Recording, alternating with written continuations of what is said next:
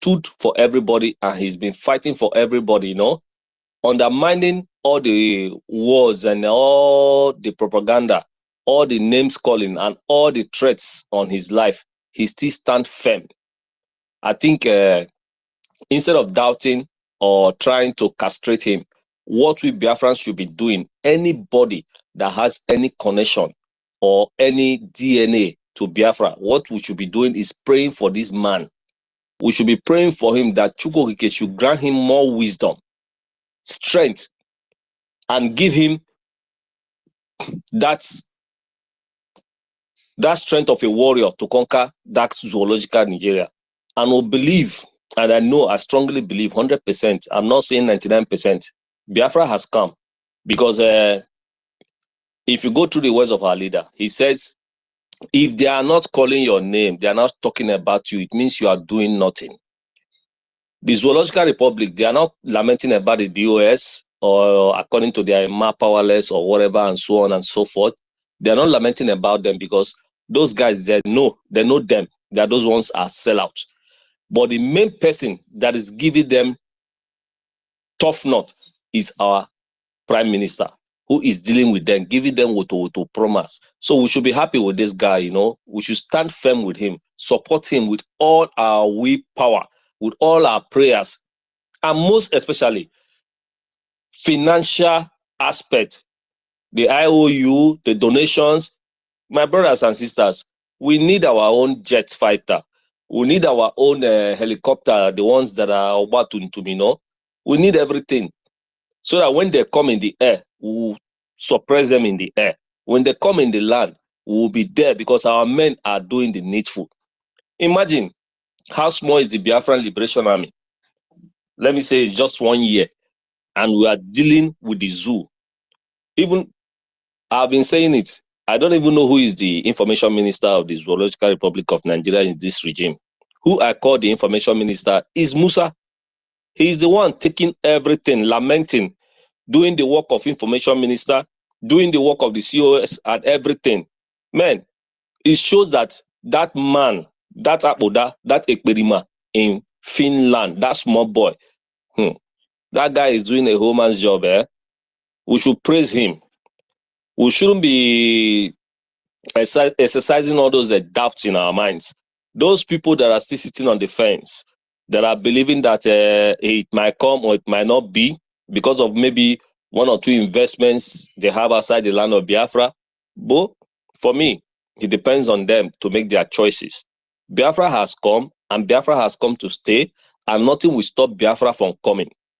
We're just waiting. It's just some few months, and that's why you see all these shenanigans and all these propagandas are rising, all these spaces coming up, people to tell people that they are not Igbo. You know, imagine when we were small, when we were in school in Nigeria, when they ask you in your exams who found River Niger, you only know of Mungo Park, the history of Landa Brothers and so on and so forth. That is the route that the Afonjas are wanting to deal with us. That is the route the Fulanis are still using, because it's the same thing that same Utsman Dafodo used by conquering the north, telling them that their Serikis are destroying them, that their Serikis are not loyal, that their Serikis are dealing with them. But before they know it, they killed all their Serikis, killed all their leaders, and now gave them rulers, which is the emirs, the sultans. And today they are feeling the heat. You know, that is what they are trying to do with us. But they don't know that we are far above them. We are wiser than them. You know, they wanted to kill our morals in the days before, telling us that the Igbos, they are not educated, the Biafrans are not educated, that is only from the West, as in the Yorubas, the Afonjas that are educated. Woe betide them. If not that, for what do you call him, the guy that invented internet, if not that he's from our land and a black man, who is beget to be richer than him? Because there is nothing you do in this world, even this space we are hosting, if not for internet.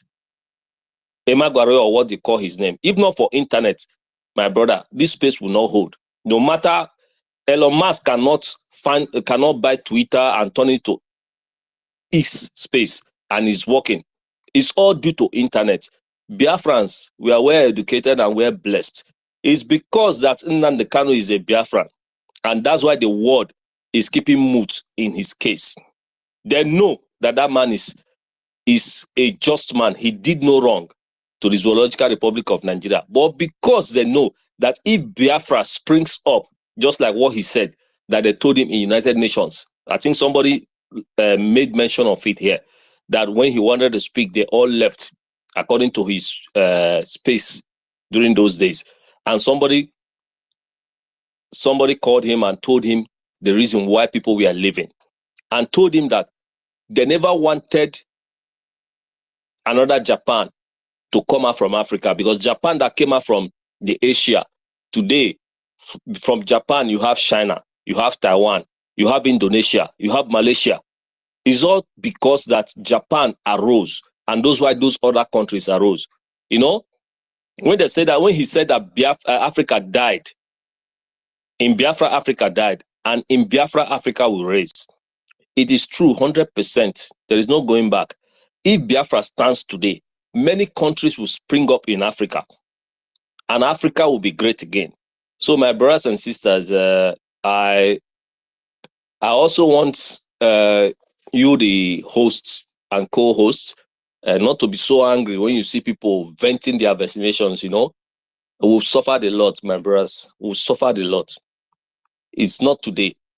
I mean, you know, people that the kids, only kids that they are giving record of the genocide, saying is over 3-point-something million kids. We don't know how many of our grandfathers and fathers and mothers and sisters that they've killed, you know, and they are still killing us up to date. They are still fighting us up to date. If any issue in that country, they will say is an Igbo man. Even the protests will say we are not protesting according to their hunger protests. At the end, they still said that we are the ones that still organize the protest. Imagine, what wrong did we do? After the war, they said no victor, no vanquish. It means that everybody should be settled equally. If you have a land in the north, that land is yours. But at the end, they gave every one of our fathers or our forefathers, they gave them 20 pounds. But their anger and jealousy is after that 20 pounds. Where are we today? The sit at home is causing a very big problem in the Nigerian economy. Because why? No matter you have ports in the Lagos or their international airports, the GDPs that we, the Easterners, let me say it like that, the old Easterners produce in that country, my brother, you don't need to think about it much, you know. We are the one that is upholding the economy of that Zoological Republic of Nigeria. And that's why you see that everything is going gege today. Everything is going backwards today. They are all lamenting, crying, because they know that if we leave, they are doomed. And they are doomed. And they will release our leader, and Biafra will come. They cannot hold us back. Chukwukike has ordained it, and so shall it be. He said, I yield my mic, bro. Thank you for having me in this place. Master host, I would like to give a supporting statement to what he said he's delivering. I want to give a supporting. Please allow me 2 minutes. So let me just give a supporting statement to what he said. I want to give a supporting statement regarding when he said that our referendum is authentic 100% and there is no appeal on it. And I want to say that a country that didn't come through a referendum does not have the power to give us referendum. You can't give what you don't have. Nigeria was never created through a referendum. So Nigeria cannot determine whether, cannot invalidate our referendum because they didn't come through a referendum.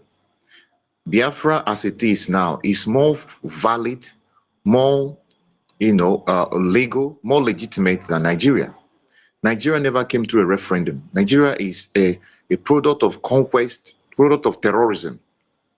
So they have no right, morally, spiritually, to question our referendum. I just wanted to put that out. So for those of people that are saying, well, Nigeria, if they give us a referendum, Nigeria never came through a referendum. If your ancestor voted in a referendum, let that person come and debate us and tell us that Nigeria, that our referendum is not valid, that we cannot go because we have conducted a referendum. We are doing something. The referendum we conducted is being recognized world over because it is valid, and that is why we are being listened to all over the places. And some relevant authorities and research groups and people that understand how international law works, they acknowledge it. It's just a matter of time. And even the Nigeria state itself and their missionaries, they acknowledge it. That's why they are panicking. If they don't acknowledge it, they will not be running around. Of course, they don't understand. So all the people who don't understand, who have been miseducated in Nigeria, but they are blowing grammar. They don't understand that there is difference between blowing English grammar and being educated. They have to, well, we will teach them, we'll educate them. So we want to educate them that you cannot give what you don't have, and you have no right to question what you have, we cannot produce. You are a country that existed through terrorism and conquest and colonialism. And you have no right to question a country or people who have conducted a referendum, because as it is, Biafra as an entity is more legitimate right now, even as we speak, is more legitimate than Nigeria. And when you hear them refer to our prime minister as a non-state actor, like one fool was making one kind of analysis on television, was saying he's a non-state actor. I don't understand what he means by non-state actor. Our government is binded by international law. Our government is registered over the world, legitimately recognized in different countries, and we have license offices all over the places. And our government has the right under international law to conduct a referendum, to have political parties, to establish a military. And that is why we have all of this. And our people have already given their mandate. We just need a convention on 2nd of December to make it public and official, and so that we have witnesses. It's like when people have agreed to marry themselves. Actually, they've agreed to marry themselves. But when they have a wedding or a ceremony, they use the ceremony as, to be able to bring people to witness it, so that it makes it official. But as at now, we already free, like we already a country. And let me tell you something, the biggest part of the Biafra coming is the fact that you mentally, you have left Nigeria. If you're here and you no longer have your allegiance to Nigeria, that Biafra has come. So Biafra is the people. So the people of Biafra have said yes to Biafra. So that is, Biafra has come. So 2nd of December is just to make it official for everybody to witness, so that we have our allies and friends from around the world to come and witness it and say this, and produce a document, so that everybody will say, yes, I was there, I witnessed it, it was televised, that Biafran people have organized themselves and said we are a country, and we depend on it. And we now begin to demand for our legitimate position in the scheme of things around the world. So that is what is going to be happening on 2nd of December. And please let us stop using this if. There's no if. Okay, it is Biafra is sorry, we are already in Biafra, and there is no if about it. What we are going to do on 2nd of December is declaring that officially, proclaiming it to the world that we are a country. That's what we're doing. Okay, proclaiming it to the world that we are a country. That's what we're doing on 2nd of December.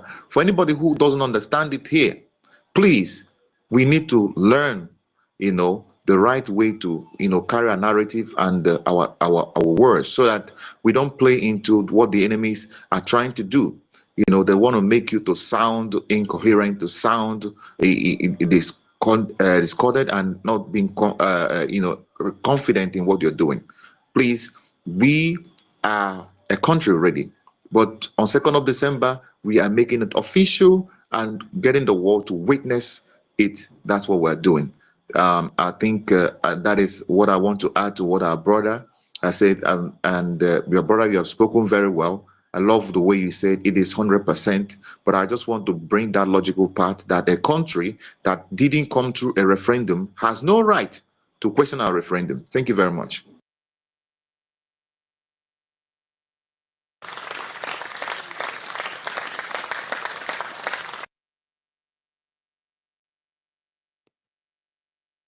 Thank you so much, United States of Biafra.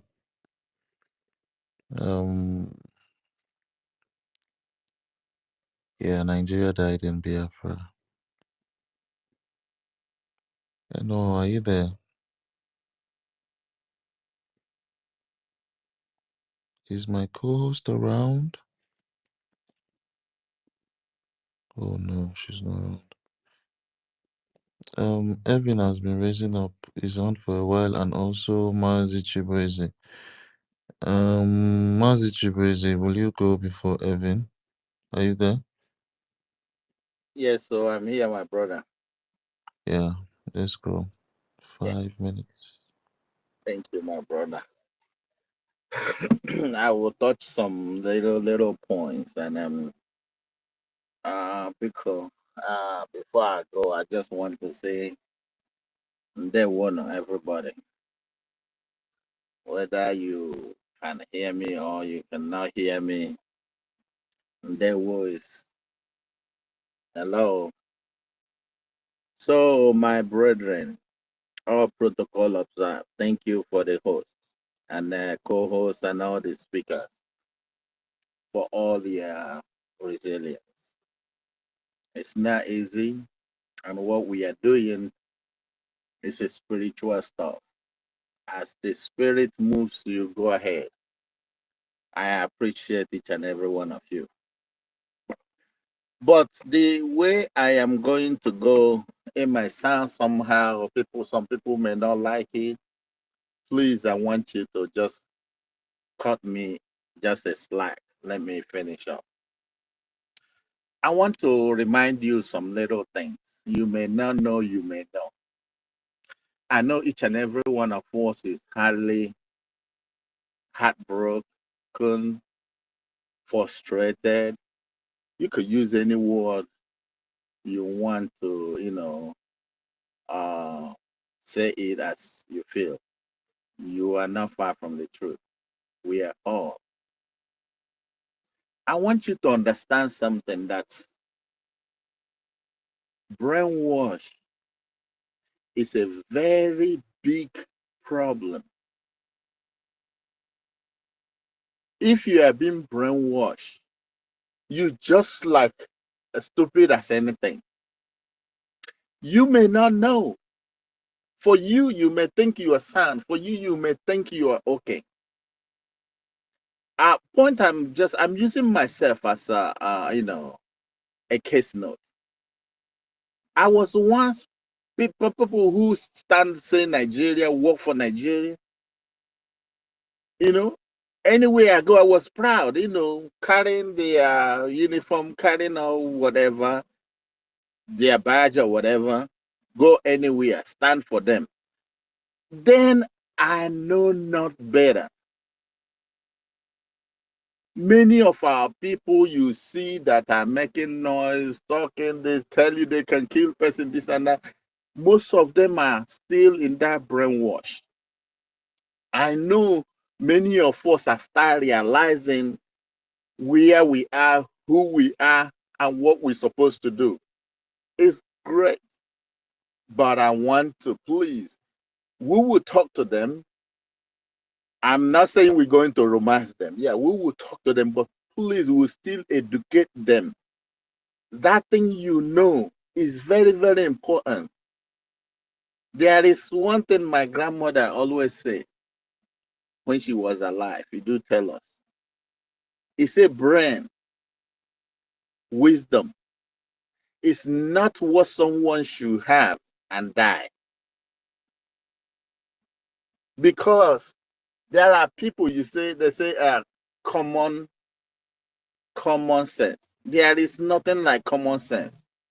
It's a very big thing.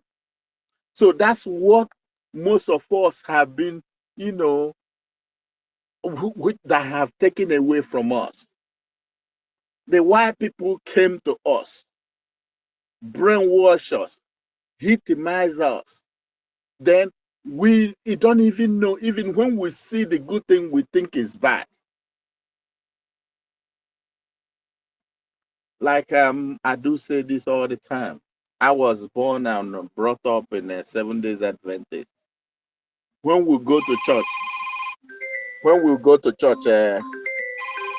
sorry about that, man. When we go to church, our elder will tell us that as You don't enjoy money.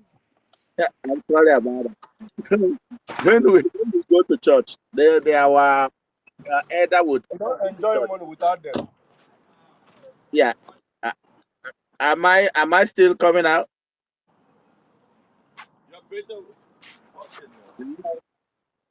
All right, thank you. So they will tell us in the church as the day break today. Can you mute your mic, please? Thank you. So they tell us when we go to church, they say as the day break now. That's how it has break all over the world. For the elder that was preaching in the church back then, that's early 70s, 80s. He believes he's telling us the truth because based on his own little knowledge, his own understanding, he think what he's telling us is true. And now we that are listening to him in the church thought he was telling us the truth. When I grew up, went to school, traveled, I found out there are some places in this world that 6 months there is nothing like day. They still in night. So those kind of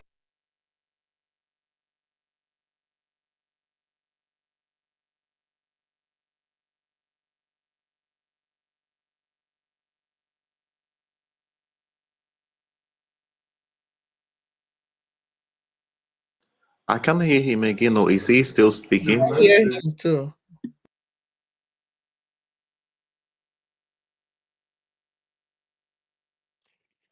I think Mazi Chibueze went into the matrix. Mazi Chibueze, can you hear me?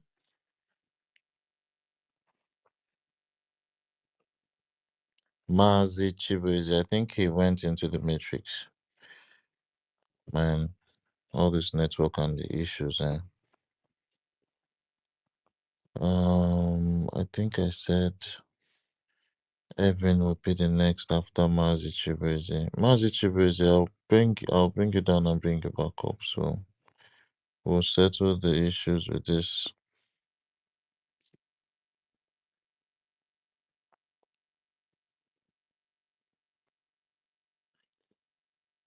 Just a second. I think I just invited him back. So yeah.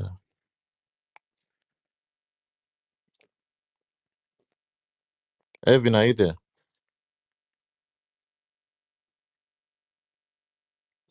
Evan is not on this device. Mary Telkamp, our Mary, are you there? Yes. Let's go with your submission. Good evening. Hello? Yeah, is it? Hold on. Mary is going to make a submission. No, just hold on. Okay. Thank you very much. Thank you. Good evening, Mercy. Decker.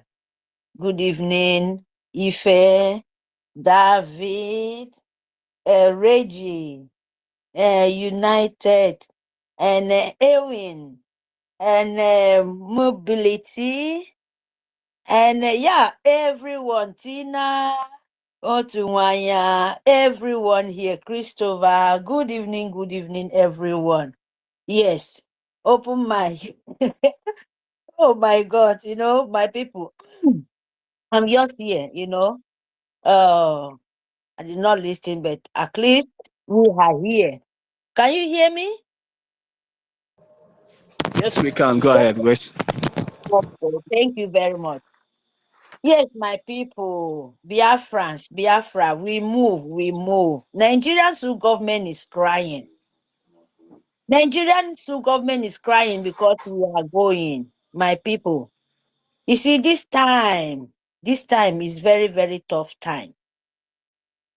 I'm coming in another way this evening because I'm so happy. This was in my mind to say about, because there is something I watched in my brother this morning about this our people in the West. They said when if they release our leader, then Nigerian Sul government will get contact with Nigeria. Then these people, by then our Itare Kondo, our PM, they will get time to arrest him, or in short, not arrest, kidnap him. Then they put him in the cell or in the dungeon. What they did to these people, my people, can you listen how the kind of hatred, the kind of evil mind these people have for us? These people did not think about, they are not talking about what is happening in the northern side. These people is not talking about the kidnapping and the terrorists in Nigerian Sul government sending people in their own land to somewhere else. Biafrans, these people, just because of our leaders said, you can never have freedom in Nigerian Sul government. You can never have life from Nigeria. But these people are not seeing it. They prefer to dwell in the blood of innocent. But Biafra said, enough is enough, because Nigeria doesn't know what is humanity. They doesn't know what is human rights. And Yoruba people, these ways, they are so dwell with Fulani and BRGIE by destroying other people's land. They cannot even make a sample by houses. Look at the Rory. Look at Yoruba land. Everywhere these people are taking over, they press their own emir for everywhere. Because in our land, we said you can never come to our land and press those agents of demonic where then they suck blood. What Arabs get for the world? They come by sneaking to your land and force you to worship what you don't want to. Why Fulani, why Muslims are forcing the world to believe what they are believing? Why? Is it not demonic? Why other people are not forcing Muslims to believe what I believe? Instead of that, then force other people to believe what they don't believe. Look at this UN. Is it not a terrorist organization? Is it not people who don't want life, they want to forfeit your land? UN. And they think they can try with my own land because of terrorists. They are Nigeria. Look at the people sitting in that house. Look at the people sitting in that so-called their court on a Muslim jihad. They are jihad. But Biafra said, we will be the enemy of jihad in our own land. They can never, my people. Who want to be Nigeria, my people? I come here to speak my heart off, because I don't have time. We don't have time. Our PM Kondobon told me, he will take it by force, by power. We don't have time. UN are manipulating the jihad. They are the agent of with Britain. The leader of Muslims, they fix all their demonic people all in everywhere, both in Europe. They allow this jihadists enter to their government and become a bloodbath. And we, Biafra, said, we would never, you can never penetrate our land anymore. We'll never be in Nigeria. So you better listen. Our leader will come out. If you ever dream, said, because of our leader, Biafra, when they do that, you are making a worse mistake, because our leader will come out. We are declaring Biafra 2 December. We can never go back, said, because of you want to be a bloodbath, you want to steal Biafra land. You are not seeing what is going on in your own land. You are not seeing that Yoruba land, the rest Nigerian names Sul government, all of them, that is crying everywhere. There is blood. They are killing children. They are destroying mother. They are burning houses. They are burning children, sending people into the forest. Which kind of people is that? Did Biafra do that? Did Biafra go to the northern and send the north people in the bush? Did Biafra, did Simon Ekpa is the person sitting in Samfara, killing woman, killing children? Did Simon Ekpa bringing insecurity for the north? Oh God, channel television. You are so mad. I know you people are the most worst thing can happen to humanity. Because nobody get any news television in Nigeria. It's only Yorubas. It's only in the north. Sorry to say this. It's only them, and they cannot use this opportunity to say that what happening in the West is unbelievable, is an abomination. They are killing their mothers, killing their fathers, fulfilling everything from you. You don't have say. It's only Imam and Ajia and what so called them, where they give how did they call this their chief of Northans. All this jihad. They install all of them in their land. Then they cannot see. They cannot say your focus for Biafra. Why Biafra said, I don't want to be Nigeria. We will never be a Nigeria. We said we want to go. Is that a problem for you? We don't say don't answer your name of your Nigeria. Why it can't become problem for you guys? Why it become a problem? Because our PM said, we are never look anybody face. If you come with fire, we give you fire. In short, more than fire self.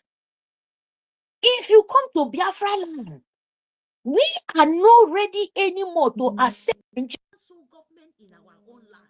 You must leave. What belong to Nigerian government and Britain? You must leave. All what belong to UN? You cannot belong to us. We are not jihadists. We are not the Muslim. Christianity, we are natural. We are natural land. We are not a bloodsuckers. And we can never be. You hear me? We are a lover of Christian. We are a lover of Christ. You can never penetrate our land. We are not a demonic where they suck blood. You don't have humanity in your mind. No, we don't be. So you can come and destroy our forefathers, my own land, my precious land, in the name of you want to take oil, you want me to force me by force, by power to worship what you worship. That can never happen, Nigeria. That can never happen, UN. That can never happen, Britain. That can never happen, America. That can never happen, the whole wide world leader. The evil ones, it can never happen. Humanity must stand with the right, and we are standing with the right and our freedom, because Nigeria can never give you freedom. Nigeria is a dead ground. I'm telling you the truth. If you don't know, you know now. Nigeria is the worst, darkest place where a humanity can never exist in that kind of name. You must stand up and take your land. Where your land, where your name, where you belong, where your father come from. You must stand up, say, this belongs to me, not Nigeria. Nigeria is just a name. Before your mother, your father born you come from Mbele, answer Nigeria. So you must wake up and know who you are, or all of you people will die because of the name of Nigeria. So my people, thank you for this opportunity. I come in here to voice my heart off, because I'm so provoked with this two where all of them look by yellow banana. All of them are sick. They don't even see how their houses is burning, and they focus their eyes. Oh, house is so, South is so, Igbo. Did you tell you that it's only Igbo? We are Biafrans. Igbos are so many. And now we wake up. We don't wake up for that place where we are sleeping. Our leader wake up us. Our leader use mouth talk. And you people kidnap him. And this time around, we are using heart. We are using mouth. We are using machete. We are using everything we know we can use to make sure we destroy Nigeria. We will use it. We are not going backward. We would never look back. No way. Biafra would never accept for you. Because whatever things you know, Biafra know more than you. Hear me? because we don't want to share blood anymore. We don't want our land to be bleeding. Our forefathers are crying for avengers. Everybody are crying for peace. We to send these demonic people out of our land and wait till December. Sue government. You know, I'm telling you guys the truth. I'm not joking. UN, we are not joking. We can never be jihad. No way. No way. There is no way in this earth. And if you come our land, after we declare it, you will know what is happening. Because we can never be Nigeria. Anything where you people fight with Nigeria is Nigeria. But Biafra land, as the East, as coastal region, you can never penetrate. You can never. Because Italian don't do finish, and we must stand with it. Thank you, my people. Please love your land, love your government. Make sure you fund your soldiers. Love your soldiers. Be security conscious, because this time around, ending is not a joke. Nigeria is crying. Musa is crying. The whole world is crying because of Ichade Kondo is dealing with them mercilessly. And we Biafra will continue to deal with them because they can never. It can never be anymore. Israel is fighting for their life from this war come, and you people don't want us to be right. Who born you guys? We will never, your propaganda can never sell anymore. No way, no way. As other people fight and they can never notice, if they don't want to notice us, they will notice us by force, by power after 2 December. Thank you, my people. Thank you very much for this opportunity. Fund Biafran. Love your Biafran, love your nation, because that is what you are. Freedom is not given, it's taken by force, by power. And we must end Usman Danfodio and Lord Lugat legacy. He is not going to wake up anymore. Thank you, my people, for this opportunity. Let me give mine to others.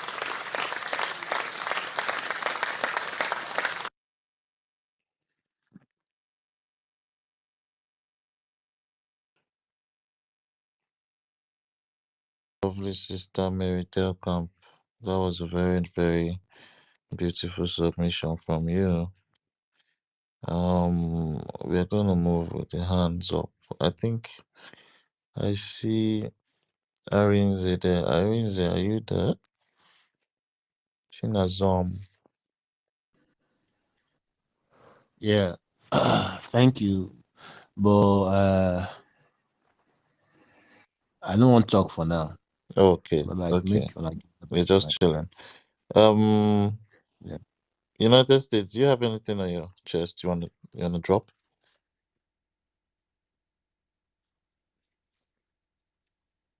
I think United States is not around this device. Okay, let me see.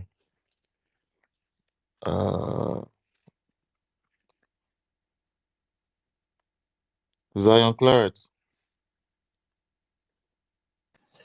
Hello.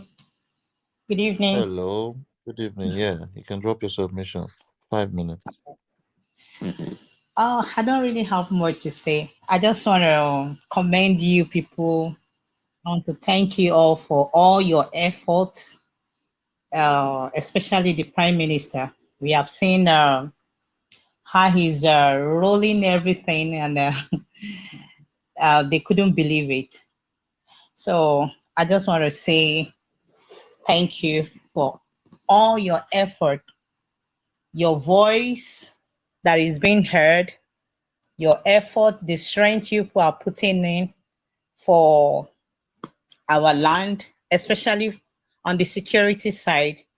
You know, we know how these people have been killing a lot of people, and Nigerian government, they are not doing anything about it.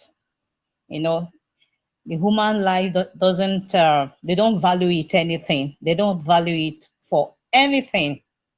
So I just want to commend our people, especially our forces, for taking the initiative to protect lives and properties in Alibo. So in the whole of Biafran land, I just want to commend all your effort. And I want to say thank you for everything you people have been doing. 2nd December will be the ultimate date. And we are in NX. We are really, really expecting it. So I just want to say thank you. Thank you. Thank you for everything.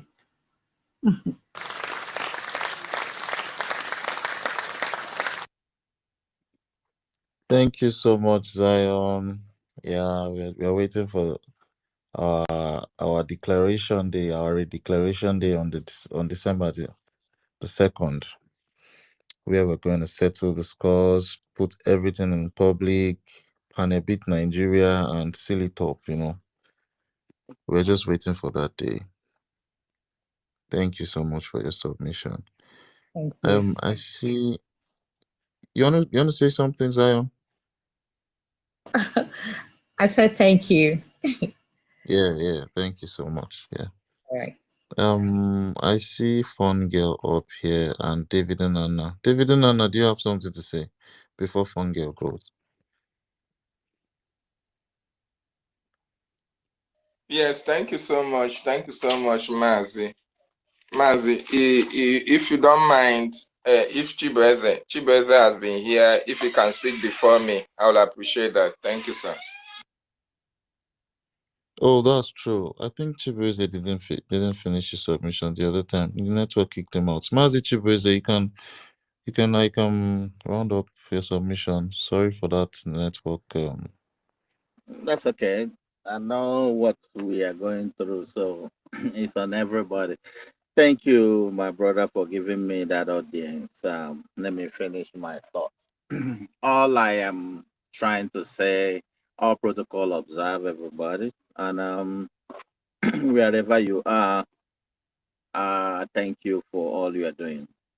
So what I wanted to chip in there before was to encourage each and every one of us, no matter how your heart heavy, no matter how the agony that you have at heart, we're supposed to be angry. We're supposed to be bitter. For those who have realized where we are, who we are, what we have gone through, we're supposed to be bitter. But I still want to let you know that we have to continue to evangelize to our people, those who have not yet where we are, because they are brainwashed from birth. They don't know better than you do, because they have brainwashed us from our stomach. So when we came out, we just moving, following them sheepishly, not knowing, thinking that what we are doing is right. You know, I was opportune to come across something I know before about the war that we have before, around that 18 something, that they demolished, the British did that during the imperialism. That war is the tallest war and the heaviest war in the world. It's bigger 4 times than the one China has. It could go United States around 3 times. I am glad that the people who are giving that story was all the light-skinned people. It was not black, so that they would not say we exaggerate. But thank God that they could do their, findings and find out. But because of the hatred they have on us, because of the way they plan to put us down, made them not to say it.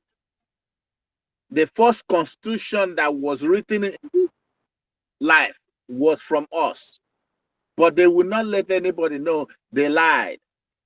We have. Why? They don't want our own to surface. They don't want our own to be out there. That's why they kill it. They brought Christianity in order to kill the way of our life, the way we speak to God. What makes us like we are away from God, because we left God and follow strange God. That is where our problem started, because these people are crafty. They are criminals. They knows how to come and take away what you have. They know the only way they can be able to penetrate us is to divide us so that they can conquer us. But I thank God, I thank Chukwu Okike Abiyama. Chukwu Okike Abiyama is our own God. You know, people here, when they call God, they don't know meaning of God. They thought Chukwu Okike Abiyama, his name is God. No, God is what is what adjective you call it, quantify whatever you think. You may make anything to be God to you. God, you may think it is the one you know that they call it. They may call whatever they want. Our Chukwu Okike Abiyama, the God our forefathers serve, that answers them, speaks to them direct. It is not the one you will. We don't pray. We order things, and it happens because he gave us the power, the strength. But now that we have to go back. That's not how. So they took away our power from us. But I thank God our brain is start coming back. We start finding things. We start reading. We start researching. Knowing this is the beginning. That is why they're scared. They're not scared because God allow us to mingle with them. But they're scared because they know that once we know who we are, they are finished. And they are finished. There is no coming back for them. Because we are going to take away back our power and who we technology. We know what we invest. All this they playing. Check. They can stay 5 years, 6 years in reading of one thing. But we can do it within a week, 1 month. That is why they're scared. They won't be empowered because they know if we empower, we are creative, we innovative, we are everything you can think of because God gives us the power, the wisdom. God speaks to us direct. And when God is speaking to us, we will make. That is why they're scared. But it's not the bone of contention right now. If they like, let them scare. Let them even, let the ground open, they fall inside. That's not our business. We are taking back the position that belongs to us, that the Chukwu Okike Abiyama have for, because he says in the crook paper that they said, if my people who are humble by name, who are called by my name, shall understand, know who they are, and come back to me. This is what they crook. This is not our own way of life. We call God and God answer us. I don't want you to be offended, a Christian, this and that. I was once there before, but my eye open now. I know better that all these crooks, all these things they forge, put us, is what took away our strength. So it is time for us to go back to our way, our forefathers, the way that God has made us before. Our name is, our land, Kebulan. But you know, when they come, they took you away because they want to deviate you from the right thing, you know, paint it for you in a way that it tell you, oh my God, you know, if I think how it is in my heart, you know, it will be bad if I can be able to carry it out. But I still thank God because he still give me the strength to hold on. I will wait until everything comes out to clear. So I just thank everyone. I won't go much, but I still urge you, please, one, give them instances that will make them to understand who we are. That the brainwash, they have brainwashed us before. We need to research in their book that they brought for us to take away our power. It speaks, it says, in all you do, get understanding. In all you do, get understand. The highest thing you can do for yourself is to research. Know about things, whether it is true or not. So you will be able to stand to tell the story. You will be able to know whether you are doing the right thing or you are not doing the right, or they're lying to you or they're not lying to you. Because they keep on saying the wrong thing over and over, makes it to look like it is true. No, that doesn't make a wrong to be right. They can paint it as the way they want, but one day the truth is coming out now. That you see the whole Ohamadike. They don't hold it because of what he said. No, because he has opened many people's eyes. So it's mad as hell. That's why you see Sunday Boho, who talked to him again. You see the one from the north who talked to them again. No, because they know that we've been educated who we are. Problem has come to them. And now problem has come to them. No going back. We are going to possess that position that belongs to us. Nobody is going to stand on our way. Anyone that stood on our way, his name or her name will be sorry. Because I can never imagine what will happen. Thank you, brethren, for what you are doing. Let's keep on doing. I want to remind you, look at what happened yesterday and today in Israel. All these criminals, they are running away so that they won't find out where they are. They stop using cell phone because they will detect their location. They start using beep and what they call these are walking talking. What happened? See what Israel did. Those are our blood. They create up something. All those beavers are killing them now. The walking talking are killing everywhere, is running helter skelter there. So this is the kind of wisdom God gave us. With wisdom, if we can have the opportunity, we are going to do wonders. And that is what they're fighting against, because they don't want us to have the opportunity. No one can cover the light. Igbo people says, he who holds a child's stuff and takes it up, because the child hand will not reach there. It's not going to be forever. Whenever the hand now started penning the person, the hand will be weak. And once the hand comes down, the child will pick up what for her. So I urge you guys, man, let's keep on talking to our people. Let them know. Say, yeah, we understand where you're coming from. We understand you don't know better. What we want you is to do your research. If you don't know, ask questions. Because knowledge is power. As we keep going, you will understand that 10 years ago, we were not many like this. We were not supportive like this. But today, look at what is happening.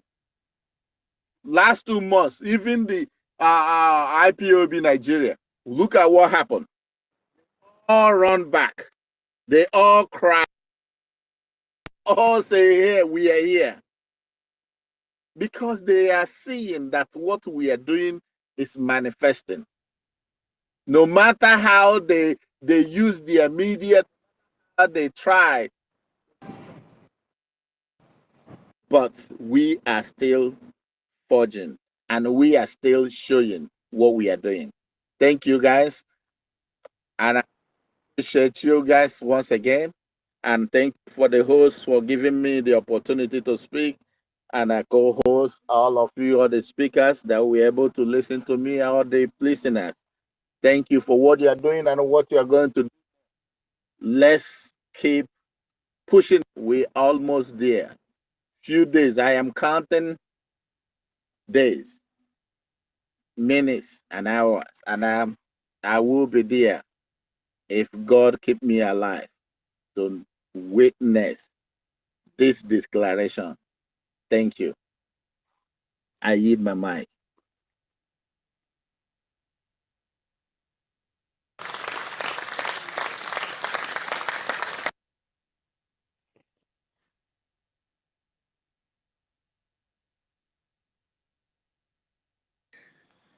Mazi Chibeze, it's a pleasure to see you again. I'll hear from you. It's been a while.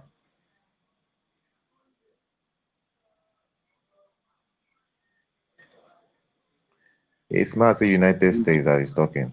It's been a while, so. Yeah. Yeah. No, I want to hear from my co-host. I don't know if he's somewhere around. If are you there?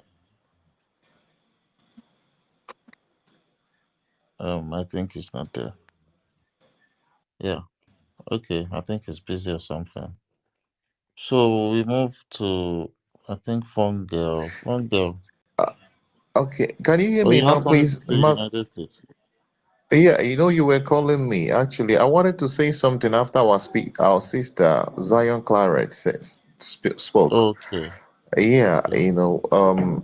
it just I wanted to say that she was welcome, and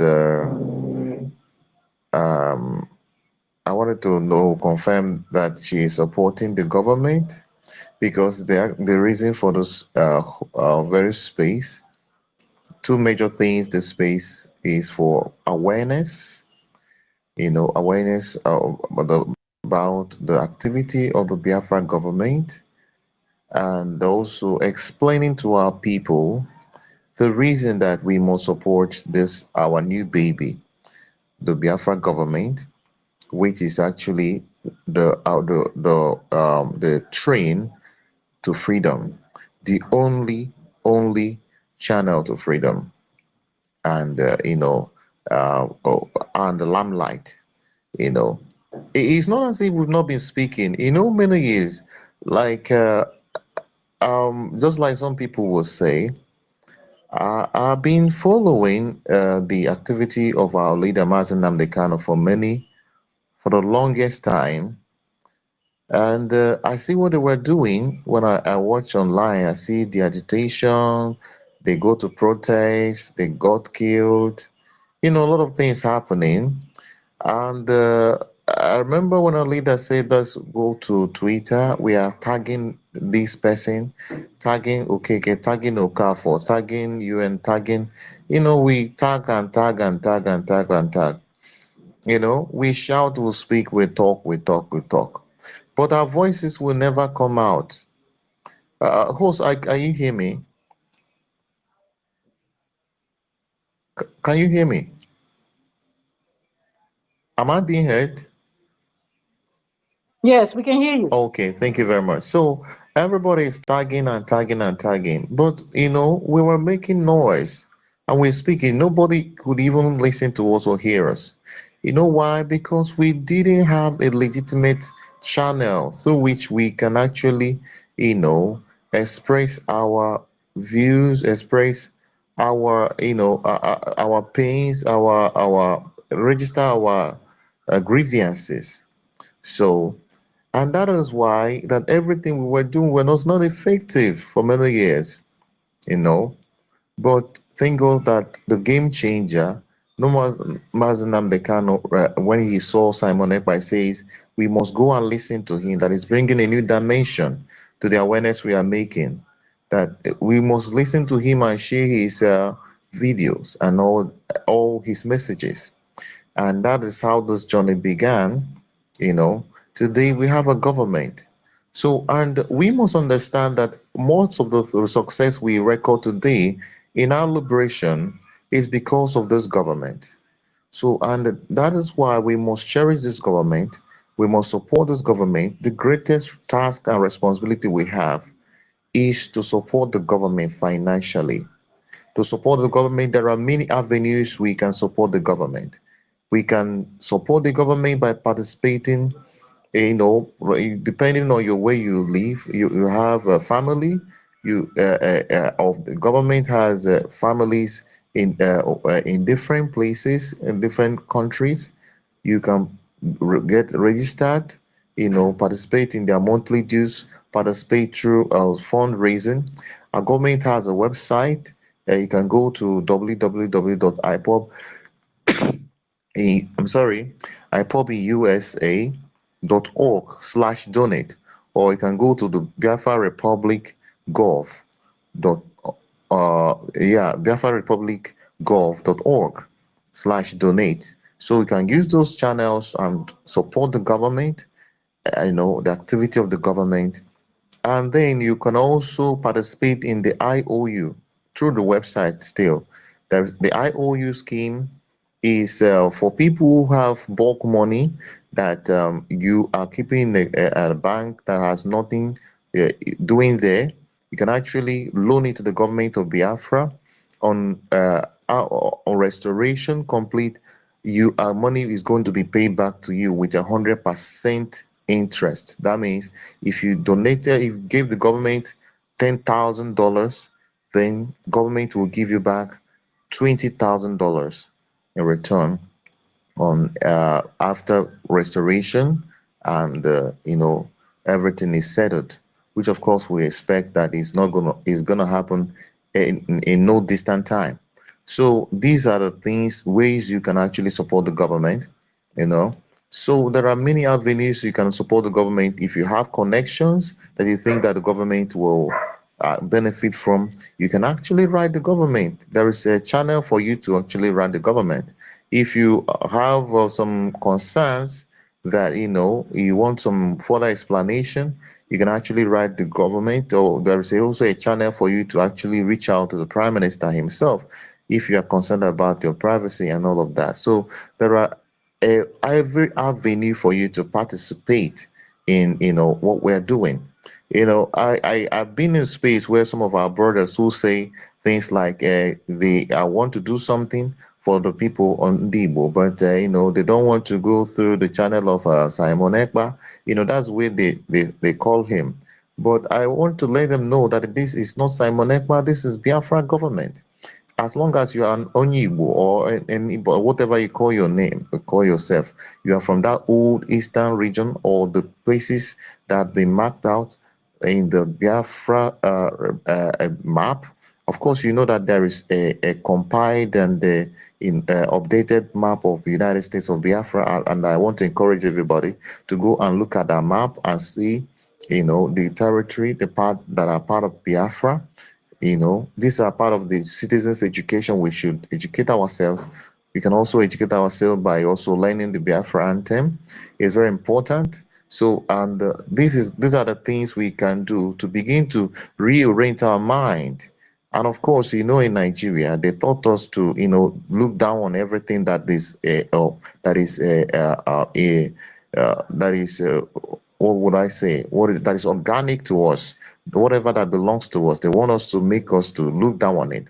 But it's time for us to begin to, remember that Igbo that says, "Onye kpọọ ọbẹ ya mkpọkọrọ, ndị agbata obi ewere ya mee kpọọ afịfịa." So it is time for us to value our own, so that our own will, it will serve us.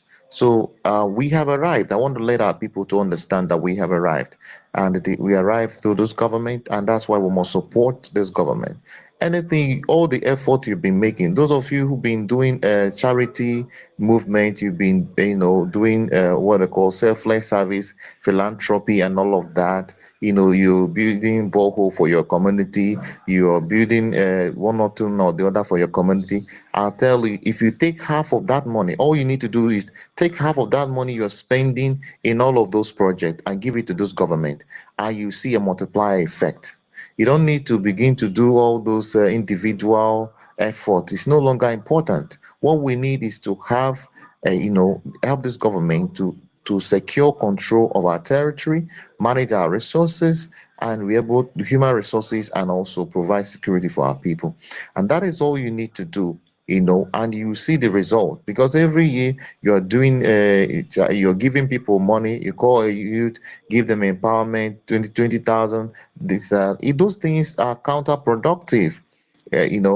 It's good that you're doing those things, but I tell you, it will be more useful and more productive for you to support this government, and this is the way you can actually support those individuals. So you doing all those little charity.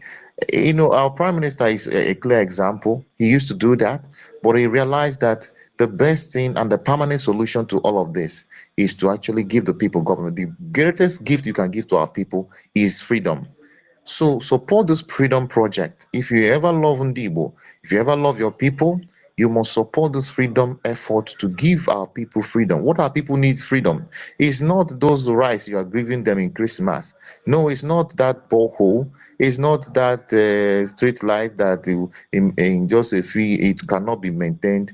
Those things are not sustainable. The only thing that is sustainable, that will make sure that every Biafran child had education without, even having any, anybody to sponsor him, but the government sponsoring him, ensuring that when we give birth, our mothers give birth, they are not taking hostage in hospital because they don't have money to actually pay their bills. The only thing that will ensure that everybody can get a job without needing to sleep with anybody. You can go to school and your lecturer will not harass your daughters sleeping with them in order to give them mark or one thing or the other, is a freedom, and that is Biafra. So this government is a government, and this is the only way that you can actually help the people. If you truly love our people, you must support this government. Thank you very much. And let me just keep it here and let other people speak. Thank you so much, United States, for that detailed explanation on what our government is, the works, and what they've done for this little time we made up the government. Yeah. So thank you so much for that detailed explanation. We move on to Phone Girl now. Thank you, my brother. I appreciate you. I appreciate everybody on this space. Thank you for hosting Mars Day K. I really appreciate you all, my sisters and brothers. Everyone, I greet you guys again. So we have all spoke very well. All this propaganda and everything that is happening, everybody's shaking, it's because of December 2nd. They thought that we were joking. I mean, for real. I mean, how can you think people like me, like our COS and our prime minister with all our education, every one of us that are in the ministers, with people who are doctors, lawyers, and engineers in their respective residence, who are very comfortable, could be here joking. Like, I mean, they thought it was a joke. Like now in their brain, in their minds or brains or whatever, they're like, how we know people say like play. So we were like letting them think like play. Okay, may have Vanaya. They were like play. We are playing. They called us online country. They called us Biafra. They called us internet country. All the manner of names that they called us. But it's kind of becoming a reality. It's becoming a reality. That's why everybody's shaking. Everybody's shaking. The zoo is panicking and all their animals. The zoo is panicking and all their animals are panicking. They are shaking. They are shaking. And all their animals. I mean, can you imagine?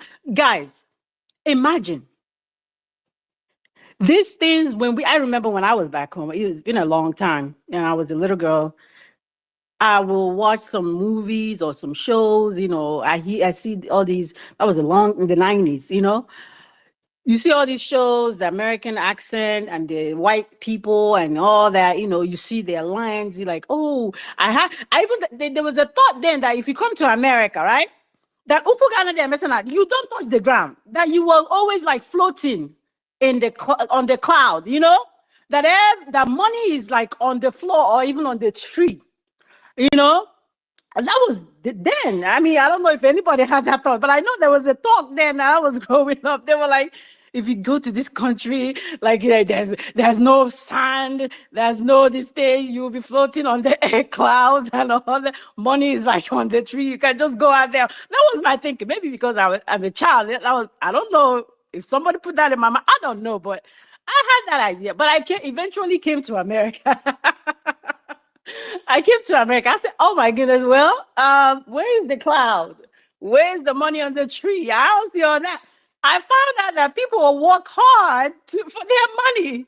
You know, people really work. Stress carry people. People are stressed out, you know, for these good things. You know, if y'all are ready, y'all ready? Because we're about to bring good things. But the difference is this, that we have learned from other countries' mistakes. That is the difference. Okay, we have been all over the world. I've been in America for a minute, and I see their mistakes. So we are gonna bring it back home with better version. Do you know what I'm saying? Better version. If you're in Biafra land tonight and you're talking from Biafra land, and you are wondering what would this Biafra look like? You know, what are we expecting to have? I mean, one of these days, I hope to host a space like that. What would this Biafra look like? What are you expecting as a Biafran for this new Biafra that we are seeking and we are fighting for so hard? What do you think it will look like? It will look like us bringing almost America, Finland, with different good ideas from their mistake, making it better for our land. Because, you know, everything, I always believe in this, everything happens for a reason. This thing that happened to us and that made us all over the world has given us experiences, given us to learn languages, given us to, you know, meet different people, different ideas. Now we're going to make it good. Like our prime minister always said, he said, Ojukwu did his own, fought, he learned from him. Our leader did, Wazirike, even though he messed up or whatever he did his own, he learned from him. Our leader, he learned from him. So that is the same thing, our own. We are learning from the places where we are residents. Even some of us are even citizens of, right? We are learning, and we're gonna bring it home. Imagine having to be laid off from work, right? And you can go, you can go to your government and you've been laid off, or you can go and report that you have no money, and they can be able to, or you have no job, they can be able to help you temporarily while you get back on your feet. Imagine that. Imagine, right? Overnight, you are not feeling well, and probably you have an insurance, something, I don't know, some people may not know. It's something, a way of insurance, many people know what it is, of you having the medical care that you need. You have that insurance. On that back of that insurance, it has nurse advice line. You don't necessarily, you think, okay, I'm not feeling too well. You're not a healthcare professional. I'm not feeling too well. Should I go to the emergency room? Should I go to a downgraded health care, like called urgent care? Should I go see my doctor? I'm questioning this. How is it really difficult? You know, am I having pain that can I stay until tomorrow to go see? So you're having this. Then you have this thing in your card. You have your insurance. You have nurse advice line. And you call up your nurse. They, assess you, listen to you, talk, ask you some questions, determine to say, okay, I think you need to go ahead and go to emergency. This is life-threatening. Or go ahead and, you can wait. Let's wait, make an appointment with your primary care tomorrow. I give you some tips of what you can do tonight to feel better. Imagine that from your own home, and it's free. Imagine not having to, something is wrong in the middle of the night, midnight, 2 a.m. Your mom, your dad, your mom, your child is sick, seriously sick. And you call whatever number we decide it will be. 411. This is thing has happened. My son is sick. They can't breathe. You know, they can on that line. They are telling you start doing CPR. You may not had that training, but can tell you just put your hand on the chest. Imagine if somebody who was CPR trained was available when Junior Pope was drowning, when he was brought out from the sea. This guy probably will be alive today. Imagine that. This is just a tad bit of what Biafra is going to be. A little bit. And we got more. The day we're going to talk about, everybody bring you examples from wherever you are. This is just a little bit of what we are bringing back home. So many of us are comfortable, but there's no place like home, y'all. There's no place like home. Imagine you can go get trained in your dialect, right? You know these people they call meteorologists, the people that predict the weather? Do you know that that's possible in Biafra land? You know they can go to school and actually learn the ways of saying it in Igbo language and people can understand. No, what is tomorrow going to look like? Is it going to rain? Is it going to be sunny? Y'all, Biafra is going to be great. Just imagine the zoo is panicking. They know what we can do. Ndibo, they know how sophisticated we are. They know what we can bring. We are all, God blessed us from the womb, from our parents, our mother's womb. We are blessed. I just read up something with one of these DOS individual, Emeka, whatever his name is, right? He said he's about to advise, he's thinking about advising his DOS people to declare war on the zoo. This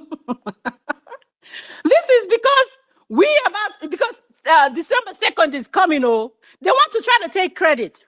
They want to try to take credit where it does not. They would doze out. All this while, our leader had been locked up. They would doze out. You know? Guys, just imagine. This is just a little bit of what is coming. Biafra is going to be great. I'm excited. So us who are professionals in all our areas where we have can come with our experiences to make it great, to make it wonderful. Learn from the mistakes of wherever we were and bring it home. That's why Biafra will be so wonderful. Oh my gosh. So if you're a Biafra or an Igbo person who think that they are looking for Igbo nation and you're not interested, like my sister Enna said in the last space, pack and go. The ones that are interested are coming. People in Virgin Islands, our Haitian brothers, our Jamaican brothers and sisters, they're looking to come back home. So we need space. Carry your load and go. Nobody's forcing you. You don't have to be identified, you know? When we get our Biafra, whoever that don't want to be with us, you people know who we are. You guys know that we will never force anybody to stay. We will make sure that they have referendum. If their people decide to go, they can go. We will not force anybody to be with us. But you know that even non-Igbos, non-Igbos are packing their load.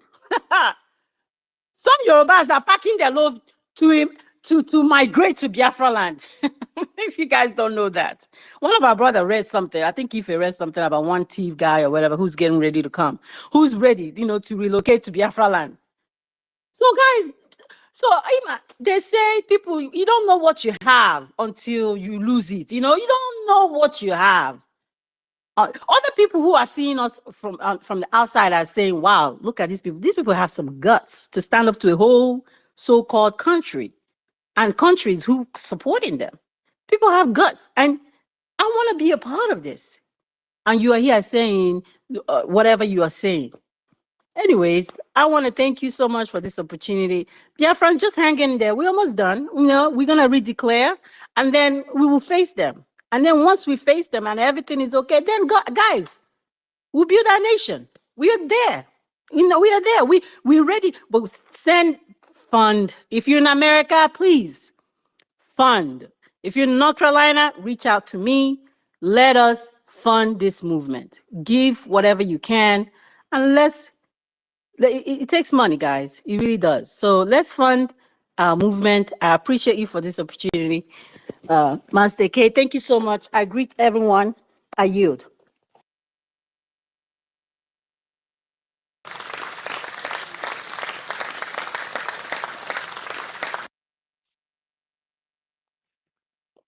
Thank you so much, fun girl. We need funds. We need funds for our liberation. We need funds. There are a lot of things that we would use money to do. The money for buying weapons, the money for almost everything that concerns the government. So yeah, we need funds. We need funds anywhere we are around the world. Please, I want us to fund our liberation. Christopher Okenwa, I see you waving there. You have something to chip in? Yes, my brother, I'm here again. I just when Funge was speaking, you know, I hope say you dey hear me, Mazdake. Yeah, I can hear you. Thank you, because it dey pain when person they follow himself talk. When Funge was speaking in my mind, I was like, typical zoo person. Go think say this thing a film trick. Say na Hollywood movie she dey talk. You know, first things first, Funge, shout out to you. You know the thing about American dream. There is a saying that the American dream is called the American dream because you continue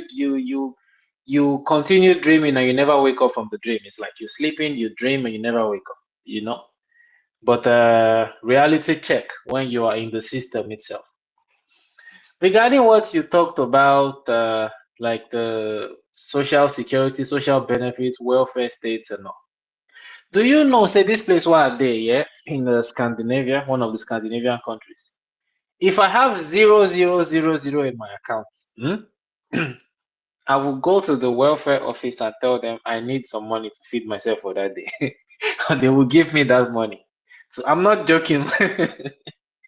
I am not joking. They will give me money that at least I will be able to feed that day.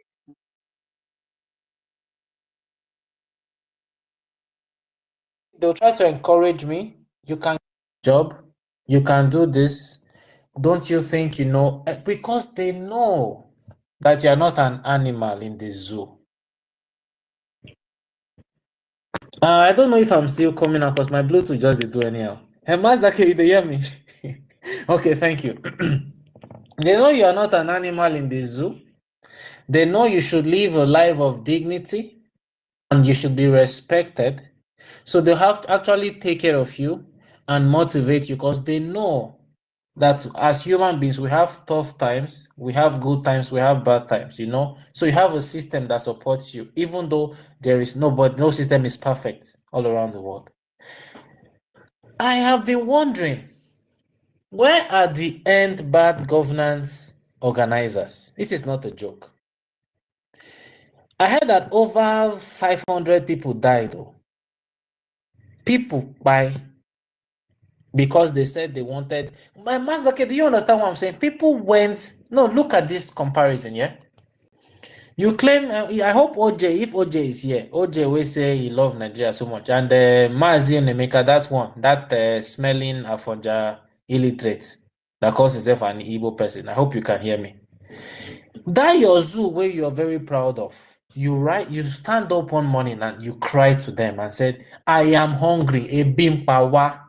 Loi is too expensive, reduce the price, give us food. The military comes and shoot you. And me, where we say they no born me for this place, where they? If I dey hungry, I go government office. Government go say, okay, Christopher, take this or go and eat. But try and look for something to do. Can you see the difference? Now, somebody was arguing with me December 2nd, blah, blah, blah. So I asked the following questions. Number one, Are you a proud Nigerian? The second one, are you obedient, or do you believe Peter Obi, if you are APC, Tinubu, whatever, will give you a new Nigeria? Number three, do you know that Nigeria expired in 2014? Do you know that Nigeria is not a real country? Do you know that Nigeria is a terrorist state? Yes, it is there. What do you think about the massacres and ethnic cleansing in British northern Nigeria? Who were your grandparents or parents before 1914 amalgamation and the fake independence in 1960? Do you know that the so-called Nigerians are not real citizens? Do you know that the Naira is one of the worst currencies in the whole world? And speaking of the Naira, my brother Mazdake and everybody here, do you know that Somalia currency is oh my God. The currency of Somalia, as they speak, so is stronger than Naira. Afghanistan currency is stronger. Pakistan currency is stronger. Let's not even go to Ghana. Ghana cedis, that one now, pata for where Naira dey. Back to my questions to this person. Do you know that your Nigerian passport is one of the worst in the world and can mostly take you visa-free to failed and failing states? And the last question, is Nigeria a failed state? So anybody where they say you are talking about Biafra, this and that, when you can answer these questions, okay, and give us and justify these answers, then come and ask us about Biafra. Now, back to the gentleman, may he so rest in peace, I spoke about earlier, who is our Prime Minister's role model. And our Prime Minister has spoken with the Finnish president, the leaders, that they should emulate, you know, his steps. His name again is Matti Ahtisaari. He was a former Finnish president. I'm gonna read again from this document. His life in peace mediation. Because mind you, the Prime Minister of the Biafran government has told the so-called Nigerian government that he's ready to go sit at the table and let Finland be the mediator. Dialogue, and we can do our thing peacefully and mind our businesses going forward. This former Finnish president, Matti Ahtisaari, was elected president of the Republic of Finland in early 1994 and served one term in office. Until early 2000, sorry. After leaving the presidency, he took on various tasks in the areas of peace mediation and conflict resolution. Finland, they are good at this. That is why the Prime Minister has been hammering on this. In 2005, he helped facilitate the peace process between the government of Indonesia and a movement that was calling for, autonomy. He facilitated it, and they got what they wanted. From late 2005 to early 2008, this man was special envoy to the Secretary General of the United Nations for the future status process for Kosovo. We all know about Kosovo. You can go and you can Google it. Matti Ahtisaari was also awarded the Nobel Peace Prize in 2008 for, as the Nobel Committee press statement put it, his important efforts on several continents and over more than 3 decades to resolve international conflicts. These are the people where our PM they use as role model. Ahtisaari was far from being a ruthless cosmopolitan, and I'm getting to when the PM says he will bring Finland to Biafra. Listen to this.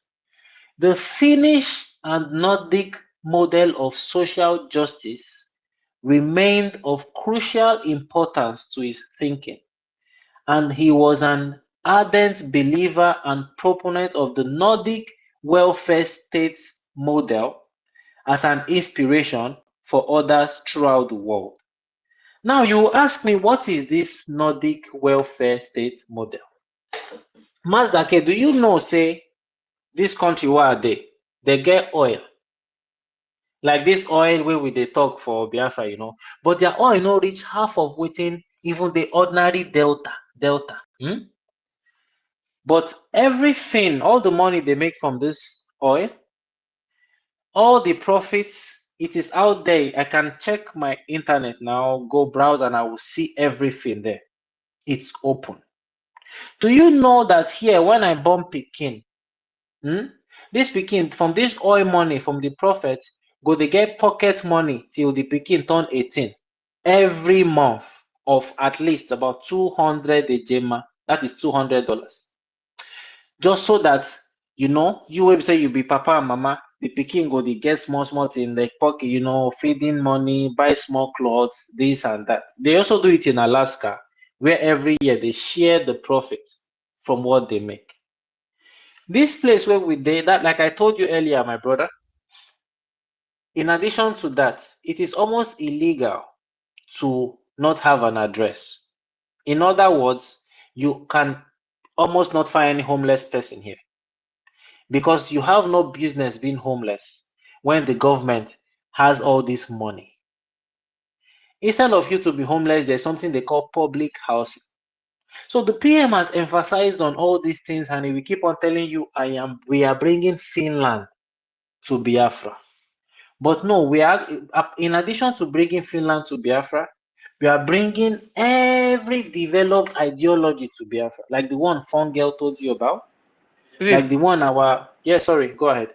Christopher, please, which country are you talking about right now, please? Who's asking the question, please? It's me. He's a Biafran. He's a Biafran. Just answer. I'm a Biafran. Yeah. Yeah, in Norway. In Norway. Oh, Norway. Yeah, thank you. Yes. I heard it's a very nice country. Thank you. Yes, but you like this Finland president. Did you see the connection number? This Finland president was advocating for this Nordic welfare model to go all around the world, so that people can have dignity. Yeah, why those people you call ordinary cleaner? We do not call them ordinary cleaner here. Those person you call imbecile, disabled person, Peter Obi say he's a madman. No. These people are respected. They have their dignity. Person where they do the least job where una they laugh can afford to have 5 weeks vacation in a year, go on vacation, travel anywhere they want to go, and still have a good life. Nobody they find anybody trouble. This place where would they so you can open your door and sleep. You wake up, everything is still intact. You know why? Nobody they look your house because everybody get within that they do. And those ones where not really get within that they do, government go they support them until they get within that they do. You lose your job today, you will get what is called unemployment benefits for about 1 or 2 years while you are looking for another job. This is not rocket science. This is not something magic. No. It is common sense because the resources are there. Now, back to you, the zoo person. Your so-called president is busy buying jets with your money. Okay? They are busy building this one, carry this one, go to they squander your money. In that your Nigeria that you love so much, do you know your president, your so-called number one citizen, cannot comfortably receive medical treatment in that same Nigeria? He has to travel to France or to America. And you are proud to be a Nigerian. Breaking news, host. Do you know one of my person? I'm not going to mention the person name. This person was supporting Obi. Nigeria is this. Nigeria is the best. We must remain one. Yesterday, I see say this person don't go. He don't jackpot go Canada with his family. He did Canada, so as we talk. Then I came to the realization, so the plan is this. Most of these people, I'm not joking, they want to jackpot. But they want those Nigerians to think Nigeria is so good, so that the visa application no go plenty for embassy. My brother, let me give the mic here. I won't laugh small. Make the next person can talk. Now, wow. Oh, man, everybody does the jackpot. My brother, do you know if everybody knows that Nigeria is bad, they will want to run away, and it will ruin people like OJ their chances. OJ, when they talk, so he go and check. He has visa application, maybe in Pakistan. or Afghanistan or Canada. Anyone way first enter, he go gun, he go run. He's a gunner. You know. So forget all these people criticizing the PM. The truth is, some of them actually want this freedom more than us. But because some of them have been heartbroken by the DOS, they've seen the criminality, so they believe what we are doing is not going to work. Just because of what the DOS did. The DOS actually stained. They did a lot of damage to this movement. That is why when our chief of staff will go to Asia to represent Biafra at one of the World Peace Summits, somebody will come and say it is Photoshop. Somebody actually said it is Photoshop. And it's, yeah, how can you get this? No, how can you get that? The technology that Fungel came here to talk about, look around you, my brother. With our Biafra coin, people are already buying food in Biafra land. Okay? We're already practicing it. Our Biafra ID card is the one with facial recognition, world standard. Now, I asked that OJ a question. Give me 5 reasons why you are proud to be a Nigerian. He could not give you any. Why, as Biafra Day today, where we say, we are still struggling to get this our sovereignty the way we want it. I can give you 100 reasons why I'm very proud to be a Biafra. We stood and fought a world war, and we are still standing today. Firstly, before you speak to us, you put the respect on our name. It's not easy. Go and try the same thing and see if your nation will still be standing today. We built things then. The same fight, the same, what do I put it, weapons, the same technology, war technology and everything that we had then, till today, Nigeria cannot boast of doing it.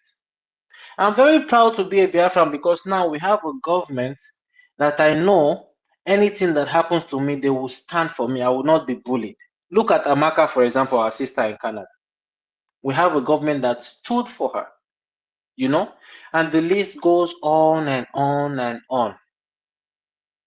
So I'm very, very proud to be a Biafran. And if I come back to this world in the next life, I pray to come as a Biafran. Okay, so thank you, Mazda K. Many things there to talk. And I forgot to tell our people this. OJ said something and his likes that all these things where we they do for space is not gonna give us Biafra. Everything we are doing here is all about the media publicity. You never know who's listening. Some people listen anonymously. I know some people who work in diplomacy here where I am, and they told me they're actually following what's going on. So do not let anybody discourage you. Okay? OJ said, and the people who can leave Nigeria without any assistance today are people from the Southwest. Go and take Ilorin back first, and then we'll take you serious. So Fulani has taken Ilorin already from you. So go and take back that Ilorin, and we'll take you serious. In addition to that, spaces like this, honestly, have saved the life of so many Biafrans. I was having a conversation with someone back home, and this person was listening to this space. Do you know this our spaces is like antidepressants to so many Biafrans? No jokes. Some people would have committed suicide. I'm not joking. So this space is where they come to get succor, to get hope. So we cannot afford to let them down.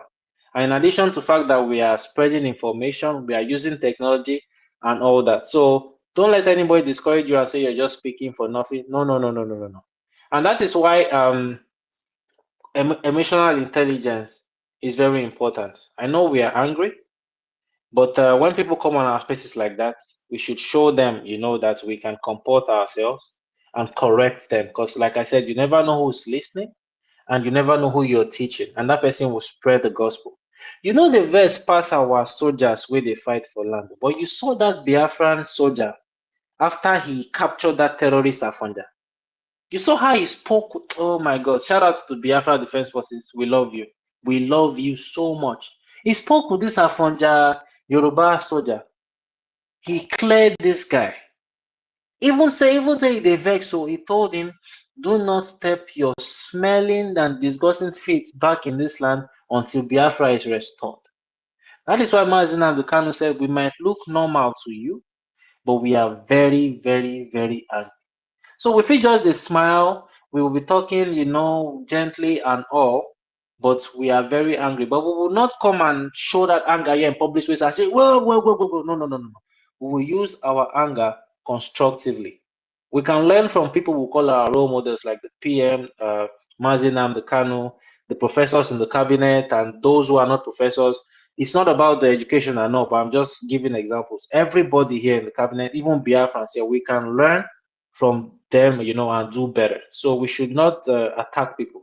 Let us take it easy and educate ourselves. We are all here to learn and spread the gospel of Biafra.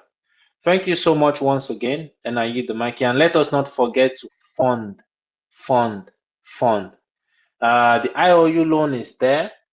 You can put your, you know, change from that 30 naira, put it in this Biafra coin. You know, one Biafra coin is equal to $1 now. So yeah, so many things can save you. So thank you so much. Yield the mic here. Please, Christopher, please, can I ask you a question? Christopher, can I ask you a question, please?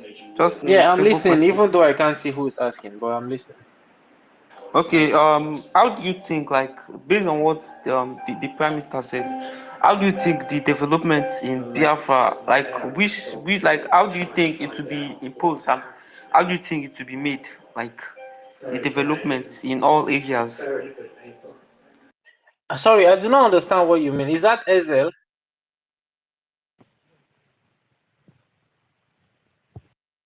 Ezel, are you the one asking the question? Yeah, you said, how do I think the development, you know, sorry, can you clarify, because I'm a bit confused. I mean, how do you, the development that is going to be in Biafra, like, how do you think it will be imposed? Like, which area of development are we going to have? Because based on Nigeria now, the development is dead. It's dead. Many countries in Africa, it's like there's one cause that they lay on Africa now, that the development cannot be more than what it is now. Please, like, how do you think the development is going to be in Biafra? Is it going to be the ones of, like, the outside the Western world, or is it going to be based on African infrastructures? Do you understand? Yeah, thank you so much, my brother.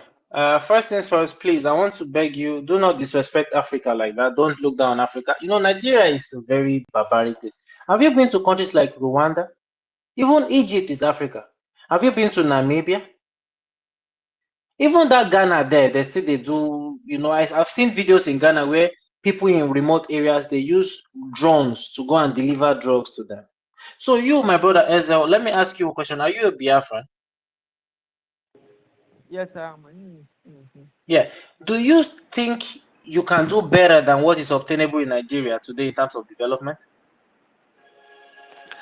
Yes, based on my view, like, speaking of infrastructures in the Western world, I think it's possible, and it's relative that this infrastructure can be posed anywhere in Africa. The only thing that is the currency and citizens and evolving mindset. It's just most of these things are psychological. Most of these things are psychological. You Thank you so understand? much, my brother. You've actually answered that question you asked. You know, in the people living in that place you call Nigeria, they are all about Sharia. And number two, they have a center for eradication of innovation, okay, and the establishment of Sunnah. They want to give you cow. That is why when they ban cryptocurrency, somebody called Gabashew was saying, all Nigerians now go and get one cow. He said, all of you should go and get one cow. You know, it's better than Bitcoin, it's better than cryptocurrency. Get your cow today, move around. The same leaders in the so-called Niger Delta were giving, oh my God, beautiful citizens of Biafra one tuber of yam and one cutlass to go and farm. When you have machines, you have mechanized farming, you have all these things that you can do. So my brother, when it comes to development, trust me, Biafra will be nothing compared to the rubbish you have in Nigeria. That is why the PM gets infuriated a bit when people compare our beautiful nation to Somalia, Sudan, and these things. No, with all due respect to them. Biafrans are very smart people, okay? And Nigeria has buried us in this deep shit. So when we rise there with our expertise from around the world and our gifts, that is why we also talk about brain-based economy. Look at the way you're reasoning. Look at the way I am reasoning. Look at the way the host is reasoning. Look at the way Biafrans are reasoning. We bring all this together and we bring about that development that we want. Even in that Biafra where we see the struggle now, haven't you seen people doing my brother, you see as they do all these cars now. See as they do all these things, you know, technology and all that. You know, even innocent motors today with the whole hardship and everything, he's still you know thriving there. You know, so please, we would our development, in fact, in addition to the investment that will come from foreigners and our natural born talents and the professionals who have around the world, we will do better. And one thing is this: in terms of technology, what I learned is this: you can either create it, you can buy it, and sorry to say, you can steal it. That is how the world works. Steal it in the sense that it might not sound ethical, but you can actually send spies to go and check on how these things are made if you know they don't want to sell it to you. So the ones that we cannot, we know we cannot do, we will sponsor people to go and learn. Sponsor people to go and learn about this and bring it back home, my brother. So these things will not be a problem. Trust me. Let us just get out of this cage and this tsunami that they've used to cover us. You know, let's get out of this first, and you will see how Biafra will bloom. Thank you.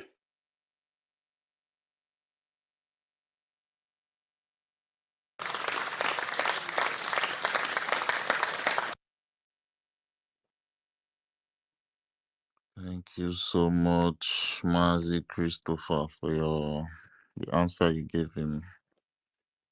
Biafra would look like our Prime Minister obviously said he's going to bring Finland to Biafra land. So any imagination should be like having Finland Also, in your please, mental system. please, can I ask Christopher another question? Please, just a simple question. All right. Um, in this area of development, based on your view, do you think they are going to be like demolishing, like demolishment of properties in order to entash a well and good, sorry for the noise, a well and good development in Biafra land? Do you think there is going to be like demolish of old infrastructures or our government infrastructures? Thank you so much, my brother, for this question. In fact, this I don't know why. Well, these are really, really amazing questions. You know, unlike some, I'll give you an example, but I'm going to digress a bit because we've been listening to the PM's lectures then on YouTube and all. And I remember somebody came. I do not blame this person, but it was funny to me. The PM was talking about trams. Do you know what a tram is, Ezel? You know tram? They look like train, No, I but they do are not. not I do train. not. Okay, it's like they are not train, but it's like, you know, the shape of trains. They are trams. They go around the city. They have rails. They go around the city and all. You also have the subways on the ground, you know, trains and all. Then you have the train proper, you know, that goes on the rail tracks and all that. The PM was talking about trams, you know, cable cars, and somebody called him and said, yeah, Moses Simonekwa." He said, yes, go ahead. He said, what will happen to our keke napep?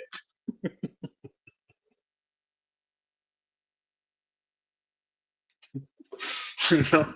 So the PM was a bit angry, but he had to compose himself. He said, I am talking about modern day technology, cutting edge technology, trams, and you are telling me about keke napep. So the thing about infrastructure, even Mazin Amdekanu once said it will take over 70 something years to actually build. Because you are living in a place where you don't even have drainage system, you don't have pipe-borne water, you don't have water coming into your house, you have to build your own borehole and all these things. You know, when we talk about public housing, definitely some old infrastructures will have to give way for the new. But here is the thing: Under this government, nobody will demolish your property or do anything without giving you proper compensation and making sure you are comfortable while at it before resettling you. That is an assurance, because this is a government led by people who Nigeria has happened to them, who have tasted sanity and how people are treated with human dignity, and they cannot afford to treat Biafrans less than humans. So any old infrastructure, even if na my papa house, make them break am to make Biafra that modern nation we want. But while they are doing it, that my papa house where they break, I know say he no go suffer. They will cushion that effect. They will give him something to relax on first, while they fix the new one and then resettle him. That is the difference between Biafra and the zoo. Look at what happened to our Biafrans in Lagos.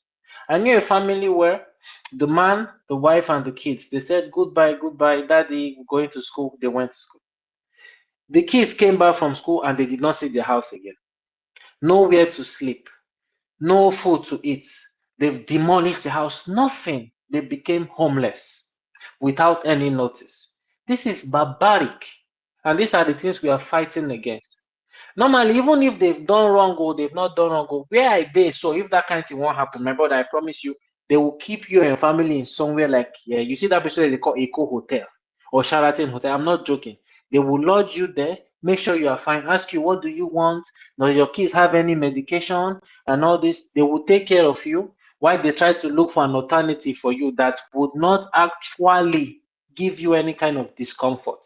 So we cannot have this kind of knowledge and treat our people like trash. That will never happen. So I hope I answered your question. Thank you.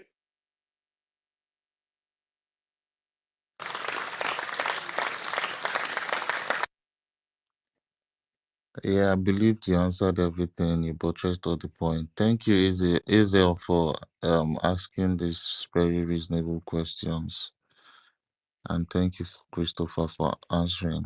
I think we're just gonna go with the hands up. I see. Okay. Madueke has been here for a while. Can you let Yeah, him go? yeah. He's the one I was just looking at now. Madwike, are you there? John Paul. Yeah, I'm here. I'm here. Yeah. Yeah, I'm here. Let's go on with your submission. I greet everybody once again. You know, I was on mic before the last space went down. I was literally emphasizing on OJ. Yeah, when the last space went down, actually. So, and I've been busy before I know it. I didn't know when you guys come up and come up again. I know we've gone through a lot, but it's all the same. I just want to. I know we have said a lot of things, but I just want to also add my own quota, as we always do, because we're never going to get tired. We'll continue doing this job, hammering on them until we finally get what we're looking for. So I want to first of all thank you guys for always standing firm, regardless of the attacks and all of that. I thank everyone and I appreciate all of our strength. We are all doing good, and our reward will be Biafra, nothing more, nothing less. So I want to thank our Prime Minister, thank our leader Mazen Kano. I pray for him, I pray for both of them. They are the best gift God has given this our generation of Biafra. So we must appreciate and pray for them always. Just like I always say, they have proven to all of us and to everyone who cares to know and to change the narrative they always have in Igbo people. They will say, Igbo people, there's so much love money, they can do anything for the sake of money.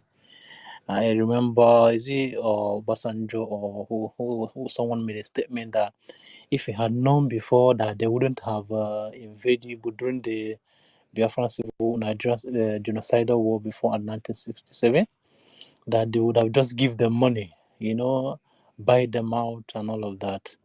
So I think based on what is going on and what is happening now, the ranting and crying of Afonjas and people like them on the space and social medias here and there,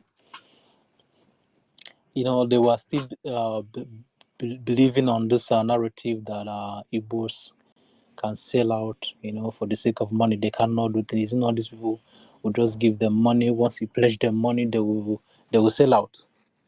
I think this is exactly what they were believing on. Not until when things started having, changing shape and changing form, they now know that these people are really becoming so serious. So they have to release their mad dogs everywhere. Everybody can see as all the social media are now, they are now discussing everything, even the ones they have been keeping secret. All of them are now coming in the open now, courtesy of the emergency of our Prime Minister and the government and all of us here who have remained resistant and resilience in all we do, to keep telling them and hammering to them that we are really not joking. So I just continue to pray for them, as we all continue to pray for them, that they have really, really changed the face and redefine the stereotypes they have on Igbo people, all those tags they have on us, that will love money more than ourselves, or will love money more than our future. So these two iconic figures have really redefined this narrative. So we should be appreciative of them and continue to give them the support they deserve.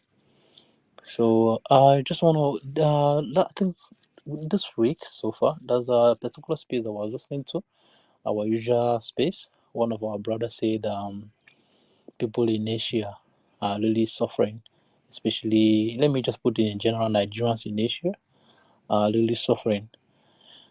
Yeah, it is not a joke. If there's anybody, people of our people who need this freedom, it is even much more than people in the diaspora, especially people in the Asians. Especially our Biafrans in the Asians are really going through hell. Those ones in the first, like in the Europe and all of that, they still have a little bit, options whereby you can get citizenship and you can navigate a lot of things. But the nations is not like that. They have a strict rules and measures and all of that. So people are really through going a lot here in the Asian. It's just like recently there's news going on recently about what is happening in United Arab Emirates, popularly known as Dubai. Can you believe that that's what is going on there in UAE right now? There's what is called amnesty. They give amnesty, whereby people are allowed, who have overstayed or violated rules in one way or the other, are allowed, give a second chance to, reinstate their status or leave the country without fines and all of that. But even as that is happening, in just few weeks so far, they have deported more than 700 or 900 Nigerians who are residing in this particular part of the country or the world.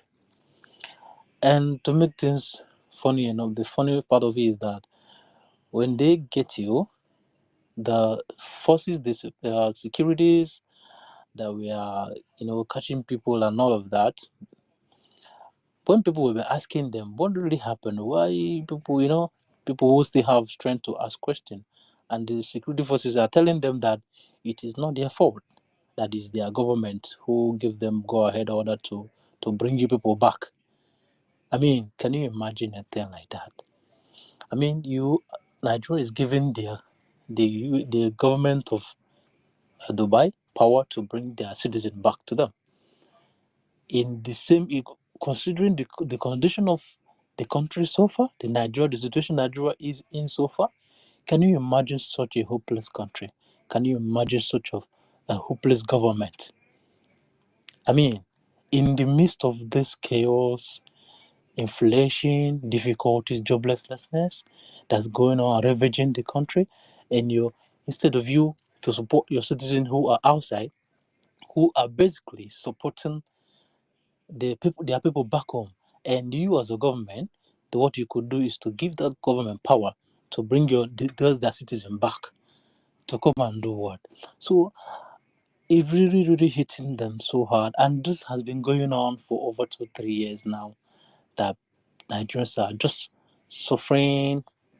I'm just putting it in general, because as it's happening there, it's not only the Biafrans that is happening to, it is general, because once they see that you're Nigerian, you are already in a big mess. I mean, to the point that a lot of Nigerians are now becoming scared, and not only scared, because you can't even say you're Nigerian, because the moment you mention that you're coming from this particular part of the country, you're already in a big mess. You are already in a big mess. So the reason I'm bringing this up is that we really need this freedom. Our people really need this freedom more than any other person. We need it. People in the diaspora need this freedom more than those back home, because a lot of people are even stuck. They want to go home, but they're scared of where to go to, because there's no home to go to as we speak now. So we just have to keep doing what we're doing, because we really need this freedom. We truly need this freedom, and we believe that it's going to come in this generation. So just like I was saying before the last space was off, we were talking about OJ, someone who was saying that our prime minister is they sit at home, is doing this and doing that.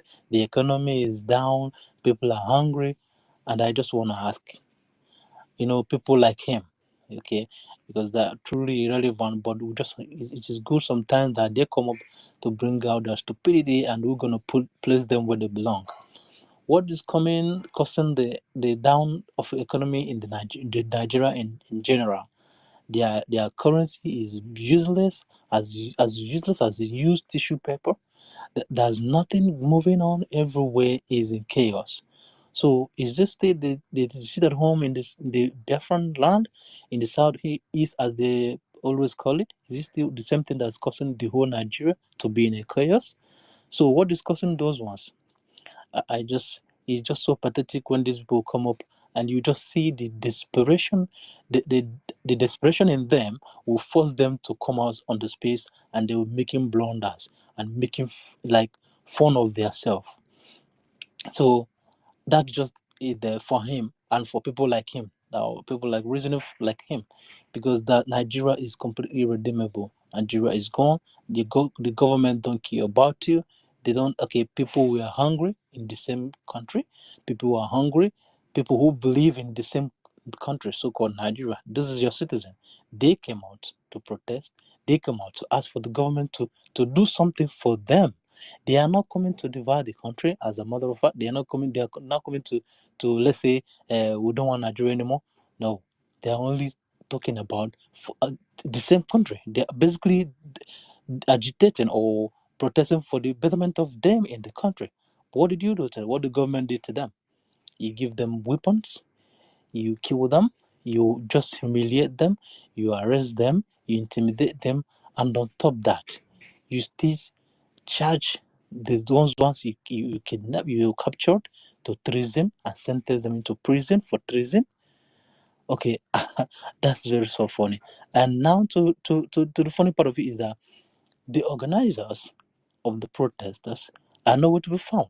Okay, let's talk about the one that's very much visible, the soul, as his name implies. Just they listed him wanted in their shenanigans. Is now wanted person in Nigeria, right? What happened? As a matter of fact, just few days ago, he arrived in Nigeria. It's not even up to few hours they let him go. But the people that he was gingering, he was cheering to the protest, are languishing in the prison. So when you see all of this, I don't know where it's leading you to. I don't know what he's still saying in that country called Nigeria. I don't know. So it's still up to you people. What do you want to believe on? But for we've said no to this, and we're moving on. We're moving to Biafra, and that's the only hope we have. And I just want to highlight one more thing here for them that still believe in their Nigeria and the way they keep deceiving themselves. We just have to believe that Nigeria people themselves are historically different by nature, by culture, by religion, by food we eat, by the dress. the cloth we wear, everything is completely different. If you go to, let me use some African country for instance. If you go to Ghana, they have common language. They call it Chu. No matter what part of Ghana you are from, or no matter the region you are from Ghana, you must understand that language called Chu. That's how to know a nation. That's how to know a country. If you go to Uganda, they have a common language. No matter the part of Uganda you come from, they have a unanimous language they speak and they don't understand. If you go to, just name it. If you go to Philippines, they have a common language they call Tagalog. No matter the language, the part of the region they come from, they have that common language, and so on and so forth. When you come to Nigeria, you just have to find out that these people are completely different people with different lifestyle and different attitude. What is your common language? Nothing. And you tell me, how long do you want to continue deceiving yourself? How long? It's still up to you. Now, for their founding fathers, still remind them that Nigeria unity is a British invention. Alhaji Tafawa Balewa in the year 1948 said, Nigeria is not a nation, it's a mere geographical expression. This is their founding father. Those people they will be jumping on, and people who they believe they found them. There were those people that who represent them or who do whatever thing to bring them together or whatever. It's still the same people that were telling them all this. But I don't know which part of the history they were reading or what part of education they were feeding themselves on. But or is it that they just see all this part, they will skip it and went to the part that suit their narrative, and they will just bring it up, dig it out, and come and be, fooling themselves, because definitely not we, because we are already and very much prepared for them. So Alhaji Tafawa Balewa is here telling you in the year 1948 that Nigeria is a mere geographical expression. In other words, Nigeria is not supposed to be a nation.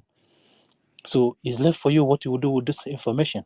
Then again, in the year 1964, Nnamdi Azikiwe, who they popularly know, it is never going to disappear from their mouth. All of them, they remember to mention his name at every beck and call.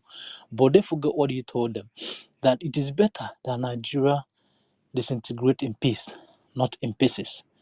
This is the same one of their founding father. But you see all these people who are parading themselves as the educated ones in Nigeria, they will just, I don't know which part of history they are reading. I don't know. It's still up to them. So our duty here is to bring it out to them in the open. So it's now left for them whatever they want to do with the information. But they cannot deceive us. The time of deception is over. The time of lies and propaganda is over. So we are here. We're going to be hitting them hard. We're going to be hitting them with fact and figures. So whatever they think they can do this time around, they are not going to stop us. The only thing they can do is to continue to cry, and we'll keep moving, because the majority will continue to have their way and the minority will only cry. So they only have to be crying while we keep moving. That's all my advice to them. They are just and people like them. So then coming to the people, the DOS and their likes and people like them, I just want to highlight a lot of things. When you remember who this person called 7,000 Teeth, that's one of in his programs where someone called him. He's actually live, and someone called him and asked him, "What exactly are you people doing to restore Biafra?" Everybody can remember. You can remember his response, but let me highlight it once again. And this young man called 70,000 Teeth, called Methuselah. What his response was that GOS at the moment are not doing. Take that word clearly. That GOS at the moment are not doing anything to restore Biafra. That they are there to create awareness and wake their people up. Because I don't know the people they are waking up. Maybe, I don't know, people they are waking up with their own, I don't know, whatever it is. But this is what he said. I just want to put it down together again, add it up to what this person called the what is it, a Mecca gift official. When you look at this, these are the people that at the helm of affairs of DOS. These are the top leaders. You get, Now, this same young guy called Emeka Gift, a few weeks ago, few days ago, and thereabout, was asking AI what to do, how to go to get freedom. Is this not laughable? And these are the people, when you tell them, they will tell you, we are the right channel. These are the people that have been on the struggle for over 15 years, 13 to 15 years. And in the year 2014, as we are here, now he's asking AI what they are going to do to get Biafra. So this is the clear difference to tell you that DOS and the Biafra government, the difference between them. The Biafra government, which is under the leadership of our Prime Minister Simon Ekpa, is here to get Biafra freedom, to get the freedom that we all so much desire. DOS are still in agitation. It is very, very clear. I want everybody to highlight this fact. It is very clear. That is why you see them tomorrow, they will tell you, let's support our own in the government. You will see them tomorrow, they say, this is our own, let's support him. Maybe from there, we can get what we're looking for. So they are still in agitation. So anybody who is dragging us to them should just better wake up, because they are not there for anything called freedom. They are still in agitation. I just want to conclude by saying, remember the recent interview of their wife of so-called Uchechi, that desperate woman of a kind. I don't know what's pushing her, but it's up to her anyways. She came and everybody can see the blunder. She was just blabbing on the space. Please, am I being heard? Am I being heard? Yes, we are hearing you. Yes. Okay, thank you so much. So Uchechi, everybody can see the blunder she was just making. The desperation is so much. You can see I don't just know, bringing their innocent child into their mess. I don't know. This is exactly what happened. The Jews who are so desperate, they are looking for someone to hold their hands. They have to drag the wife of our leader into their mess. Now the wife is already, the Uchechi herself is also drowned with them, and what she has to do is to drag their innocent son into this mess. It's so pathetic. And if everybody pay attention closely, you remember when she said that the US should support her in what she's doing, so that they will continue to do it. By so doing it, the international community will come to there, and Biafra they are asking for will come, and his husband, our leader, will come out. Like, she's telling them to support her to continue what they are doing. In other words, she's trying to assume the power on them. So, and you can just imagine all of this. This whole thing tells you that these people are completely disjointed. They have no plan whatsoever, and they are going nowhere. So when you see them being angry, when you see them trying to do their lies and propaganda and all of that, this is just out of desperation. If you look at them now, some of them have they are already getting tired in their dirty jobs.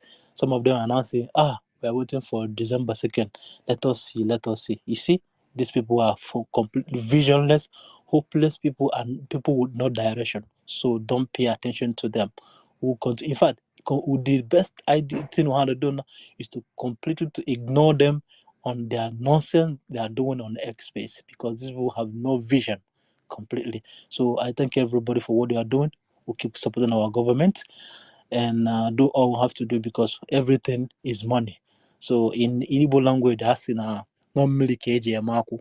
So we need this water to fuel what we are doing, So I thank everybody, and from here I will yield my mic. Thank you for giving me the opportunity to speak. I appreciate you all. Thank you so much. I yield.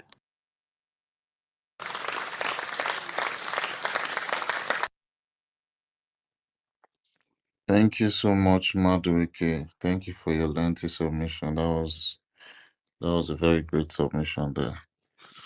We're gonna move the speaker to, I see Onyisi Biafra. You have the mic. Onyisi Biafra. Ineba. I think you're not there. Let's see. Mazichi.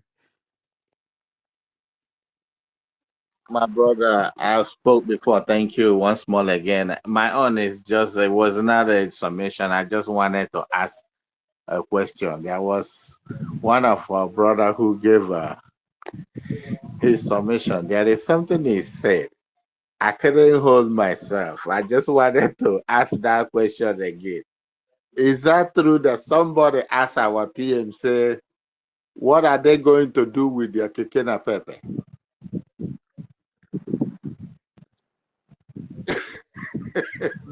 My God, this is hard for to show you the level of brain. Yeah, Mazi Chichibueze. Yeah. I'm not joking. I'm sure many people who were on that program can actually attest to that. It is not a joke. He was asking about Keke Napep, that if all these things we are trying to do, all this development, train, tram, what will happen to his Keke Napep? Yes, he asked that question. No, I tell you, I couldn't hold myself. If I have a way to cut the record, I will cut this record. They hear it over and over. Somebody who think they have brain. You see, that's to show you the level of deterioration their brain has gone to. So for that person, that's what he has known as a good thing. You never know anything. That's why I tell some people that if you are born in that so-called zoo and die in that so-called zoo, you do not get to this earth. You reach halfway and go back. Sometimes they ask, why are you saying that? I'm saying that because of the level of exposure I have gotten. It's good for each and every one of them to come out and see how human beings live, how human beings answer human being, not what they used to know there, thinking they got it or thinking all is well. I lack words to express this kind of madness from somebody who says they are living and breathe this air. Okay, you cannot give what you don't have. So they don't have that brain. They don't have exposure. It's just like a blind person leading a blind person. What do you think happens? Both of them will go inside the dish. So even if you are offering them something good, they don't know what good is. They will be looking at you like you're crazy. So look at the normal human being thinking that the best thing he can have is keke. What is keke na pepe? Is what? Where can you reach with that nonsense? People are touring around the world. People are going for vacation. Can you go to vacation with keke na pepe? Oh my God, my dear. I just if God can be able, if I will see Chukwu Okike Abiyama, please open our people's eyes to see spiritually. Let them go in trance so that they can see how people, human beings, live. And because we were like that before. If you go and do your research, just like I gave my submission before, go and do your research and see the life our people lived in that old centuries, 16 to 15. Back then, we were king and queens. We have our alphabet. Is this idiots call themselves white? I call them light skin. I never call them white. They're not white. This is because they're criminals. From their birth, they were born with that. That is how they come. Then we're able to get the gullible ones among us. When we fought them at that time, 17-something to 18-something, we were killing them, we were defeating them. They was not able to penetrate us until they come with their crooked ways and bought some of the gullible ones. That was how they penetrate us. They came like friends. And because of the heart we have, we welcome them thinking they're friends, not knowing they're fools. That's how they come to sow discourse among us. That's how they got us. But this time, President Bush said, fool me once, shame on you. You will not fool me twice again. So this time around, we are ready for them. And it will not be business as usual. Every hands on deck. As we are, everybody is saying it. All we want is fun, fun, fun. Anywhere you can get money, even if it is for you to dupe the zoo and bring the money for us, because it is our money. It's just like somebody who went and steal on the road. I had that phrase. He went and steal on. They stole him his money. When people met him, he say because they took like 1,000 from him. When people come to visit him, he say, "Hey, they took 20,000." Then the thief say, "Okay, you owe us 9,000." So they stole from us. So they owe us our money they hold. So wherever we see our money or see them, don't hesitate to collect it from them. Well, this is not the time, though. The time shall come when they will pay back for all they have done. All the atrocity they have done will never go unchecked. We are keeping record. Thank you. I yield my mic.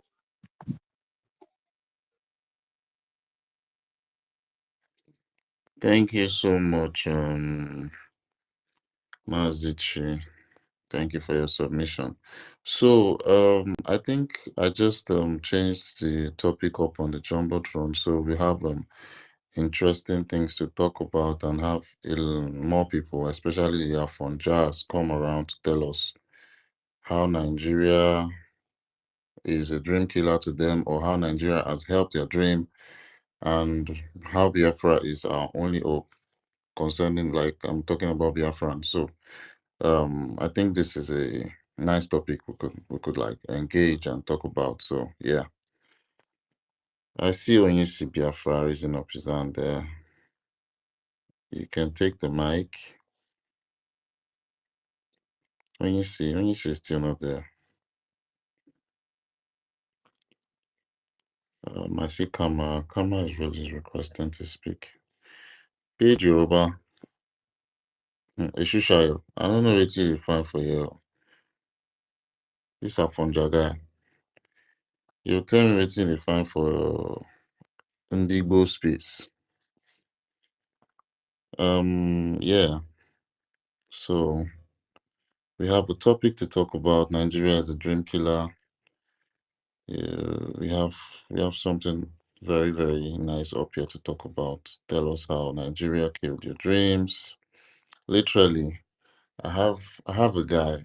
I have a Yoruba guy that was my friend. He was telling me some stories like that when he was in Nigeria before he moved out of Nigeria. How he read mechanical engineering and ended up as a bike man in Cotonou.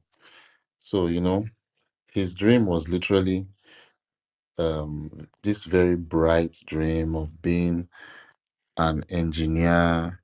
Like when he grows up, when he leaves school, when he graduates, and but he ended up some years after he finished school, he ended up being a bike man in the neighboring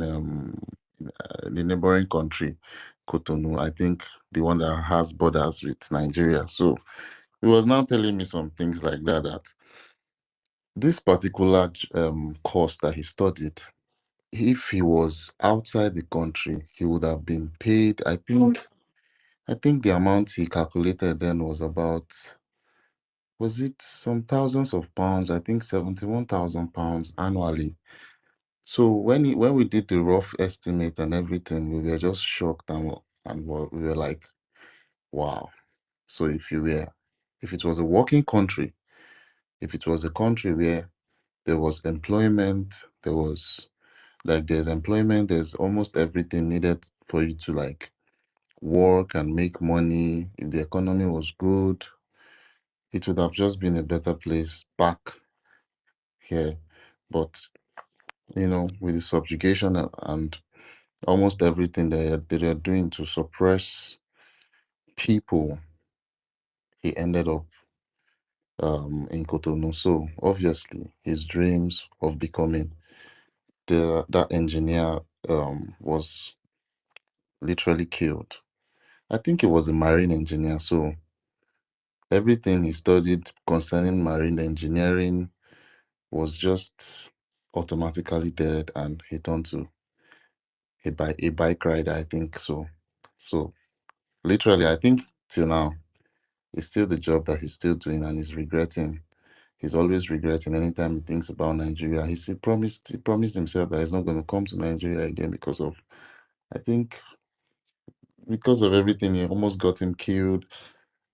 Some things happened to his family. Everything just happened to him, and you know, he's just one of this um product of one Nigeria. Like Nigeria happened to him, so obviously he's like a victim of Nigeria being a dream killer. Nigeria killed his dreams literally. We all have our different stories concerning Nigeria killing our dreams. Some of us we had dreams of being a pilot. We had dreams of being a very good economist. We had dreams of building our own schools, having our bank institutions, having apps that people are gonna like subscribe to, like different kind of dreams. But just because you're in this contraption Nigeria, there's nothing that can seem like it's gonna be moving for you. It's just gonna be like you're being stuck in one place. In fact, you're literally going back. So let's just talk on this topic. And I think, I don't know if anyone, no, I can't see anyone's hand up except Onyisi, and I guess Onyisi is not around. But if you want to speak, you can raise up your hand so I pass the mic on to you. Kama Israel, are you there?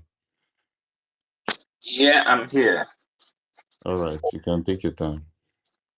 All right. Thank you so much. Thank you, everyone. I greet you all for always being there to propagate the good news. Let me start from where one of our brothers stopped, Mazi Chibeze, talking about the foolishness of people that live here in that area. One thing I've discovered is that religion helped these people to actually keep them, that they don't think beyond their limits. You can imagine when someone is down and somebody is telling you that you should be there until you die so that you will enjoy. You can imagine that. So in that situation, none of them want to move an inch. They just want to remain, where they are, because they have hope that if they die, they will enjoy. So when they think in that manner, it's not just only poverty, it's not just only the what Nigeria itself has done to them, is also what religion has. This is a combination of everything together. So Pepe na Pepe is more like living in a luxurious I don't know how to describe that kind of mentality, but that's how it is. And I'm sure these are the things that are giving us morale to fight this fight without looking back, especially now. When you add up everything that these people have done to our people, the killing of today, the killing of yesterday, is just a part of it, because this killing started from the time of Osman Danfodio, and up till now, they are still using the same template. They have not changed.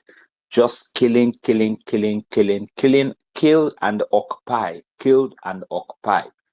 You know, when our people started resisting them, then they now penetrate into government, using government, you know.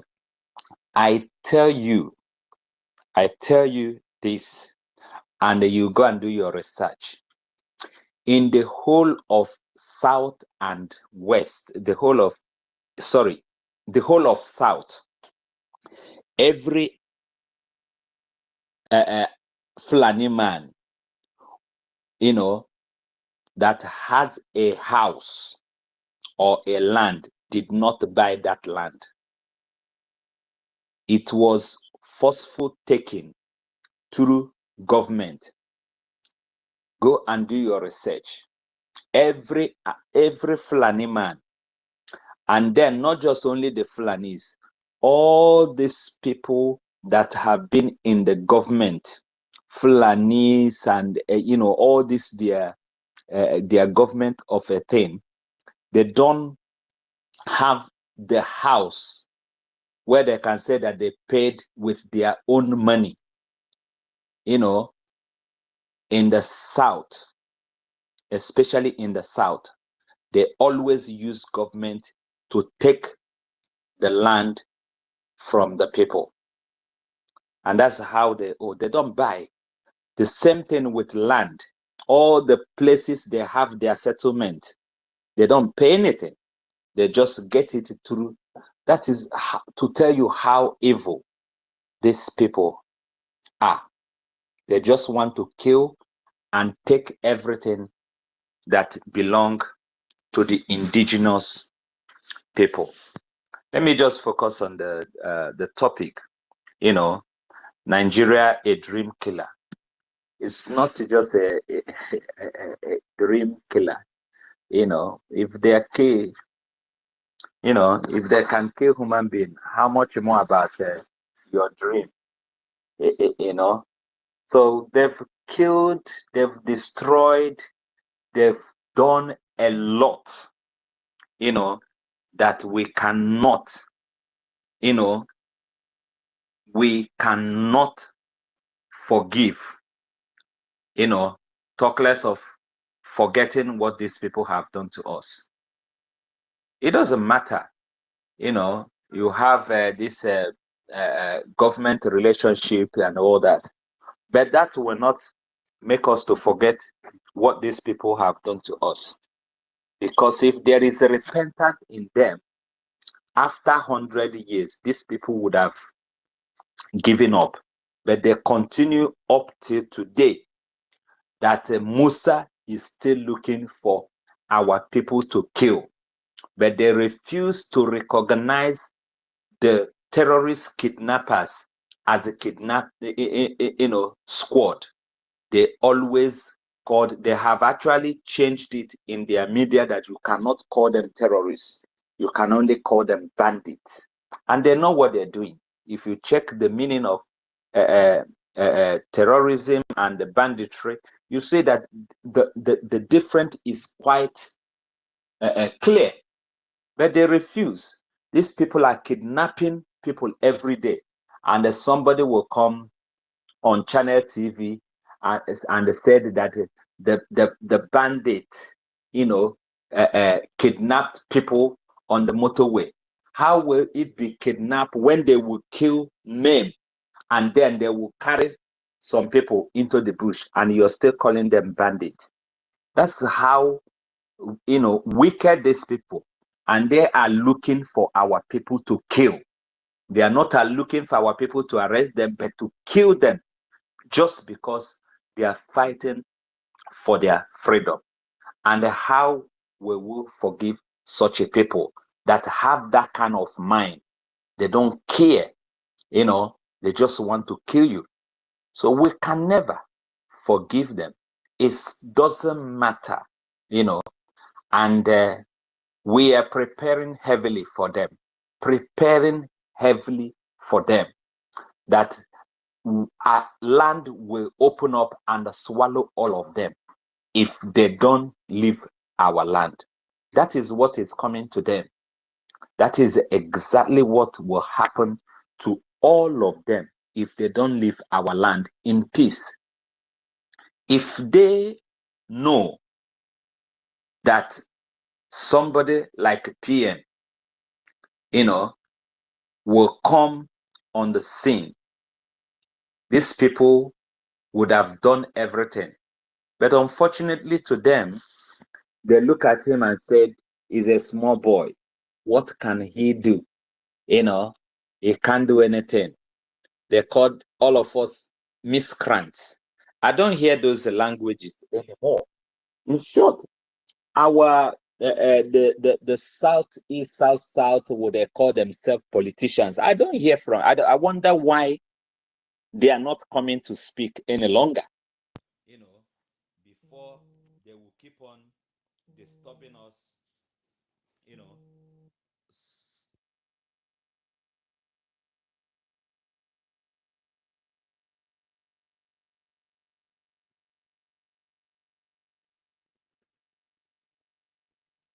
I think Kama went into the matrix. Can anyone hear me? Give me a thumbs up. Yes, we can hear you. Go ahead. Can anyone hear me? Yes, we can hear you. Okay. Go ahead. Okay, yeah. I was not hearing. I just kicked them out. So, yeah.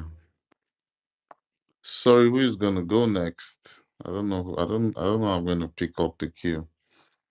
There's no one raising up his hand. No,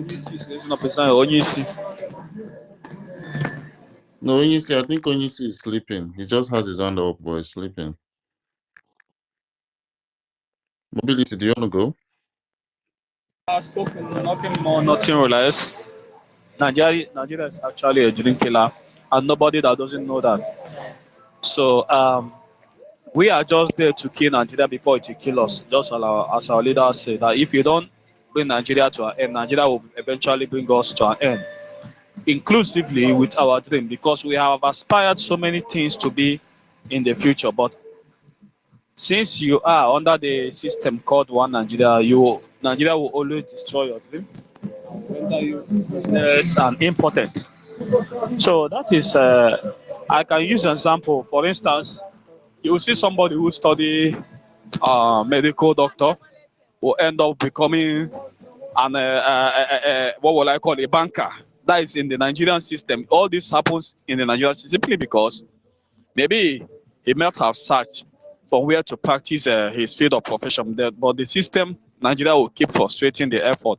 So in order not to remain idle, to stay without doing anything, so they'll have to involve themselves with anything, any job given to them. It doesn't matter, certificate doesn't matter. So they aspire into banking or doing one thing or the other, or being an internet fraudster. So all these things shows that Nigeria is actually a dream killer. So with all these things happening, and with a lot of youth, countless of them, we can see our youth. Them, most of them have a better plans for themselves. Like me, when I went to school those days, when I was in the school those days, I never believed that when I graduated, what I wanted to be was to become a pilot. But because Nigeria is not fair to me and fair to the system, they will have to call me to lobby money when I got my admission to study aeronautic engineering. But simply because I don't have such amount of money to pay, I will have to give up and go for the nearest course that I'll study. I end up reading a public admin, which is not my course that I wanted. It was not for my choice. But because Nigeria is frustrating my efforts, I am a science student, but I end up doing public admin. So today, even at that self, there is no job. We keep roaming about the streets, up and down in search of job. But in order not to capitulate, we will involve ourselves in being self-employed. We learn handwork. Like now, probably I learn how to do installations, electrical installations. That is what I do. So I also drive. You understand? I'm a electrical install. I do electrical installation. I just learning as handwork. What I'm doing to support myself in order not to remain idle. Because if you remain idle, you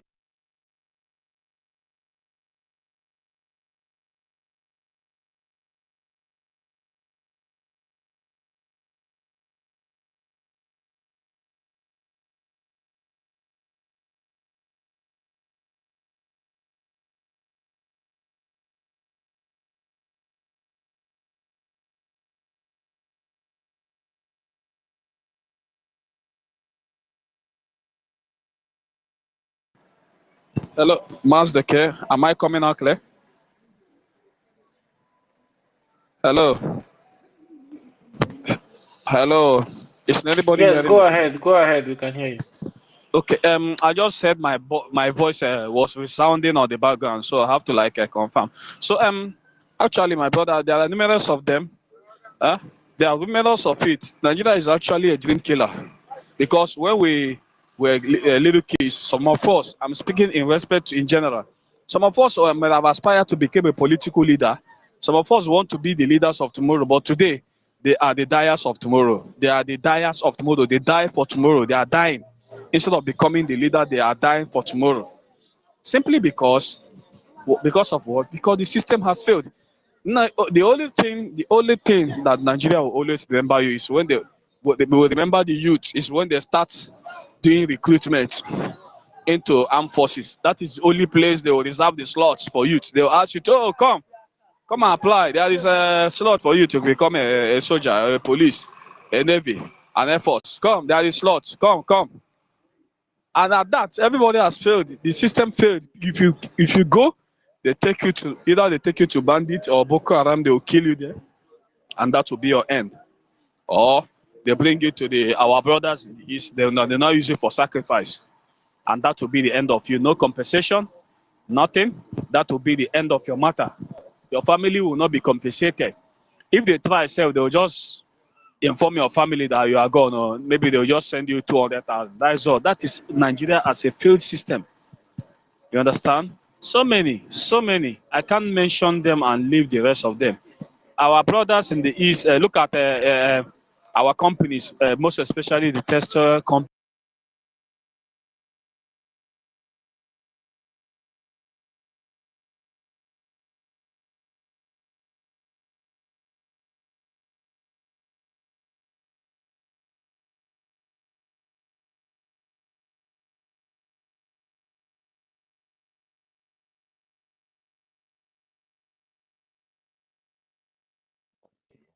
Mobility, we cannot hear you anymore. Can you hear me?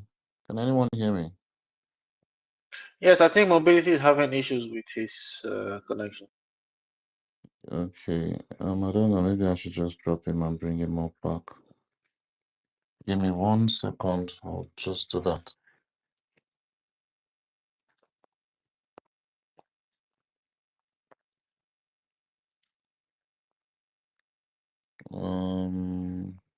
I'm just trying to fix it. So Mobility, please request back. I was just trying to fix my network. They almost kicked me out of the space, but I found a way to recover the space and connect back. Network has been a hell of a hassle here. I can't see Mobility anymore. The network is really pissing me off.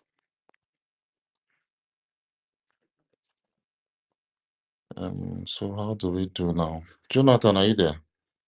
T-boy. Yes, I'm Okay. here. Let me just bring Can I be Mobility heard? up so he finishes his submission before you go. Mobility, are you there?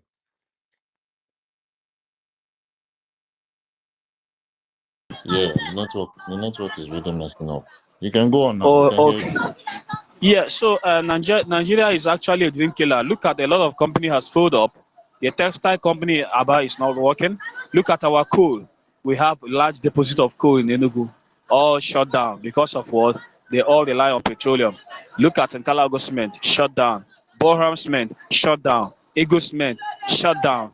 Bottling company in Aba, shut down. textile shut down. A lot of them shut down simply because they try to monopolize it to one person, which is Dangote. They try to monopolize so that they will be the only person bringing what we use. Now they are try to bring the such monopoly into the oil sector now, which they claim the Dangote is building refining and all the rest of the brouhaha, all in the name of trying to monopolize it so that Dangote will be the only one supplying oil and we will be the one to buy, and they will dictate price. Okay, now look at how much are they selling oil now. Oil is sold for about 1,000 plus, and people in the zoo are crying. People in the zoo are gnashing teeth because of what the system has failed them. It has killed their dream because they hoped and so hoped that maybe when this drug lord took over the affairs of the nation, maybe somehow or by magic, he's going to revive the economy and oil will be sold at 50 naira or 100 naira. But to unfortunate instance, even the drug lord, I know, even the drug lord doesn't even know that it's going to be like this. But simply because that seat is cost. The country Nigeria itself is a cost to humanity. So that is why everything will never work in Nigeria. Nothing works in Nigeria. Look at our medical practitioners now. All of them have been deserting the country. All of them are going because they feel in the country they are serving, they are not appreciated. Their efforts are not being appreciated. Can I say one and leave the other? So they have to go to a country where they will be appreciative. And if you watch with keen interest, whenever they go to those countries of their choice, they aspire to every position of their life. They become successful because of what they are not in the shores of Nigeria.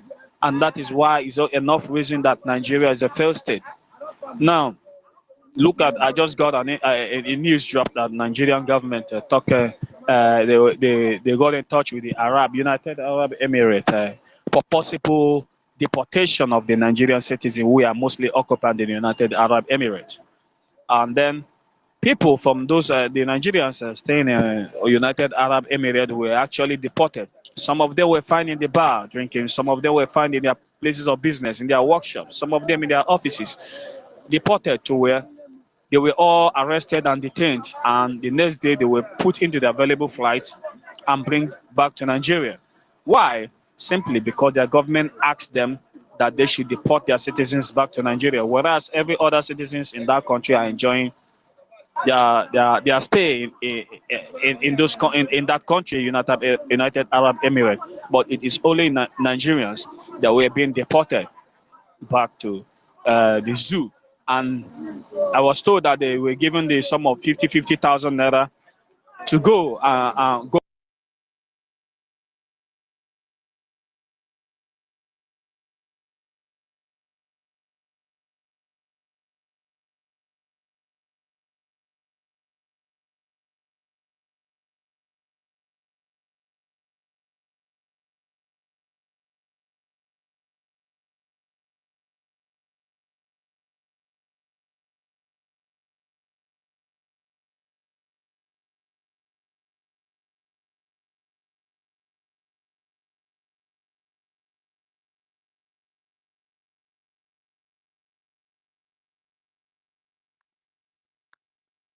Can anyone hear mobility?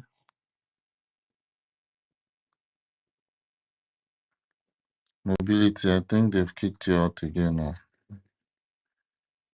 This Zoom network is not really encouraging. Very, very bad network.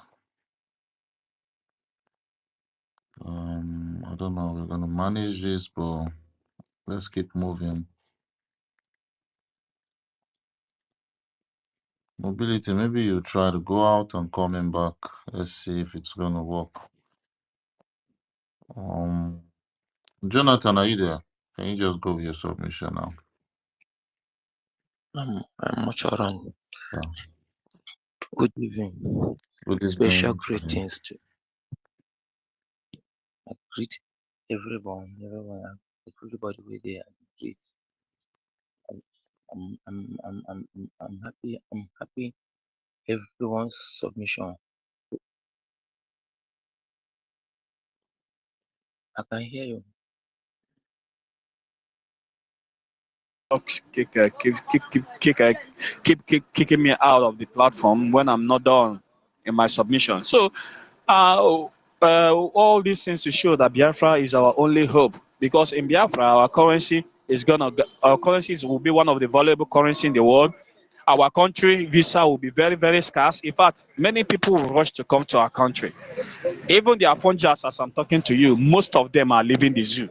They are even one of them I met online was telling me that do I think that this Biafra that I'm aspiring for, that is going to be only is going to be I'm going to be the only benefactor. I said no, me I don't know, but I'm fighting Biafra for my own self and for my own generation. Say for where that they too they are coming to be in the Biafra, and they are coming. I said no, well, if you are coming, you have to, if you meet our criteria and you are peaceful and you obey our laws, then and we will not be, we don't behave like the zoo. Once you meet all these criteria, you are peaceful, you obey our laws, you are ready to work and stay and legitimately, and not involving in crime or internet crime, then we'll welcome you. But anything exceptional, you will be strictly resisted.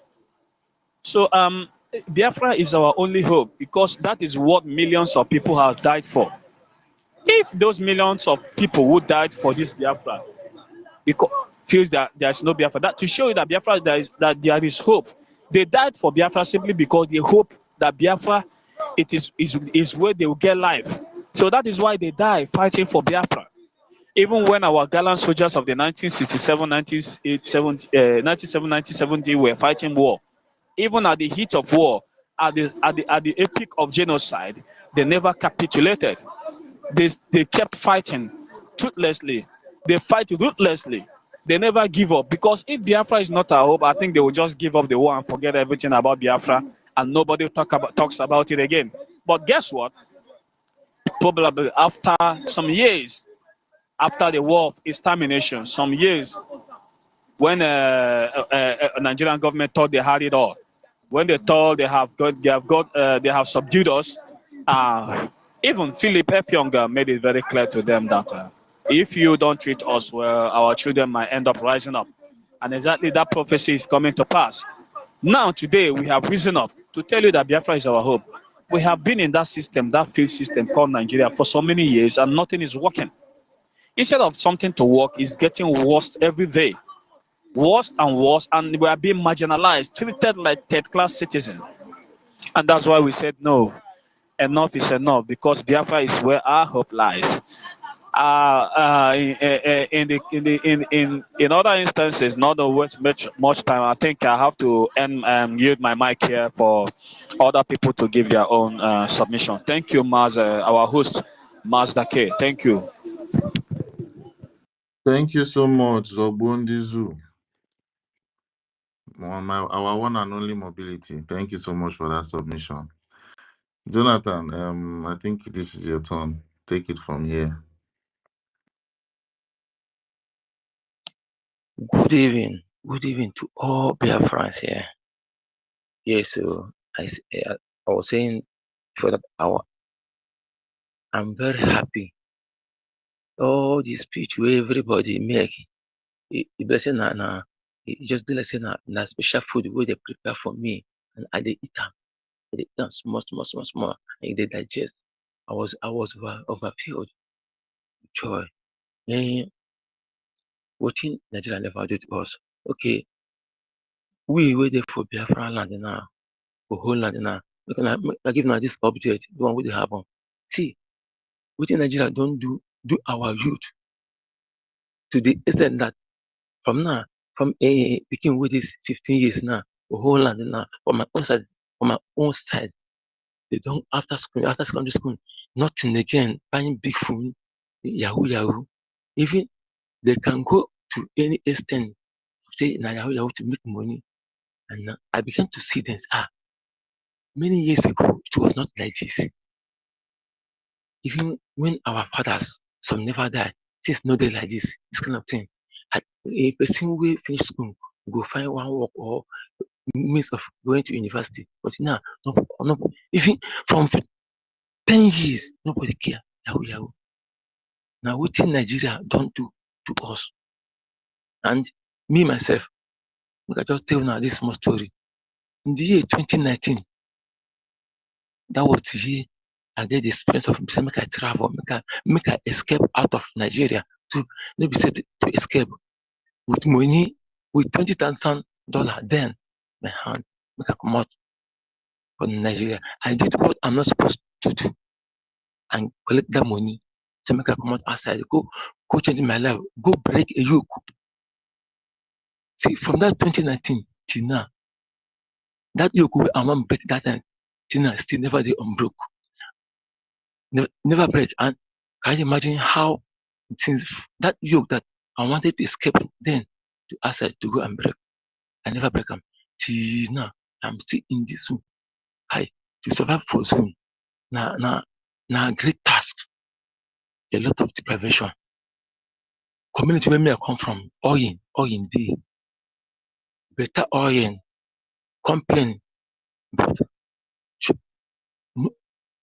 and because they hear say you be Biafra, any small. But look at this question now. Does it mean that these our people they think say Biafra no go come or wetin? What is wrong with them? You see some people will be say they get sense. They go school no. They go school for this place. They go school. Why? But even at this point, they don't. When you are telling them Biafra, it will come. I can't listen. See, maybe this Biafra way they want to read clear for December 2nd. They don't know Satan know the see. Many people go plan. Many people go sleep for Biafra one day, one night, and wake up. They go sleep for Zoom one night and wake up for Biafra in the morning. You go shoot them. You go shoot them.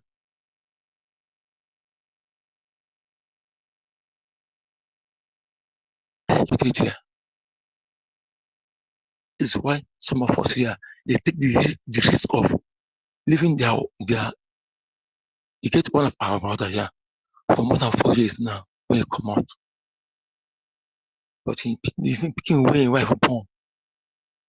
Don't they talk? But he's still there hustling. If now joy dey in mind with others. So because you guys are there for us, we are proud of you guys here. We are proud of you guys here. If we are opportune, if we get chance, we foresee there the help. But as it be, we are here, we are working together, we are very proud of you people. And without you people, if only dey easy. For do and for us. Look at our even the brothers, maybe so much you know. See, our eye don't see shege here. Our eye don't see shege, but we know see it don't end. It don't end. The expiring date now December 2nd. And we are that me, I believe nothing with the no, because say now God send them, now so you could be no human be nothing. Because it don't come. The suffer, it don't expire. Our waiting get beginning, get end. The end of Nigeria now December 2nd.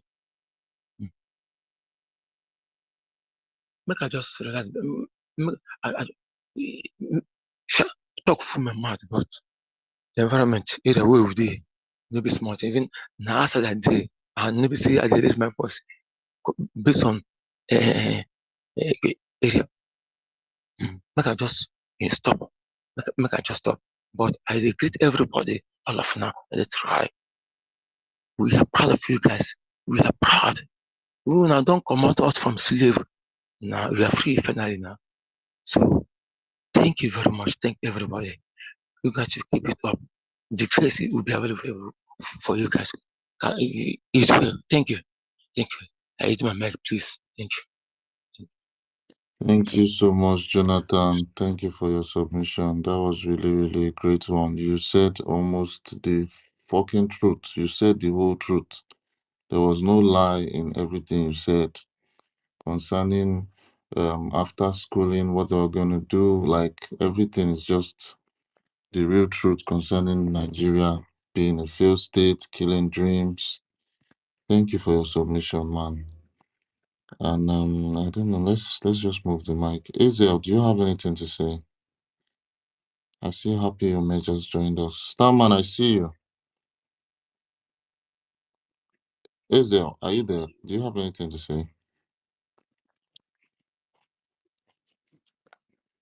I don't think Ezel is there. Zion. Okay, Ezel is there.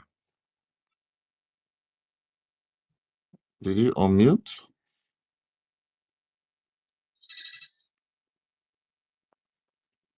I don't think you're unmuted. Ezel, are you there? I can't hear you. I can see you're unmuting, but I cannot hear anything. Or is it the network? I don't know. I can't figure it out. Oh, God. Happy Ume, are you there?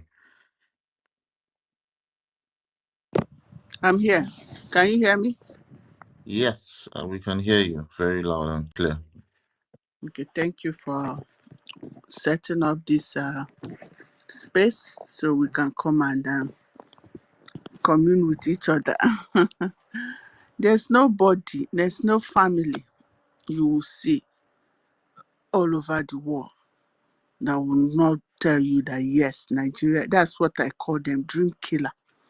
Anybody you will see, any family in America or Europe, or, why are we there in the first place? Why? Some of us are doctors. Do you think we are happy being here when our brothers and sisters are dying of simple ailment? I had a relative one time. He had, when a condition whereby you can't urinate, something very simple that under 10 minutes will finish, will resolve it. He died because he couldn't pee for more than 2 days. Simple thing like that. We have all the knowledge. Why are we not home? Where is the light to have a functional hospital? Do you think most of us that are practicing outside the country, we don't want to bring, because it doesn't make sense? Where is the medicine you're going to use? And all this equipment, I'm sure, give us 2 years. Bring any equipment, take it, go to, before you go to 10 secondary school, you'll find the people that can make it. I believe that in my heart. Just bring some of simple equipment that we can use. We don't even need to import. This is no brainer. Nigeria is a dream killer. Then you see somebody who will read the account, even me talking to you. Now, you know how many people I've sent to school? After they graduate, I will still be giving money to go train them in one Emuakolo, those kind of thing, apprenticeship or whatever, to learn how to sew, how to mechanic, how to do this. Just like one of us said here, that's what we want to stop. Everybody's, as they say, jackpa, jackpa, jackpa. It's not that they want to jackpa. What are you going to be doing here if you don't want to be a criminal? If a few now ndị na-agbalụ Fulani Odibo, as Mazi Nnamdi Kanu used to say, that they give contract, they'll be making noise, or they go and steal money, Yahoo, or whatever. Can't all of them that maybe have money, they are all the little that the Fulani gave them. Is that not what they are using to oppress their brothers and sisters? There are simple ways we can grow yam, grow tomato, grow all those things. Is it not now to God be the glory that cows are not disturbing people in the farm? I used to encourage people, but we cannot lose hope. We'll still try to, and we don't even, blame that guy that say, what of my pepe na keke? It's just how the much he has seen. For now, that's the only thing bringing him money. So he doesn't know that when the new government come, everybody will go back to training. Those people who didn't go to school, they will learn. If it's driver, he doesn't know that all those trains, all those buses, all those boat ride, they will need drivers for them. He doesn't know that because he hasn't seen it. So we can't be too harsh on them, because it's what Nigeria has put them. And you see this self-centeredness and selfishness It's also what Nigeria has made them. That's what is here. So that you need to understand. That's why I always tell people, any hand that those people back home bring, I don't usually feel angry about it, because you can see the other side because of your own exposure. They can see, they don't know what you've seen. They are just in there. A country that does not teach its people history. So what do you want from them?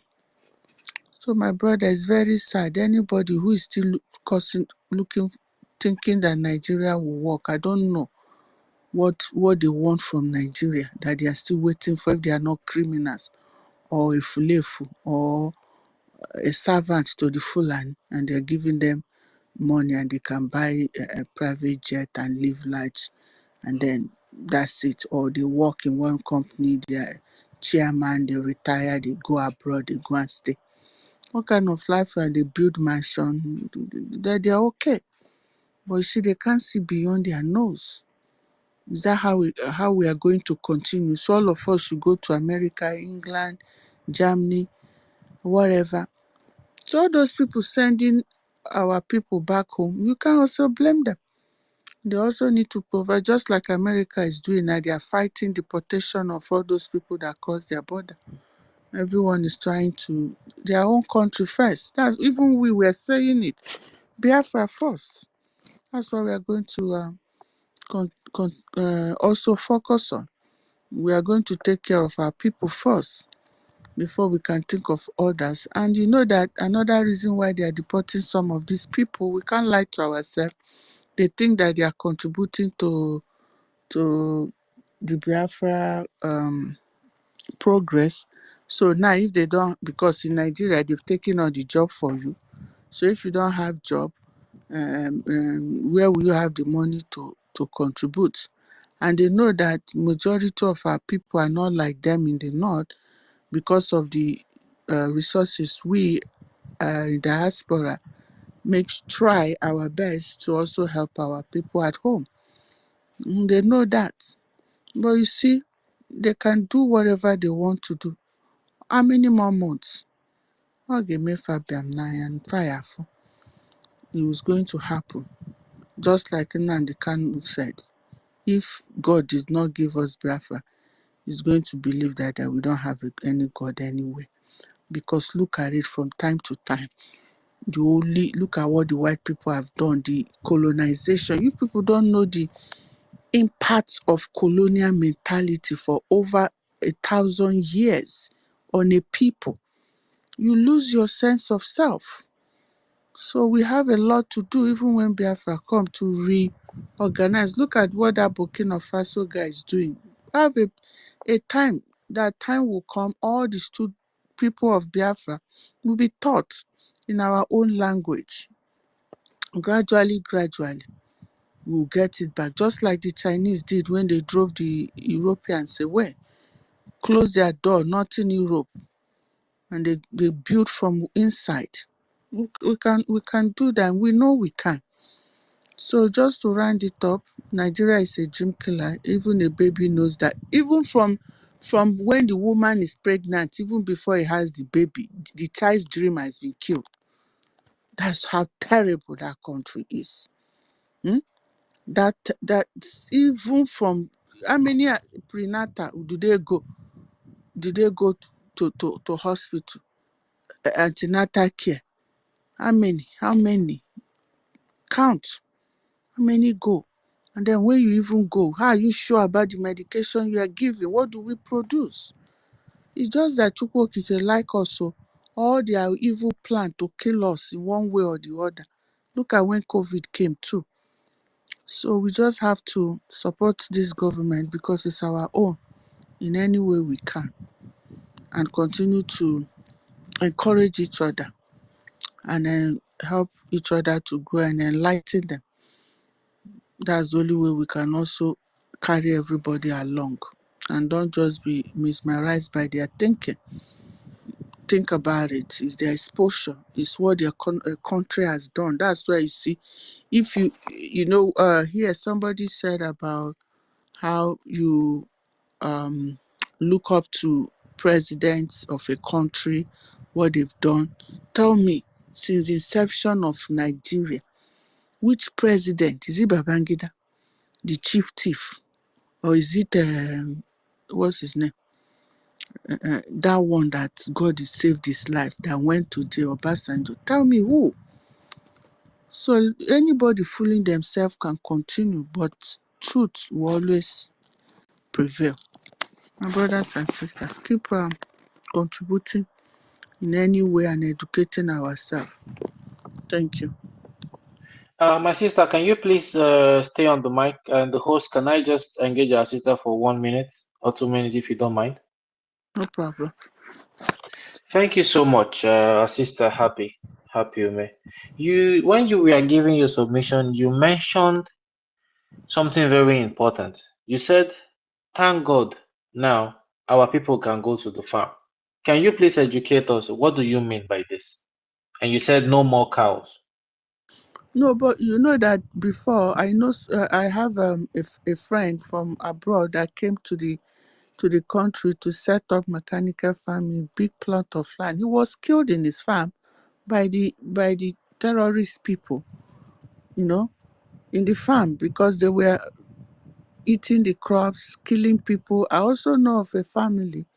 They finish harvesting the yam. You know, there are some places in Delta, when they harvest their yam, they put it in the farm for some, around the farm place before they go and put it on the bind or whatever they call it. Before they came back, they were cutting their yam and feeding it to the cows. So that's what I mean. Gradually, that was why ESN was formed, right? And they were able to chase those people out of the farm. I know that they are still reeling their, look at other places, even in Yoruba land. Some of those people left their farm. They are refugee in another man's land. Where is it called? Because of all those things. And now people are crying of a shortage of food. It was all planned. We want to put Microsoft inside so that it can sell seed and continue to kill our people so that we can continue to be indebted to them. So I encourage all the farmers to please preserve our natural crops. Seed, make sure you preserve it. That's Yes, what I thank think. you. Thank you so much, my sister. Although, we are still getting there, but would you say that this government has been able to a large extent, protect our farmers, that they can actually plant and harvest crops 90%. today? 90%. 90%. Thank you so much. I'm just going to add 1 minute, please, the host. Can I go ahead just to what she said?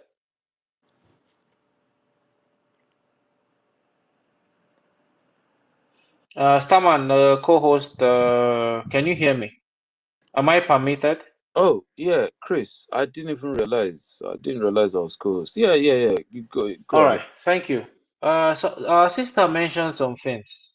First, she talked about asylum, and I think she also talked about the healthcare system. Our people back home are dying because of the nonsense Nigeria has done to them. Regarding asylum, this government, the Biafra government, which Prime Minister, our Mazi Samanekwa is the Prime Minister, under this government, we've been able to stop many Biafrans from being deported. And this is thanks to the Biafra Ministry of Foreign Affairs. For example, we can see what happened to Amaka, how the Ministry of Foreign Affairs sprang into action and protected Amaka. And every Biafran around the world will be protected like this. So that now brings us to the issue of ID card. You see this ID card that people have been registering. Now, if you are here on this space, especially you in diaspora and you've not registered, and when I say diaspora, it's Europe, Asia, Africa, everywhere. If you have not registered, you are doing yourself a disservice. Especially those who are unregistered or those who are seeking asylum. Because of the level of scrutiny and investigation that will go on and background check, and high level of security that comes to this our ID card. When you as an asylum seeker has this ID card and you attach it to your case, it's you would they will recognize it, and I'm sure you would be granted that asylum. So please register for that ID card. It is very, very important. If you are documented or undocumented, or you have, this is something that shows that you are a real Biafran. Regarding the healthcare system, I have a friend here where I am, and this person, when the wife been get belle, you know, and this is also connected to this ID card and our government's database registration. Listen to this. In advanced countries, and I got first-hand information about this. Once your spouse is pregnant, you go to do your checkup and all. They don't type am for the computer database, right? They've linked this to your health records, your history, everything is there. They follow up. They follow up. They follow up this woman pregnancy from that first day, say she get belle till the baby came to this world. And something happened. When this woman they push, something happened. She lost a lot of blood. In fact, the blood not before here. Before you know, they don't carry and go. They put machine, gave her blood, fixed it. They could get this blood from the blood bank because they already know her blood type thanks to this database. So they already know what blood will fit, what blood they will give her. They don't finish. Everybody is happy. Even my friend Seth, will be the father, he was not afraid, he was not panicking because he trusts the system here. I told him if that should have happened in the zoo, your wife is gone. And I'm not, that is the truth. I told him the first thing they will ask is, Oga, and we want to buy blood though. And you have to pay this money. And this is before you know, the woman will die. There are many deaths that would have been prevented. People just die for nothing in that place called Nigeria. I even heard that one lady died of pneumonia. Cold pneumonia. She died. So when people open their mouth and say they are proud to be Nigeria, you want to be Nigeria, you just don't get it. Biafra is here to correct this wrongs. And those things you think, say, na film trick, no. It is happening, and it will happen in our own nation. Thank you. Yeah, please, can I just for add something to that? Yeah, go on, happy man. Yeah. When I say about health, I'm not just saying it as an aside. I'm a medical practitioner, so I know what I'm talking about. So it's really so disheartening, so sad. We can only try our best with this. Maybe once in every 2 years, you go home, you gather people, you treat, you do as much as you can. You try to do like what do they call it? Whereby you do go to a community, you provide them free haircare screening. If you see so many things we catch, sometimes I'm even hesitant to do it because there's no follow up. So I know what we can do. Am I not a Biafran? I'm just one. My time, and I know there's so many people like me too who can do something. Can you imagine that up to now we don't have a functioning pharmaceutical company that can convert all these our leaves into our own medication? We don't even, if we have proper sanitation and all that. There's so many. Our great grandfather, didn't they live to be 100 plus? Were they drinking chloroquine and all those things? We have our own ways that we even need to have like a research center that will look into all those things, that we can make medications that work for us. Not like some of, even in America, they do research because of Tuskegee that happened in America where they were using the black men as guinea pig. Most of the black people don't participate in research because they don't even trust their healthcare system. But in Biafra, we'll be able to do that because it's us. We have people who are older than us who know some of these lists, but we don't have any research place to do it. Do you know that our Nubu in Switzerland and this country, they've started putting it into tablets, using it, came here, stole it, modernized it, they are using it, they will now sell it back to us. Look at Gary, they are taking it to China, producing what we don't know, bagging it, selling it back to us. So there's much we can do. That's why we need Biafra. In case you see another way Nigeria is a dream killer. So there's so many things, reason why we need Biafra. All the knowledge and everything we have, we're using it to develop other people's country, other people's community. We're supporting, inputting.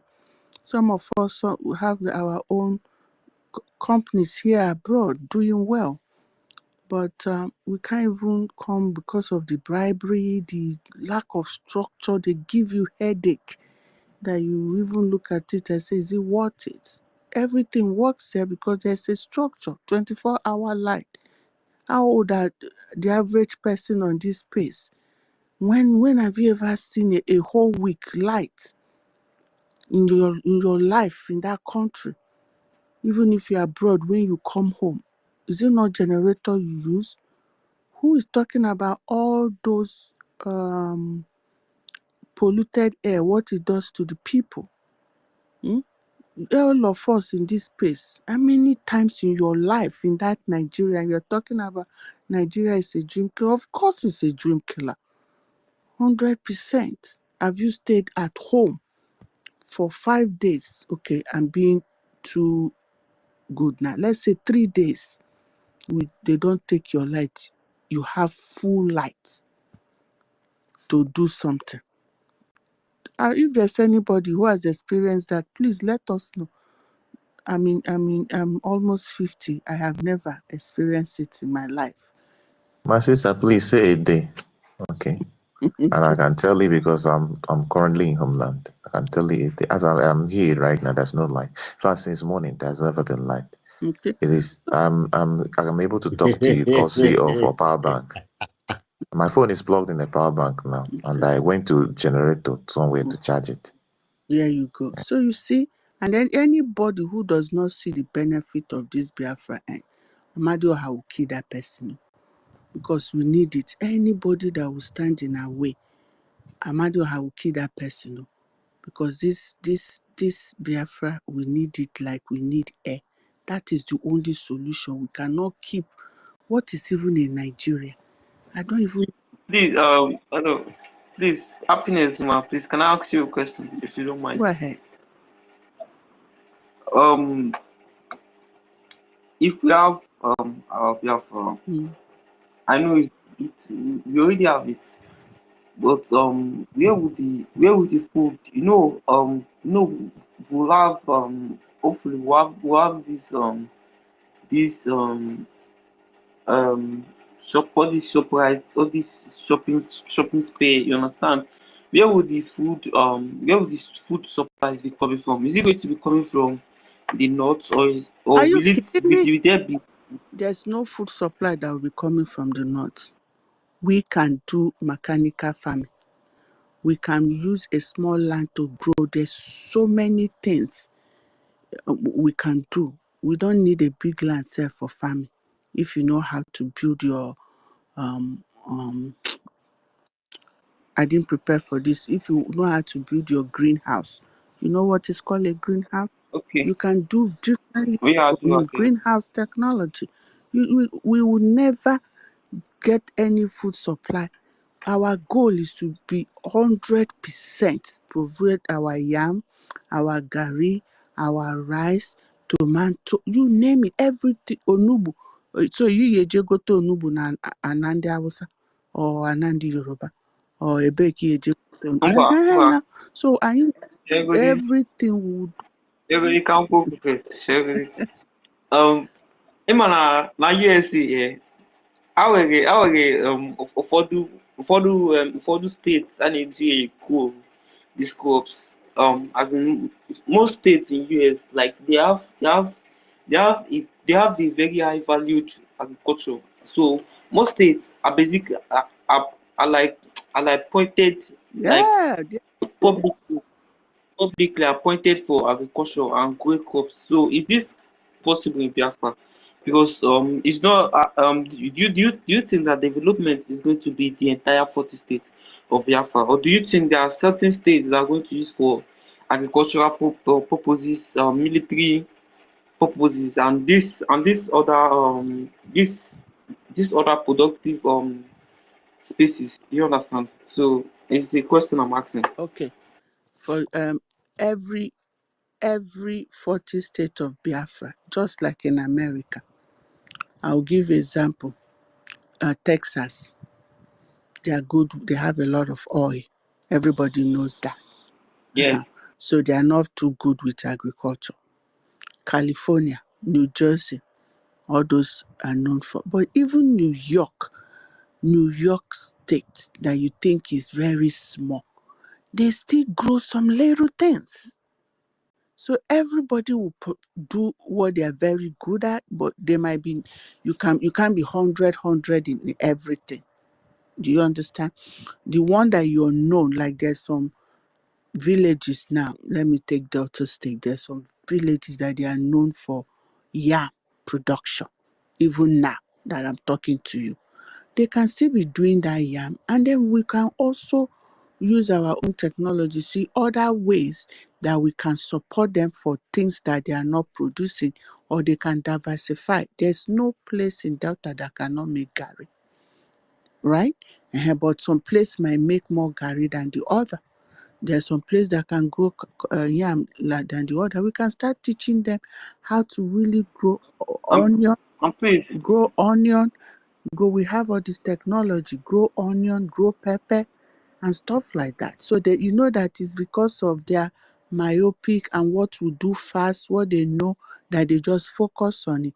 But when Biafra comes, we'll be able to diversify. Even now, I send video, I have farms all over the place, places that they don't even grow tomatoes, that we are trying out right now. It's in some villages in Delta. So there's so much we can do. We can't just focus on, there will be growth, when there's so growth, because now you're concentrating on yourself. All these people you're seeing that they are jobless, they don't have anything. All they need is structure. Then they will see that you not see our people are borrowing the finished school. You see people who actually went for agriculture and they are working in agricultural settings. Not somebody who read agriculture and is working in the bank. No, we won't have that. Look at all our people, even if you don't go to school, like one of our speaker here said, even if you're a cleaner. For example, I know people who clean, who even do the least job that you can think of, because because of this our colonial mentality, we see one job is higher than the other. Let me tell you, a doctor is not higher than a cleaner, because if all the cleaners go on strike in America, you will know that that a cleaner is a doctor is not higher. We are all giving our own talent. Everybody will come in with what they have, and those that don't have, we will produce environment that will help them to even know what they have. Okay. Because PM always said at that time, you give loan, you bring what you can. What is it you want to do? Is it you want to grow tomatoes? Okay. How many land do you have? Do you have the seed? Show us how you want to do it. We are there. There will be people, us Biafrans too, that will be helping our brothers and sisters to achieve those things, because the crop is not just for them, it's also to feed us. We will not be getting beans, all these beans that is also poor education that made you think. Ask yourself, before, were we not growing these things? Did your forefather go to north to eat some of those things? No, we are growing it, but because they made you think, because of the poor. Can I make a suggestion? Go ahead. Can I make a suggestion? Go ahead. Recently, even in the east and most part of Biafra land, people people have a lot of people go to farm on their on their land. They go to farm like to grow crops that them and their family would need Mhm. and would consume. You understand? They grow food due to their family daily basics. So they grow this food for the use of their family. Mhm. Do you think this will continue, or do you think the government would have would have certified farmers that that like they do in the USA? I think they pay their farmers in the US. No, So do you think I know where you're going. Let me tell you.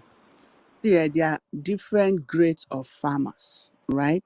They are big, rich farmers, okay?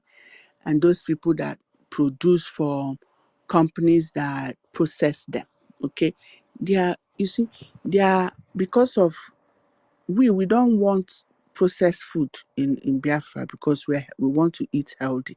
So what are you going to do? You're going to make sure like even here, even though they have processed milk, that you can buy a milk from the supermarket that will last for 2 months. There are some states that don't allow that, but there are also farmers that produce those milk and they don't put any preservative in it, and they can only use it for only 1 week. After that, if you don't use it, you throw it away. So when they have farmers that every 3 days a week you go to, they call it farmers markets, so that all those farmers that produce, they are not big farmers, but they produce little, they can bring it to those places and sell it, so that there will be no perishable, you know what I mean? So it will not get bad. So some states, yeah. some states it's once a week. Some states, the state I'm in now is Thursday, Friday, Saturday, sometimes Wednesday, but mostly Thursday, Friday, Saturday. You go to those farmers market and you see them, all those farmers all over the place will be bringing their tomatoes, pepper, potato, you name it, to come and sell them. We have things like that too in Biafra. So either place that you form, don't look at farming as just one type, because there are some people who will be doing the big farmer that import from state to state, and there'll just be some that is just in their locality. There will be some that they can go from one state to another, one town to another, or even in that town, other towns can come and buy there. And so you even here in America, you can go to the farm and pluck the tomatoes there. After you pluck, you pay and take the tomatoes and put it in the freezer if that's what you want. So there are different grades of farmer. Just that because at home we only see one type. You know what I mean? So that's why I said that we are going to open it up. Okay. Can I ask another Go question? ahead. Um, the things you say, it's very very correct. So you are saying things based on well standard part of the world, like in the USA. But I don't know if although I'm right now I'm going to speak based on my experience in Mm-hmm. Nigeria. So many of these things create locality. Mm-hmm. It creates locality among people. You understand? So many of these things make, as in, I don't know, this country, the system did not plan the system. The only conclusion to what I'm saying, Peter, now, this country, this Nigeria, Nigeria is not a they did not country. plan Rest your they case, did not brother. plan it. Nigeria is not a country. Nobody planned it for your benefit. It was a marketplace for the British. It was a business center for them where their ATM. So it was never planned. It was never done anything for your own. That's why everybody is just going out there for their own individual self. And this individual self-centered and selfishness is also what Biafra will try to reduce. Because now, you see now when the Prime Minister told you, if one of our sister, anything is happening to any of us anywhere, we're going to help. just like an American will go to any length to save their people anywhere they are. That is not self-centeredness, selfishness. What is in it for me? But what is in it for us? Because you have that pride as a nation. What is there? Look at our topic. Nigeria is a dream killer. What is there for you in Nigeria? I understand that that's all you have. And that's why I'm trying to tell you that they are better. So whatever it is now is nothing because it was never planned. There's no structure. So that's why I'm taking my time to explain it to you. Don't look at farming as just the way that it is now, the way we've been doing it.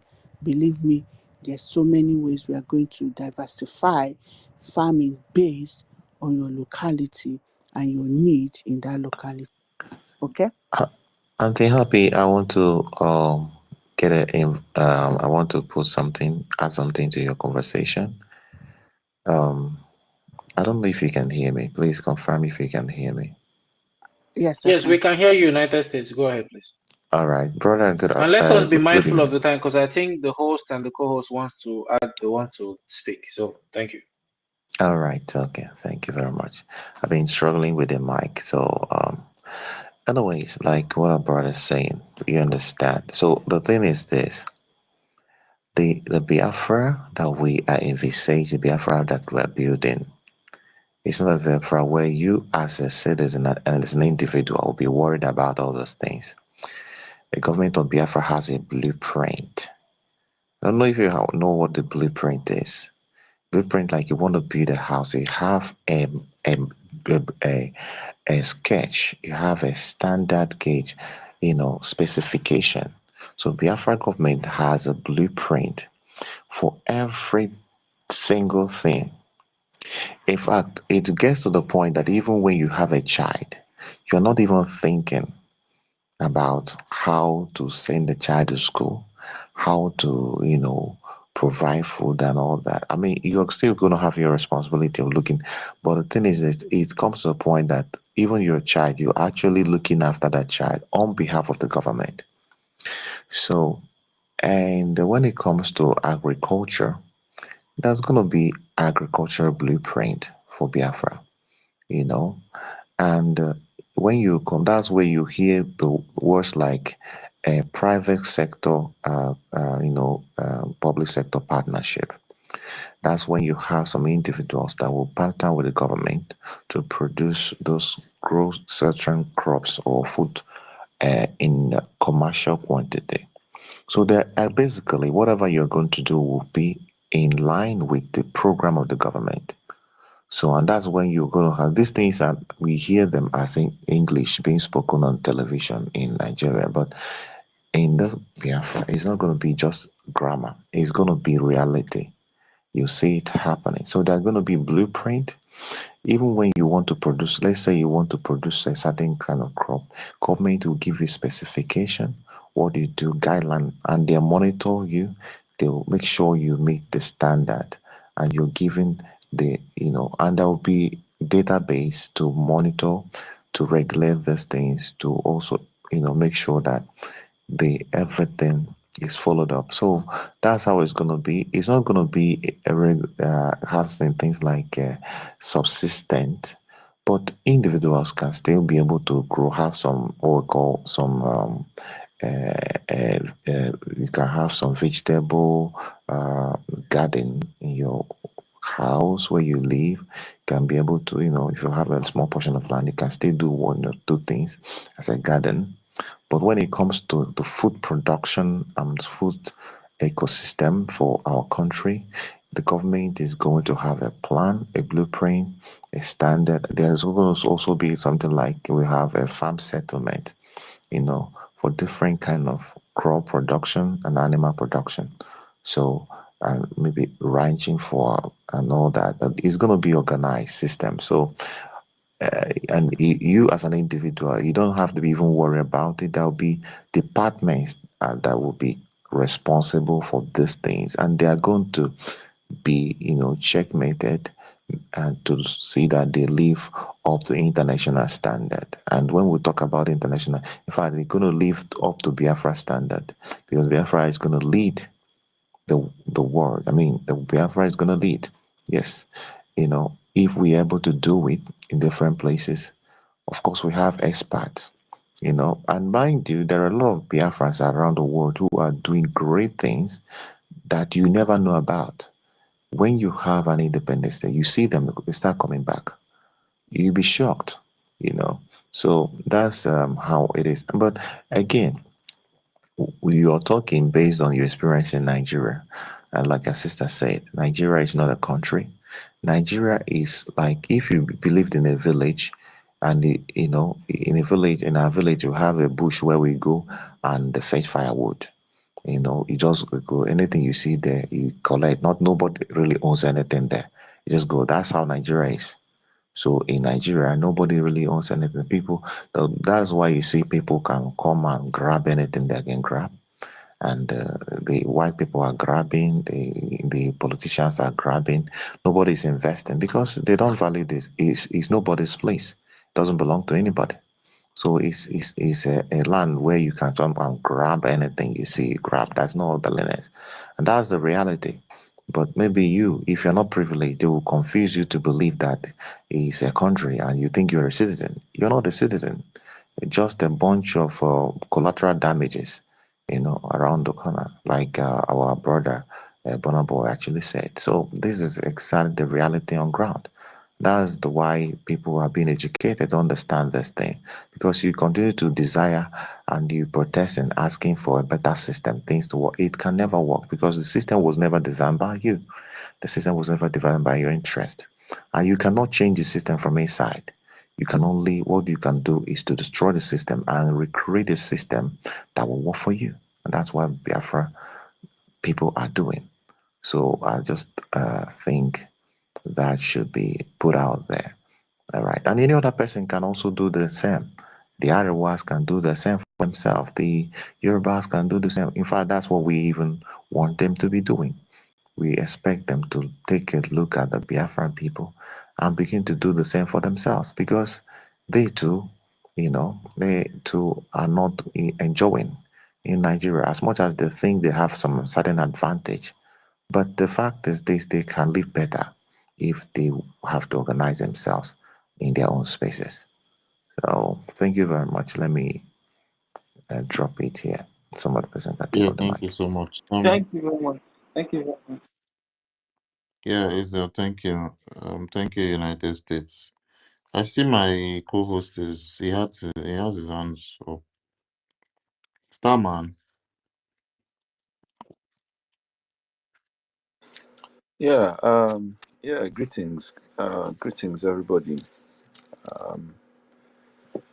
Yeah, I was listening to the conversation about medicines and farming, and I think it's important to remember that we're a forest people, and that not just a forest people, but a tropical forest people. 25% of all drugs on the planet today are derived from forest plants. It's just a case of reviving this old knowledge. And the knowledge is still there. There's still some of us that harbor this knowledge, and even some that are pushing the boundaries. I'm sure you ANNANG, don't even know, but that's the popular one. I think we all have heard of. Um, again, we come from a tradition of farming. In fact, our culture is based on farming. We are sedentary farmers. We're one of the first people to stop migrating around, settle down, invested in the land by putting seeds in the ground. Yeah, so it should be in our DNA. And I personally am not a big fan of centralized systems. I really aren't. And I guess, if our ancestors practiced decentralized systems for thousands of years, it's probably still in my blood. Um, like I always say, the Ndigbo are one of the lucky groups especially of the largest ethnic groups in Africa, who were lucky that the trans-Saharan slave trade did not fundamentally alter their culture by leading to the formation of kings and empires. And even with the onset of the transatlantic slave trade after the trans-Saharan and colonization, our culture still wasn't as debased as most of the other large ethnic groups in Africa. We still managed to maintain a core of that culture. And, that married to the fact that we're a forest people with the knowledge of the forest and farming, and the forest being one of the most fertile parts of the continent and the planet. If you go back to any Igbo village today or any Biafran village today, you still see subsistent farming. And if you really want to eat fresh and healthy, you have to go subsistent. I mean, if you can, I mean, what's healthier than being able to take your herbs and vegetables straight from your allotment into the pot, probably not even needing to wash it, in less than 5 minutes, from plant to pot in less than 5 minutes, than it having to go through a chain of warehouses, lorries, delivery lines, logistics, and it's sometimes even flight, being ferried by air. If you're importing, well, like certain countries import certain foods, like Europe importing bananas from South America, and they fly that stuff over. If you could get it straight from the plant into your pot in less than 5 minutes, believe me, nobody on this planet is eating healthier than you. And talking about subsistence farming, which is what many of our ancestors did, not saying that they all, I mean, I'm not saying that, but we all know how life is, back in especially the rural parts of Biafra. Every compound has a farm in the back, and apart from that, a farm somewhere. And we live in an age where you can leverage on technology to maximize the efficiency of even the smallest plots. So I'm sure we've all heard about hydroponics, hydroponic agriculture, aeroponics, these hydroponic and aeroponic systems, you combine them with another concept, vertical farming, where you don't need that much space. Basically it's a farm built vertically, so you stack little plots of land on each other. And I've even seen places where all sorts of things are now even integrated, solar to harvest sunlight and all, just so, yeah. And then on top of that, you can further and enhance it with AI monitoring your farming, say, like what's going on in the farm. Say it's not like you even need to be on the farm every day. All you need, if you have your greenhouse vertically stacked, the whole place rigged with cameras, AI trained to understand what's going on in the farm. If there's need for attention or concern anywhere, you get alerted. Otherwise, you don't even really need to bother yourself that, oh, I have to, pay 24 hours or however many hours mine to my farm. The AI does most of it. A lot of stuff. I've even seen drones harvesting fruits now. So, we're in an age. This same thing is similar to, when I see Africans talking about, oh, we need to unite and we need to have one common language. I'm like, oh man, oh, the worst thing ever. As in, we're in an age where you can leverage technology to do so much. Now, I'm not even saying we should get drunk on the technology. No. We take what we need as we need, not like trying, radically modernize everything. But yeah, the key should be making everything efficient. We're in a need today where we don't actually need to start, as in Africans, for the sake of unity, start learning one language. I mean, there's AI translators. I can speak in my language into the device, and you translate it, send it to your device, and you hear it in your language. So yeah, there's a lot of solutions that we can leverage. It's just, yes, when the time comes, we'll find these solutions. Nigeria has been a mind fuck that many of us have not had the time to actually look around the world and see a lot of these things going on. When you wake up and there's no light, you top up and okay, by the time I finish 2 WhatsApp conversations, replying 20 messages, and checking my Facebook, the data has run out. You're not going to be seeing all the other things going on in the world, like, that people are using to push their societies forward. So, yeah, when the time comes, we will find a lot of these solutions and create our own unique solutions for our own special needs. And again, it's not just about looking to technology for new solutions. A big part of this has to do with reviving ancient knowledge. There's a reason why some of the best farming lands on the African continent today is under the monopoly of Europeans, not growing crops for Africans, but growing cash crops for Europeans. You go to Kenya, you see a whole farm, the best farm in Kenya, growing just tea. What's tea going to do for Kenyans? Well, all that tea is to come and make PGT, Tetley's, Yorkshire tea for the Britain and Americans and Europeans. You see another farm growing just flowers for what? Valentine's Day. And it's crazy.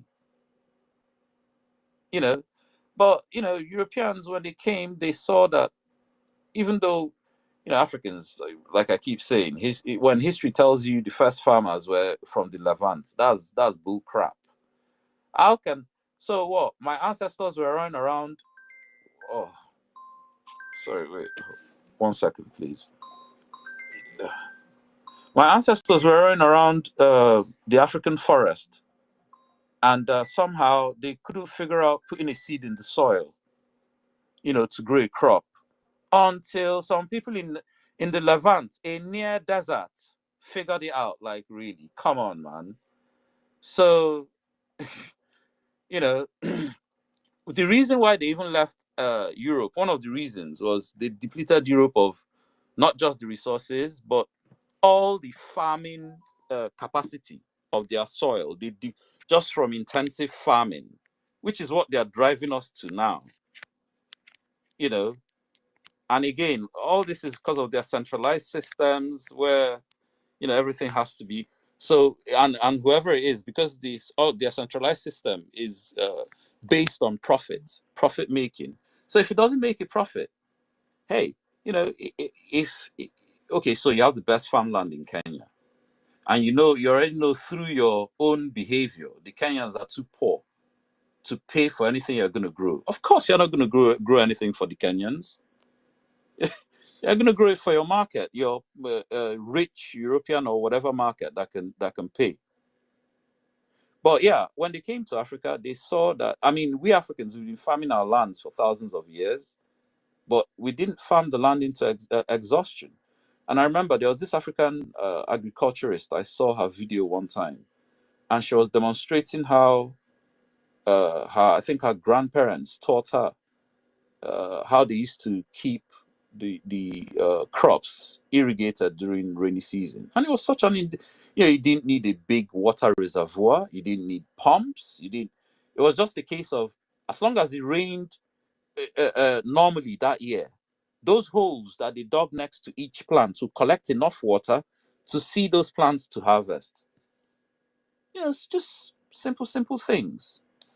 And again, in today's world, can this even easily be automated? So yeah, I just thought to add that. But yeah, sorry guys. Let me take that call. Thanks.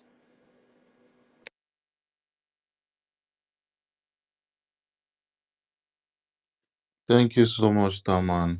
That was a very, very detailed explanation. Yeah.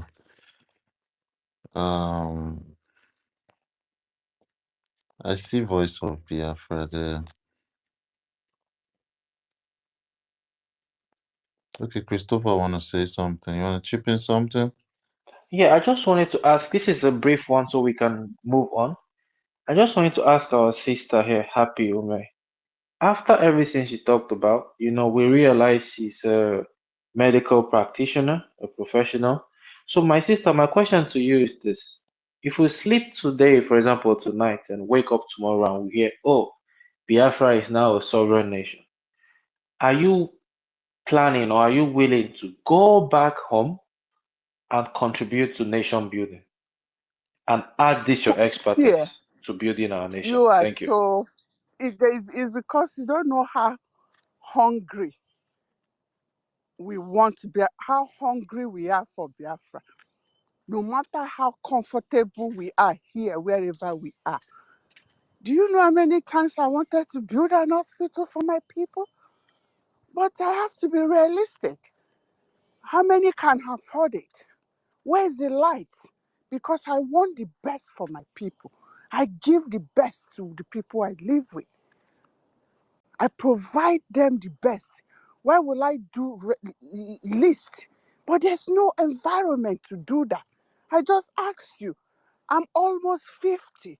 In all my 50 years, nearly 50 years, I have never had lights for 5 days. Where are you going to study medicine? Where is the medicine coming from? I'm number one on that list. I have land ready, block ready to build. That's why most people don't understand how passionate. That's why I feel so mad when I see people who don't know or who is taking our hunger for our homeland and play with it. We are hungry for Biafra. Talking about food, the most thing we missed as Biafrans in diaspora is our food, fresh food. You will go pluck some okra. I remember when I used to come home for holiday. You just go to the backyard, pluck some okra from some green, cook. You see the taste of food. Here you have to season it to kingdom come to have taste. Is that food? That's one of the things we miss. I will be not me, majority. We think the prime minister will not be, or Ngozi or Abuezo, who all those ministers, I think they will not be in the forefront. That's what thing people don't understand. Just because people don't talk, people don't say anything. Gather 200 people in any state in America, Biafrans, and ask them that question. No matter how high, how well you've done it, it's not home. If you like, be citizen, your children can't speak your language or what are we giving to the next gen? You know that if Nigeria continue like this, in the next 100 years we'll be wiped out. Do you know that? So that question is, I don't even think it should, unless somebody who is not really fighting for the liberation of the people. Can I say something to that? See, any black person that thinks, oh, I'm in Europe or America now, my own don't better. I mean, okay, let me rephrase. Any African, and why I'm being specific about African is because as an African, you did not go through the experience of slavery that led to about 23% on average of Oyibo genetics mixing with the Black Americans. You don't have that component. Sorry. And even with that component that Black Americans have, let me just make it clear. The Northern Hemisphere is not your natural environment as a Black man. Look, it's as simple as that. By the time you start getting to your late 40s, early 50s, that's when you now know what vitamin D deficiency is talking about. Many of us don't know that in this diaspora, virtually every Black person is vitamin D deficient. You simply do not. In this Northern Hemisphere, we expect Chris. Chris, you are next to the Arctic.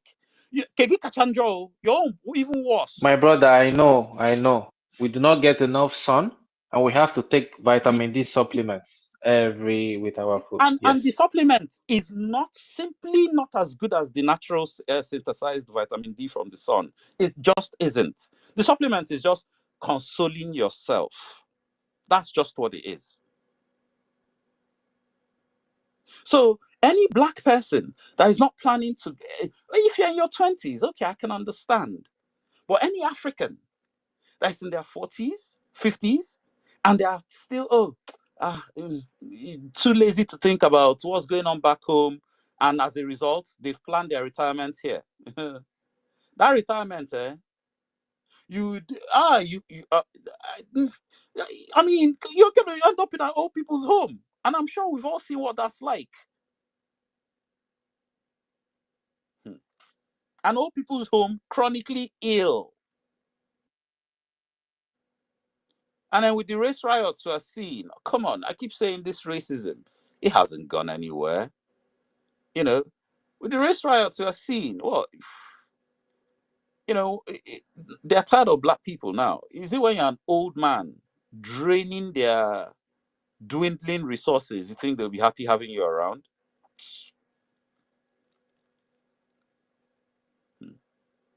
So, but yeah, I mean, the other day I was in an African space. This was a few months ago, actually. And I was telling there was some Ghanaians, and I was telling them, I hope you guys are preparing to move Jackpa back to Africa, because that was when Jackpa from Africa was everywhere. Jackpa from, and one of them asked me why. I said, well, I see race riots coming, and eventually, they'll chase us out of Europe because they're tired of our ass. If you go to any Twitter space with Oyibo people now, all they're talking about is immigration. Even now as we speak, immigration. Until now, there is election. It's now Trump, immigration. And as I was, trying to tell this guy as well, this was even before the race riots in the UK. I've been saying this thing because when you read the history and you know that these things happen in cycles, sometimes you could see just what's coming around the corner. Yeah, this Ghanaian guy, the host of the room, was like, wait, Charlie, wait, do you mean I have to start going? And I even tried to put a time on it for them. I said, before the end of this decade, if you're not in Africa, be prepared to face race riots and lynchings. He was like, wait. Are you telling me that this one that I've just landed in Canada for how many years, I have to start preparing to go back? No. So, many people, like they say, there will always be fly that will follow dead body into the grave, So, but, we Biafrans, I think, our experience in Nigeria that even led to our massive exodus around the world. We've seen it all, won the t-shirts. The rest are still learning. No disrespect, but it is what it is. They're still learning. Yeah, the only Biafrans I know that are still is not seeing their future here in the diaspora are those ones that have made the same mistake the ones in Lagos made. They've bought house. They have mortgage that's tied them for 30.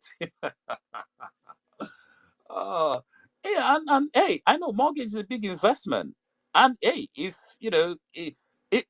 I guess me too, if I had the opportunity, I might have, tied myself to a mortgage. But for some reason, because I have a house in Lagos, Why is it that some people are so much more attached to their house just because it is, well, in Lagos or whatever, than I am? Because me, I don't care. I don't.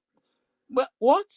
My house in Lagos can never be as sweet as my house back in my village. Never. So I don't understand. Anyways, those ones that also, you know, they have a house in Lagos and they've not gone back in however many years. You know. Yeah, it's crazy, man. It's But yeah, this people need to Black Africans need to understand this is not your natural environment.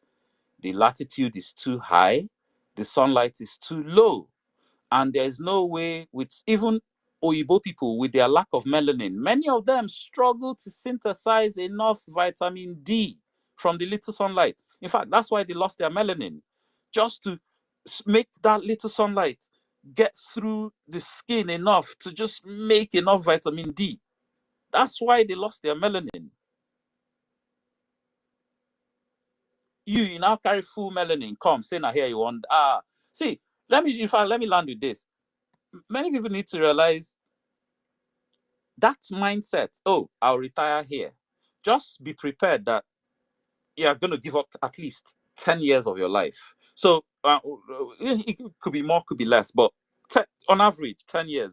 So if you are supposed to, in your natural lifespan, in your natural environment, live up to 80 years, now moving to an environment that's not actually conducive to you, lacking vitamin D and all the complications, not eating your forest greens every day. Now, I mean, when I was in Nigeria, it was eba every day, and then pasta on Christmas Day or someone's birthday.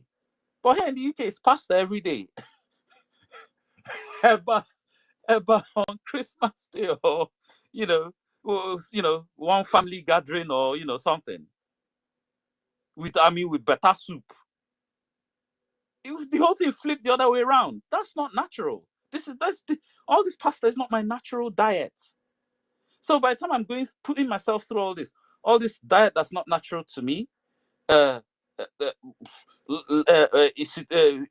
environment with not enough vitamin D, plus all their toxic medication, at least 10 years of my natural life is. When they tell you, oh, the average lifespan of a Nigerian today is now 50, it has dropped to 54. What exactly do you think they mean? In Nigeria's own case, is things like the stress and the fact that Nigeria is an environment where, especially in the cities, Nigeria is a dirty environment. The fact that people run generator 24/7. Do you know, people just don't think about it. You're just pumping out all this poisonous, toxic smoke and fume, and all of you are just breathing it, living in the middle of it. Do you know generators are even worse polluters than cars? Look, if you're okay, I'm going from Surulere to Ikoyi. How long is the journey? 1 hour. Add go slow, 3 hours. So from the time I on my engine at Surulere, driving to Ikoyi plus the go slow, 3 hours. My car is doing for 3 hours. It's polluting for 3 hours. But imagine a case where my work is dependent. Maybe I do whatever. My work depends on electricity, and I have to run generator back to the point where I have 2 or 3 generators, and I have to, especially when NEPA do the one where they don't give you light for 2 straight weeks or 1 straight month, and I have to run those generators back to back, 12-hour shifts. That's constant pollution. That generator is doing 24 hours. And all of you everybody's breathing that, like say again. And you're Why stationary. You're not moving. No moving. Exactly. You're right next to it. You're right next to it, and it's just pumping the whole atmosphere full of toxic fumes. And this is why I said I'm a great advocate of decentralized systems. Yes, in Biafra, because of the chronic lack of development from the zoo, yes, I'm sure we'll start with some sort of centralized, especially something like centralized electric system. But I hope that in the future, we'll get to a point where everybody will be self-sufficient in their own production of their own electricity via solar or any other technologies, any other green technologies. And then our national grid will be more for like national infrastructure and backup for the citizens. That's what I hope to see in the future, you know. Sorry, there are so many ways to generate electricity that we've not even talked about. Have you looked at what our kids, even in that contraction, there are so many brains that we've not even tapped about electricity. Do you know just the one that the white people showed us? Solar. We have the highest sun, even with that water. There's so many ways we can generate electricity. But you see, when you talk about Nigeria, when you're talking about something serious, it usually makes me annoyed because what is there in Nigeria that you want to compare when you're talking about something real? There's nothing there. That's why they can never do electricity because that self-centered, who imposed those generators? Are they goats? They are human beings. That's their business. So they are not going, there's no Institute of Technology looking into all those things. The few technology and growth that we had in Biafra, was it not before the war or during the war? Where did it end? They even stopped some of those departments in Suka just because they don't want us to grow. So rest assured, my brothers and sisters, that there's more we can do that is even, we have not even begin to scratch the surface that we can do for ourselves. There's no one for Igbo or Biafra that we want to, that they will say that now because of the structureless situation we find ourselves. Even as bad as it is, there are still people I know, me included, that will still retire there, but to God be the glory. Chukwu Okike Abia must revive Biafra. We'll have the Biafra of our dream. Even if before I finish, I get so old, but at least it will not be anything like Nigeria, nothing like that. So there's no Institute of Technology to even grow the brains, the things that we can use. There's no pharmaceutical institute where we are testing good herbs. My great-grandfather lived to be 130 years old. No medicine because of the good food, the good sunlight. But now look at the food we eat, all processed, that is, it's not to our own natural self, like you said. So there's so much we can do. We don't even need the one that they gave us, electricity. We can do so much for ourselves. Just believe that once we have the structure, the environment that will allow for that, there's so much. When China started, what did they have? Are they not the one bringing up all this? Look at their science and technology website. Take time to go to a school, just online school in China. See what they are doing, what they are developing. Don't even go. Just go on Oh, YouTube and watch one please. of their technology trade fairs. Your mind will blow. Just go on I'm sorry, they are busy sharing ego money. They're sharing money, oil money for sale of fuel. That's what they're sharing. That's why the other one was telling Don't that ego compare oil us to agugo. Nigeria. Ego oil agugo. Don't compare us. Let, Don't ever compare let, Biafran to I, Nigeria. It's very I annoying. know, When I we are know. talking It's about very frustrating. development, don't even bring Nigeria there. That's why that's why I say when you see those people in Nigeria with their myopic mindset, treat them with charity because it's just the environment that they are in. They've not seen. You can't tell me that you grew up, you've traveled, even if it's just to London for just a holiday, mingle with people, and you'll be talking about meet Biafrans in all walk of life, My and you'll be sister, comparing us. happy. That's why I hate anything called politician. Anything, even a baby politician in Nigeria. I hate, especially those people that Yes. travel. I hate them so much. They are worse than the devil. And Ah, anybody that is supporting them, these people are worse than the devil himself or Satan. then don't, after the They politicians, go is to the Indian overseas, they see all Abalufo. these good things, but they don't want it God for will the punish people. all of them. These people are extremely wicked. Extremely wicked. Yeah, My brother, they are wicked because they want to come and boga for the rest of the people. That's why. So that's where you see anybody that will go to America or wherever and stay and make money. If you're talking about developing, they don't want to get involved because they want to come and feel superior. You know that colonial mentality, Lord, to be Lord over anybody. That's what they want to do. So forget, apart from the politician, the next ones are the people. Mazina and the Kani used to call them ndị na-agbalụ Fulani Odibo. Those people that carry out, they give contract here and there. Finish.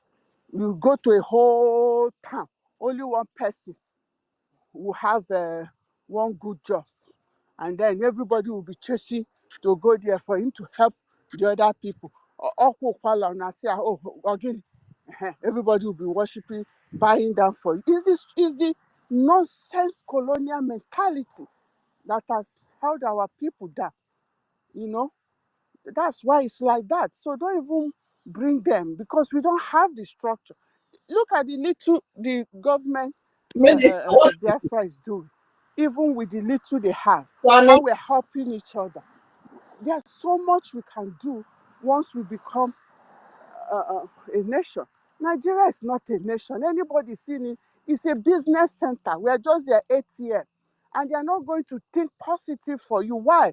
What is their benefit from it? Pick all the rich. Did you see the recent list of the richest pastors in Africa? Look how many million they have. What did they produce that is giving them that million? They are all scammers. So anybody there that you see that make it are also scammer. It's not everybody. Even the president told you, Emilio, it's my turn to go and take my national cake. The useless ambassador also came. Hey, don't let the Igbo go. There's enough national cake. All the national cake he has been cutting. Even look at him. How far? What has he done for his own people? That's the way they see it. So don't compare them. Anybody even comparing Nigeria, just treat them with charity and try to tell them, nah, there's a better road. Forget this one is not even something to talk about. Let me even say something let me say this about generators. So for a country beset by chronic, and then after, Emmanuel, I see your hand up, and Morris. For a country beset by chronic electricity shortage like the zoo, you'd expect somebody that comes up with an invention that solves the electricity problem should be a billionaire by today. Billionaire, not millionaire, billionaire. And I'm sure we all saw that boy that was making the rounds on Channels TV with his generator that produces 1 kilowatt by pumping water through, if for those who know the process, pumping water through a dynamo and, cycling that water and, just keep pumping it through the dynamo. Now, if you have a pump efficient enough, you can use very little energy from the dynamo, to pump that water. And it's a hard concept to grasp, but I mean, I contacted the boy. I spoke to him extensively, and I was, in the beginning, because I used to reach out to all those boys I used to see on all those Biafran boys I used to see on Channels TV, inventing all sorts of things. But after a while, I realized, man, I'm not a school. I'm not even a charity. I'm not an organization. There's not much I can do for these boys,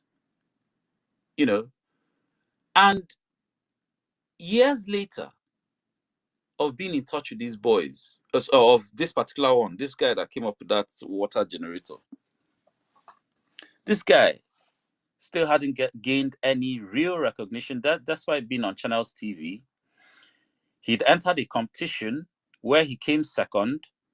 As of the last time I spoke to him, they still hadn't even given him his prize money. Someone eventually took him to Willie Obiano when that one was still that one was drunk when he met him, and that one made all sorts of promises. As he left Willie Obiano's house, he never heard from him again. You know, this guy came up with something that should make anybody anywhere else in the world rich, solving a problem. But he's still there in the zoo. He was supposed to get a scholarship. I don't know what happened. That one fell through again. It's like the zoo is just bad luck. It's just bad luck. My brother Starman, the worst thing that happened, that's what today I was schooling a number of 4 young men like me. These people should be about 35 years and not they are just Sorry, also looking United at me. States. Sir, United States, can you hear me? yeah, I can hear you. Our information minister is here, I just see so our you know. information minister. Yeah. Thank you. How's this Simon Aparawa? Yeah, Simon Aquarawa, greetings and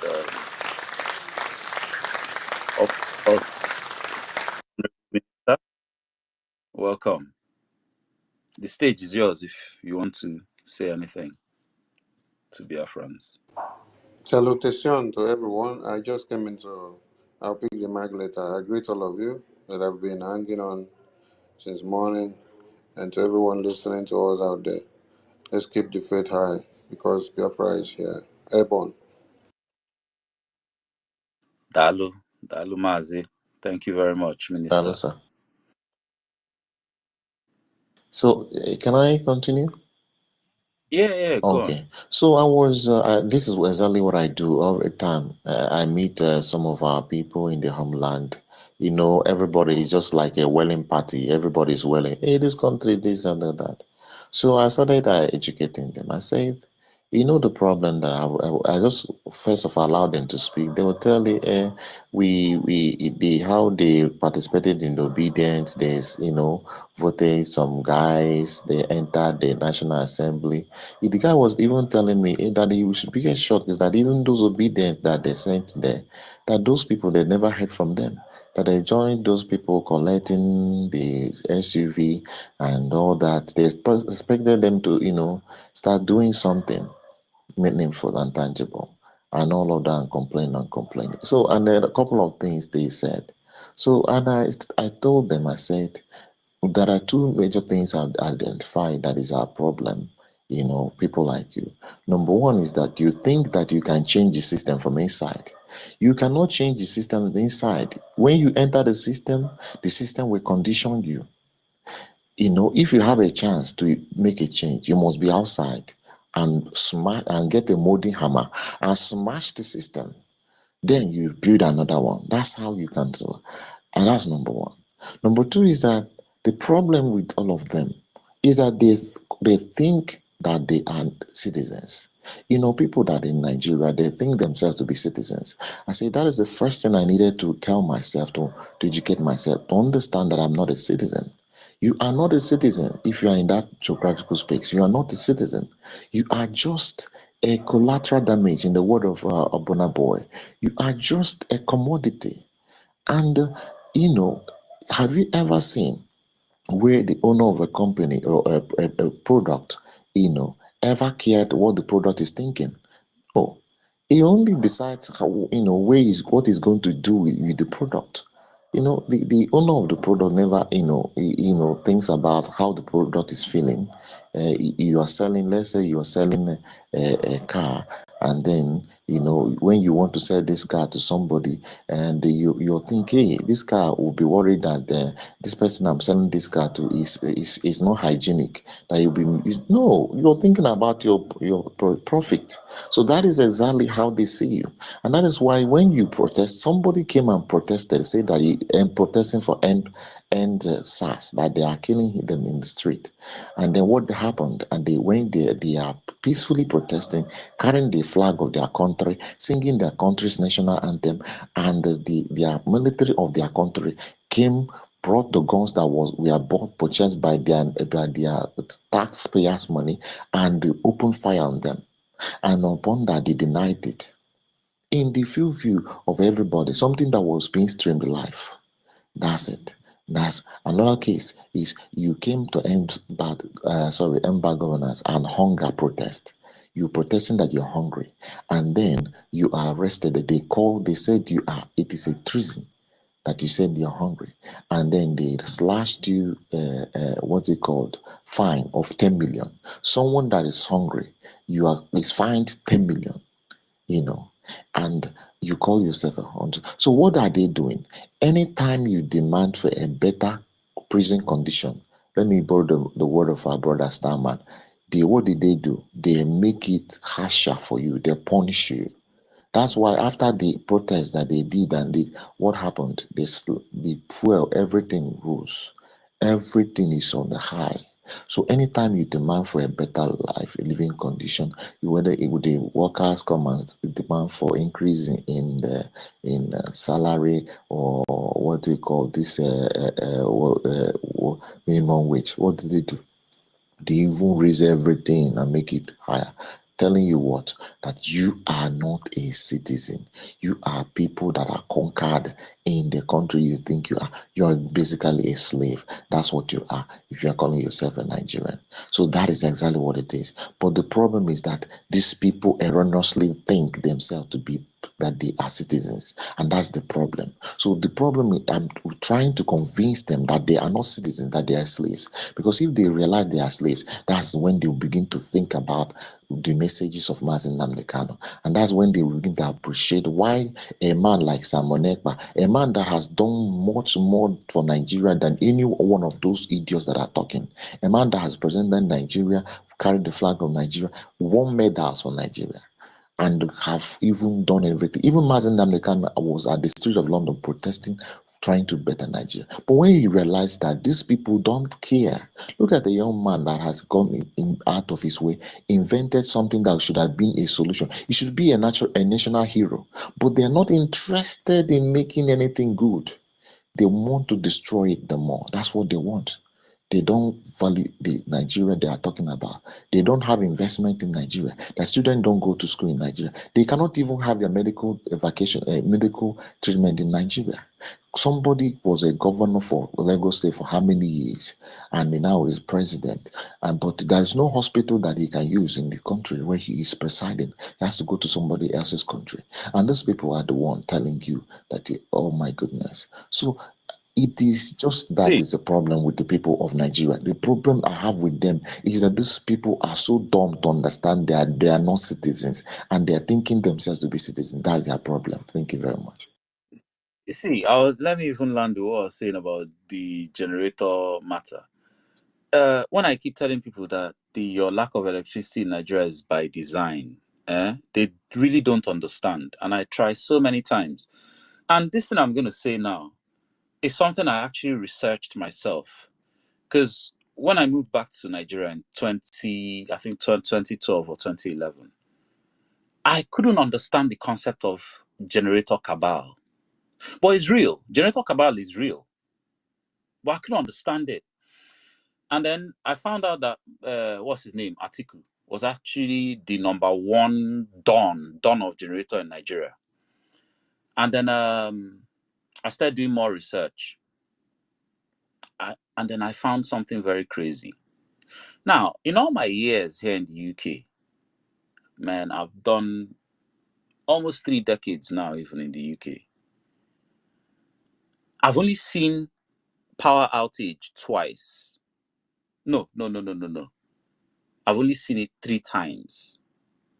3 times. 2 of those, I actually saw it announced on TV, in the news.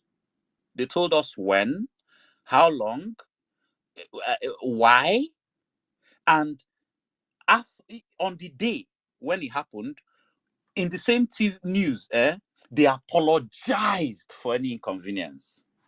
I couldn't believe it. I was like, what? Like, it was the craziest thing ever. Anyway, in all my years here in the UK, I've seen generators, but most of the time, the ones I see are even smaller than I better pass my neighbor. They are for all these people that travel with camper vans, like going camping and all that. And it's not really a big thing. You hardly even see it even. But I've only seen like a normal size generator, like the one almost everybody in Nigeria will have. I've only seen that once in the UK. And that once was people repairing road, workmen repairing road, and they needed electricity. Hence, they came with their own generator. In fact, the thing was so alien to me that I stopped and started taking picture of Oyibo people next to generator. I was now the one looking silly because it's not something Oyibo people stop to amaze about. I was actually looking silly. I started feeling silly taking the pictures, and then I moved on. You know, when one of them was now asking me, "Oh, you're right, mate," I was like, "Yeah. It's just I've never seen one of those here in the UK." And the guy was looking at me like, "Huh?" There are Oyibo people that don't even know what a generator is. Like, if you show them what's this, they'll be looking at it. They just don't. They couldn't tell you. Now, I found out that Nigeria is the world's #1 importers of generator. But before we even get to Nigeria being #1, let's talk about #2. South Africa actually calls them generator country. If you ask who is a generator country, everybody would say Nigeria. No brainer. It's a no-brainer question. #2 in the world for importing generator is India. Why? Now, in India, they take light in India, but it's not as bad as in Nigeria. In fact, in India, just to get by in India, an inverter and a decent battery system will carry, because if they take light, 3-4 hours max. By the time your inverter and battery run down, they would have brought the light. And it's so convenient because it's inverter. When they take light, you don't need to go and stand up, start checking petrol, checking engine oil, drawing machine. When they take light, because it's inverter, the thing kicks on automatic. You don't even need to stand up. You just continue. Oh, you are watching TV, you are watching the match. TV just went blank. Oh, shit. And then wait a few minutes or a few seconds even. Your inverter kicks in. You don't even need to stand up.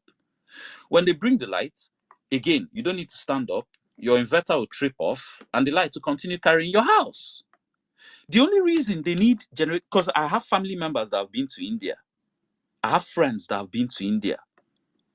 The only reason you need generators in India largely is for small and medium business. Like if you're a hairdresser, all those heating combs, all those heating elements in the comb, that anything that's drawing heat from electricity draws a lot of current.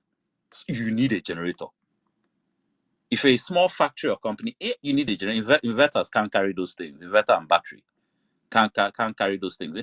Even if it carries it not for an hour, 15-20 minutes is run down the battery. So the 50,000 generators imported in India are primarily for small and medium-sized businesses. Do you know how many generators are imported in India? That's #2 in the world. 50,000. See, India is a population of 1-point-something billion people, and they import 50,000 generators a year. Now, Nigeria, like I said, #1, and it's Nigeria's turn now. Nigeria is 200 and let's call it 30 million people. In fact, let's stick to 220 million people, which is about, in fact, more than a fifth. Less than a fifth the population of India. Do you know how many generators Nigeria imports? 1 million generators a year. That's what India imports times 20 for a population a fifth the size of India.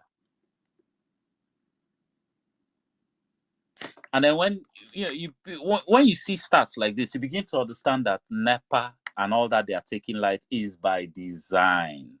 Because no matter how much, you can see even when they change this, they are now doing even the prepaid meter. The other day I saw a video, someone was shouting that he put 50K. He doesn't even know where the 50K went. It's all a scam. And like I explained to when I was in Nigeria, I used to explain to them that, look, the headache you guys go through here, from when you wake up, the headache, you start checking, is there light? Do I need to go on gen? Is there petrol? Is there engine oil? And this is before you even think of starting your normal day.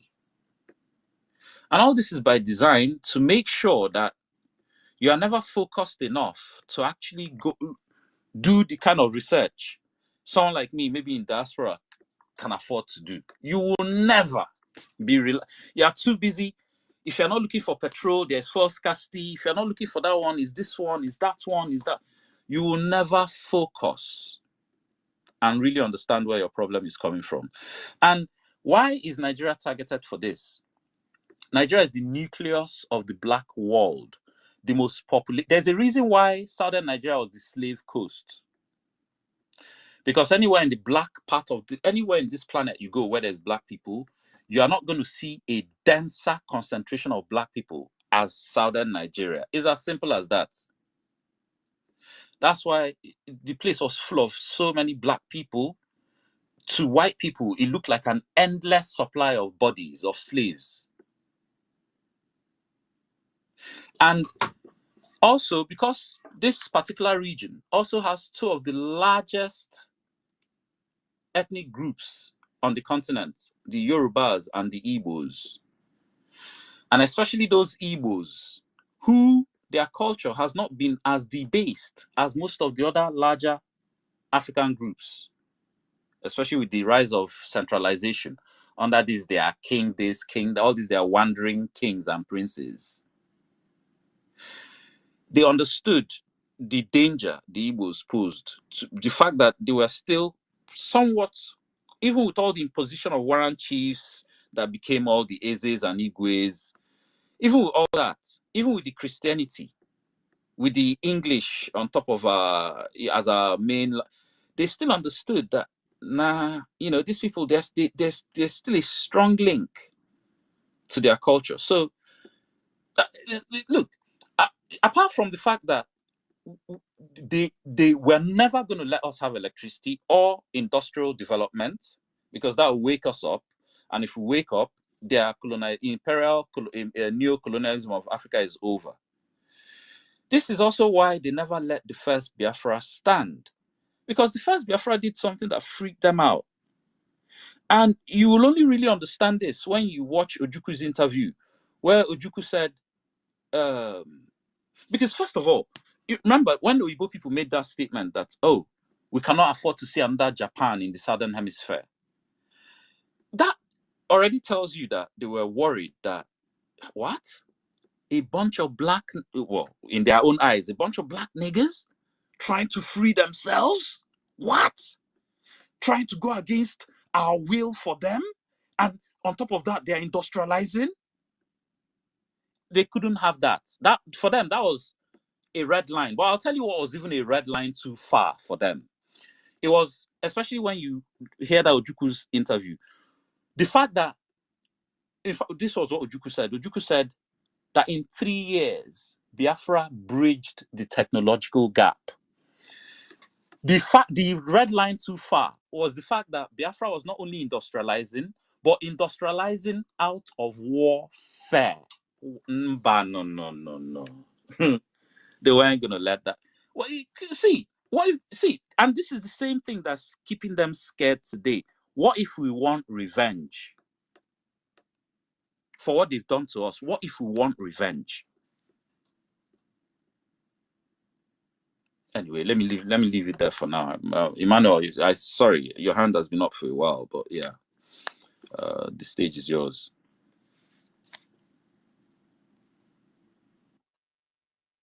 Emmanuel.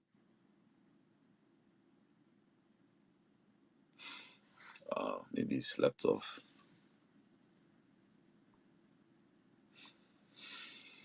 But yeah, so as for going into, you know, the end of the struggle today, to me, this is our twilight hour, you know, our finest hour, you know, and I take heart in the sense that,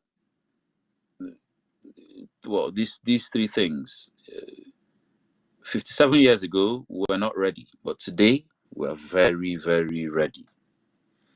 57 years ago, Nigeria was supposed to be some vibrant, young European African nation or country. Today, Nigeria is a failed state that is now hungrier than the very people they used hunger as a weapon against.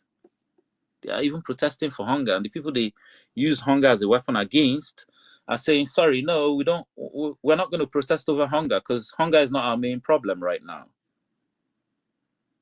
Which is what pisses me off when I see those Igbo economy guys. Oh, Igbo economy. You don't have sovereignty and you're talking about economy. Those are people that are still traumatized from hunger being used as a weapon of war on us. Which is why all they keep talking about is economy, their stomach every time.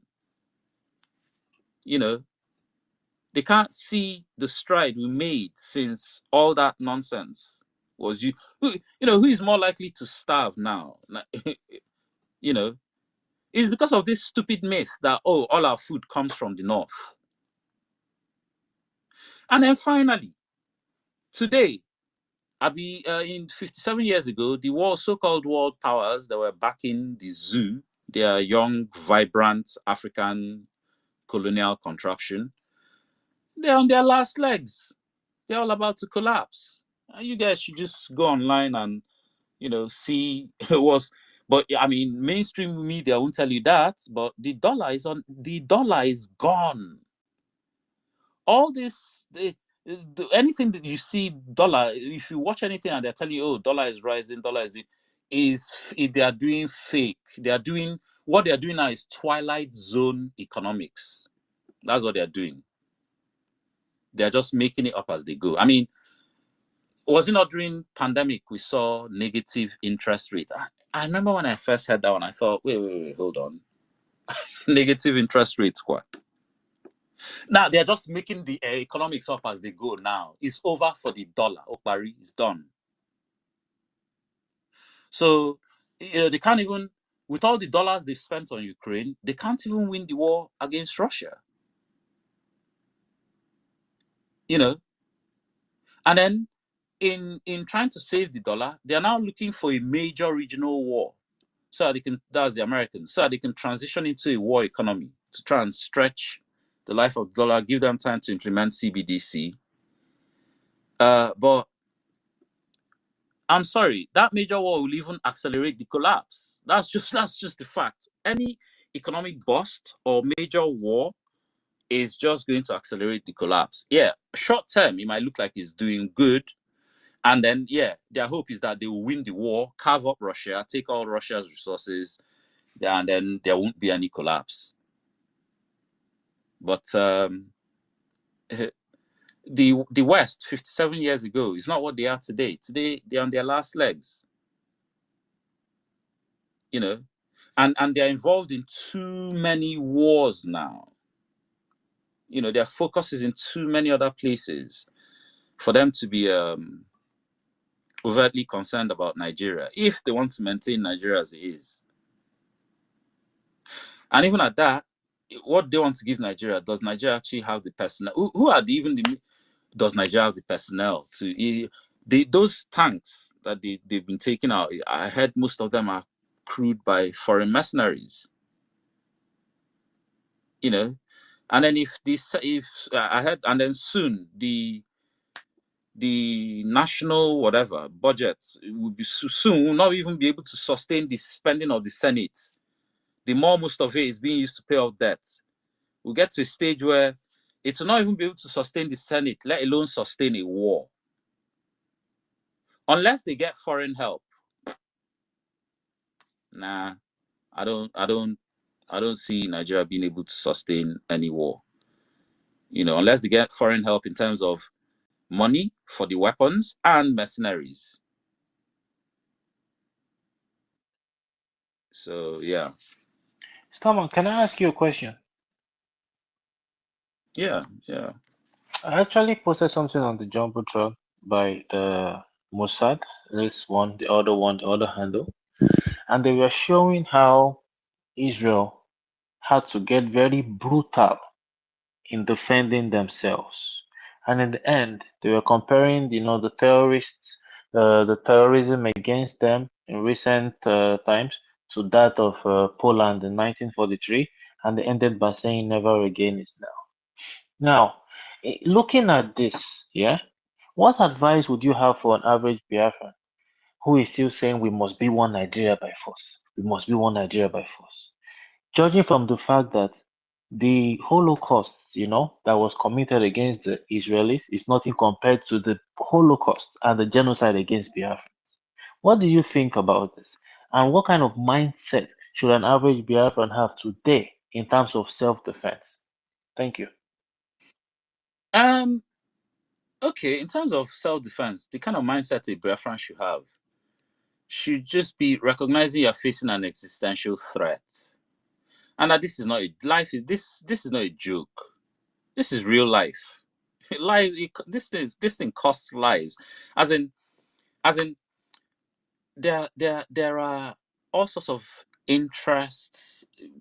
There are many, that thing PM used to say, Hinama is bigger than you.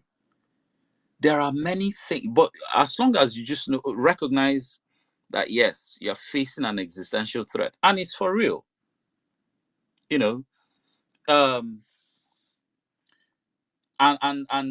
in fact, the whole of Africa is marked for extinction, for termination. But and because Biafrans are the most stubborn, that's why we've always been the target. So anybody that still doesn't understand this now, and anybody still with the one Nigeria mentality, as in at this stage, hardcore. I mean, there's some people it's just a case of they're disillusioned or some sort of stupid nostalgia. They don't even know why. Maybe they just go along with that. Oh, Nigeria is the only country we have. The only country we have. If it's those ones, yeah, okay, I can still talk to them. But anyone that's willing to die on the one Nigeria hill, like we see some stupid ones on this app, those ones at this stage is just pity I have for them. There are some of them I even doubt if they are really who they say they are. But the ones who are, it's just real pity because, you at this stage, it must be a psychological condition that the people whose fathers committed genocide against you further disrespected your fathers by not acknowledging that genocide, by at least giving them a memorial, and then threatening them not to even speak about it with treason. That is, open mouth is treason. And then today, their children who feel guilty that their forefathers, their fathers committed genocide, are denying the genocide, trying to minimize it, telling you, it was just a war. They killed on both sides. I pity those people because if they think their children will be safe with these Nigerians, that means they really got drunk on that Nigeria nostalgia and cool aid. The thing really, as in, the project worked on them. The One Nigeria project worked on them. If you cannot, I see many of them, they go into spaces like Abbey Governor space, and that one, he can't keep his Igbo hate in check. That one will say something very hateful. And you see them like doggy, coming off their mic to try and, don't say it like that now. Literally, how can you be in a country where you'll be reminding fellow citizens to be, to show you some sensibility? Because they can't curb their Igbo hate. That you have to constantly be reminding fellow citizens, don't, and I see a lot of them, they go to Abbey Governor's space, cheering him on, and he'll be there insulting them, telling them, oh, your 5 plots of land in your 5 states. He's telling your 5 plots of land, and they'll be there doing one Nigeria with him. And this Abbey will be telling them, oh, he's one Nigeria to the core. He loves Nigeria. But you're insulting a whole section. Do you know how many times I've been in Abbey's space? And those clowns, those one Nigeria Igbos will go there, oh, this is your title. Don't put Igbo now. Why are you putting Igbo? Almost every time. They have to come and don't put Igbo now. Then you will change it to, but there must be Biafra inside, or IPOB, or Southeast. And they'll still be there. pandering to bullshit. To me, those people are a real problem because see, this whole bigotry nonsense. Even imagine when Ndiofe Manu said, "Oh, Igbo must go," and all of us in unison told them, "Don't worry, just small time now, December 2nd, and then once we declare." And then we move all our stuff. As soon as soon you will have your Nigeria or Lagos or whatever. You can if all of us in unison did that, all these bigotry Olympics won't be happening. But it's those one Nigerian ones. Oh, Igbo must go. You now go and start dragging their constitution with them, and then their Ronu bigotry politics. They too, they know how to play it very well. Actually, I said it. I've been saying it. Now, this Tinubu's tenure, people should prepare for 4 years of ethnic jingoist politics from beginning to end, pro-max. Because that's what Tinubu is master of.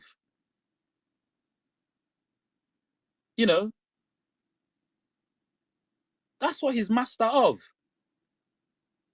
So, he's when they go and start dragging stupid constitution, and then the Ronu gang cleverly will be doing as if they don't know the difference between obedience and IPOB. I mean, even when you go to their spaces, you see them say it all the time. Oh, they're all the same. They're all the same. They're all the same. And then one of them has even taken the whole Ronu thing to a max. Like, when you see this guy breaking it down, it's like he's doing a course on the thing. He's even identified the ideology. Say it's Zikist ideology. That they have Zikist ideology, expansionist. That they want to come and take over your land. And this guy, the way he even does his own, he will first start with Fulani. How Fulani tried to take over Ilorin, with all the wars and everything. Then, you save the Igbo for last. And the Igbo, you would think that the Igbos are worse than the Fulani self.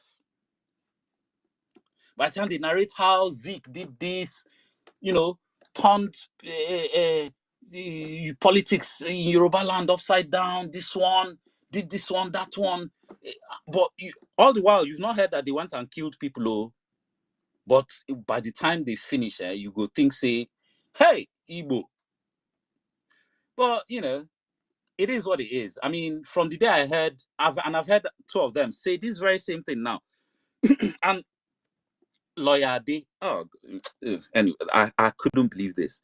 They asked this guy, so this one you guys are crying, Igbo, Igbo, Igbo, Igbo. Which one is actually worse? Fulani killing your women and raping them, or Igbo abusing you? And he said Igbo abusing them.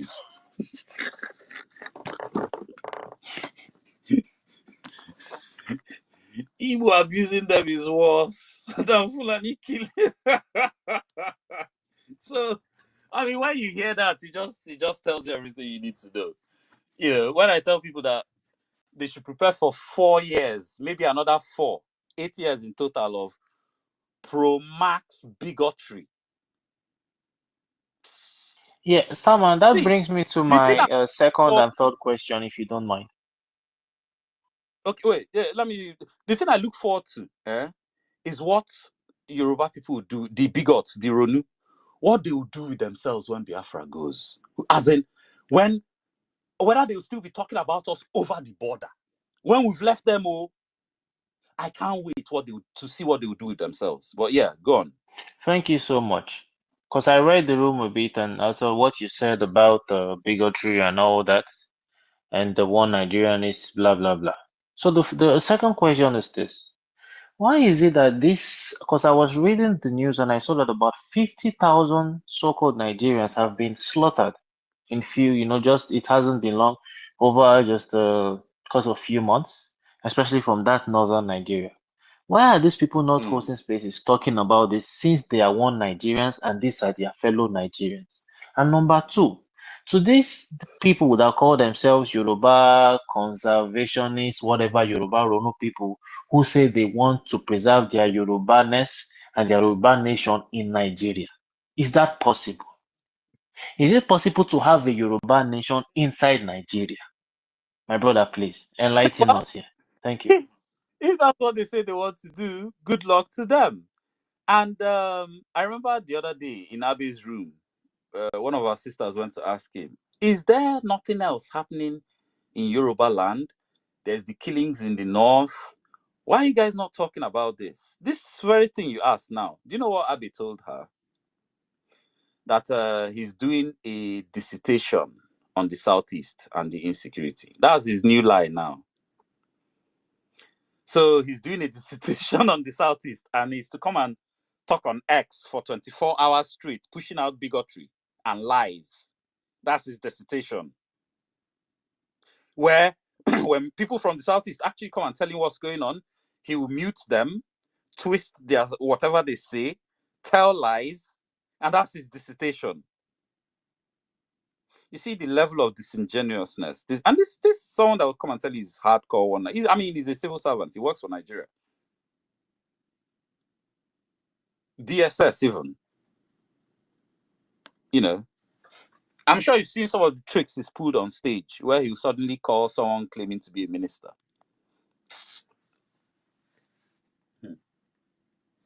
So yeah, I mean, I think there was another question, but yeah. Yes, I'm talking about those who are saying Yoruba nation, Yoruba Ronu, but then we must be one Nigerians, you know, but we must we have to be our Yoruba nation, but we must keep Nigeria as one. Is that possible? I was with those guys. You see, the ones you see running amok here now on X. I was with most of them on Clubhouse. I've never seen a U-turn that sharp when election started. I've never seen that kind of this U-turn. Hey, nah, it was on a 6 pence. The turn was on a dime. The U-turn. If you see the way before election, these guys, in fact, I remember one particular private space, me and our Biafran guys were like, nah, man, see as Yoruba Nation, can they do their own hot. Like, if we not take time, then go even get their own nation before us. So if justice is here, we had this conversation. The way they were doing their own, hot. I say we were even like, nah, man, oh boy, these people feel get their own before us. So. And then election started. So first of all, it was so everybody plus Biafrans plus obedience, everybody was slandering Tinubu. But then some of them started getting emotional. For that, so when they hear Tinubu, they'll hear Yoruba. Oh, and then some of them will come and try and pretend. Oh, one of them is very famous on this app. I still remember. Oh, I'm not saying you can't criticize a candidate, but if you mention anything Yoruba, I will come for you. From self-determination, the guy yeah, you can criticize the candidate to now defending the candidate. Start defending Tinubu. As in, if you see the full chest. U-turn. The U-turn, I couldn't believe it. There's even one of them, if you hear this guy speak, you go believe, say, one ancient Yoruba warrior will then resurrect. This guy, the U-turn where this guy do, wallahi talai. Hey, from exposing everything about Nigeria to now advising Yoruba youth to go and join Nigeria army. I couldn't believe this. That Nigeria, from all the history of Nigeria army we trashed in Clubhouse, from how Nigeria army is almost 100 years older than Nigeria, to this guy now saying how Nigeria army is one of the finest institutions in the land. Hey, nah, man. When I say I've never seen that kind of the U-turn, Yeah, Emmanuel, I see your hand. I was calling you before if you're ready. Chris, I hope see Yoruba Nation. The only ones I take seriously is what Koiki. To some degree, that Onitiru man, but That's even just based on the small I've seen. I don't know how far we are today. I know many of them don't want to even hear her name, just because she deballed most of the men in Yoruba land by doing what many of them didn't have the balls to do. Which is why many of them hate her. And to some degree, Sunday Igboho, I used to have respect for him before, but I know, they've gone to go and speak to him. Guy, calm down. Now your brother day, just calm down.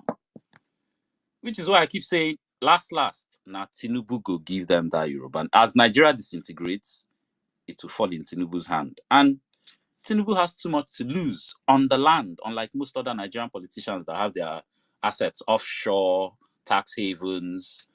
Tinubu has so much land, at least of the current crop of politicians in power. He has so much on the land to lose.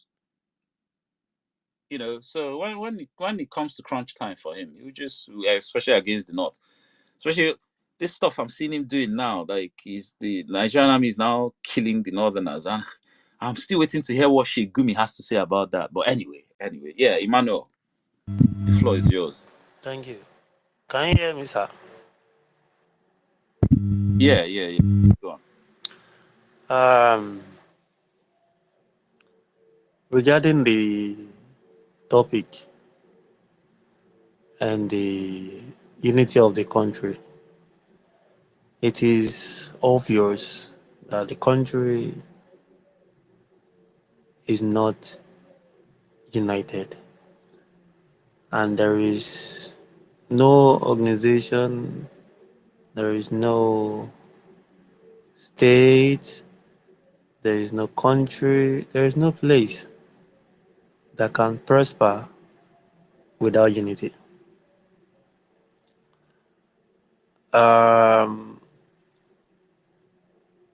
It is obvious, even to a dead man, that this country is bereft of unity. And the unity did not just start today. The other day I saw this comedian, Mr. Macaroni, the video. And I had to comment that this unity you are seeing right now is not something that was created by the politician. It was created by the British people. The colonialists, the neo-colonialists, they created this discord in Africa generally and in this establishment. So the politicians are only tools that are used by the British, not just the British, but the colonialists, the neo-colonialists. They are just tools. Even Tinubu agreed one way or the other that he does not believe in Nigeria.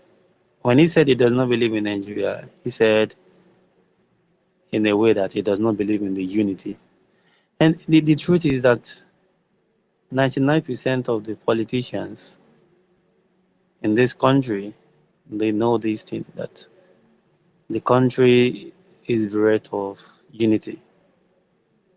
And they know that they cannot unite the country, no matter how much they try to express that unity through their political shenanigans, hypocrisy. Whether Peter Obi, whether Showore, whether they all know the truth that a house built on a faulty foundation is bound to collapse. Such is the reality for this country, Nigeria. The foundation of this country was not built on unity, but on selfishness and greed. And everybody knows this. A dead man, like I said, knows this. the British people, the British government, the current British government, led by Stammer, they know this. The Western world, they know this. The whole world knows this, that the country cannot be united, and that Africa is a continent, the greatest continent in the entire universe, that needs to understand each other, to love each other, and once they can love each other, they can understand each other, Africa will be the best continent in the entire universe because it is already blessed enormously, beyond imagination. Africa is greater than Europe.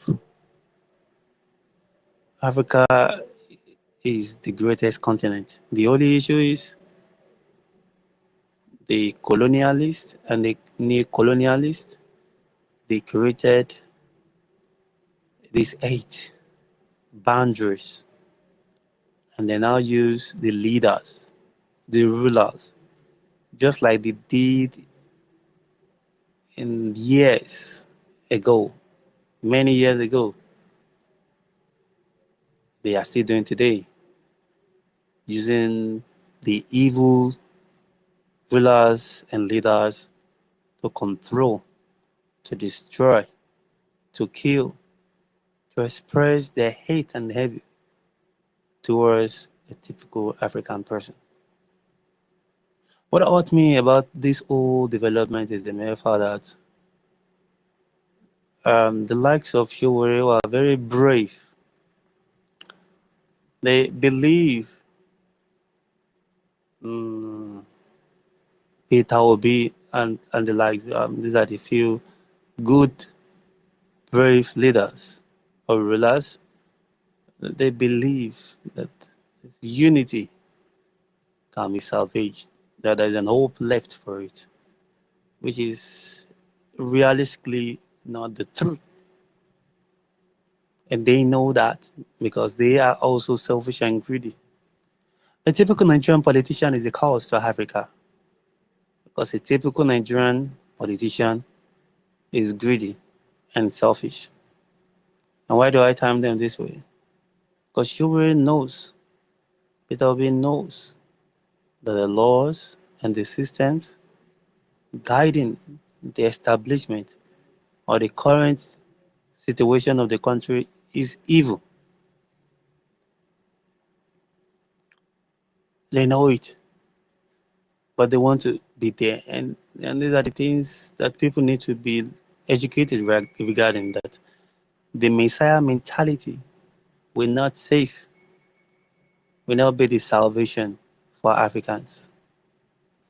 And that is why until Africans do away vehemently against the Messiah mentality, that it is one Mazi that will save it, it is one Sunday Igboho that will save it, it is Peter Obi that will save it, or Shoburu that will save it.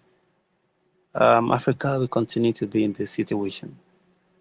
Look at Gaddafi, he was eventually killed, and that was the end for the great one African currency. The only thing that will move Africa forward without gainsaying is unity.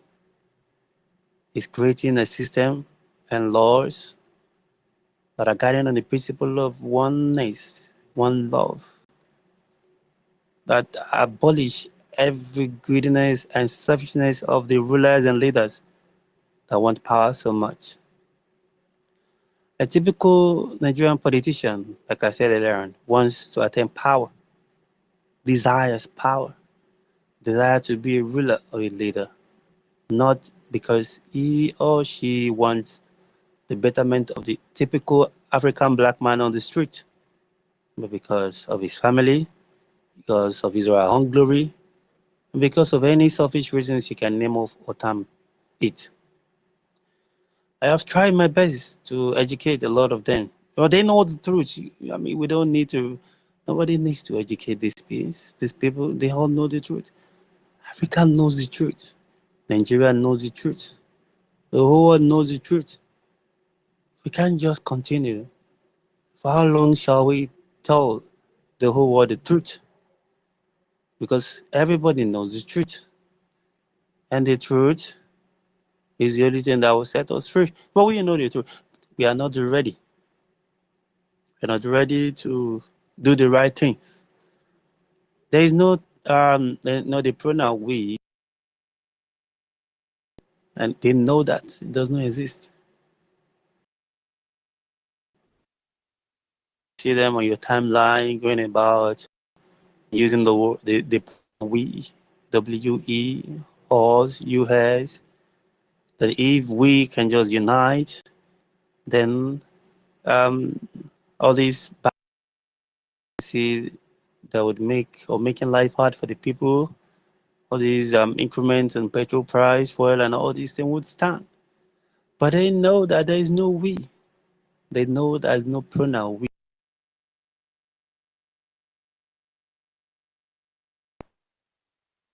Unity.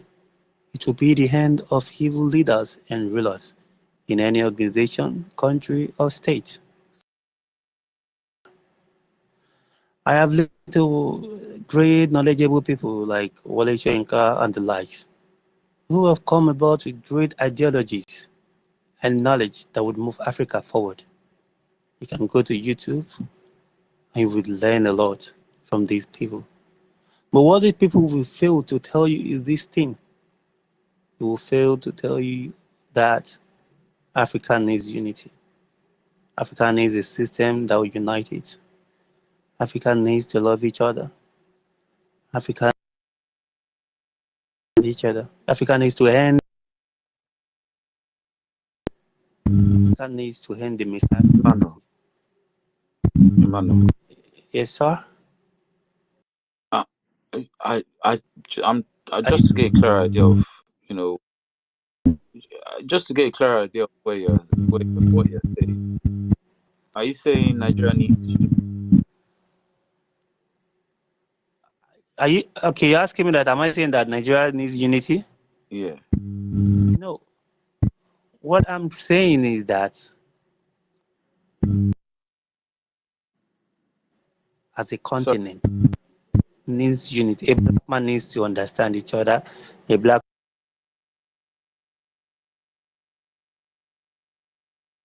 dead person does not believe, cannot believe in Nigeria. Nigeria is an establishment, united, a country created for that purpose. It is an established.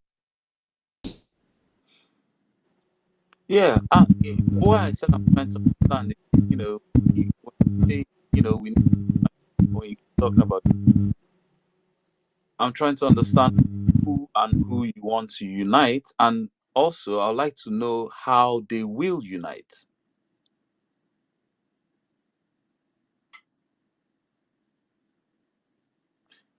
Emmanuel, can you hear me?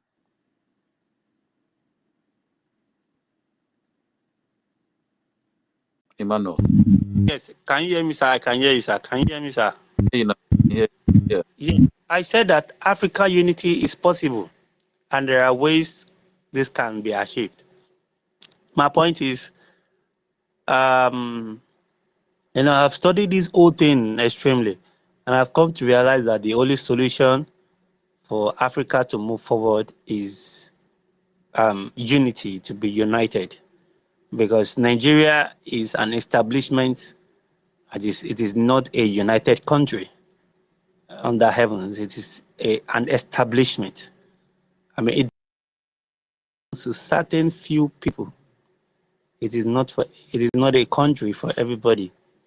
But what I'm trying to say is that Africa as a continent, if they can be united, they would be the continent would be able to create a system, organizations, laws, that would, destroy the powers of the white people who envy and hate its progress and prosperity. And creating unity is not mathematical is not an equation, is not something that is hard. It is um, understanding. It is understanding. Love can only occur through understanding, not even necessarily through knowledge, but through wisdom and understanding. The Africa is ignorant. Africans are ignorant. You know, we are so ignorant. We do not, and so because we are so ignorant, we are so moved. We don't understand each other, and we cannot love each other because we don't understand each other. You know? Emmanuel, can I ask you a question, please? Okay, sir. Someone, please, I beg you. Laugh won't kill me for you. No vex. We're serious though. Emmanuel, this topic where you see so Nigeria dream killer failed states. What is the solution to that Nigeria now as it stands? Wait, no. Well, you're zooming in too early. So Emmanuel, you said Nigeria to you is not is not was not designed to work for Nigerians. So do you advocate for Nigeria breaking up? I can answer the two questions anyway. Okay. I can answer the two questions. I would like to answer Mr. Christopher's questions first. And I think your question was that, please, could you come again? I'm sorry, I have forgotten. You know that Nigeria is not working. We've called it the failed states. People are dying. It's killing our people. Nothing is working. People are being wow, end bag no governance. They're killing people. Barbarism, ethnic cleansing. Invaders are coming from other places to rape and maim and all this. What is the solution to these vices in Nigeria as it stands today? Okay. The solution is not far-fetched. The solution is that organizations, or I don't know how to call them, maybe unions or however they are, if it is possible, I repeat, if it is possible, they try to reach an understanding, momentum, they reach an agreement, and push extremely for the breakup of the country, disintegration of the country peacefully, if it were possible. I have seen movement, the Yoruba movement, the Biafra movement. These are the two ones that I know that are, at least moving extremely. I don't know about the Arewa or whatever and the other movements, but Are you part of this the Biafra or the Yoruba nation? well, for me, I am not. I do not want to, become part of Yoruba movement or the Igbo movement or whatever movement. I only desire extremely a movement. I wish that a movement can be created and termed the breakaway or the breaking away of or the peaceful disintegration of the country. I don't know how they are going to come about with that caliber of term or title or name. I believe that the Yoruba movement, the Igbo movement, it's a start of this movement. If it were possible, they can come together, and any other movement, if they can come together and end this thing called Nigeria, if it is possible, I would be so glad. I don't want to belong to the Yoruba movement because, but why I'm saying this is because these two movements, I came to realize that they have been politically infiltrated. There are politicians like the Yoruba movement. I found out that it is filled with lots of APC, people, from the southwest, the Tinubu and the likes. You understand? And only few of them, I repeat, only few of them really, really want the peaceful, I repeat, disintegration of the country. Then the same thing with the Biafra, the IPOB, and whatever have you movement. I found out that it is infiltrated by the Labour Party, by the Peter Obi, Obedient, and different politicians. And whatever have you. Emmanuel, Emmanuel, I don't know what politics you've been watching, but if you're watching the Biafra movement, you understand that there's no Nigeria Emmanuel, political. please, can you help us mute your mic, please? The mic is making a lot of noise. Thank you. Yeah, you understand that there's no Nigeria political movement in there. And also, hey, I was going to say something. Oh, Is it about African unity, Salman? no, even before we get to that, Emmanuel, sorry to bust your bubble. Nobody is going to come together to talk about breaking up Nigeria. Sorry.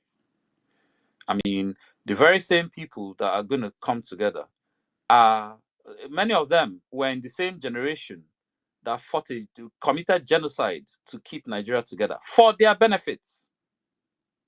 They committed genocide. They are still killing people to keep Nigeria together.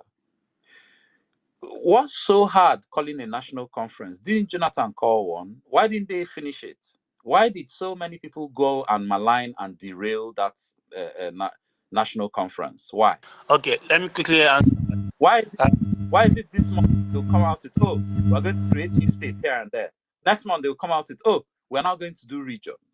The same region that Ojukwu went to go and argue in Aburi, they are now coming back today to gaslight us that that's what they want to do.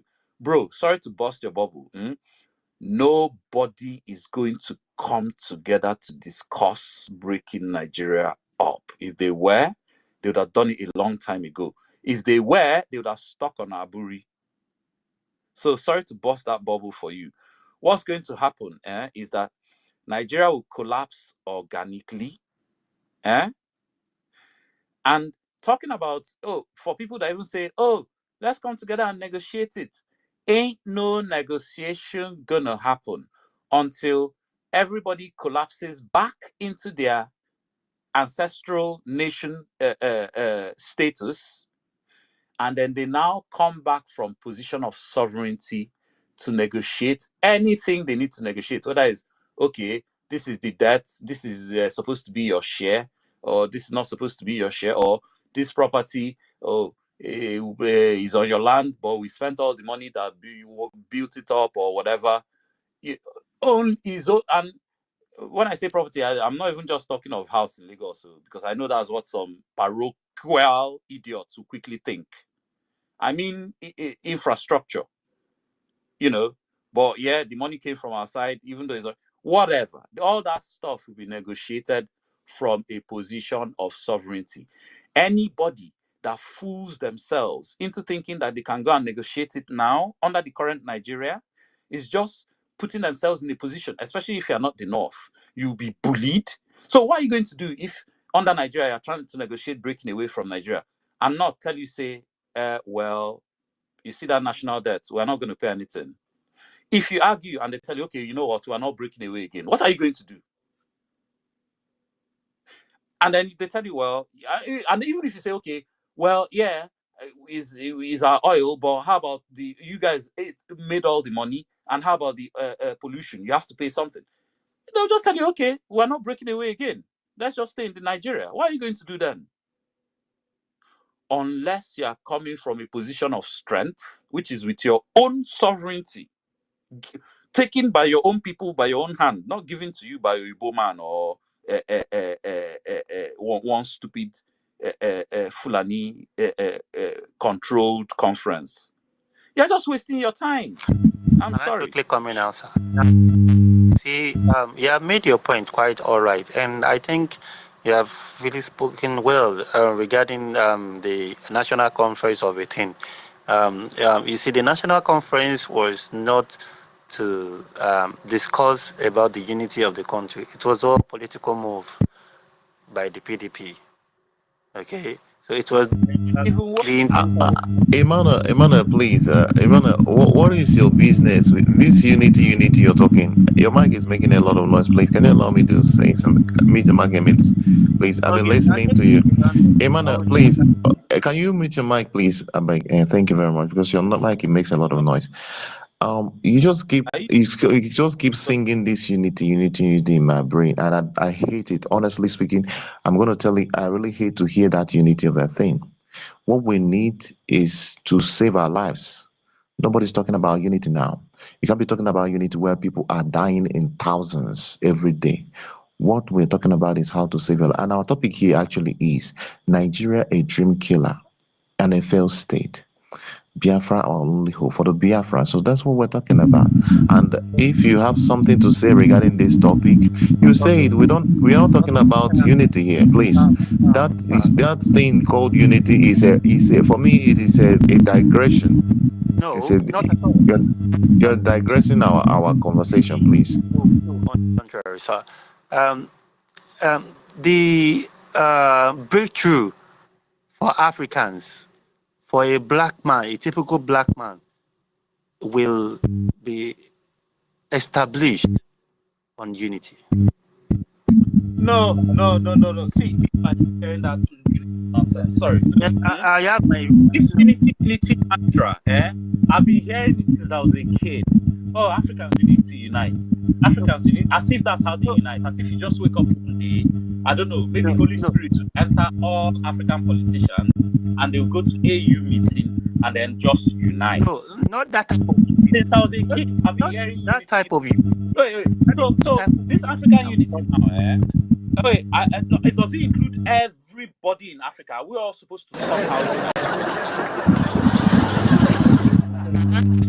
Now, sir, to round up my point, I'm talking about unity, sir. Going forward instead of going backward, as I've been. You see, you made mention of the national conference, and I was going to mention that it is politically motivated. Now, any unity, like I said earlier on that, a movement that we are seeing these days, it's mostly politically motivated, or there's always ingenuity, extreme ingenuity involved. Like I said earlier on, I desire a movement that is filled with genuine people who I don't know, it is possible. There are movements can be created. Apparently, the one that I'm seeing. Have you started it? Have you tried starting this movement? Well, there is one that I saw recently. I've forgotten the. I think they gave it one name. This Professor Nigel, who is his name? I have listened to that professor, and he spoke very brilliantly. I think he created a sort of stuff like that, and I think that is very, very brilliant. Understand? And these are genuine institution or movement that I desire for Africa, and not this Biafra and what do you call it, Yoruba movement that is filled with politicians that are backing it up. No, I don't want to be part of those caliber of movement. I want a movement that is genuine, filled with genuine people who really want a typical Africa to be free. Can you name in the Biafra movement? You said, sir? Name one politician in the Biafra movement. Well, actually there have been reports. Actually, there have been reports that these two main movements, there are politicians that are involved in the movement. Can you name any politicians involved in the Biafra movement? I don't know in reality, but rumor, I must say, I must be honest, rumors have it that Labour Party. Please. Please, if your argument is based on rumor, please. Look that it's a guy waste of because my he's time. a Fulani. You want to unite with Fulani from Africa. If it's based on rumor, you've come here singing unity. You want Africa to unite, but you don't mind Nigeria breaking up. And we're asking you, who on the African continent? Is it everybody in Africa? How are we going to unite? And all you're saying is, it's the only way forward. We just need to somehow how unite? Like, what the fuck is that even? Please, please, please, Emmanuel. This discussion Okay. is just. I think at this stage, Emmanuel, maybe you should be more late. Stammer, thank you. Please, can I say something to Emmanuel? I will advise him to just listen and understand what we are discussing here. We are not here to discuss any unity. We are here to discuss the Biafran people saving their lives from the death trap that we are and the existential threat we're facing. Now, even the unity you talk about, you unite with people based on when you find people that have a value system that there's something in common. There must be some kind of commonality. So you cannot even know who to unite with when you have not even determined who you are. So that is part of self-determination. For example, when the nations that are locked into Nigeria or lumped into Nigeria, when they separate and they discover themselves, that's what self-determination is. When they now realize what they want, have a policy, what they want to achieve for themselves as a people. Now they begin to look around. Who are the people that we can work with to achieve this? Now you begin to seek alliance. There's no way you are going to, because all of us in the African continent, it's a lie. All of us will never unite in Africa. Okay? Because we don't have all the same ideology in Africa. For example, you see what is happening in South Africa. All those people that are doing xenophobic. You tell me that as Biafran, I want to go and unite with xenophobic South Africans. I'm not going to do that, please. As an individual, I'm not saying this as a government anyways. I'm saying as an individual. What I'm saying is that we have to determine what we want. Then, and this issue of unity, see, unity, these are nonsense. What it works is when you have alliance, you can have alliance trade, have a trade agreement with people. If I need oil and you're selling oil, I can have an agreement with you, supply me oil, or you have education, I want to get it, your experts, you can, send me your experts and, all this unity, please. It is not. See, This is disingenuous, in fact, and I see this is just a blank statement they used in derailing people's conversation. yeah, and since you say you don't particularly fancy the Biafra movement, which I belong to, and you're here telling me about unity. Well, first things first. The reason why, one of the reasons, not the only reason, one of the reasons why I'm now even fighting to break away from Nigeria into Biafra, as Biafra, is because of Fulani headsmen terrorism. And I'm wondering, this unity talk you're having with us now, have you actually had it with Fulani terrorists or Fulani headsmen that are killing and kidnapping people? Because they are the ones that need that message of unity more than me. If they weren't killing and kidnapping me and my people, most of us won't be clamoring for Biafra today. So if anybody needs this talk about unity, first, it should be them. And then when I see that they've heard you and they are listening and they are willing to take part in this unity, then me, I can now relax. But as of now, you preaching unity to me, and I'm asking you, so who on the African continent am I supposed to unite with? Good question, sir. Yeah, I like that question. Who are you supposed to unite with? That is where I was trying to emphasize on. Okay. Just like the previous speaker said, that instead of emphasizing on unity, it should be on alliances and whatever have you. Now, even alliances can only be possible via the word unity. Okay. Now, you cannot be united with the Fulani people. It is not possible. Okay. But the reality is, when the British people amalgamated the country, they amalgamated with what's it called, sand and water. It's like you are joining sand and water. It's not possible. So we can as well say that the northerners are the sand, while the southerners are the water. You get my point? So the southern people can unite. It is possible, very, very possible.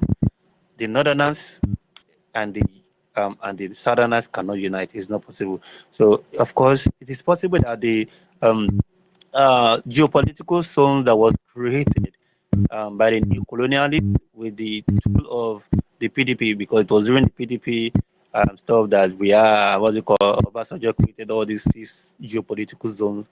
You understand? The south, the southwest, the whatever, anything south can unite. It is possible, very, very Bro, possible.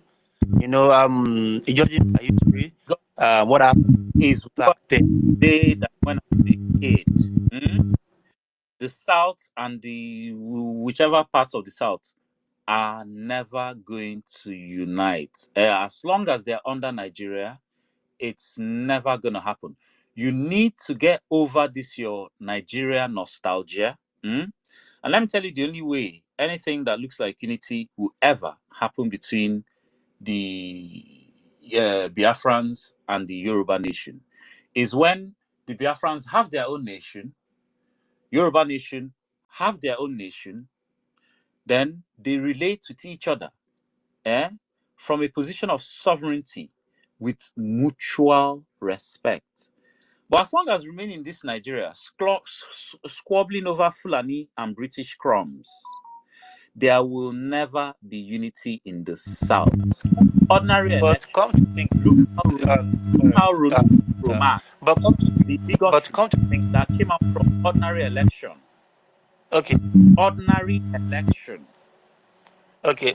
So all this one is preaching Now, unity. now Bro, the unity I'm talking about now. Come to think about it, during the 1967, what's it called, the Civil War that I called back then, I came to realize that Ojuku and I think Awolowo was one way or the other in support of it at the beginning, but later on he supported what's it called, the Northerners, the what's it called, was it not go or thereabouts, against Ojuku, you understand? And so I came to realize that only if the likes of Awolowo, who were in the Western world, understand, only if they had supported or they have been the backup of what's it called, Ojuku and the likes, the breakaway would have happened easily without much problem. and Now, see, the reason why likely sound. history repeats itself. It is a fact Thank that you, it repeats itself. thank you, And because the Yoruba nation sorry, sir, today, after making so much noise, judging by they've turned around now. you see, sir, judging by history, let's take away the greed, the selfishness, and whatever have you in the both south, either the south, the southwest, whatever have you, that have been divided. Because me, I don't see south. I would like to go by the 1967 history. How are you going to take away the greed, the selfishness? Are we going to do like a Mountain of Fire Sunday session? Holy Spirit now enter all the South somehow. The reality is there are genuine people like you and I who want this all to end for the betterment of mankind. And you think Tinubu and his likes will let me and you get into power? Why are we not there? We see, okay, co-host, you believe that this country needs to end. I believe this country needs to end. You are Igbo, right? Let's say, for instance, I'm Yoruba, you are Igbo, right? We have the same belief, the same ideology, the same goal, the same dream. But our differences should not get in the way. The only person who do not believe in this is the Northerner. The Northerner do not believe in our goals and dreams and aspirations. Have you ever seen a Northerner supporting a movement to end the... Oh boy, you got that one wrong. Emmanuel, Sama, can I even respond to this one? Emmanuel, Can I please. say something? Let me tell you something. Let me Can tell I you something. can I interject Always, here? okay, I'm already saying something. Please let me Okay, finish. okay. No worries. Yeah. So, when it comes to that, I just realized recently that the only people that want Nigeria to continue as it is now are actually the Yorubas. The Northerners wants Yes. to Nigeria to separate. The Northerners, I will prefer to work with the Northerners than working with Yoruba. I can tell you with my full chest, if the Northerners tell you that they are good going this way, they do it. But you can never tell the mind of Yoruba people. And the only thing we can do is we can work with you at a safe distance. And the unity you're talking about, yes, we are talking. The unity we are doing now is actually unity within the Biafran people. That's the unity that is important to us. We don't need any unity outside. What we need is unity within our people. Now, what we can do is this: if you want to save your people, go and unite your people, and put your own house together. If tomorrow there is a need, let's say we have oil resources, and you request for it, our government is going to consider, and then see what we can do to support you. But all the unity you're talking about, we're not interested in it. And and we can all even say, our leader Mazen Namdekan had an alliance with you people until your brother became the president. What happened? I can tell you the people that have attacked me severally on this app are the same people that were carrying flag of Yoruba Nation. So I cannot trust any people from your region. And I think you are getting the whole thing wrong. Okay. I'm not getting. I'm telling you, and this is the average mind of everybody. See, there is nothing like unity. Well, you're just derailing our conversation. Honestly, I don't know why the host is allowing you to derail our conversation. If you can just stay in the listener and listen, I don't want to start getting agitated here. This thing you're saying here is upsetting me. Upsetting me. You should go and talk about how to push out the people that are killing your people in your bushes. That's what you should be talking about. Please go and tell your people to organize themselves and save themselves. The Biafran people have organized themselves. We are declaring our independence in 2nd of December. That's what we're discussing here. What we're discussing on this space is how our people can support our government to be able to protect our people and our land. We're not here to discuss unity with anybody. When we have our freedom and your government can approach our government for any kind of discussion of unity or of any kind. But as at now, everybody is a suspect. What we are doing now is to save ourselves from the pains that the people from your region and other peoples that are in Nigeria have caused to us. So what we are doing now, the only unity we care about is the unity among Biafrans, uniting our brothers that you many years you confused them, told them that we are not one. You continue to confuse them and continue to pass messages of you are south, you are this, you are that, you are not Igbo, even telling somebody in Anyama that is not Igbo. So that is the unity we are working on, uniting our people. That's what we're doing, uniting them and leaving this contraption. That's what we're doing. So when we leave this contraption, after we have gotten ourselves, maybe 10 years or 20 years after now, then we can think about if we want to have anything to do with anybody. Okay, so that's what we're talking about. So what you should be talking about now, go and look for a way to protect your forest from the people invading you. Call your people that are in the Nigeria that are attacking our villages, killing our people. Tell them to go and defend your land. That's what you should be doing. Go and unite your people. We are here uniting our own people. Thank you very much. And Stammer, please, if we want this, let's this thing end. You can just stay in the listener section, please. I'm tired of hearing this thing. It's upsetting me. I don't like this. We are past this level. I really appreciate your submission, sir. I really understand you now, sir. And I do hope that the Biafra people can be so united and strong enough to, to forage and, succeed in the. Yeah, we don't hate you, but what I'm saying, we don't hate you, but what I'm saying is that we cannot unite with people that don't want the same thing as us. When we see that you people love your life and want to protect your people, because I cannot be here shouting about Fulani that are killing my people, and your people are not even and the same Fulani are killing your people, killing your king, but you people are more interested in worrying about our sit at home and worrying about trying to drag us back. That is it. So when you people now want the same thing, when you people have shown seriousness that you want to save your life, then we can see some kind of commonality. And that is when we can talk about the unity. And that might happen maybe 20 years, 10 years from now, after we have gotten our freedom. But if you people want to be in Nigeria, it's okay. We're not worried about that. But for me, the unity we want now is the unity of uniting our people within Biafra territory and saving ourselves. So that's the unity that matters all. But we wish you well. We are not enemies of your people. We will never be, and we will be willing to help in any way we want, but not uniting with anybody. Please, thank you. Well, I think you guys should concentrate in your land and butter in our business.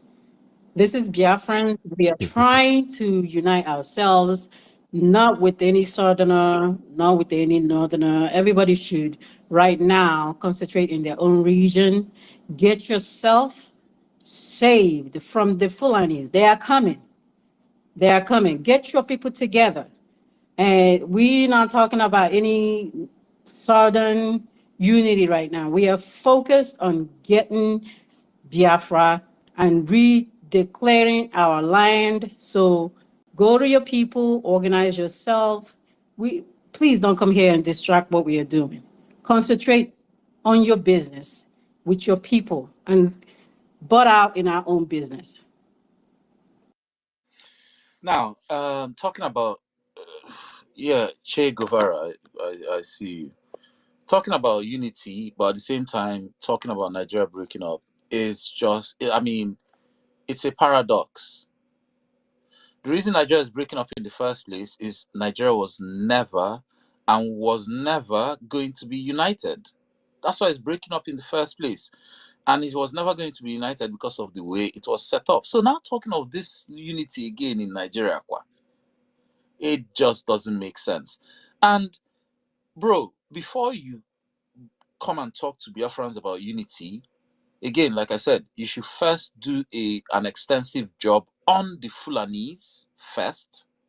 Then your brothers, the Yorubas who are pushing all the Ronu. Then when we see that, okay, the Fulani have stopped the killings and land grabbing, the Ronu have stopped the bigotry. But we cannot be in the middle of this. They will still be pushing out bigotry, still be killing. Then it's now us that will be doing unity. Are we stupid? Can you see why this your unity you've been telling us this evening is not selling here?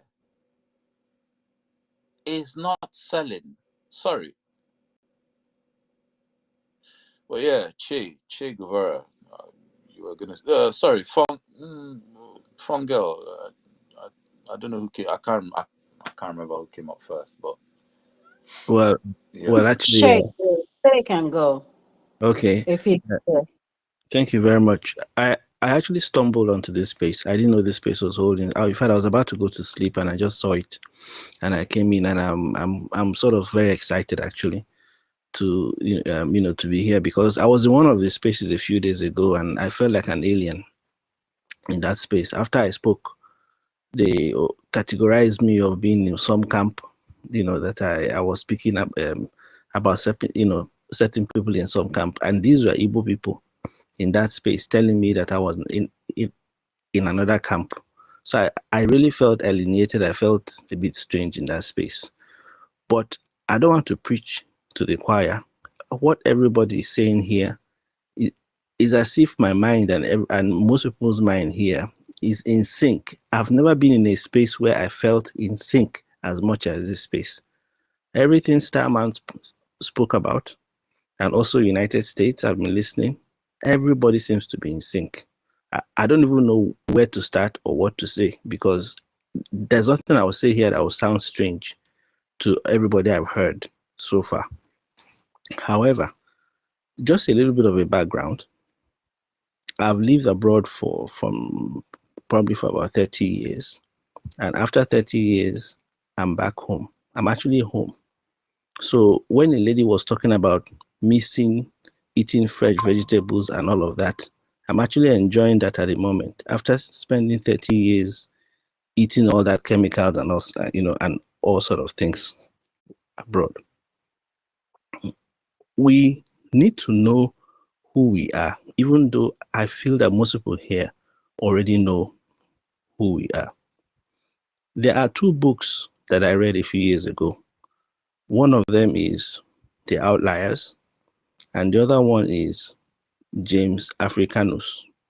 I don't know if that sounds familiar to anybody. Starman. Outliers and James Africanus. Has anybody read this book here?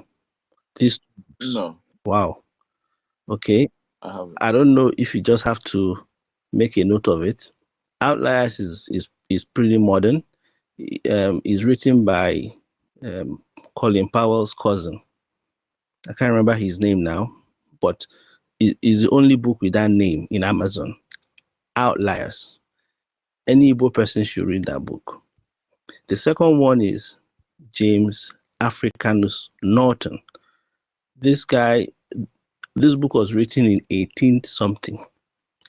I know James Africanus Norton. Yeah, I know of him. Okay. And I know of his, but I haven't read his book. You need to read the book. It's not a big book. These are small books. Outliers is just is very thin. You can go over it in a weekend. Now, James Africanus wrote his book in an academic format. So, it was written like a textbook. He was a doctor with the British Army, and he was stationed in most regions in what we call the current West Africa. Everywhere he was stationed, he wrote about the people in that area in a particular format: culture, food, what they did, socialization, and all that about everybody. And he wrote about the Yorubas, Igbo, Hausa, even down to Senegal, the Jollof people, and all of that. It will be interesting for you if you want to understand today's politics in Nigeria. You need to see what an Igbo person wrote in 18th century about the Yoruba, so that you stop being surprised about things you see and hear today. It is not today that all this thing started. That book will be an eye-opener for you. In fact, if you just read the Yoruba section of that book, is enough for you. You'll be saying, wow, so this did not start today. Ronu is not APC. Ronu is something that is in every Yoruba person's mind. Sometimes it's dormant, sometimes it's active, sometimes it's activated by whatever it is. It's something deep. We cannot be in the same country with these people. It's not possible. Not today, not tomorrow, not in the future.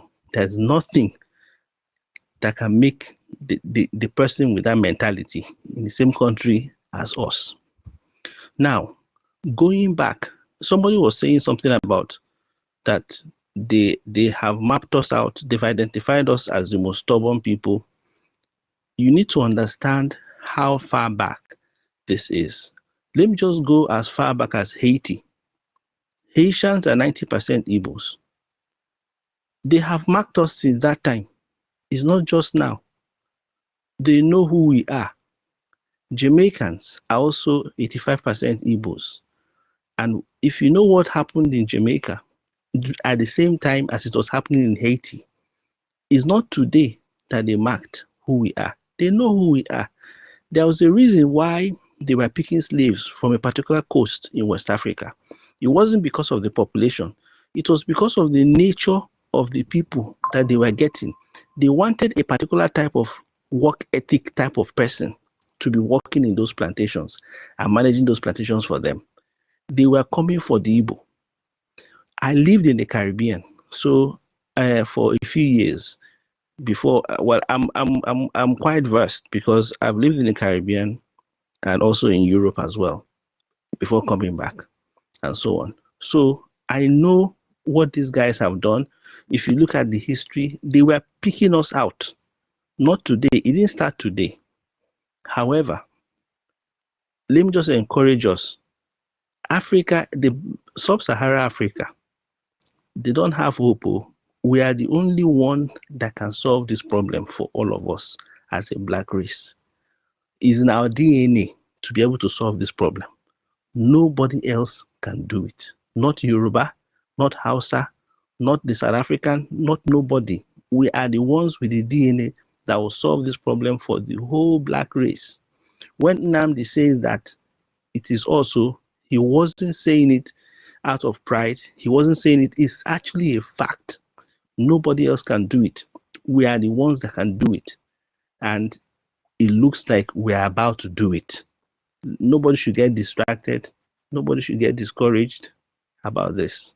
I'm quite happy what I'm seeing. I didn't even know that this sort of young people existed. I'm telling you, because what I've been seeing in other spaces with Igbo people have been so depressed. I don't know how to feel. So please, I'm just trying to encourage all of us, because I don't know what to say, because every mindset I've seen here is just like mine. So I can't say anything new or tell you anything. Thank you so much. Are you Biafra movement? Hello, Emmanuel. Sorry. Can you solve the problem Yeah. with your mic? There's a problem. You have a problem there. Solve that problem. Is disturbing everybody else. Yeah, please. Thank you. Che Guevara, I was going to ask, are you part of the Biafra movement? Hi. Okay. I've been part of the movement from Masob when I was in Europe, that far back. But when I moved back to Nigeria, I switched off for very good reasons. So I'm just an observer for where I am now. I can't be active where I am now for obvious reasons. Well, there are a lot of active people in Nigeria. Many of us had fear. You see, I have a certain type of personality. I don't do things halfway. If I'm active the way I should be active, I won't be safe. Simple. Yeah, but I mean, knowing that you don't need to put yourself out there. You can support. Well, do you support? Have you voted in the referendum? Oh yes. Do you support? When it comes, yes. I was a full member. I wasn't a normal. If you see my face, if you have been out there in Europe or in US in the past 15 years in the movement, you will know my face. So I wasn't a bench on the bench at all. Okay, so you know Simon Ekpa and what's currently going on with the Biafra government in exile and the upcoming on 2nd of December. You know about all that? 200%. Okay, well, are you spaces? Sorry? Did you just start coming to space? Well, because I've been quite busy, I'm not really, yes. Me coming to space is something new. I just started coming to space probably in the next, in the last few months. Yeah. I wasn't coming to Well, space if before. you've been on last few, I can't. I wonder how you missed the Biafrans, because we're on space every day. Okay. If we don't have our own space, you see us in other people's spaces. Yeah. Debating about how Nigeria is a failed state, and Biafra or Yoruba nation or whatever is the only thing that's going to save people. People should go and save themselves. Yeah. I actually stumbled on this one. Just stumbled on this one today. I was about to go to sleep and I saw it and I joined. Oh, okay. Yeah. But thank you Well, very much. welcome, brother. Welcome. Continue to support wherever you are. Yeah, And I do. Okay. Yeah, I do. Yeah. Thank you so much. All right. Yeah. Continue supporting and keep safe. Yeah. But also, do not. You don't understand. We've passed the age of when fear and threat conquered us. Yeah, I'm not saying to do things carelessly, but if in this, can you imagine if we were still hiding and doing what we're doing? We wouldn't have got this far. Because if you're hiding, you just cannot disseminate information as far and wide as we have in the time we have. Yeah. Just because you're hiding, you're trying to keep things hush hush. You have to watch everybody you pass the information to. You won't have as far as it is today. So yeah. I mean, yeah. And yeah, thanks for the submission. Thank you. And yeah, even me, sometimes I feel like I'm singing to the choir with the people in this particular Exactly. space. You know, understand that the connection directly from Haiti to Biafra. It's basically those are the first two black nations to threaten real sovereignty going against what the white people's design. Exactly. So yeah, and you know, we've talked about the history of the word Oyibo and how that word actually arose because at some point during the slave trade, in the 1800s, in the late 17 to 1800s, the Igbo people were specifically targeted for slavery. And that word came about because the white people would go to the slave market and before they bought a slave, they would be asking, "Oh, Igbo, oh, Igbo." Exactly. Right. They targeted us for very specific reasons. They used us as managers in those plantations as well. They understood our psyche very well. You know, Oyibo is very good at harnessing. I don't know how they do it, but psychologically they know how to see something, pick on it, and make good out of it somehow. Even though they are doing it for so they did it to us very well, very, very well. Yeah, and yeah, talking about being the platform that will springboard the salvation and freedom of Africa. Yeah, for everything I don't agree with Zik on, that I definitely agree with Zik on. And I know many Yoruba people hate that statement. They're always using it against us. Oh, Zik said, oh, that God has set up Africa for the Igbos to conquer. But the reality is, with what's happening today, that's what's going to happen. Now, our history does not say we're violent conquerors. No.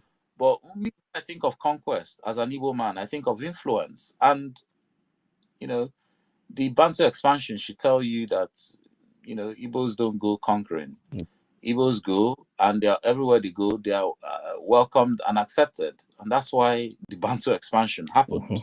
And there's no evidence of genocide or war, endemic warfare during that 1,000-year expansion of human beings. Unlike what you see in other parts of the world, Yamnaya expansion, Natufian expansion, Indus Valley expansion, all of them were violent. All of them. Extremely violent. Well, you don't see any of that with the Bantu expansion that happened in Africa, or even with the Khoisan expansion that happened before the Bantu expansion. I don't know if many people don't even realize, those Khoisan people in South Africa will have like something like 2 to 5% of their DNA inside us, Igbo people. Yeah. And we have like 25% pygmy inside us. Yep. Yeah. For the younger people, I think self-awareness is very important. And I think that's where we miss it. Like those people that we see in other spaces, championing one Nigeria, those Igbo people, those young people, the missing link in their brain is simply self-awareness. That's my conclusion. They don't really know who they are. If they know who they are, they wouldn't be wasting their time in those, in that sort of mindset. They don't understand. Self-awareness is really, really important. For example, now with these Rono people, also lack of knowledge from their side. All these things they say, in fact, when anybody says that, if you step out of Nigeria now and someone sees you and tells you, oh, you're a Nigerian, Nigerians are this, Nigerians are that. I'm talking about the positive parts of it. All the positives about how other Africans see Nigerians is emanating from Igbos, not from anybody else. Not from anybody else. It's our trait that is giving this country the positivity globally. That positive that we have is what they have. And everybody is climbing on that back and also be claiming Nigerian. Even Yoruba, they are also claiming this, claiming that. But it's not from them. It's from we are the ones that gave boldness to the rest of Nigerians. Then Africa followed. The boldness to go and conquer, not conquer in a negative way, but to go and fulfill your dream in a positive way. We gave it to them. We gave it to them. The honest ones will admit it. Yeah. Even in Nigeria as well, we gave it to them. The way we give freedom to our women, they emulated it. They emulated it. Nobody gives freedom to women like the Igbos. The rest of the people are emulating it. Houses are catching up now, quite recently. The women are becoming a bit free now, but everything started from us. They're emulating us in everything. But obviously, not Hausa women, not really. Only the educated ones. That's what I mean. Those are That's what I mean by catching up. The uneducated cannot catch up. Yeah. But the way they show their education, the way they now try to showcase their education is by showing that their women are free, allowing them to do certain things. It's because we did it. Even our uneducated, it's our nature anyway, so we don't need to show anything. Whether we're educated or not, that's how we are as a people. Yeah. Whether we're educated or not, doesn't matter. So knowing who we are is quite important. It's very, very important. And I don't know how we're going to continue to send that message to the younger generation, because they need to understand this thing. They need to know who they are. If you know who you are, half of your problems are solved. Yeah. And yeah, exactly. You lose your identity, you're a lost person. Yep. You become like, or if you become disconnected from your identity and culture, you become like Australian Aborigines and African Americans. No disrespect, but it is what it is. Exactly. Right now. Exactly. But yeah, Morris, you've been coming up and down, and I see your hand up. You've come up again. Hey, Funga was supposed to go next. Then Morris. Starman, am I coming? They Starman, can can you hear go. me? I'm fine. They can go. Thank you. Starman, can you hear me? Okay. Yeah. Do you know who's speaking? United. Okay. Yeah, we can hear It you. was as if you've not been hearing me. I've been trying to speak and you weren't hearing me. Okay. I just wanted to confirm. Oh no, I just heard you now. And maybe I didn't hear you. Well, I just heard you now. But you can hear me now. Okay. Yeah. So, what our brother says is very much, our brother Chair Grover is very much on point. Self-awareness is a huge factor. Self-awareness is a huge factor in, in self-realization. Because that's the basic thing.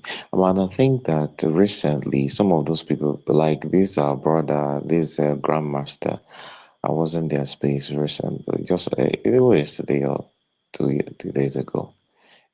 Some of them are realize what we are saying. In fact, most of them have given up on the project Nigeria. But the thing is that they fought us so much. They don't know the face they are going to use to come and admit that, hey, you guys, we are right. That's what I'm saying. And then what some of them now resorted again, they are making some alternative arrangement. It's so nice. Okay, even our brother Ife, I saw him there. And they was saying about they are making some gatherings, some evidence, doing this stuff. Okay, because a question me quiz why ha so Igbo. Ọ sị na ọ nwere ihe ha na-eme a na-agada ejikọta ihe a ịghọtago ka ha chọrọ ka ha chụrụ ya n'ụzọ nke ha mana ha sị na nke ndị BRGIE bụ nke no the violent na ha chọrọ ịga by violent means na ịghọtago ya, so they don't want to take the same approach that the government is doing. Well, I know those are just stories, but it's good that at least they are doing something and they understand. So as long as they don't continue to, because even the way they talk, like one of them actually, his name I think is Vin or something, he actually acknowledged the prime minister, especially regarding the incident of Amaka and all that, but one thing of our people is this: some of them they have a lot of ego, especially when they've argued and argued and argued. They don't know the face to come back and say, acknowledge, hey, you were right. That's the problem that some of them have. Just collecting, hey, I'm sorry that I argued with you now. I am in perspective. So that's the challenge they have.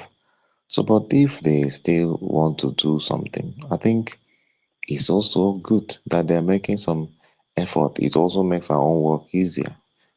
So, why I said this is that self awareness, but it takes some of them to have all the experience that they have after the election, because we really thought that after the election they were going to learn their lesson, but after the election they didn't actually learn their lesson until when there was this upsurge of this renewed gang disinformation and all this brouhaha with that even led to Amaka's reaction and all that.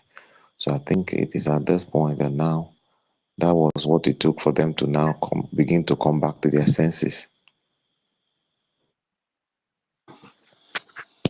Yeah.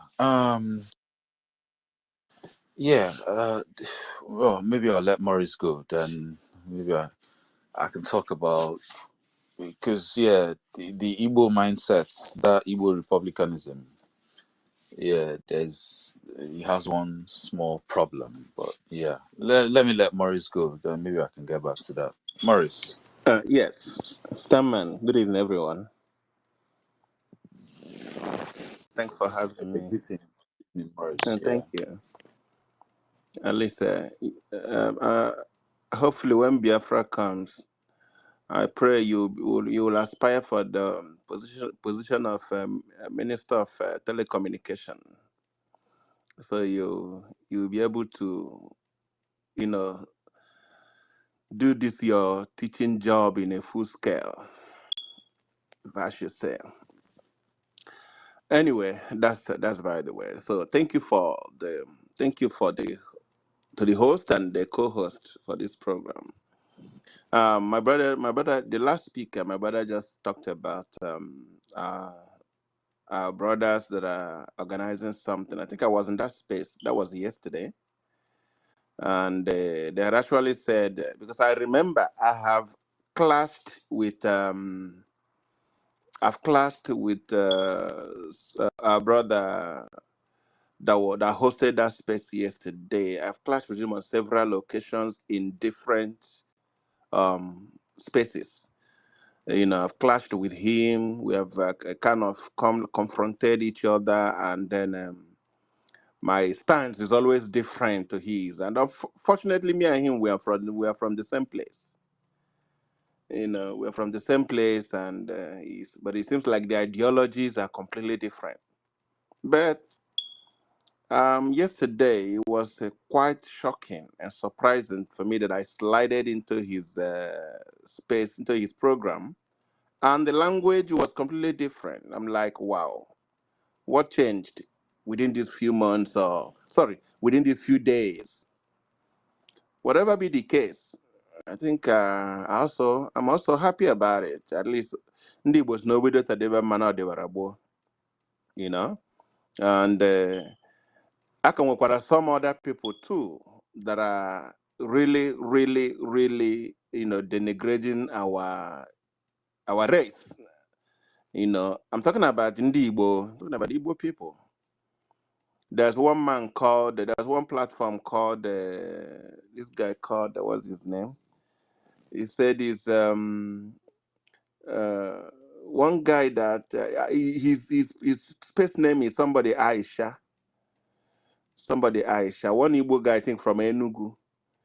And if you go to his platform, all the people that said the Igbos are slaves, the IPOB are terrorists, this and that, if you all his followers from beginning to end, be ranging from Fulani to the Hausa people, to Udene, what is called? Udene, what's the name of that guy? This guy in prison.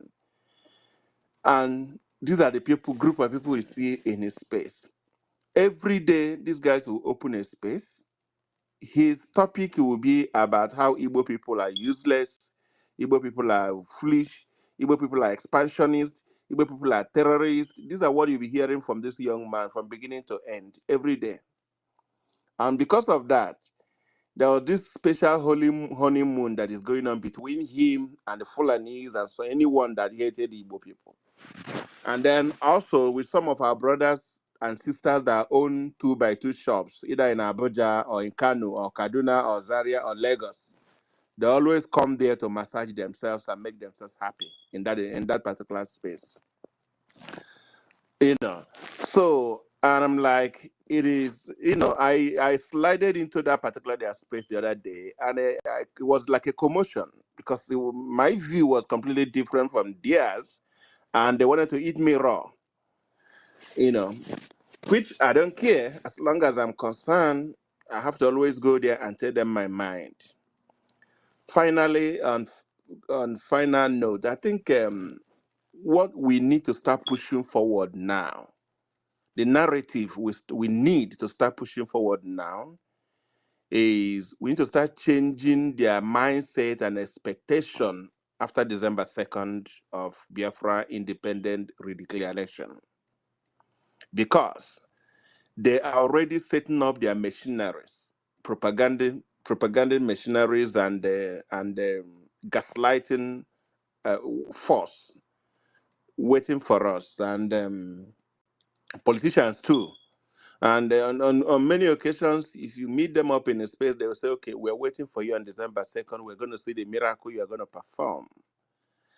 So by so doing, they are waiting at the end of the day to start unleashing their attack and media war propaganda machineries against us. However, what I think we need to do, we need to start now, which I've been doing diplomatically in every forum I found myself, letting them know that December declaration does not mean that once the independence declaration is pronounced, Nigeria will carry their bags the same day. No, we still have a long way to go. We still have a lot of long diplomatic battles, security, sovereignty, recognition to go. And I always let them know that it might take us another 10, 20, 30 years. It doesn't matter. We are there, and we're going to do it to the logical conclusion. And I always give them the reference about Vietnam, American, Vietnam, and American and Afghanistan. I always give them those references. That it doesn't matter how long it took, America with their weapon, with their power, connection, allies, and everything, and superiority, including media. There came a day America gave up and carried their war machines and ran away from those two countries that I mentioned. And those people, they of course they won. If I should say, they won. So we need to start pushing out our own narrative because the ball is in our court to play. We need to start pushing it out now to every opportunity we have. Let them know to every ear that want to hear, and every so that when that time comes, we'll start pushing it out because there will be a long diplomatic battle, bros, a very long one. So we already know where they're waiting for us. Finally, I also think that we need to also do our best to be encouraging each other in on the media space. Let's follow each other back to back. Back to back. Let's follow each other as much as we can. Follow each other, share the program, the spaces, and all that. And at the end of the day, make sure that as this program is going on now, that everyone comes in and bring an idea and arrow and as idea and plan on what need to be done, so that at the end of the day we will be able to tap ourselves at the back and say we have done well. But as for battle, it's we have the difficult one ahead, and therefore we need to get ready and be strong. and have a very, very strong mind to face it. But at the end of the day, the good thing is that we're going to win. Thank you, everyone. I'm still here. Maybe if there's another submission, I'll come up. Thank you.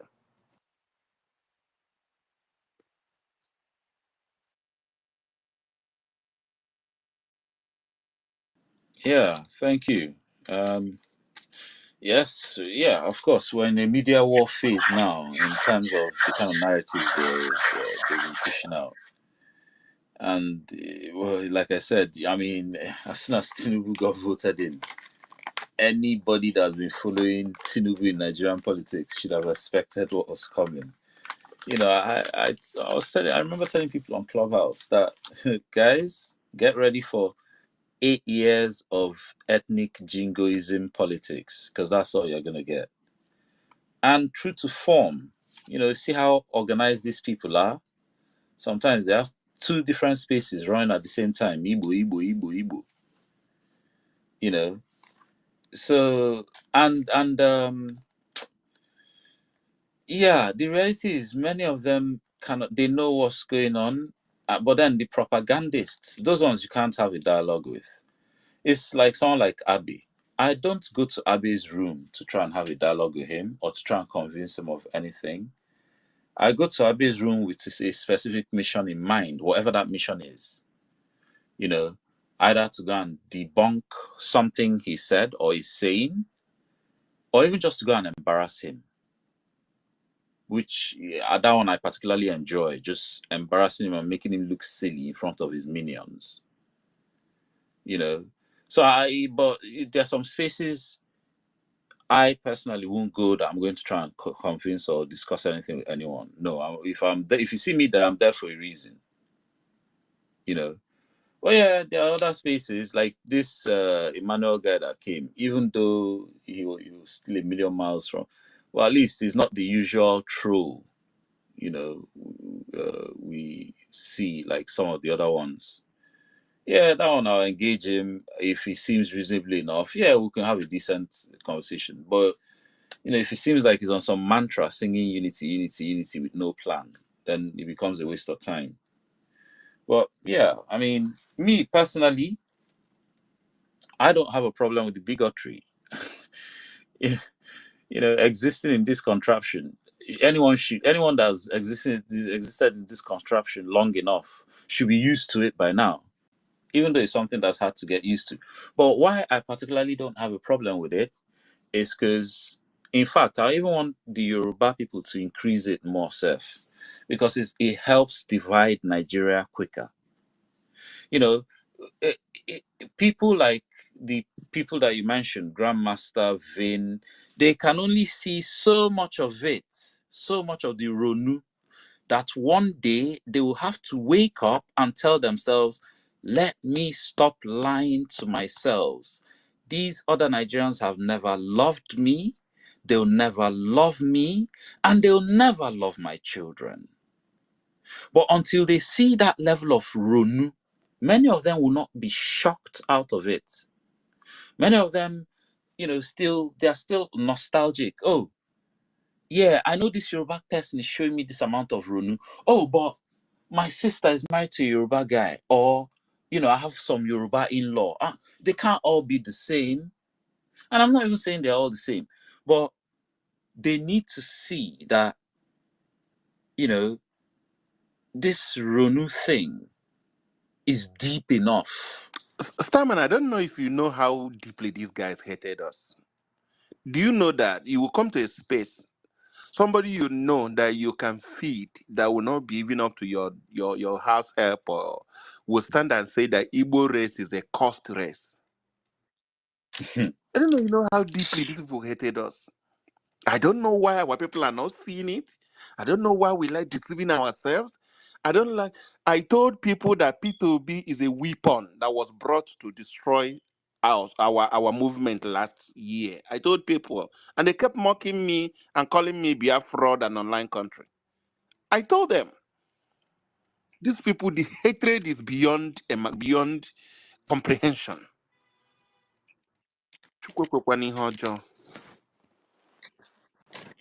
Yeah, I mean, you know, central to Nigeria's DNA is Igbo hate. If there's one thing that unites Nigerians, it's Igbo hate. That's the only one time you see Fulani, Yoruba will be in the same room attacking Igbo. That's the only time they unite. Igbo hate. You know, ain't it funny how even the protest, everybody knew the origin of that protest was from the north. But somehow Yoruba people were blaming Igbo people that, oh, it's Igbo people that is inspiring It it. was a soft target. And It was a soft target to get our people. And then Hausa people that is them that instigated the whole thing, were gingering Igbo people. Oh, yes, join us. And some of the idiots too followed them. So even as they are fighting, even when they are fighting, Yoruba and Hausa, somehow Igbo is still the target. Even the Hausa, some of them were saying, join us. Somewhere in their mosque saying, oh, it's in Yamani protest, so don't join. What's Zinyamri got to do with it? I thought, the protest was against the president. How come Zinyamri, who was crying over the hunger in the first place? But, some of these nostalgic One Nigerians, I call them victims of the One Nigeria project. Personally, I think anyone that the One Nigeria project worked on, that they are in this day and age still advocating for One Nigeria, if they ever wake up, they should be allowed, or at least they should be made to feel ashamed of themselves. So next time they're in a situation where they need to wake up for something, they won't spend too long carrying their ego and pride about. Yeah, which is Okay. And in addition, these are the people that actually expose our people to real danger in the homeland. These are the people that actually go and become Exactly. moles and point hands, take these Exactly. enemy forces to our places, to strategic places.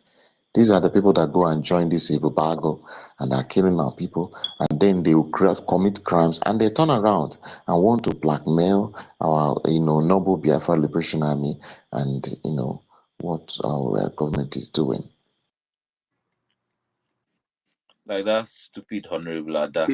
I remember the day I flipped on her. This girl just there saying, "Oh, Liberation Army is now assaulting." Oh, she didn't even say women, old women, that assault to Chahinarahini. Hey. Anyway, that I had to open a space on that girl's head that night, and I noticed she's been very calm these days. Now she's talking about American politics after their failed protest. I don't know what is that Was the that Ada? president has given them. I don't know. Was it the Ada, the dishonorable? Horrible Ada. Dishonorable Ada. Oh, sorry, ke ona boni and bobo. Oh, sorry, sugar. Ona boni and bobo. Oh, say in the north, but when the north come out, I know that.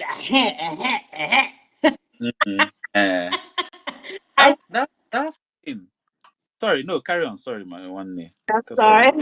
I was just saying that day I was listening to one space. She was like, I know when the north come out, that something was happening in Nigeria. I was just laughing. I said, you people are just going to die, you are here saying that we are killing our people, but you are here encouraging people to die in the zoo, Nigeria. That's what you're doing. Oh, she's against war. I'm against war. People dying. People, stupid, dishonorable Ada. The girl she's a very stupid girl. She's always shouting how she's against war. That was how on the eve of their protest, I went to go and advise them that if you ask me, I'll say you guys should just sit at home, because we all know what the Nigerian army is already going to do. They are going to shoot you guys. You told them that? That's what I told them, yes. That they should all sit at home. Because everybody knows that the Nigerian army is going to shoot you guys. Of course, we knew that. One question, guys. Somebody actually mentioned one of the spaces recently. Did up to 500 people actually die for real? I thought it was like, did they say 16 or 13? I had 120 because they were actually opening spaces, keeping count. 120 as of the time I stopped counting. 120 had. Hey, And nobody, they're not talking about it nobody, again. No, that is so terrible.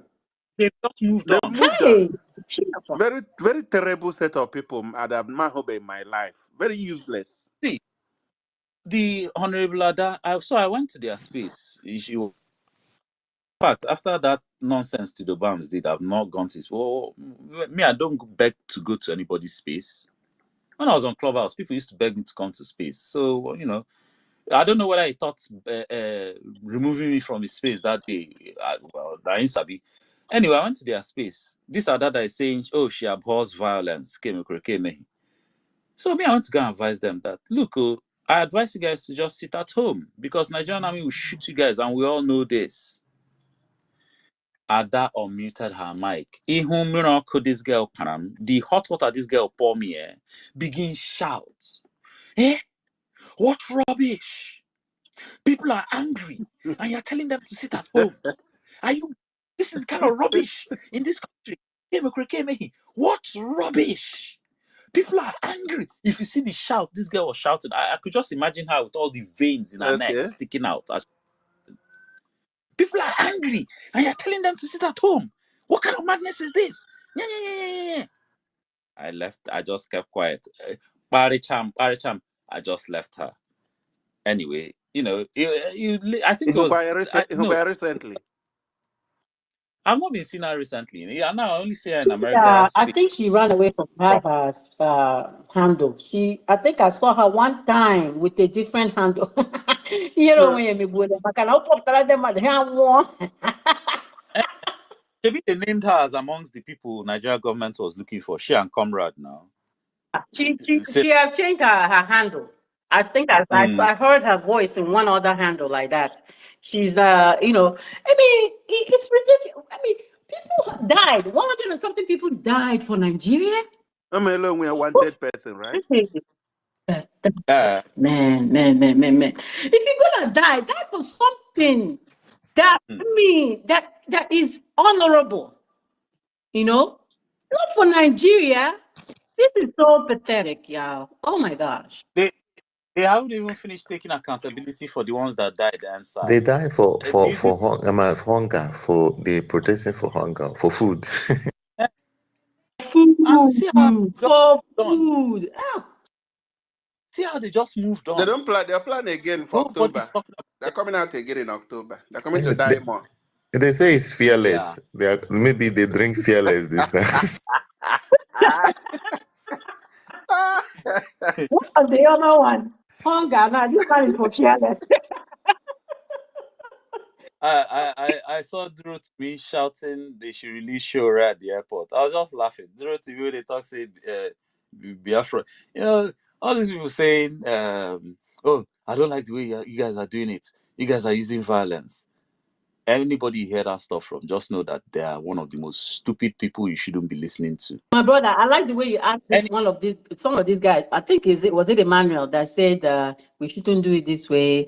He said, you told okay, come out and do it the way you want to do it, and let your people follow you now. That's what I always tell them. If you say you don't like the way we do it, come out. Bring your own ideas. Do you think it's easy to convince Igbo people to follow you? Do you think it's easy? You don't know how hard we are. Do you think this thing our leader Mazi Nnamdi did and our prime minister is doing, do you think it's easy? We are hard people. Igbo people are very hard. We are very hard.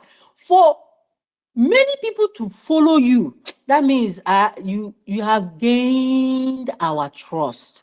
And you guys know how it is. And when you have gained our trust, we will need to die for you. It's not easy. This year, some of our Igbo people, some of them here, they said, I don't like the way you guys are doing this thing. Violence against violence and all that stuff. I said, oh, really? You don't like it? Do you have a better way? You have a better way for us to do? Okay, come out now. And then the person was like, oh, so you want me to come out and leave my family? Leave your family. So okay? The people that left their own family to come out to sacrifice their life and their livelihood and everything about them, they are stupid, right? Just sit down and let us get Biafra. And then let me just tell Bata. let me just tell you guys a fundamental characteristics of your average one Nigerianist solutions. Anything they suggest to you as a solution, just analyze it. You see that fundamental to that solution is laziness. Their solutions are always based on doing as little as possible. Go and collect PVC. Go and vote. Oh, ginger your elected senators to go and discuss it in Senate that you know they will never do. And you know nobody's good. You're not even going to see them to ginger. How are you going to ginger them other than opening space? Shout, shout, shout. And they will never even listen to your space. They always offer the laziest. But when you offer solution now that involves real hard work, like defending yourself, that's when you see all of them. That's when all of them, their brain will seize. They'll start looking for excuses not to do that hard work. That's when you see them start, oh, but what does Constitution say? Oh, but you can't do this because it's not constitutional. Because, oh, you're a non-state actor. Oh, because that's when they'll start talking, all because they're looking for excuse not to do that hard work solution. But as soon as you come with lazy solution that involves, oh, just wake up one day, bath, wear cloth, go and collect PVC, come back, wait for election. Oh, just wake up one day, go and elect, even though, yeah, they will be shouting, oh, defend the election. Defend your ballot box where you know carry gun, where Agbero carry gun. For real? Just from today, mark this thing I've said. Anytime you ask them for solution or you hear them preferring solution, analyze that solution. You find that laziness is central to that solution. See all this one, the Vim, the VNOT are doing. They are compiling all the list of all the atrocities Ndibo has been facing. And I've been, see, that tweet, I saw that tweet he made to PM. I followed him up on that tweet. I was like, Vim, what do you think IPOB have been doing all these years? What do you think Biafra government in exile is doing? Or what do you think we've been doing? This file that you want to go and submit now. Oh, what did you think we were doing? But anyway, Sha, go and submit. Let's see how far. Yeah, that's what I'm saying. It is at least that is the first step, you know. When they reach now, they will now have their own experience. Of course, I know that there's this thing that used to happen that time when you go to website, you click on a particular resource, you'll be redirected to another site that has a resource. Do you understand what I'm saying?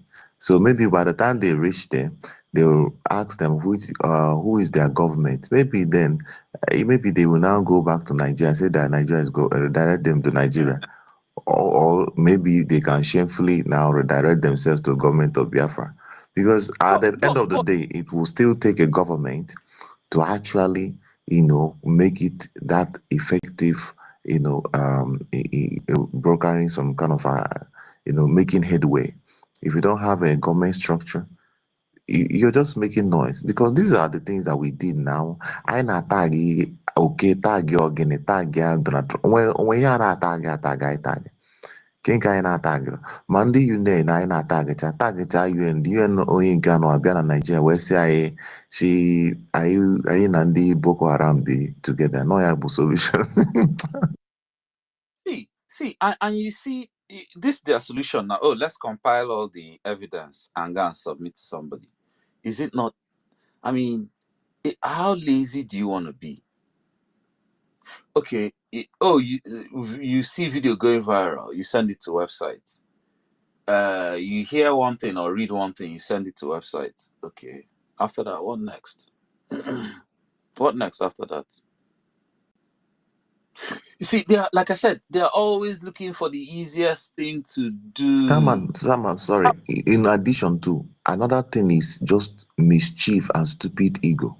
These people knows that Biafra has got a government, and they know that the effectiveness of the government and what they're doing.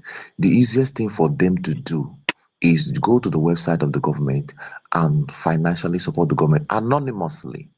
They don't even need to show their faces. They know that government is doing all of these things, but they don't. How can we now, join this Simon Ekpa? That's their problem. They know that he's doing a great job. They are seeing the lobbies. They know that for you. Do you know what it takes for you to get one American congressman to be on picture with you? Go to his office and he agrees to take picture and make it public that you are meeting and you're discussing certain things with them. They know these things, but This thing they want to discuss now, they want to compile now. This PM Grind, Simon Grind, say that part of our declaration will be also listing out all our grievances. All our grievances. So this one they are doing now, just The problem, my brother, like you said, like the United States said, is because Ayagami, we have gone far. And because of Bugiha, at that time, they started the obedient movement or whatever movement they started or whatever thing they were doing. And they thought that was going to make them so much famous. And the thing flopped. It flopped badly. So now they don't know what to do. They can't come into the movement because they now know, something. The problem with some of us, some Igbo blood is that they want to be that one that is relevant, who is Simon Ekpa. They want to be that one in the head. Unfortunately, it's not possible because you didn't do the legwork. And you can't just come in like that. So that is their problem now. So they're trying to see if there's any other way they can be relevant. Maybe they can be able to do something that other people will say, oh, okay, we can follow you now. But unfortunately, that ain't gonna happen. That ain't gonna happen. They are too late.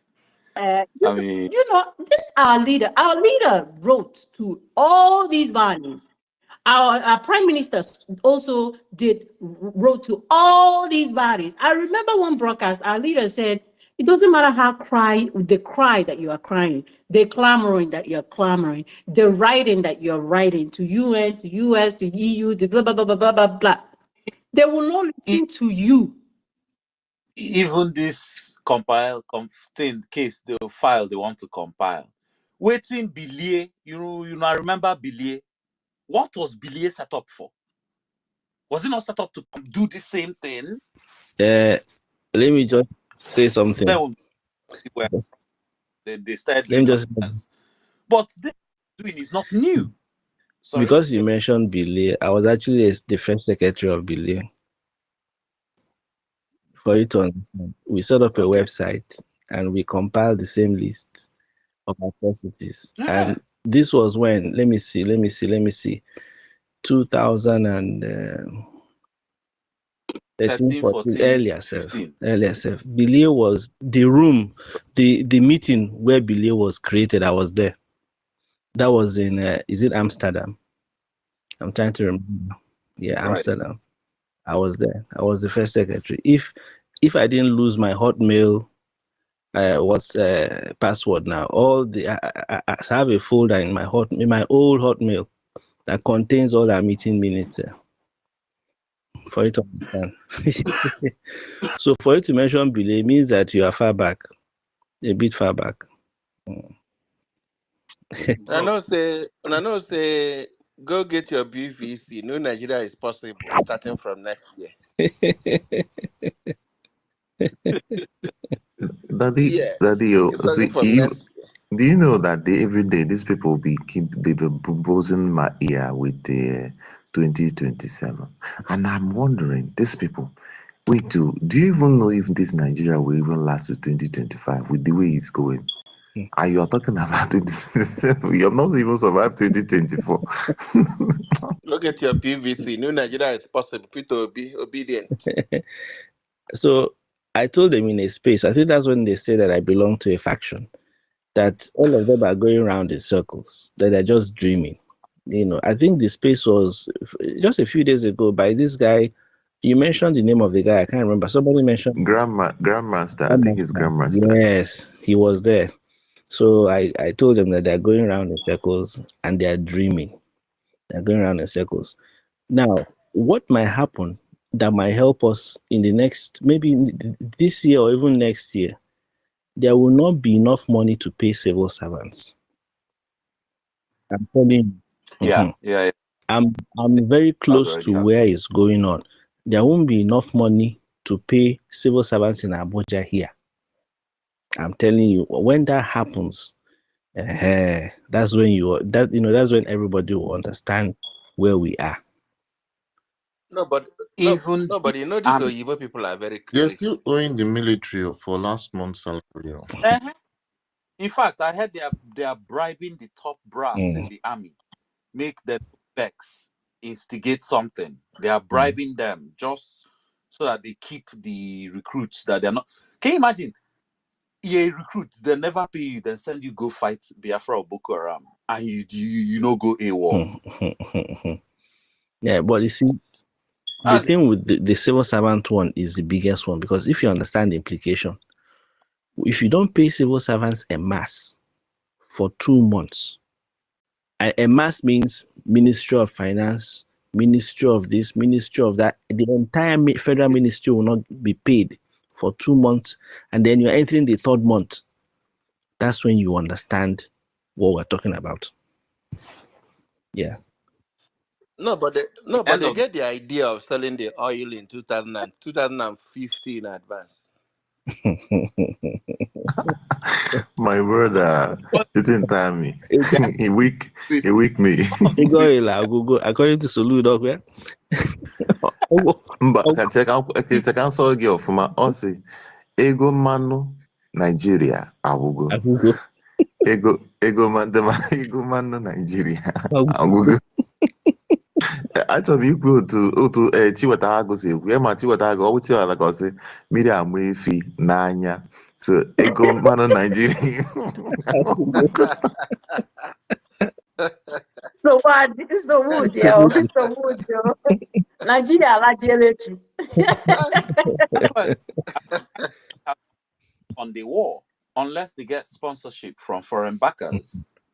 I can't see how they're going to fund the war. And then all the sources, corruption has already eaten into the extraction of those ones so bad. So many private dons and barons controlling like gold. Those ones are not going to relinquish that control to sponsor a war for Nigeria. They're not. How do they say? There's a way they say this thing. When everything is coming together at the same time, is it like the constellations are merging? Yeah. There's a way they say it. So it's all coming together. The storm is brewing and it's all coming together. It will rain in one day. The fall of empires is a unique spectacle. Yes. In fact, correct. Like in Cuba. Correct. You're right. Yes, the fall of empires is always very unique. In Cuba, they were having parties. They had a party that night. The government officials were in a party when Castro entered Havana. One night, everything changed. Everything changed. They woke up the next morning, they were in jail. The next morning, just one night, they were having a party. They were having parties. In one night, it changed. People don't understand that that's how it works. That it can change in one night. You sleep tonight, you wake up tomorrow morning, NEPA staff will have run away. The water corporation people will not be there. Maybe your security man self don't run.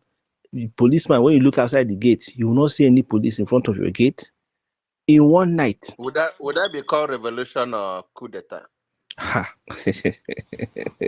Whatever they will call it. Rapture. It is rapture. It will be like rapture.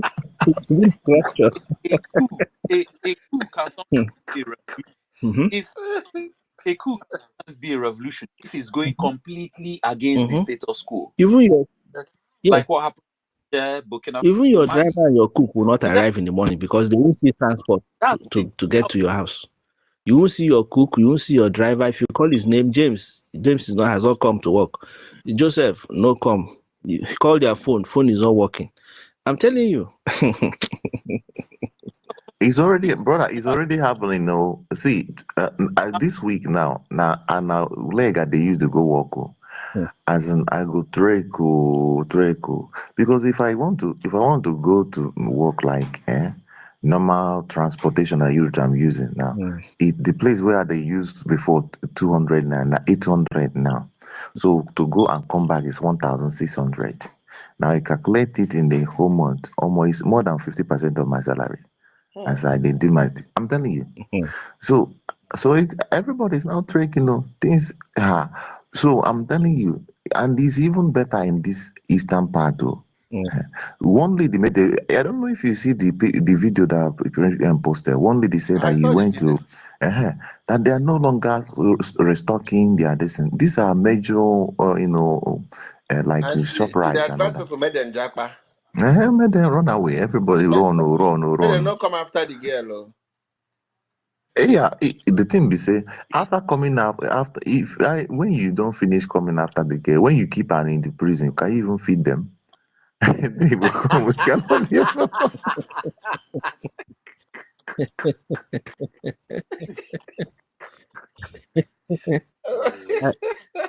I hear they've eaten half, Why they cannot feed them? they've eaten half of the police horses that they use for parade in Lagos.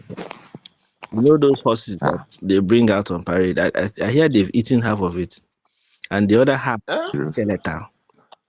You know, from the police station, Chineke. from the stable, who will bring money to go and feed the horse when they haven't fed the people in the car? See,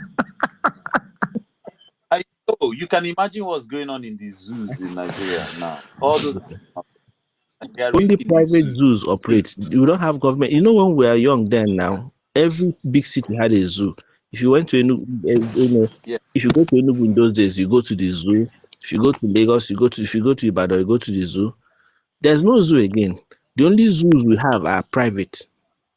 And it's just like a philanthropic. I don't know, even those private ones, I don't know why they are keeping those things there. But it's See, I've been planning to hold a space, the history of the end of Nigeria, and what I see is just a most spectacular collapse. People will I'm not telling believe you. it. Nigeria I'm is telling functioning like almost a cardiac arrest patient. It will just stop. It will just stop breathing. It will just stop breathing. I'm telling you, people don't understand where we're going. They think it's a joke. It will just stop breathing. It will happen in one night. You wake up tomorrow morning, nothing is working. And it's gone. No traffic warder, traffic markers cannot move, and not everything will just stop. People don't understand. That's why I say it's a No, but the rapture. It's slave a rapture masters that of will Britain happen. will come for them. The slave masters Britain will come to rescue them. Yeah. And Ndị nke ahụ nwetara onwe government, ha. Ndị nke ahụ nwere ike ibudo ụzọ sef. Ndị nke ahụ nwetara onwe ha sef. as government breaks down, what happens? A vacuum is created. What happens in the vacuum? Criminals take over. Terrorists become emboldened. Armed robbers, kidnappers. Hey, everybody will be running around. When soldiers have not been paid and police have not been paid and they're not turning up for work, Jesus Christ, is going to be Mad Max. Mad Max. It's going to be interesting. We're in interesting times. For those that know. But when you go out there and you look at people's faces, it's as if they don't have a clue. They don't have a clue. The collapse of Nigeria will be the most spectacular But the collapse. worst of it all is that the politicians are living as if nothing is happening. They're still living their lavish life and this their bogus lifestyle and they're still living like that. See, that particular class of Nigerians, anytime you tell them anything that involves struggle, they don't want to hear because they are the actual Of the system. beneficiaries of the system. Correct. That's true. Because they still have something that's working, whether it's one small business, one hotel, they still have something that's working. They are still eating, they're still okay. You now telling them end Nigeria. You're now telling them, oh, you might lose your business, you might have to start all over again. Nah. For them, it's just too much to think about. It's easier for someone who has nothing to lose anymore who doesn't have a business, or maybe Nigerian army has killed some of his family members. Somebody that literally is easier for them to, give up on Nigeria than for those who they're still plugged into the system somehow. Or maybe they've even been beneficiaries of the better end of the Nigerian education system. Even though it's not the best, it just teaches you how to be a manager, not how to be a leader, and how to read manual. That's all. So even with that small benefit of that better end of the Nigerian education system, the problem these ones now have is that they now see themselves as more intelligent than everyone else. And like as if based on that, their own delusion of having the intelligence, that is them that has the solution for Nigeria. That's the problem with these ones. Most of them still have aspirations of one day. Look, I used to be in one of my old school alumni WhatsApp group. I haven't even been there for like 2-3 years now. Anyway, I used to be quiet on the group because it was one private school like that in Lagos, full of rich children. In fact, it'd be like saying I'm even maybe one of the poorest in the school self. But yeah. So I used to be very quiet in the group because, the group had been going on for years. And then I bumped into one of my old guys from school years later. And he brought me into the group. So, I was just there quiet, listening to them, reading their comments. And then one day, one of them was complaining about a certain, I can't even remember the Nigerian politician, and how I think he was trying to do some business. And the guy was stifling things for him. And he was raking. In fact, even on that group, there's one son of an ex-governor of a state somewhere in Yoruba land that is also being groomed to be governor. Oh my God. Anyway, as this guy was raking, one of them said something that made me understand the mindset of people in that group. He said, that, why is he upset? That he shouldn't worry, Joe, that it will soon be our turn. That all we need to do now is make sure we become captains of industry. And our turn, we won't have to deal with all this kind of nonsense. That's what one of them said. And many of them were like, yeah, like, agreeing with the guy. That's their own cartel. That was their mindset in that group. And in fact, I ended up breaking the group. I ended up breaking the group into two.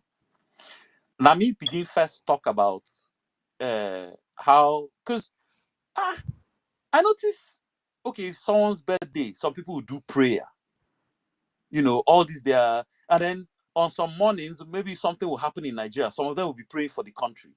I'll be like, all this will not pray yourself, who will help? Pray, nothing. And then I started talking. I first started going against the over religiousness in Nigeria in the group. The thing won't cause trouble. I join on with, in fact, Nigeria needs to end because Nigeria is a crime scene. Oh, but hey, see wahala. The thing, if you see the ruckus for like 3 days on They the not group, remove just you. because I end. They not remove you. No, I was surprised. Obviously, I'll be alumni now, so they can't just remove me like that. I was surprised. If you see the ruckus that kicked off on that group, in the end, the solution, because one other guy on the group, but this one, a Yoruba guy, but he has a strong sense of Yoruba nation.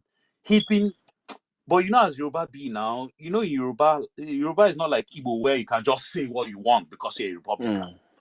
So he was always piping down. Oh boy, let me give the guy ginger. Oh. Before we know it, the group now came up with solution that, okay, you know what? We should create another group so that we can go and be discussing whether Nigeria is breaking, whether Christianity and all this religion is a problem. And then that's how, oh boy, like literally half the group came, and there was still the original So group. you have the fanatic ones, the extremists. Well, This. the extremist curious ones, Ndota in this yabo. and fanatic on both sides, though, plus the ones that no, we die here in Nigeria. There was one particular one, the day this guy had it with me, if you see the attack this guy launched on me, plus mess chat, plus shouting, voice notes, everything, and I handled him very neatly. I said, dispatched him. But in the end, even the second group, can't even split on top. And now even just generally just left all of them. Just because I realized these ones, they are not ready. They are still on some delusion. You know, my whole alumni, the only person I keep in contact is that particular Yoruba Nation guy, that one, because he was the realest there. I mean, most of them were, I mean, it's a private school in Lagos. So, yeah, you know, there was one or two Igbo guys there, but, you know, a lot of them were in diaspora as well. So their heads were lost. Some of them, I don't even think ever thought they were going to come back to Nigeria. So. Hey, Stammer, just to say one thing, sorry. Basically, do you know one thing? The psychology of an average Nigerian see this. Once it is not affecting him and his family, or him particularly, it is not existing. Yes. He will observe the problem that is happening to other people. Nigeria is the only time he will agree that Nigeria is as a problem in Nigeria when it is affecting him. But even if people, all the people in Benue are dying, it doesn't kill. So continue. That's what. And that is where most of our Igbo people fall in, especially that way 2x2 shop in Abuja, Lagos, Kano, and Kaduna. See, those ones, their own is, as long as their business is running, they don't want anything to disrupt their life. That's those ones' problem. See, the problem with the Igbo man and his republicanism. Now, don't get me wrong, republicanism is the best system in the history of mankind, if you ask me. And when I say republicanism, no be American Republican Party, that's not republicanism. It's not American Republican Party, because there's a difference between Igbo Republican culture and American Republican Party or ideology even. Now, if I was born into this world 1,000 times, I will still rather come back as a Republican Igbo man. 1,000 times. I would rather come back than come back under a king, either in Britain or somewhere in China under an emperor, or anywhere under somebody as a king or something. I'll always come back a Republican. But now, comparing republicanism to monarchy system. Now, amongst Yoruba people, on a everyday street person to everyday street person level, it's very difficult for them to agree. Their own competition is rife. The only time you see Yoruba, or especially Hausa, uniting is when the Oba or the Sultan or Emir issues a decree. That's all of them will just bow one time. Yeah?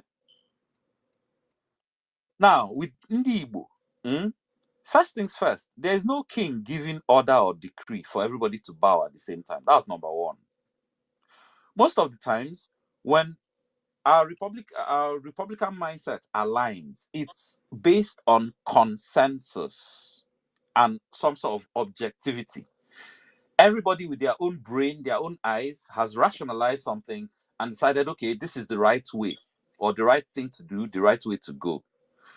And because it's everybody of their own volition, they'll just move along. They don't particularly need a king to say, oh yeah, it's this way.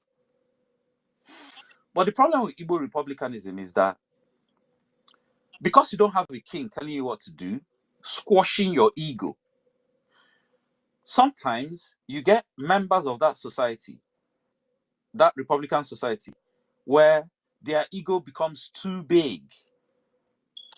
And see, in every society, ego leads to psychopathy. Every society has a tiny percentage of them that's psychopaths and sociopaths. And that slippery sliding slope to psychopathy and sociopathy starts from ego. Now, ego is not particularly a bad thing. In fact, ego is necessary for survival. But where ego becomes a problem is where it becomes egotism, where everything, everyone around you exists to serve you, where your ego becomes so self-centered, egotism. And then from there, you slide into sociopathy or psychopathy when you become obsessed with your egotism. You think literally the world is about you. You are the star of the film, and everybody else is just a bit part actor in your film. That's sociopathy and psychopathy. Psychopathy is the extreme where you go as far as actually believing you have the right over other people's rights. Like you could take their life, you could bully them, that's like literally, that's ego gone wild. And every society has a small percentage of these people that their ego runs wild. Now, in a Republican society where you don't have anybody checking your ego, it just happens that when there's a consensus to go left, you always have those egotists who think they're better than everybody. Like, why are they all going left? Yeah, I want to go right. Just to prove something, just to say that I'm different, and to garner attention. Remember, psychopaths and sociopaths, they love attention. And if everybody is going left, only you decide to go right. Of course, everybody's going to notice you and start asking, why are you going right? This is a big problem of Igbo republicanism. And when I say it's not like a big problem that is such a terrible thing like that. Like I said, I'll still rather be born a Republican as long as I can curb my own ego. A big man already dangerous, but if you that is the way we disagree amongst ourselves in our struggle. Yes. Very, very dangerous. Yes. Especially those ones that have one special interest or the other in Nigeria. If I open my DM, if you see most of them that are threatening me, that somebody will come out personally and have the mind to send me a personal message of threat. Do you not know? They know they try. Just for dreaming to be free one day from Nigeria. Somebody, my Igbo brother, will be sending me a threat for even saying it at all. They don't try that on me. If anything, Yoruba and Bini people, those ones, they don't even threaten me. They try and troll me. Stama, maybe one thing. I think this thing you're saying now actually played out between Ojukwu and Zeke. Yeah, to some degree, true. Yeah. Because I learned that Zeke was the one that wrote the Biafra anthem and all that. But for some reason, at that point, Zeke started going against Ojukwu, and then even to the point that he started calling Biafran people rebels, and even begin to campaign against Biafra people during the war and all that. But think about it. Zeke had spent all his formative years, leading this movement for independence to free Nigeria from the colonial monsters. It was all about him. He had a newspaper controlling people's opinions. He was a powerful man. And then situation changed. But he had interest. He was doing it with a motive behind it. To lead Nigeria when they finally broke out. Yes, exactly. So he had interest. There was all this ego behind him, all this, sense of ambition and achievement, pushing that his ego. And then suddenly the situation changed. And the situation changed such that he didn't have the prerequisite requirements to lead that particular change of situation. I mean, he wasn't a soldier. Ojukwu was the right person for that particular job. And obviously, you can imagine that Zeke could have tried to make himself very relevant to what was going on by trying to even impose certain decisions or action take on Ojukwu, and Ojukwu would have brushed it aside. And it would have got to Zeke's ego. and hence Zeke, so at some stage, How will just he do that when he had Fulani mixed blood? well, well, Zeke was born and brought up in Zungeru. I know, So but what kind of I don't. mindset do you expect him to have? No, but yeah. I mean, again, just similar. If you notice, a lot of current elites, they all grew up in the Ojukutu north. was born in Zungeru. And when I mean, Ojukutu was born in Zungeru. But he was a military but man. Yeah. a very He was a decent military man education. trained in Britain. Yes. Yes. He received a very decent education. Zeke too did, but I guess situation also helped Joe Tojuku to the realities of the day. But then, if you look at all our current Igbo elites, not just even the politicians, including a lot of the billionaires like all those Atoeze, they all grew up in the north. For Atoeze came out telling us how Fulani man has done him more favors than Igbo man has. They all grew And up to tomorrow, they still worship Fulani. Up to tomorrow, they still worship Fulani people. Yes, Rochas Okrocha, all those guys, they all grew up in the north. Even Hope Uzodimma, all of them. See, think about this. Think about this. Remember, as Biafra was being encircled and squeezed, our people were running out of the immediate conflict zone. And even before parts of Igbo land or Biafra land started being taken over by the Nigerian government, and they were even our people were initially, like my own parents, they initially ran to Ibadan.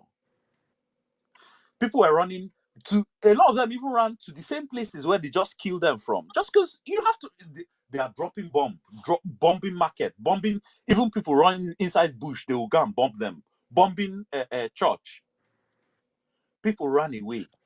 And when you hear all these people talking about how they grew up in the north, Fulani people raised them, let me just tell you what happened, because I've seen this thing happen throughout history.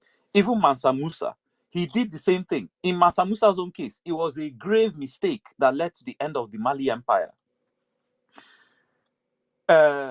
Mansa Musa conquered some next kingdom. I can't remember their name now.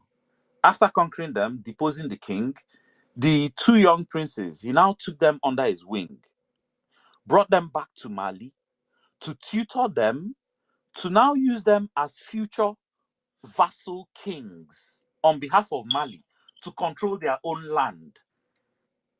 But eventually, two of them turned against him. Or I think against his successor. Yeah, against his successor. They turned against his successor. Two of those two princes that he raised from that other kingdom. A similar thing happened after that war. And come on, let's think about this. Fulani and Britain had just spent all this material effort and lives, including genocide, conquering Biafrans. After conquering Biafrans, do you really think they were going to allow the likes of those real revolutionary leaders we had back then? Of course not. And even if initially, some of our true sons, took governance, the fact that today we have almost all our leaders come from once lived in the north. You can see that they had a program where a lot of our young boys that went to the north as refugees from the war, they brought some of them in. All those Ojus of Kalu, all of them, trained them with the hope of, in the future, maneuvering them into governance in Igbo land, which is what's played out. I mean, Hope Uzodimma and that Tanko move they did with High Court to bring him into, that just showed the agenda that they had people that they've, and even Funam writing recommendation letter for who is supposed to be head of a head. Come on. After that, and this is what you do in war. When you conquer people, you control their leadership from there. From then on.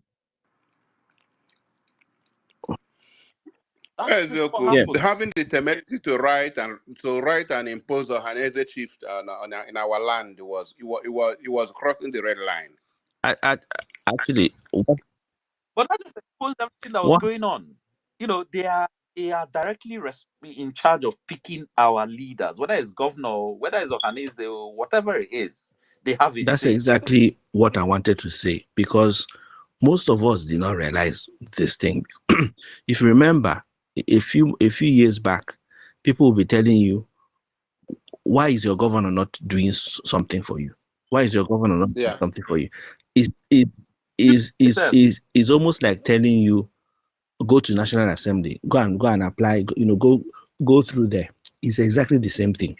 Now, from 1970, from 1970 till date, there is nobody that has power in the East that has not been vetted via a particular profiling. All our leaders are profiled. People like Ngige escaped the net, and we know the story. Oti escaped the net, and we know the story.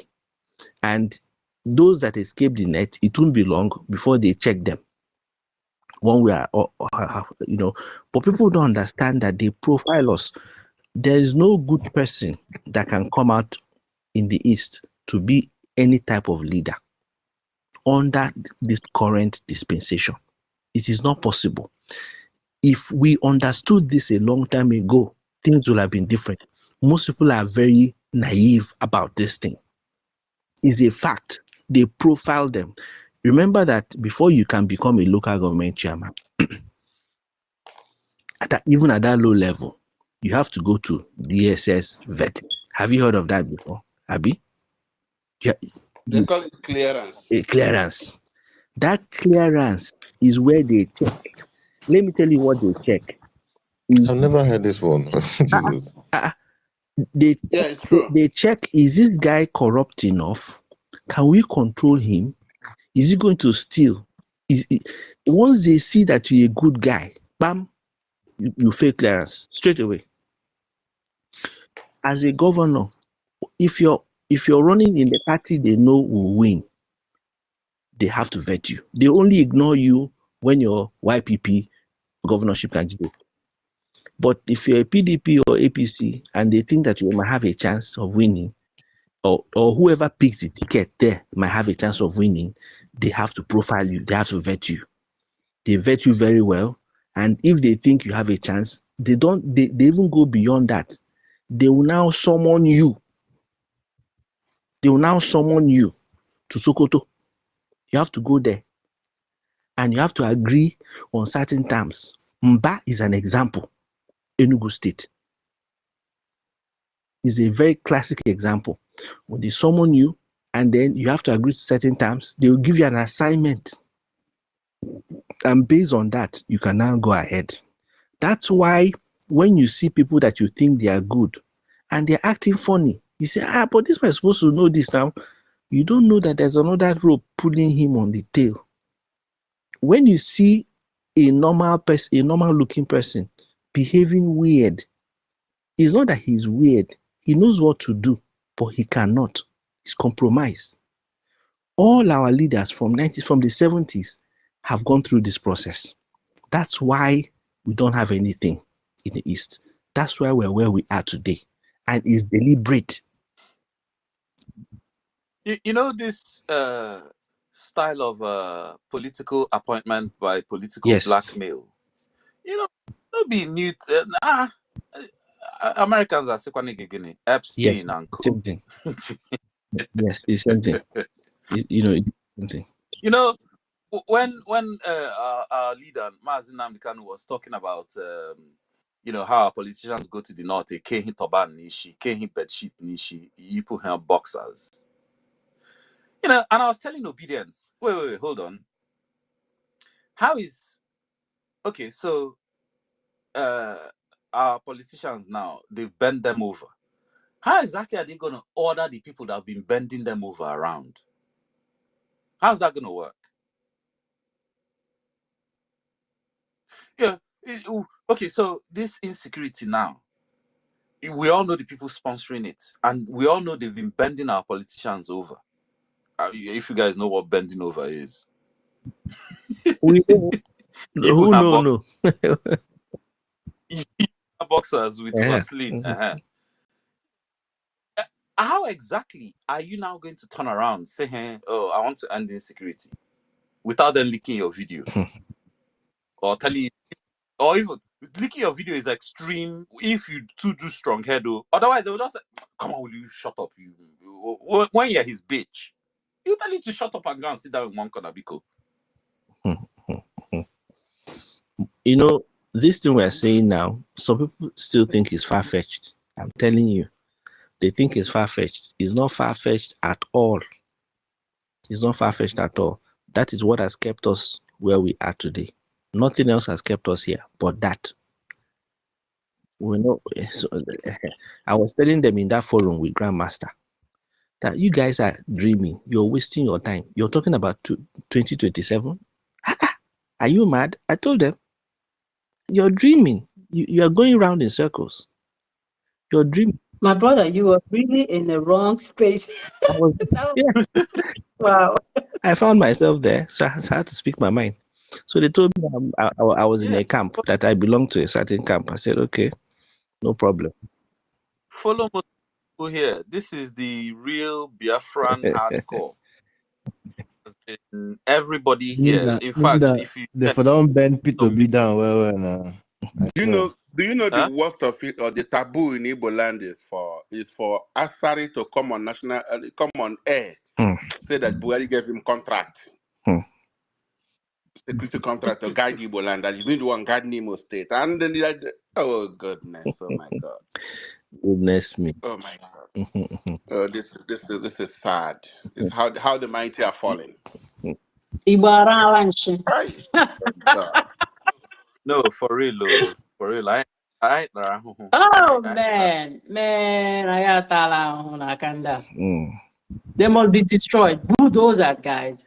I'm with you guys. Let's bulldozer this country, bulldozer it from the bottom up. Bulldozer it. Now this contraption. Yeah, but Maazị Nnamdi Kanu mechara anya sị na the best thing is to tell the people the truth. Aka o ji wee sị na ihe ọ ga-eji wee mebie obodo a bụ eziokwu Chineke. And eziokwu anwa bụ ihe o kwuru. Kita now, the eziokwu now is now penetrating because Maazị Nnamdi Kanu just laid out those truths, even though it sounded very controversial and people didn't believe him. They thought he's a mad person. But now, when things are now playing out, you have something to reference it to. Now people are now saying, hey, Maazị Nnamdi Kanu kwari ha o. Hey, mgbe aha nọgide enwe naira crunch, onye ọbụla na-enwere ego, onye ọbụla a na-achụ ego, onye ọbụla ndị na-agba ọtọ na bank, ndị na-eti mkpu na bank na-eme. Mana now watch is ka anyị na-eti mkpu anyị nwere the currency. Ndị terrorists nọ n'ime ọfịa na-egosizi anyị the ego apparent na bank ya. A bank anyị ndị terrorists enweta gị mana citizens enwetara ya. My brother, he had a too much. No,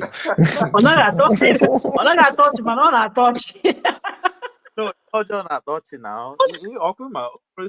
Oh, you can't just help but laugh. But laugh, man. You know, when I tell you monkey ate APC campaign money, you have to laugh. Snake swallowed.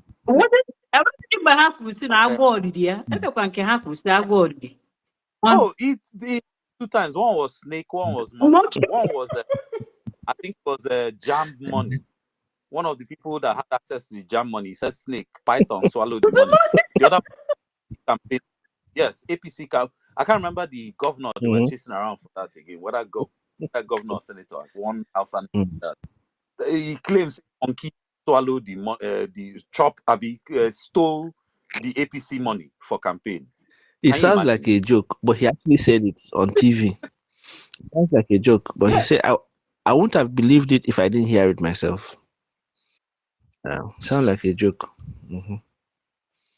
Wow. And then the same politicians and run a bad debate whether cow should be given citizenship. Like that one, you couldn't even make that up. I mean, that one I would think it was a book somebody wrote. I won't believe that happened in real life. I won't believe it. I was hearing that thing here. I thought, no, this one is too far now. Until I saw the video, that Fulani woman talk, arguing. No. I thought, no. 1,000 I need. No. No. This one don't pass, don't be silly. There's something that I've been wanting to explain in, I don't know if it fits into what we're discussing now, but since we are of like minds, I think maybe either you understand it already, or maybe I'll be shedding light on something you haven't seen from this perspective before. When we talk about getting our own country separate from this current Nigeria, the issue now is Lagos. I think there's a type of delusion that is in Lagos by both some Igbo people and 90% or even not 99% of Yoruba people as well. Most people don't understand what it means if we leave Lagos per se. Live in quoto per se. Let me explain it from a perspective. What drives Lagos? Two things. The fact that we have a port, and of course, coming out of the port, the fact that we have an international airport that services the people there, and the fact that they had embassies there in the past. Okay, that is layer one. Because there's a port in Lagos, they now built all the factories that produce all the FMCGs that is consumed in Nigeria in a very small location. You know what I mean by all the FMCGs? Yeah. All the FMCGs are produced in a small location for the vast population of the entire country. If you're using Joy soap to bathe in Kano, it was produced in Lagos or in Ogun State. If you're brushing your mouth with Colgate, it was produced in Lagos or in Ogun State. So those are FMCGs. Now, you need to understand the type of volume we're talking about now, simply because the port is in Lagos. So the entire country is using FMCGs from this small location. Lagos. FMCG, manufactured consumer goods. Fast consuming, yes, those goods that we need on a daily basis or weekly or monthly basis. Like your soap that you bathe with, the Omo that you use to wash your clothes. These are goods that everybody needs. If you're in Aba, you must use Lux soap to bathe. If you're in Kano, if you're in Calabar, all of that is produced between Lagos and Ogun State. All. If you live in Nigeria now, if you go to your pantry and pick up a product, even your kitchen, even if curry powder, look at the label. It's produced in Ogun State. Okay? Yeah. That's because port, we have only one port, which is Lagos Port. Okay? Now, see where the issue comes down, or not the issue. And then, hold on. And then there is also a consumer population as well. 70% of the population in Lagos, whether they agree or not, whether there's statistics or not, are Igbos. Whether you like it or not, 70%. It's not 50, it's not 40, it is 70. Based on my empirical observation. I've lived in Lagos and I understand what I'm talking about. If you want the empirical facts, I can point them out via estates. You can look at estates, you can look at markets, you can look at the bank staff. All of that points to 70% Igbo population in Lagos. Now, these people consume.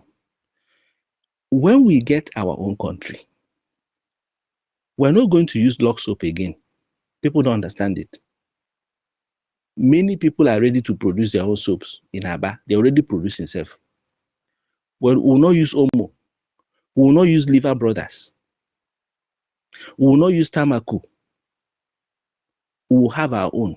We already have. Just that those ones that we have will now establish properly, better in our own place. Now, that's tier one.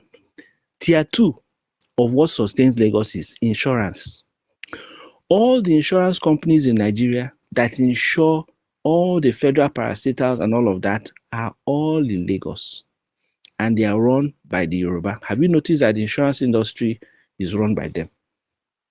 If you understand how big the insurance is, okay?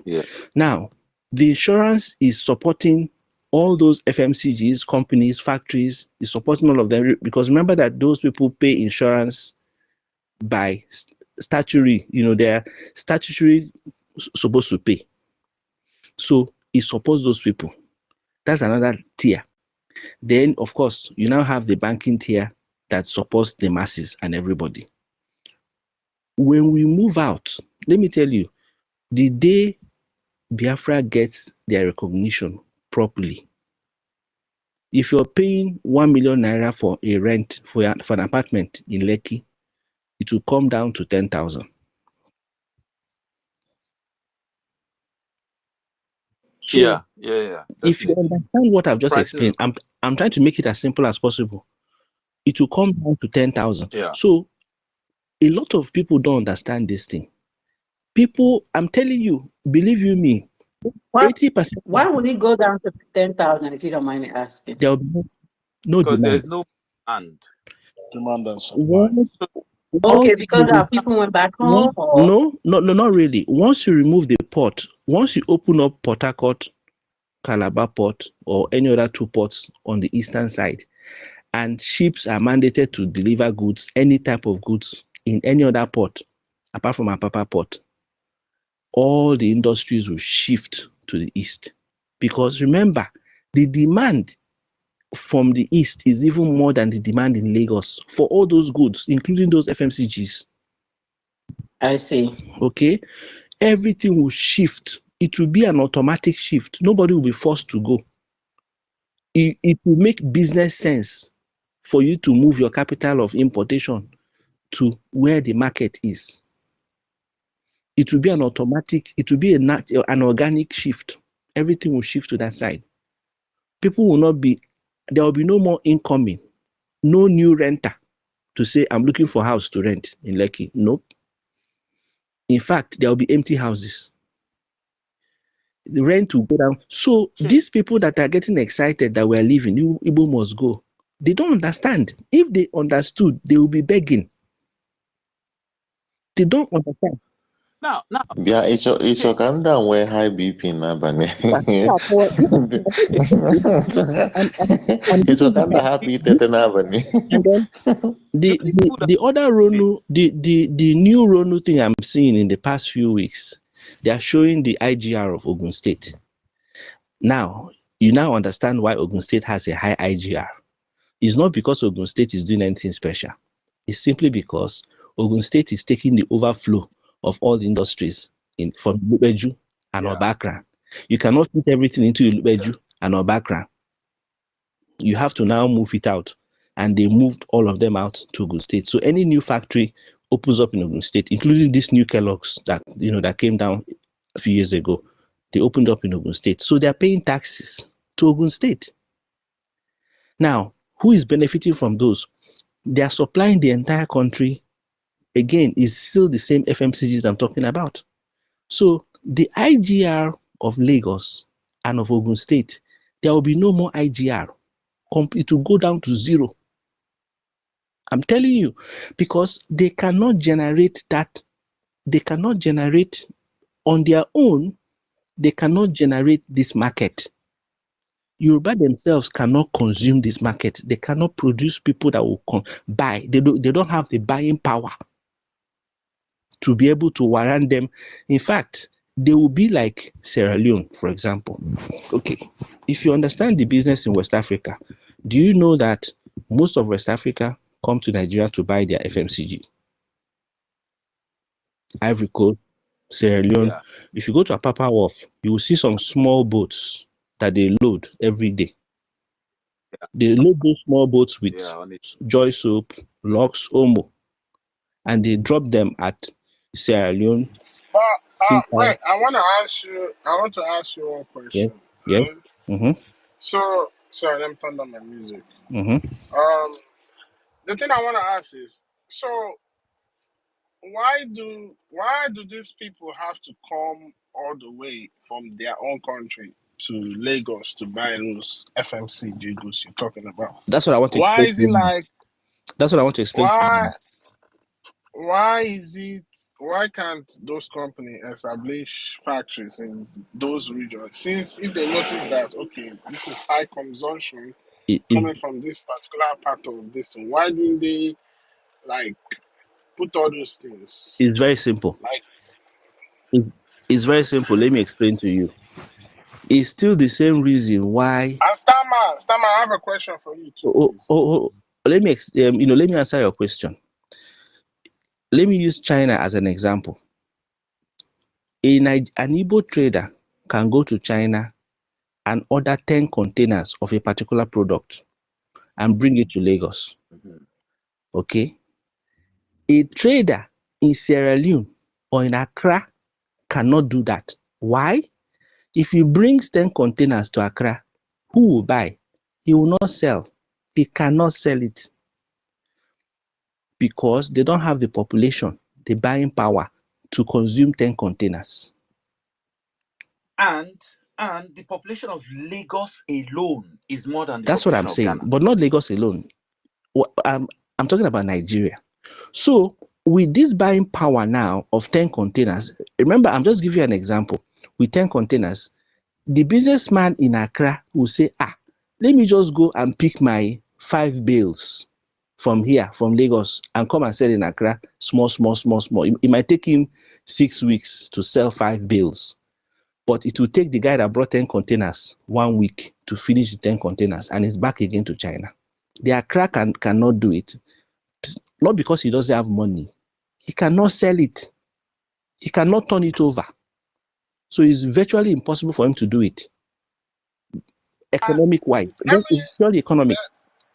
Let me just add something to what you say. Okay. You see, that buying power you're talking about Yes. is very valid.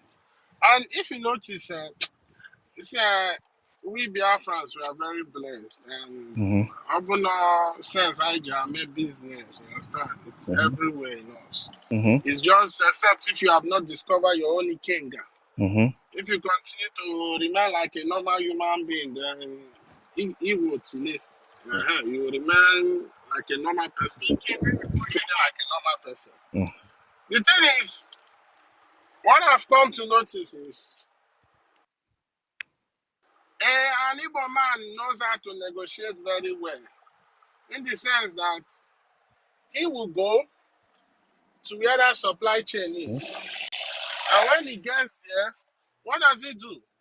He reach an agreement with those manufacturers. All he just needs to do is just maybe run like 5 transactions with them to build that trust. And you see all those 10 containers they buy. It's not like they pay for everything. They don't pay for it. After a certain time, they can discuss with them, okay, because the manufacturer has the goods. He wants to sell it out.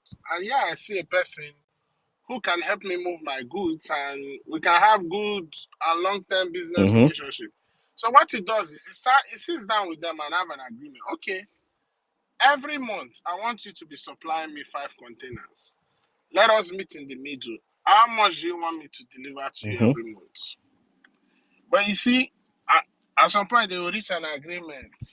Maybe the money you will be delivering is maybe money for 2 containers. But every month he's sure of getting that 5 containers. What does that do? And in the process of doing that, they build like a long-term business relationship. Like, okay, this thing has to last for a certain number of years. But you see, to that manufacturer, that continuous cash flow that keeps coming in, you understand, is far more better than you wait for somebody to come and buy a certain number of goods at a certain time. And because when you look at it, you see the turnover, the high turnover is existing. And again, production is taking place, is moving, everything is just like scale of preference. You benefit.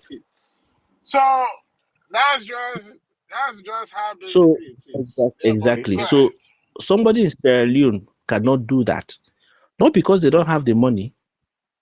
No, it's not something you can learn.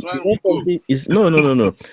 no, there's another element that you need to understand. That's why when I spoke here initially, I said if you haven't read this book, Outlier, you should read that book. It's very important.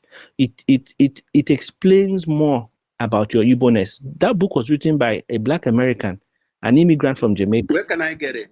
Amazon, right? Just type it now in Amazon, you see it. Type Outliers. Outliers, is it? Yes. Type it. What you say the name is? No, Outline outliers. out. Outlier. You know, it's actually a term in economics. Outlier. Please, can you type it on the space, please, so we can check it? Thank you. Okay, let me type it now. Now, there's an element that you are all missing here, and that element. So let me just type it out. I can't, I can't type and be talking at the same time. I'm not, these women, they can do. Yes. Can you see it? Not Type yet. it. I've typed outliers. Okay. So it's outliers. That is OUTLIERS. That's it. Okay. Is it written by Malcolm Gladwell? That's it. Yes. Okay. Thank you. All right. By the way, Malcolm Gladwell is first cousin to Colin Powell. They are first cousins, so they have the same grandmother. Okay. So there's an element that is missing. It's not about bringing in one container or 10 containers or whatever. When you talk about buying power, there's something to do with buying power that is unique to Nigeria. You need a population that can hold cash, spend it, and get another cash in their hand, apart from civil servants. Outside of somebody that earns a salary, you need a population that Oyibo has a name for it. Is it FMCG? What's the name for it? These small businesses. Credit, small Yes, business loan, SMEs SBA. and all these people. Okay. Now, which population in Nigeria is able to do that outside of civil service? Remember that the civil service is sustained by oil money. When there's no more oil money, that cash cow, that civil service, that big fat civil service people will not be there again. They won't have a choice but to go lean because you need to survive.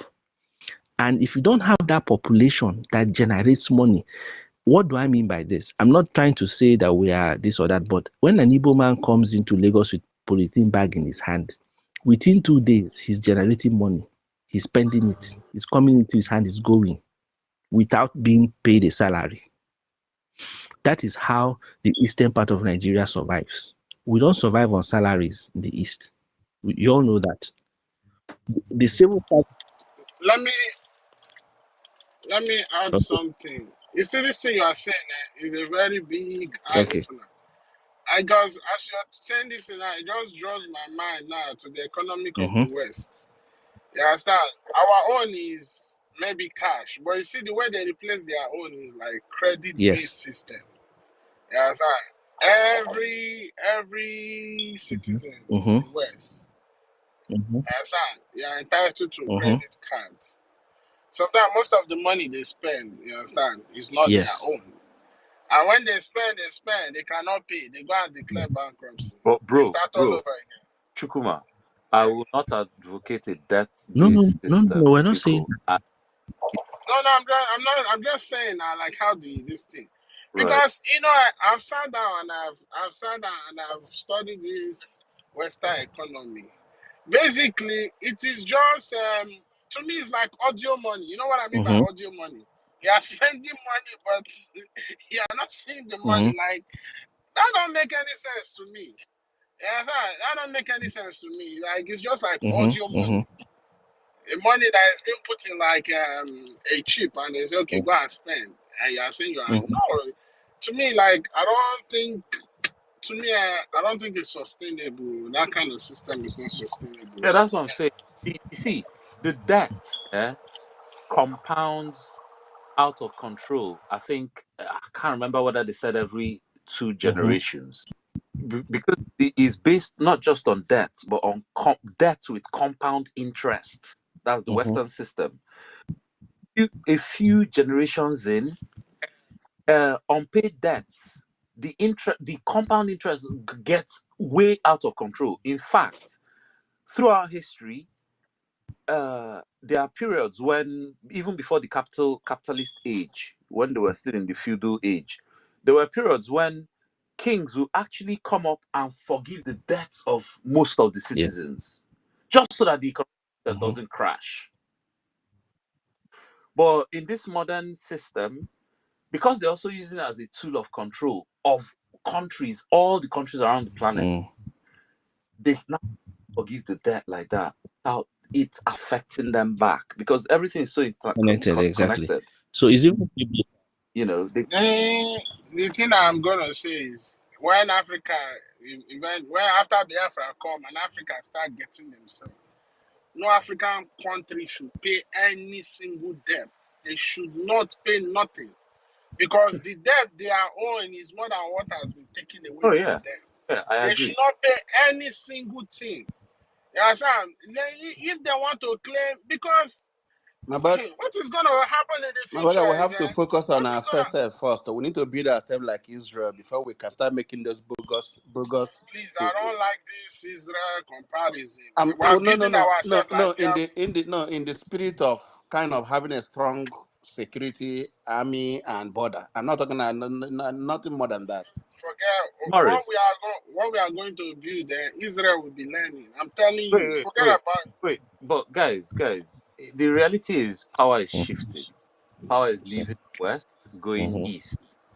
Now, it will stay in the east. I predict for about 2 generations, 50 years. I don't think the east will have the full run of like a century that the west or the Americans had, and the British before them had, and the Dutch, and then the Spanish and Portuguese before them had. They all had like a full century where they were at the top.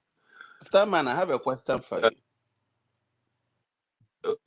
Okay, but should I? Yeah, go ahead, finish. Go ahead, Let me. finish. So, but now China is coming into the ascendancy. We all see what they're doing with BRICS. We also they are going to be the powerhouse of BRICS, and but I don't see China lasting the full 100 years. You know, the British used to talk of the British century. The Americans talked of the American century. We are literally living through the end of the American century, and the Chinese are now talking of a Chinese century. But because of China's demographic problem, them not having enough young people to pay the pensions of the old people, thanks to their one-child policy that has backfired, China, their population will decline, and with that decline will come a decline in power. And in this time, depending on what the Africans do, going into this period is the best time for Africans to start preparing themselves eventually become a global hegemon. And when it does happen that Africa, or at least tropical Africa, becomes a global hegemon, there's almost nothing those Western countries can do, especially when we come for not just our reparations, but our artifacts and all the other things they stole. Now, there will still be military powers, some of them, not all of them. There will still be military powers for a time, the ones that have nuclear weapons. But then, I found out that even nuclear weapons have an expiry date. I was so happy. Yes, nuclear weapons have an expiry date. Now, unfortunately as well, they've just discovered a huge uranium deposit in North America, Canada to be precise. So yeah, they'll still have nuclear weapons for a while. But yeah, their powers will decline. It's a matter of time. I think This is generation. I think you see honestly, I want them to discover resources in one of their territories, They so have that they can scramble for it. They have resources. So that they can scramble for it. In the process of them scrambling for it, their attention is shifted. Bro, While we are developing ourselves and building bro, ourselves. they have resources. They do. But the only thing is, yeah, they are smart enough to realize that, hold on, resource extraction destroys the environment. Why destroy our own environment when we could just go destroy those Africans' environment since we already conquered them? And if we take their stuff, we save ours. Ours becomes strategic reserve. And the more we stand by watching them taking our resources, let me just tell you, if that scenario plays out to its logical conclusion, they will not, first of all, they will not leave until they've taken the last gram of gold and the last drop of oil. And when they do leave after taking the last drop of everything, we will remain poor forever and we will never industrialize. Because remember, then they will now revert back to their own resources and they still control the prices. And with almost nothing short of other than labor and agricultural produce, we have no bargaining power. The thing, see, stand my wait. You are doing too much Western economy. The thing that is gonna happen is, you see, this system called economy is gonna be destroyed. After, see, we should just understand that we are buying and selling our own market with what we are doing right now as we are fighting for this liberation of Biafra. This is our own duty as this generation now. When we are done with what we are doing, a new set of generation, a new kind of, let me say, in the future, Okonji Wildlands, or maybe the other brave people will come and bring ideas of how a new system of economy should be. Not this one that we have right now. No, not this. A whole new system of how the economy of the people are going to be run. Because you see, this thing, this so-called economy right now, it's not sustainable. You cannot be overworking people out in the name of jobs and all that thing. That is bullshit. This is not how the old people lived in the olden days. And yet they had everything, they did not lack anything, and they lived fine. No, Now no, they fast have forward to always this been our having current. this workaholic system. That's the reason why they came and took people from Africa now. They've always had it. So because Sorry, yeah, carry on. so what I'm trying to say is this system is not gonna be sustainable. You see, and now because even they came again now in order to even work you more, they took your calendar system, they changed it. Normally, you're supposed to work 4 days a week. If you calculate it normally, you will see that you're even working more and you are getting paid less. So everything they did was to get the last dropped. Most especially those are the helms of the capitalist affairs and all those things that run all these things. That is what they did, and that's what they try to achieve. So I guess let me Yeah, just throw that. the capitalist system is just not sustainable. In fact, if you ask me, capitalism is a giant Ponzi scheme scam. In fact, the greatest in human history, and it's simply not sustainable because it's based on profit and debt. It's a zero-sum game, meaning that for somebody to make a profit, some people are losing somewhere else, and losing on all levels, on all sorts of levels. Either the environment is being degraded or they're being paid less than the value they are creating, but somebody is being exploited somewhere for somebody to make a profit. It's a zero-sum game. It's not sustainable. Yeah, and you know, as for Africa, capitalism will not be the solution for Africa because it's never worked. We have had capitalism in Africa since colonialism, but it doesn't work for the Africans. And the people we're going to have to be competing with in that system, the Europeans, they've been accumulating capital for 500 years ahead of us. If it's that one, we cannot compete. You know, yeah. Sorry, I see Arinze back because he's been up for a while. The thing is, Starman, once you take away this feeding bottle, highest one generation, you will be surprised that all that wealth that they've amassed for 500 years will vanish overnight. Because number one, when you look at the rate of consumption which they live in, you understand, and also the time they will use to condition their people to readjust to a new norm. Because remember, the inflow is not on the same level anymore. So now they need to look for a way to know how to manage what they are. And before you can take away the people's mind and readjust it to the new norm, sometimes it can end up leading to chaos, which will further destabilize them and all those things. So forget about whatever they have amassed for over 500 years. That will vanish over. You see other gold Britain is claiming they have. All that thing will go away. Yeah. Starman, can I just add something very quickly, if you don't mind, please?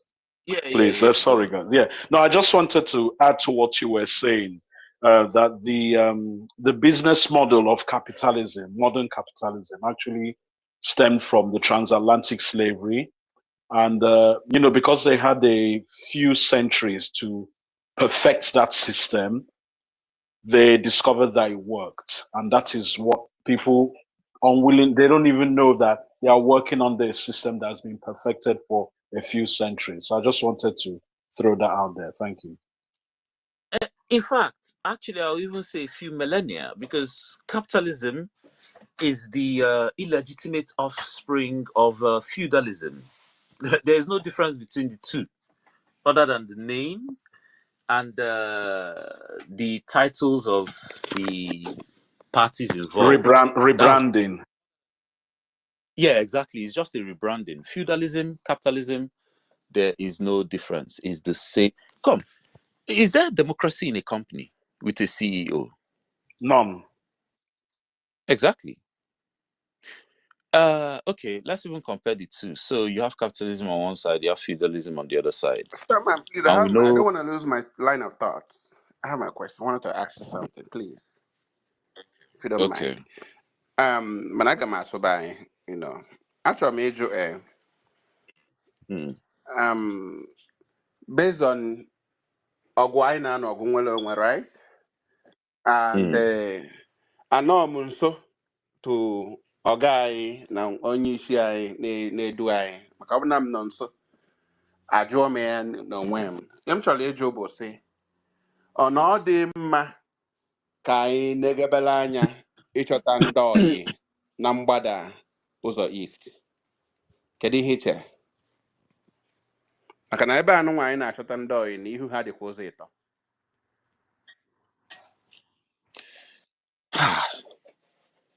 Well, you mean other groups around us? No, Chotandoi knows the East. Uzo East. Oh, the block. Yes. Oyibo East. Uzo East in the R. Yes. Yeah. Yes. Okay. I'll tell you what I heard PM say about that, which I think we should understand is as diplomatic as he can be, really. He said, because I think someone asked him a similar question, and he said, well, if the people we've been pandering to refuse to listen to us, we'll go to the other side. Yeah, and come on, it's true. I mean, why keep wasting time if the person you're chasing around doesn't want to listen to you? Why keep wasting time? So Yam Jacob and I chonanda choha to Toaha. Only see in cause to Padora. I am Chakwa Ubua, I am and then I show her. Adikas name way in them, we can let's assume that no teji onye isi anyị n'ime now na obodo Nigeria. Okay, hemelante ka ha no ya right. Mkpụrụ niile anyị na-eti mkpọtụ anyị na-eme. Okay, after the 3-4 years, ha bịa de tupu ofu ihe. Abịa tupu ofu ihe anyị agbagharịba. Anyị agbagharịba before ịmara ihe na-eme under 2-3 years agakwa. Before generations a na-agafe. So ọka ma na agakwuru ndị isi na-anụ ọkụ ka anyị nwa. ihe ndeke West ji anyị eme ha ji anyị play game, which is what they have always done. So they see that their whole empire is crumbling, and they know they can't save all of it. They can't maintain control over all of it. So the game Haji play with now with Nigeria, and this thing they're doing as if, oh, okay, maybe we're listening. Even whether they're listening or not, let me tell you, their interest there is not to save us. Let's not kid ourselves. Let's not kid ourselves like they love us that much. If they loved us that much, they would have given us reparations for slavery since. Correct. Or even colonization, if they loved us that much. They would have heard our Biafra cry since. The reason they are playing this game is typical of, this is philosophy since age of Rome, playing both sides. Is not a new phenomenon. What they are doing is they are watching how everything is going to play down in Nigeria. They understand that we're in an age where, okay, you can't be seen to be overstepping like this or overstepping. So everything is cautious. But they still have that luxury of being able to sit back, watch what's playing. After all, you see all the reports they write about how Nigeria is a failed state, how this one, that one. They're always writing reports. And all those reports are deliberate. Those reports sometimes is to test the water or to shift opinion.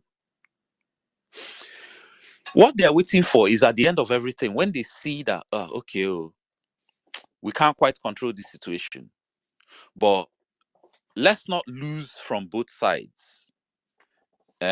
So at the very end, when they see, okay, it's like, well, just similar to what happened during that we thought we had independence.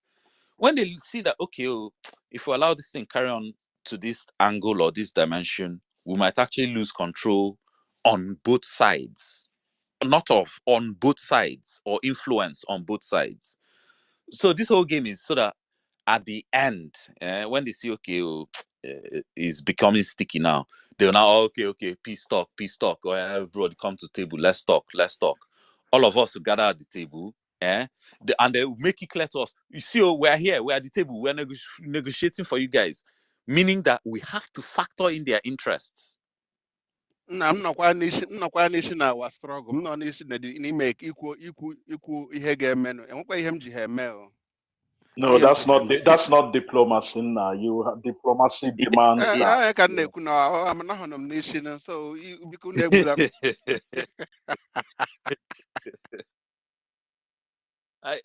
And again, this is why Simon was made for the job. I don't know why people kick against him. A lot of the people that kick against him, they are not politicians. And even if they are politicians, you're a politician from the zoo. Only which game, this is someone that is a politician in Europe, not just a politician, lawyer, plus soldier. All the ingredients you need for this thing we're doing. He has everything. So I don't know why people come and he's that small boy. Well, because you're older than him. Can you do what he's doing? The kind of influence he has, do you even have it? Including the right level of color. He has it too. Exactly. Yeah. Let me just respond to that.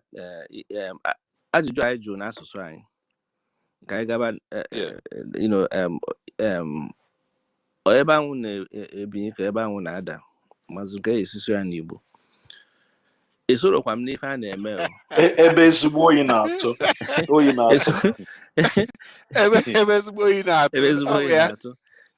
esoro m n'ife a na-eme beta ama m na a na-eje ebe a yotago onwe onye kọwaa something nkịta that na-eji anyị agbakoso yotago anyị ma na-eji anyị agbakoso but onwe ife a na-akpọ alignment bụ mgbe eji ya agbakoso but agbazie anyị wee gbabanye anyị n'ebe mmanụ aṅụ dị.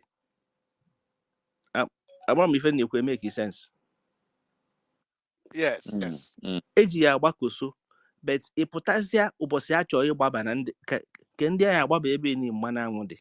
Agba ya ọ bụla ebe a ka agbaje, but isi ụkoso ka a na-agba o, but ọ dabazialị gị or right place at the right time. Ife a na-eme ndị Burkina Faso na ndị Nigeria na ndị nke ọzọ ni ọ bụrụ na fa adịka smart nọ na koso a na-agba at a higher level adabagolufa at their level. Okay.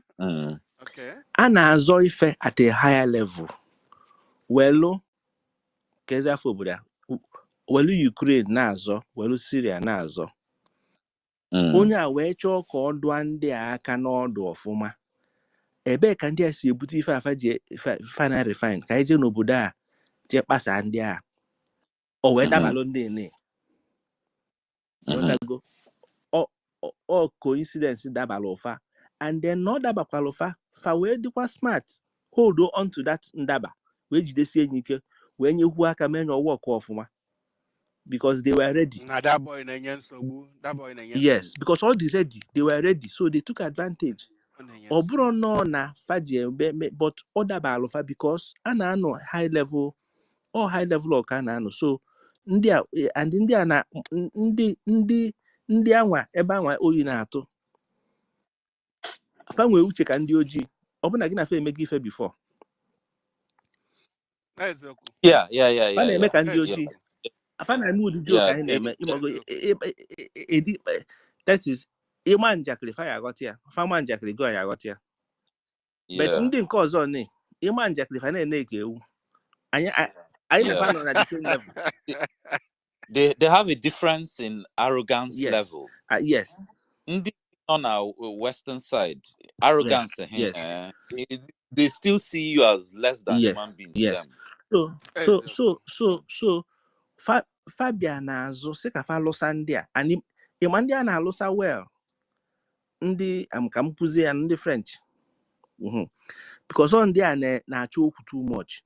So awezi ka etu a esi wee lụsa ndị a ka anyị jee ebe afa si enweta ife afa ji akwụdo ka anyị jee gbapụ ya ka anyị jee dọpụ that thing and ha ejego dọpụ that thing and that thing na work ya na-ekpo ndị a. So a na-adọga ebe a fa nwere jekwa na Ukraine na-adọfa that side, so a na-anọ that side. So if that high level a na-adọzi wee dabalụzie ndị a and ọ dị ka ọ ya adabala anyị as well because ndị eso adọ mba ọ ya adaba because ndị eso adọ bụkwa ndị ji anyị n'ọrụ ndị wee eliza yotago. So achọkwa ịdọfa too because ọfa ncha so na ndị na-achọfa okwu yotago. So and ịchọ inweta ndị eliza anyị nwa bụ the cash cow etu ndị n'isi bụrụkwa cash cow ndị French. So yes,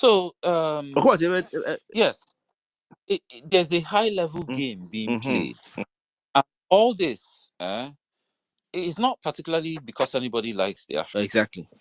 But the reason why that strong man obodo and the other one no na obodo ndị anya hipere one those strong men. Those strong men understand one thing. They understand that the power of the West from the free resources the West needs from Africa. They understand that very well. And that the only way to weaken the West is to go and take that feeding bottle. And they also understand that there's a risk of war because the West will not be there, feeding bottle. They will throw blow back. And you can see this war even shaping up now. And like I've been saying, Women in the Sahel is just the beginning. The more you see how Ukraine is heating up. They've now sanctioned for Ukraine to launch heavy long-range missiles into Russia. And has told them, look, we are not stupid. We know that those missiles, Ukrainian soldiers do not have the training to operate them. The Ukraine does not have the satellites to guide them. The Ukraine has no facility. This is going to be NATO soldiers launching rockets at us. And if we do, we'll consider it as an act of war from you. Yes. If you see all these things playing up, literally, this one is just how many days ago this one happened? 3, 4 days ago. And again, those two strong men from the East, they understand that for them to win any eventual war, they have to, number one, control the resources in Africa and deny the other side those resources. Because it's with resources you win war. If you don't have enough copper to make the electronics, enough iron to make the armored tank, you are going to lose that war. Oh, it's as simple as that. Okay. So the game I said they want to be at our table now is so that, okay, if they see that, okay, we're too dogged, and the original plan of using Fulani Nigeria to control our gas, which they are going to need now that they are fighting with Ndigodo from the BRGIE. Now that they are fighting with them, they are going to need, you see how they were rushing to start building that. In fact, they started building that pipeline until Niger stopped their own section. That's why they want to be at that negotiating table to say, okay, we brought you to the table now, but yeah, what's in it for us? How far with that gas? How much are we going to get?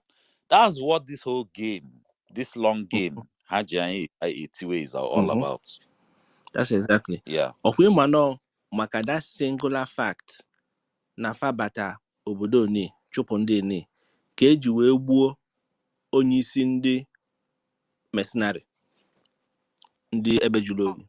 Oh yeah. For that singular act ka eji gbuo that man.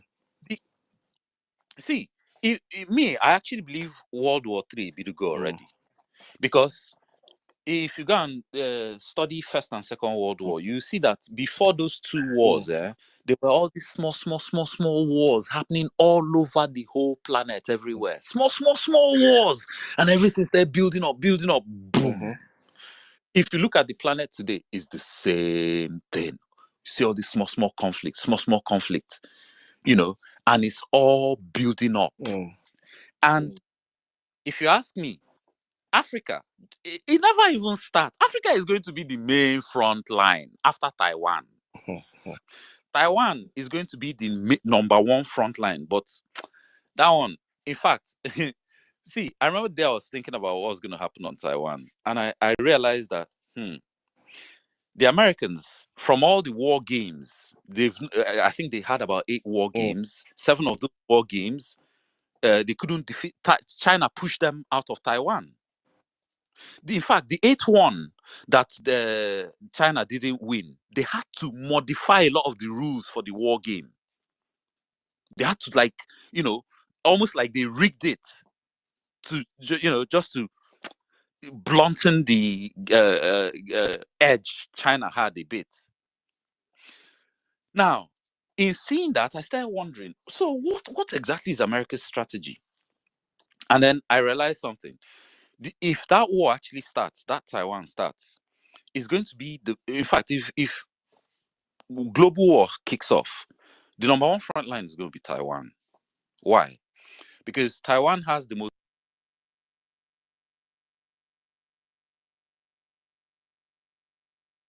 computer chips. Without those military grade computer chips, you can forget winning any war, because your weapons will not be as advanced. That's just it. And immediately I realized that whoever loses Taiwan is going to nuke Taiwan. If China pushes America out of Taiwan, America will nuke Taiwan. Not nuke Taiwan in its entirety. They will nuke those semiconductor foundries. And if China can't get their hands on Taiwan, they will nuke those semiconductor foundries once that war kicks off. And then lo and behold, about a year ago, I heard, that crazy American politician, what's his name again? Is it Lindsey Graham? He said, if they're not going to get control of the Taiwan or something. I can't remember how he said it, but he said they'll blow up the semiconductor foundries. I started laughing. So the China front, if it kicks off, it will be brief. It'll be a couple of days, maybe a couple of weeks max. But the real front line will be Africa. Because number one, there's so many resources there. Yes, they'll be digging their own. But remember, war is about who can outproduce the other. That's a big component of who is going to win the war. So to be able to outproduce the other, every single gold mine, copper mine, there'll be extraction going on. Every single one that's operational, there'll be extraction going on to feed the war machines in both spheres. So the African one is going to be the number one. I imagine the whole thing spanning the whole continent, and you can see the way the chess pieces are lining up. Even when you see where Russian forces are, American bases, and then critically, that's that Horn of Africa. That place is highly strategic. I remember I saw a map of all the foreign bases in Djibouti. I was thinking, why? There's even Japanese base. Why? There's Italian, there's Japanese, there's Russian, there's Chinese, there's American, there's French. And I'm thinking, all in one country. Why? Okay, so the popular narrative is, to control the Straits of Aden, that into the Red Sea. Which, yes, that's one of the agenda. But the real agenda, the real big agenda, and I got this hint from listening to some Chinese military analyst. I mean, he didn't say it explicitly, but he just said something about the Horn of Africa being very strategic to moving in to any part of the continent. And I started looking at the map. Yes, it is. That's the most. Look, the Horn of Africa. If you just drive down the hills and just start driving west, you're in the Sahel, and there's almost nothing stopping you. Yeah, you are just driving over open, plain, flat grassland, all the way from Kenya to Senegal. Literally.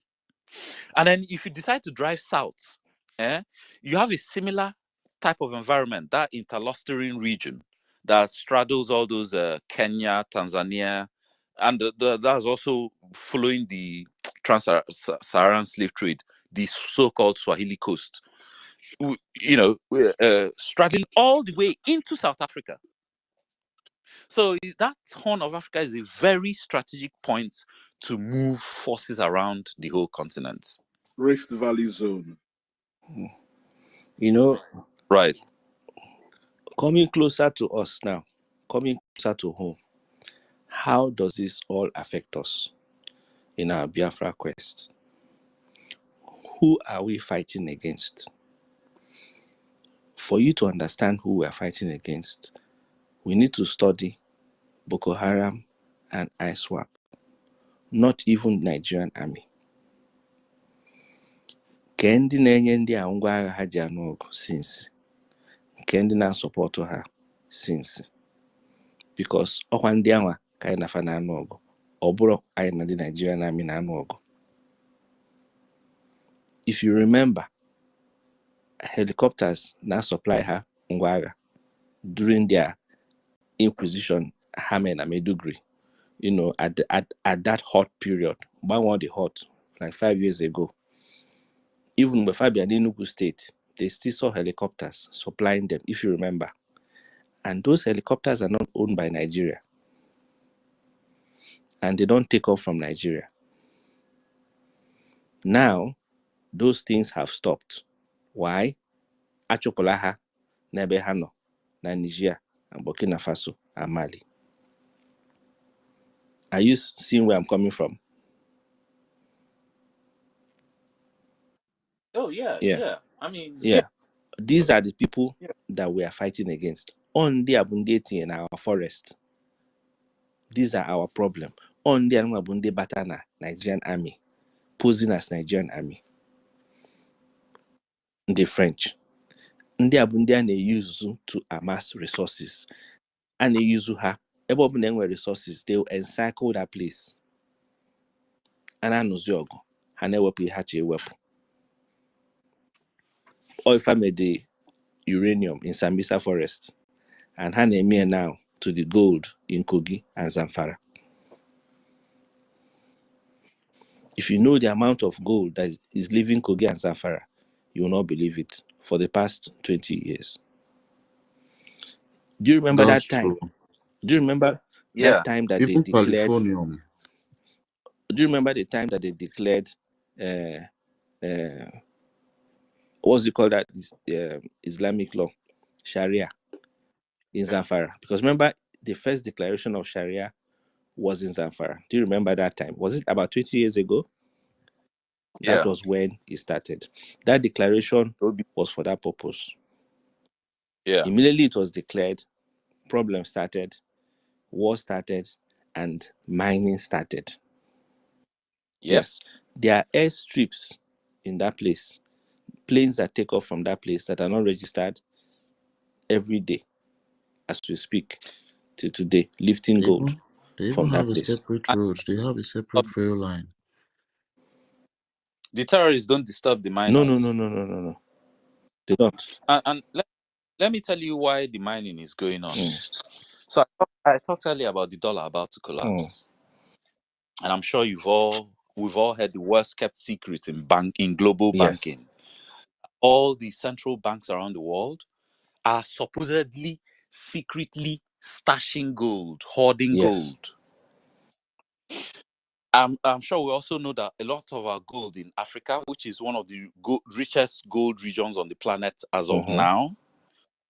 So one of the richest gold regions is Africa, and then there's Papua New Guinea, then there's Australia. Even though Australia, the gold rush is stopped. The gold rush in North and South America, those ones are over. They finished the gold in those places. So the gold flows from the Sahel through all these scrupulous elements into UAE, where it suddenly now becomes clean gold. And then it goes into the Western market. Now, this is happening because these central banks, they're all secretly hoarding gold, even though it's the worst kept secret in global finance. Because everybody knows the dollar is about to collapse. And in history, in human history, there's been a history of over 2,000 fiat currencies. That's currencies backed by nothing other than the endorsement of the state. And all 2,000, before this current generation of fiat currencies, all 2,000 have collapsed. Every single one has collapsed. Why? Because now, emperors, kings, all these, guys, they create fiat currencies for a reason. It allows them to spend more than they have. Because it's not backed by anything. If your currency is backed by gold, you can't spend more than the gold you have. But if your currency is fiat, like say made of a very cheap metal, even copper, sometimes even the copper, when they don't have enough copper, they debase it with other cheaper metals. So fiat currencies, because there's no intrinsic value attached to them, they always go bust. In fact, sometimes even gold currencies, a currency where you are minting gold coins, can go bust. Like in Rome, when the Roman emperors, just to fund some of their wars, they started mixing the gold with another impure, kind of not impure, but kind of like they call it is it electrolyte or no? Electrum. Lesser metal. Actually, Lesser metal. Yeah, it's actually a naturally occurring mixture of gold and silver, but not to the purity of when you get where some gold deposits. So they started mixing their gold coins with the electrum, and after a while, the Romans. What happened was the Roman citizens, when coinage comes into their hand, they'll pick out the ones that were, because not all of them were debased at the same time.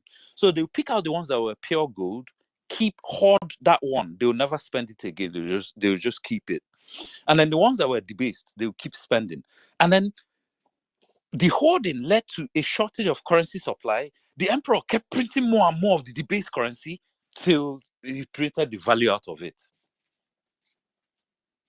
So once your currency goes fiat or is based on fiat, it will collapse. It's a Ponzi scheme.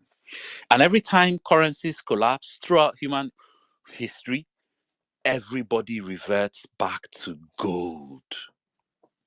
Gold is the longest used, most trusted money humans, Eurasians have ever had. They've been using gold for about 5,000 years in Eurasia and Mesopotamia. So every time their fiat currencies collapse, they always go back to gold. And that's why they are now running around the whole world. Anywhere there's gold, they destabilize, like Papua New Guinea.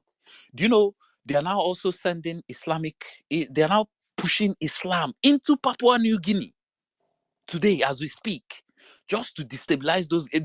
There's a brutal war going on there now. The people there, because they're using Indonesia to do the addition there. But Indonesians, they're not fully me. In my eyes, they're still white people. They're not black. They are Eurasians. Eurasians, you see, when you hear white people, don't box your mind into thinking it's just people with white skin. No.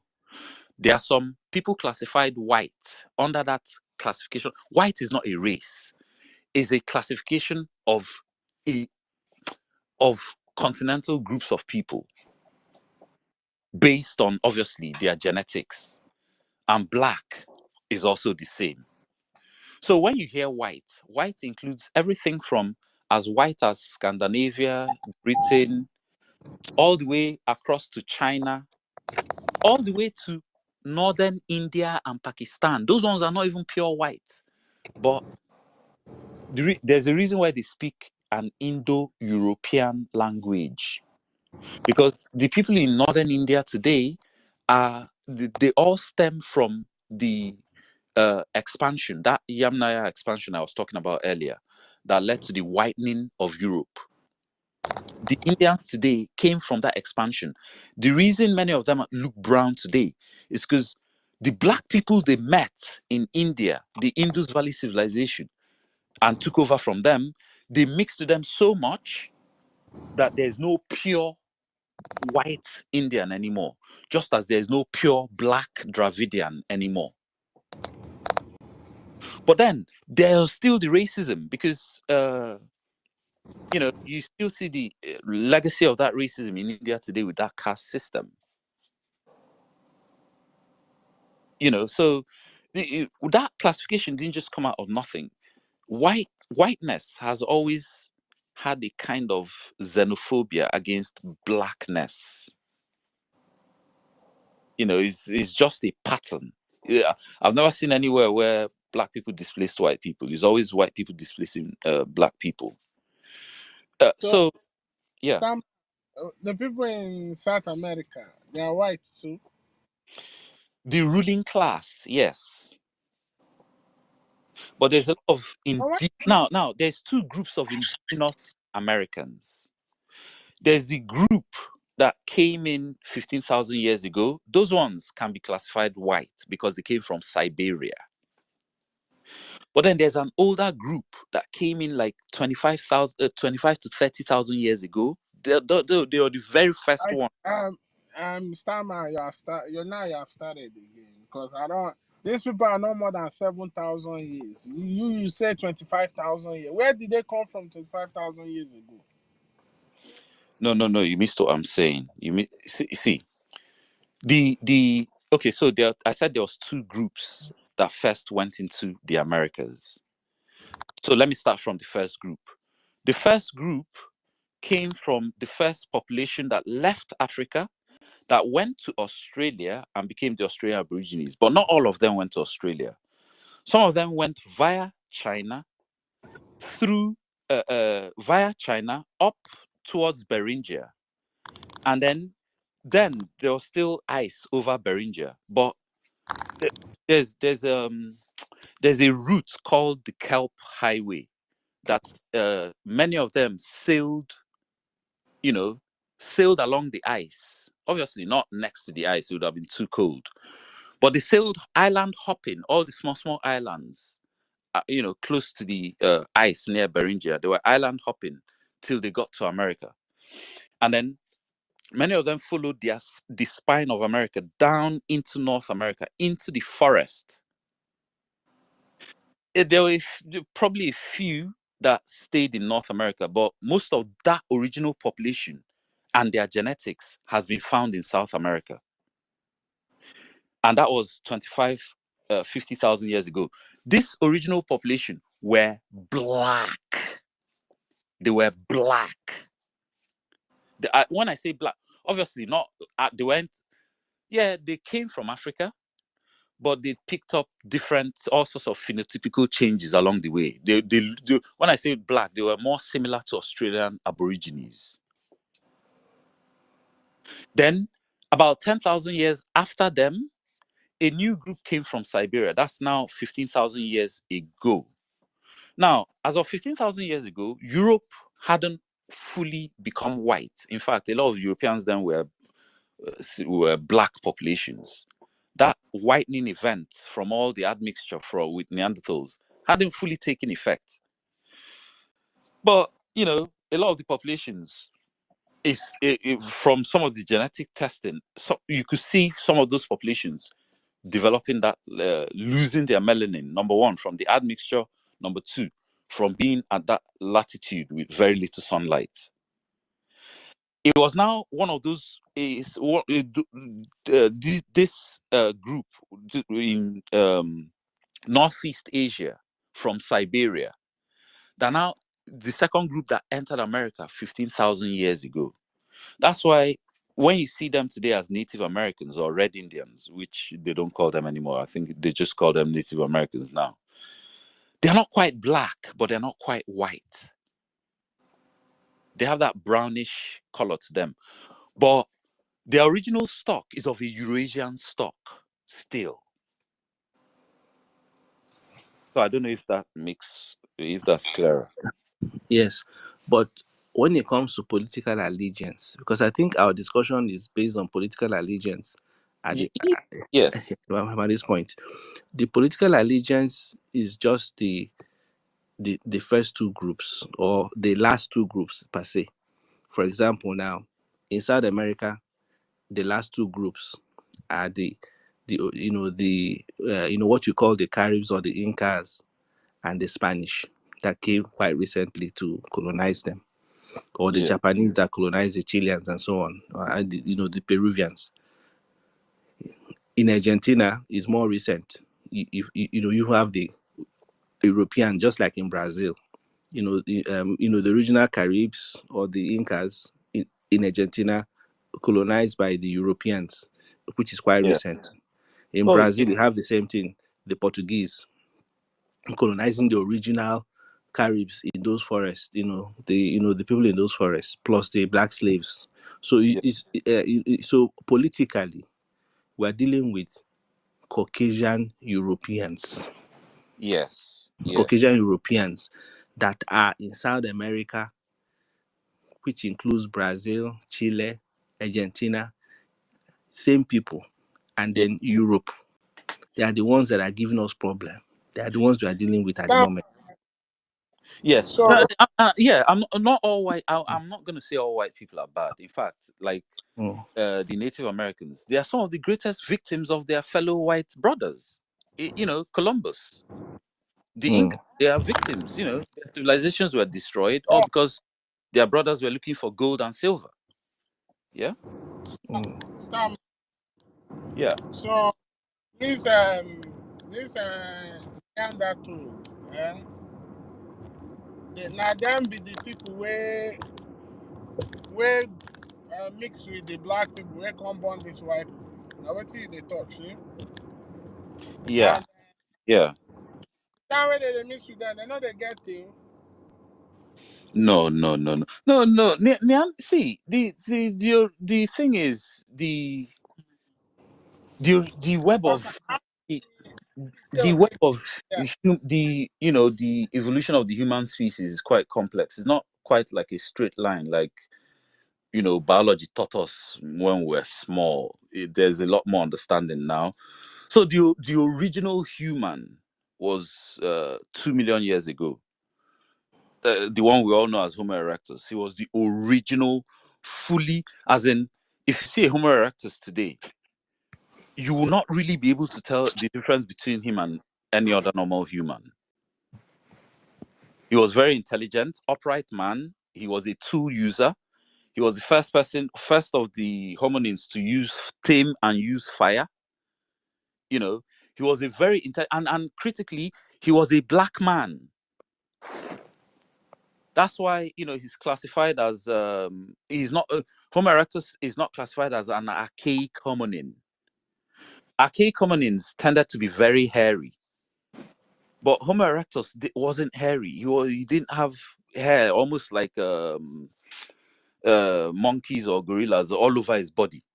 He had just like normal humans, very thin strands, thin patches of hair, so that he could sweat. But in losing his original hair, to protect himself from ultraviolet sunlight damage, he had to adapt melanin into his skin from that hair he lost.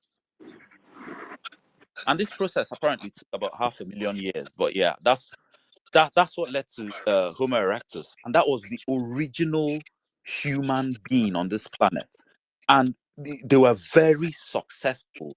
They spread all over Africa and were the first of the hominins to even leave Africa. But then, because they lived in so many different regions, some dry, arid region, some forest region, their evolutions in different regions took different paths. So the ones that were in Africa became Homo ergaster, Homo heidelbergensis. Some of them left Africa and now became Homo denisovan, Homo neanderthal. Homo neanderthal was the first of these hominins to become white. They lost their melanin completely. Why? Because they were living in Europe at a time when half of Europe was under ice. Yeah. They were living in Ice Age Europe. And for an Ice Age to happen at all, yeah? Remember I was talking earlier about how Europe doesn't get enough sunlight for black people to synthesize enough vitamin D. Now, the reason Europe doesn't get enough sunlight is because of the way the Earth is tilted away from the sun at the North Pole. Now, this tilt is not a permanent fix. Sometimes it tilts even more. And when it tilts even more, that means that North Pole is receiving even less sunlight and it gets colder. And as it gets cold, seawater and vapor in the air starts freezing and getting dumped on each other, depositing as those giant ice sheets. And as the water is being deposited as ice sheets in the coldest parts of the planet, sea level drops. In fact, during the Ice Age, sea levels were 100 meters less than what they are today. That was what made it easy for our ancestors to get to Australia. Because in that whole journey from Africa to Australia, the only time they had to cross the sea was from, I think, one of those Indonesian islands. Oh, it's an island today. Back then, it wasn't even an island. It was connected to a landmass that's connected to the larger Indonesian land mass. Was one of those islands today, well, it wasn't an island then, to Papua New Guinea. Papua New Guinea itself was connected by land to Australia back then when sea levels were 100 meters lower than it is today. Now, the Neanderthals being in Europe under Ice Age conditions, the North Pole was tilted so far away from the sun that they were getting so little sunlight. The only way for them to survive was to evolve somehow and lose the melanin that was already in their skin. So natural selection happens where even just the general population, the women in the population will notice that lighter skinned children seem to have less complications in life or in old age than the darker skinned ones. And they'll just naturally start selecting for lighter skinned mates. It seems, sometimes it will seem like it's a conscious thing, but not necessarily. A lot of times it's subconscious. It's just natural selection happening. The most advantageous traits being selected to ensure survival of the next generation.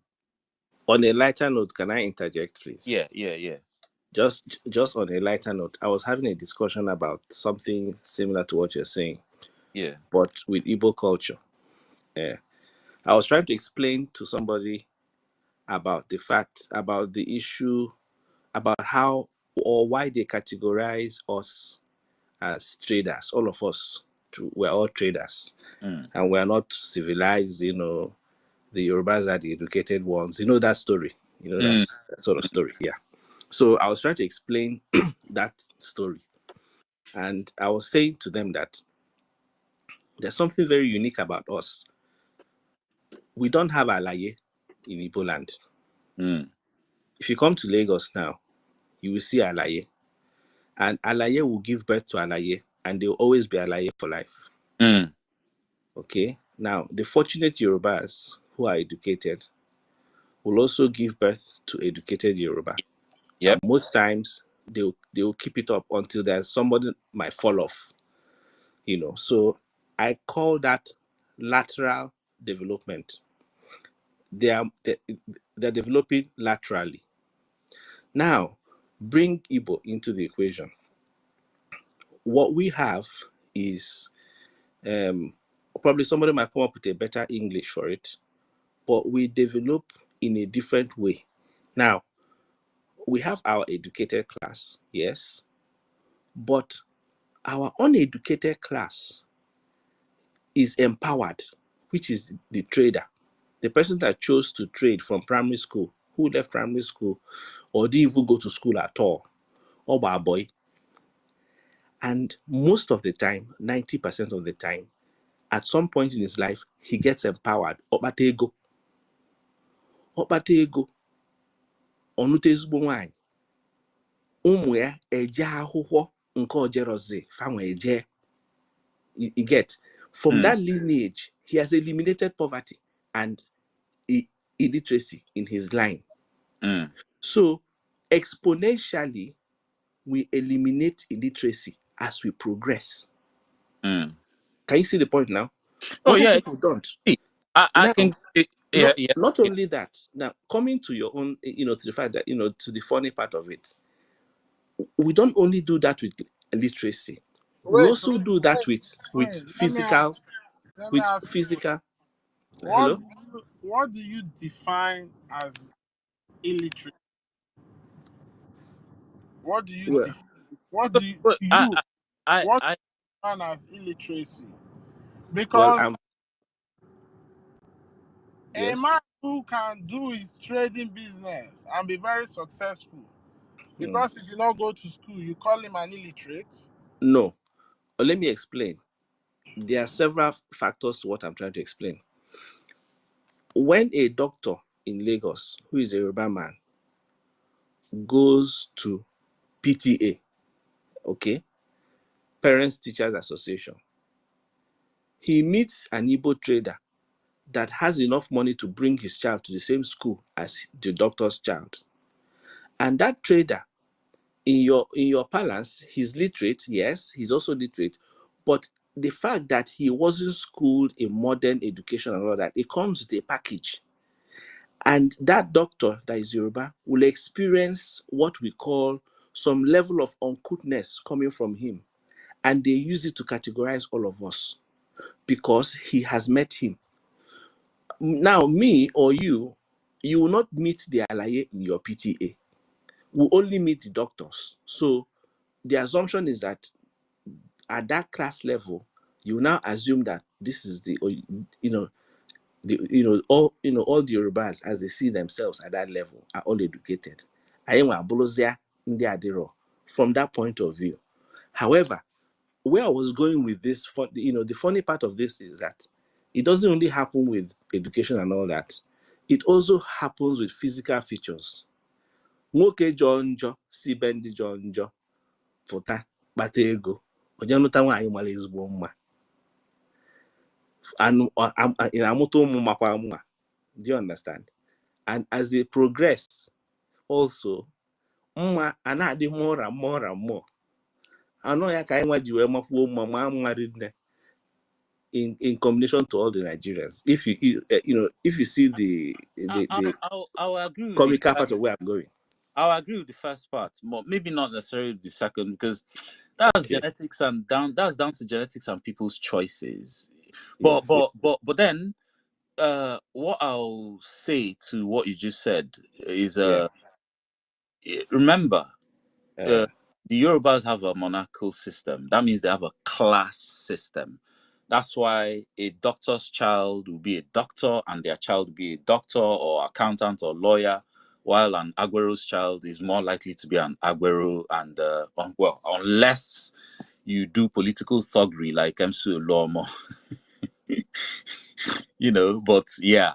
But meanwhile, in Igbo society, because we didn't have any kings or centralized polity, the class system is very minimal. I mean, we have reverence for people that merit the reverence, but it's not like a class system where some people, it's all about.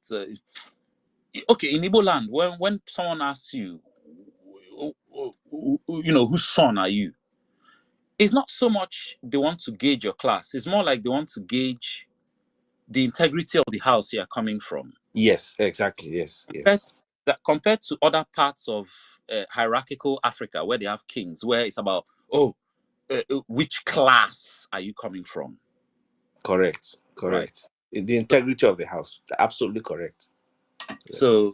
So yeah, that's that. And then to Igbos being traders, there's something I discovered. Again, I know a lot of people, when they hear me talking about Neanderthal, Homo erectus, to them is like, what the hell is this guy talking about?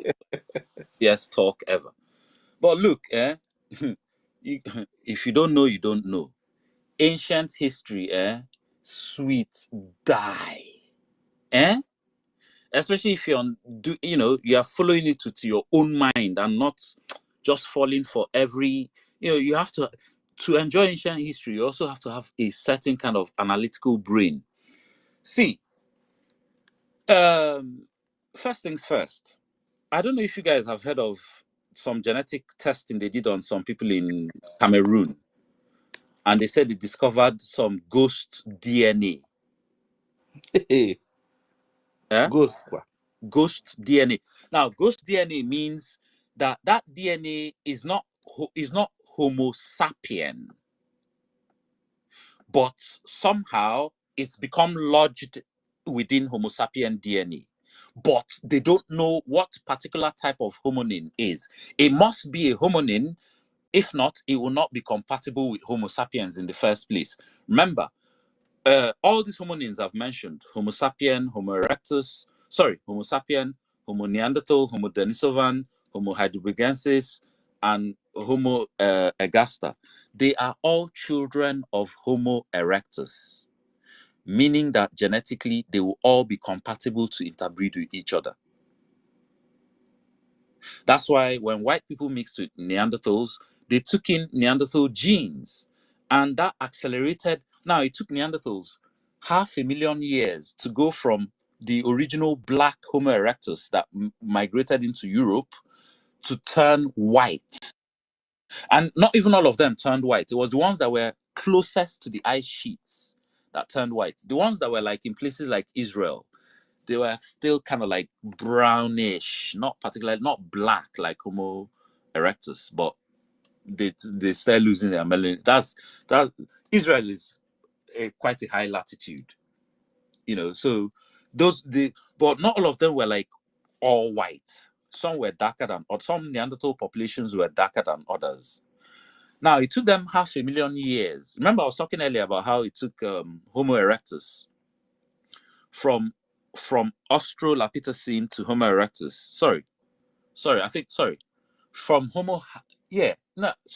from Australopithecine to Homo erectus, it took him 500,000 years to lose his body hair and adapt melanin from that body hair into melanin under his skin for protection from sunlight damage, UV damage. It also took Neanderthals about 500,000 years to lose their melanin under conditions of very little sunlight so that they could synthesize enough vitamin D from that very little sunlight. It took them 500,000 years to go through that whole adaptation process. Now, with humans, Homo sapiens, on the other hand, it took them 50,000 years, a tenth of what it took Neanderthals. Why? Because they took in Neanderthal DNA that was already adapted for those conditions these modern humans were moving into, those Ice Age conditions, because modern humans got into Europe still during the Ice Age. And they met Neanderthals and they bred, they mixed, they banged each other, and they were compatible, at least. Apparently, I think the female Homo sapiens and the male Neanderthals were compatible. Yeah, I can't remember now if it was the other way around, but one of them was sterile. One combination was sterile, one combination was viable. And that's how Neanderthal DNA got into humans from that admixture event. And then the humans that were in Europe at the time, them now having these genes that had been selected for survival in Ice Age conditions, and they're now living under the same Ice Age conditions, those genes got turned on. They got switched on. And over time, over generations, those black people that are taking in those genes, because those genes were actually advantageous for survival, they began to become the dominant, at least, gene for melanin production in those populations. So there's two types of melanin. In fact, I think there's three. But one is only in the brain, that's neuromelanin. Then there's two types that is in the skin. And everybody has the two, red and black melanin. Red melanin is like in your tongue, your lips, or in your private parts. That's red melanin. The black one is your skin. White people too, they can produce black melanin, but very tiny, very, very, very tiny. And then when you see those white people that can't produce it at all, you see them very pale. If you've seen those white people that are so pale that it's like they're almost like pure white, yes. And it's some sort of extreme adaptation. I won't call it abnormalities, like an extreme adaptation. I'm getting somewhere with this. Starman, all this thing you're telling us, all this thing, no, yeah. Anyway, go ahead. But I know for you, Chukuma, you probably won't, agree. But yeah, so I was talking about the ghost population they found in some Cameroonians. Now, like I said earlier, when Homo sapiens met Neanderthals, they mixed, they interbred. The same thing happened everywhere on the planet.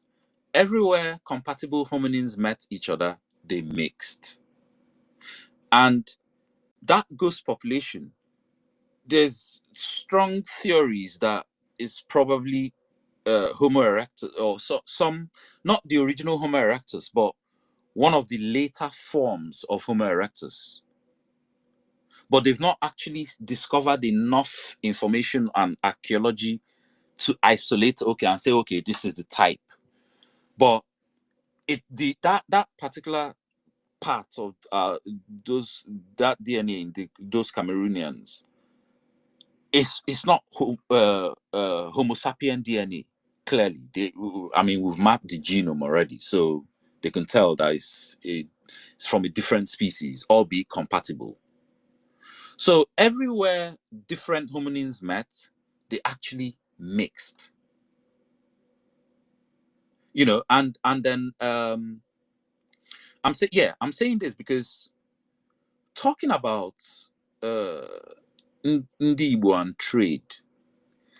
Now, there's one thing I know that our genetics has largely been around that area since its inception, which is about 200,000 years ago. That's the haplogroup L1, the pygmies. Yes, we have 25% pygmy in us, believe it or not, and that's more than most other West African population. Stammer. Yeah. Stammer. You know why I'm laughing? Because yeah. Onugucha science in the ocha.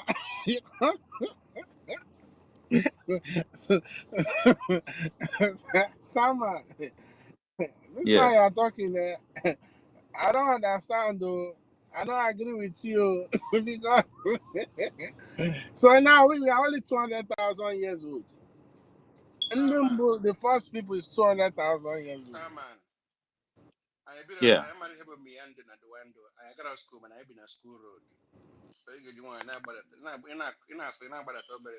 No. Ndị Miana told ndị lab project apụtara na lab.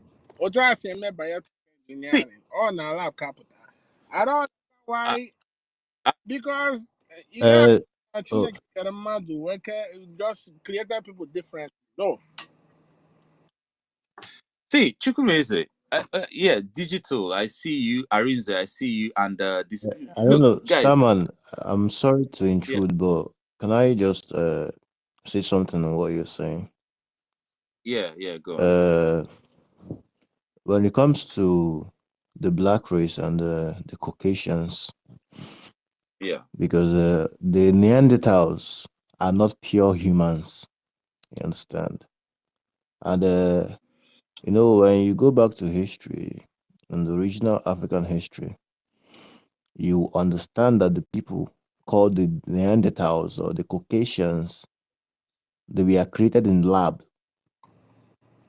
Thank you. They were created in lab with different DNA of different animals. Now, let me give you a proof. That's why they chase them to the mountains. And we chased them into the mountain, the Mount of Caucasus.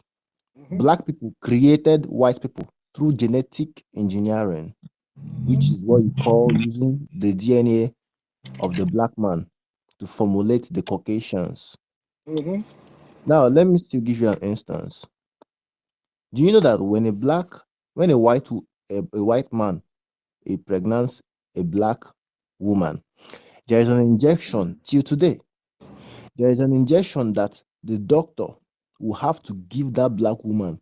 If not, the child is going to be aborted naturally because the white people are not complete humans.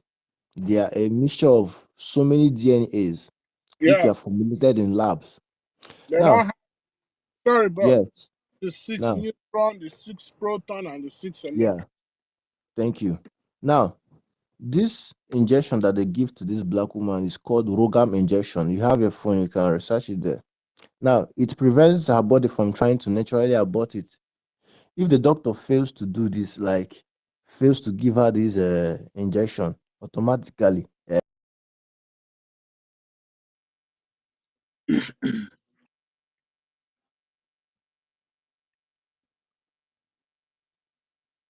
body will develop antibodies that could attack the positive red blood cells of babies. You understand? So, which will cause HDN. And HDN can cause serious illness, brain damage, and even death. Like, you understand, in all this that you're calling half caste.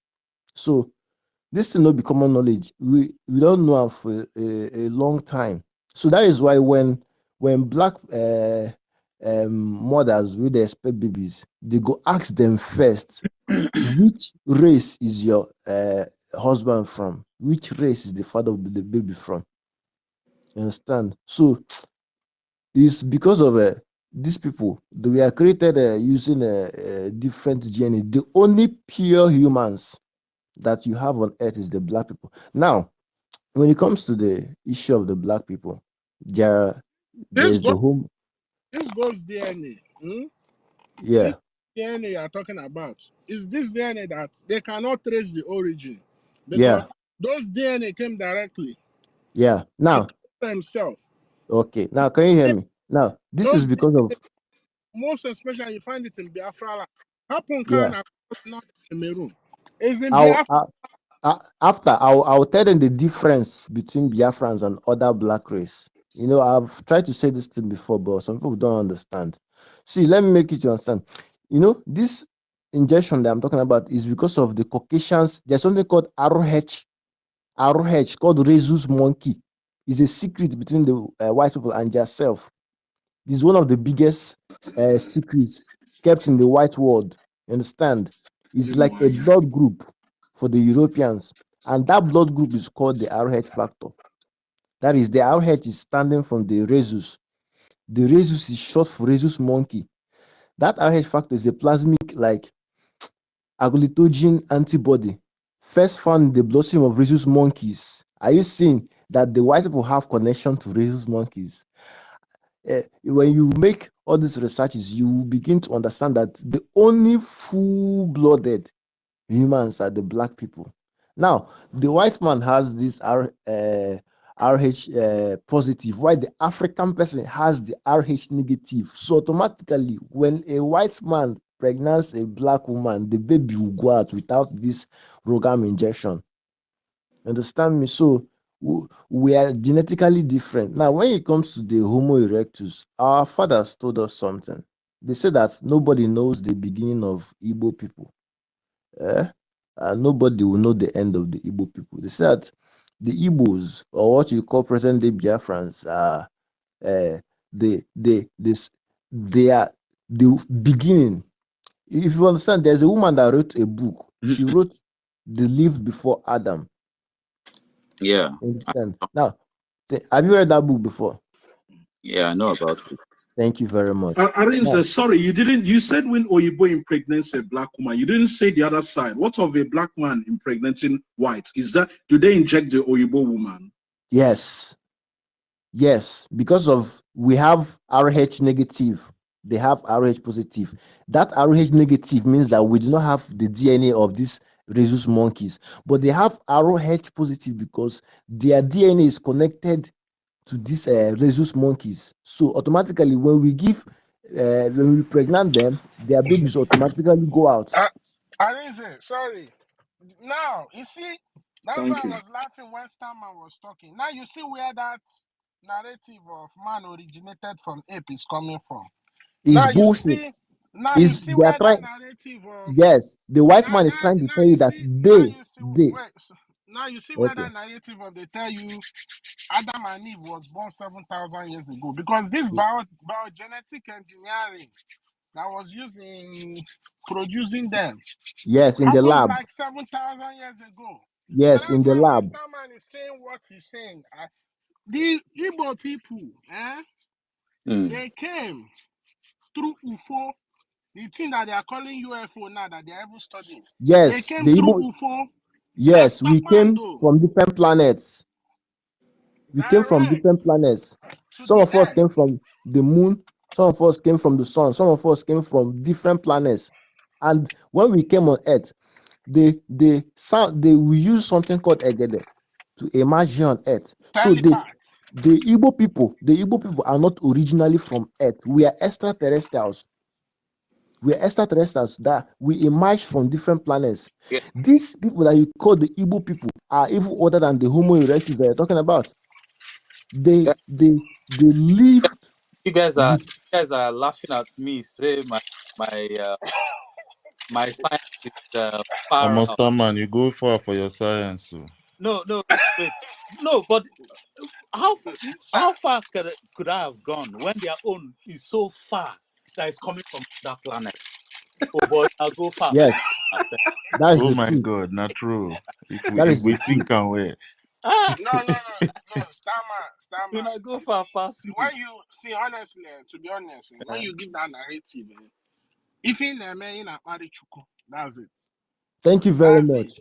You are just No. See, look, no, it is look. it. See this. We see here. At the end of the day, we're going to have a Ministry of Education in Biafra. it will be their duty to evaluate what we are going to put in our children's heads. And Shebi, I said, my Biafran dream is to have my own school. Yes, I will present the curriculum I intend to teach. And I'm sure all sorts of educators all around Biafra land will all present their curriculum. And there will be, dialogue, there will be analysis, there will be examination. And I think for the best of our people, we will not teach them bull crap. So ultimately, we'll see whether, things I'm talking about. First of all, unu ga-abugodu ụzọ wee rapụ all these things ndị ọcha kụziri. Most especially, ndị ọcha na-ebunye gị history. You gotta be, ị ga na-enyo ya with Yo, one Mr. eye. Salman, are you still speaking? I can't hear anybody. No, it was Chukuma speaking. Enye gị history, you gotta use one eye, they look am. No use all your eye look am, because remember, the history is to tell you that you are more or less of a human than them. So that's why I asked you that question. Those people that has tail, how did that tail disappear? You brush it off, say no. Because I'm trying to head in somewhere. That's the Caucasians. Because Thank you. because and this our melanin skin. Oh my God, that journey that we came from a different abstract plane. God bless you. That made us develop that melanin skin. Everybody will present their evidence to back up why they believe this and this and that. Sam, my own evidence, they will put it in dustbin. Don't bring this. Yeah. Chukwumeze, see this guy. Easy.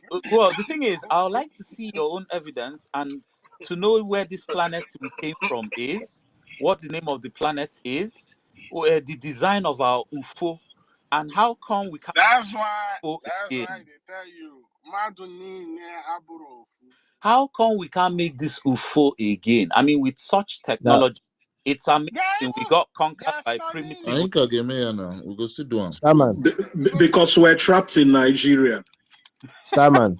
We're still going to do it. We have the resources, I think. Yeah. Chukwumeze. Sorry, let me still make this impression. See, the reason why we are doing all these things is because we have deteriorated. Can I say something real quick just to verify what these guys are saying? Rinze is saying. I posted things inside of the chat. The tail is true. It's a disorder that few whites have. That's one thing. Another thing is, please study the Cambrian explosion. Scientifically, all species on most mammals on the planet arrived on Earth at the same time. Right. So there is some truth to say that maybe we came from a different planet, stuff like that. I don't know. Some people say that our circadian rhythm is more aligned with Mars than it is with Earth, but let me not get deep. It's not a lie. Bro. The pyramid. Starman. Yeah. Let me ask you a question. Wait.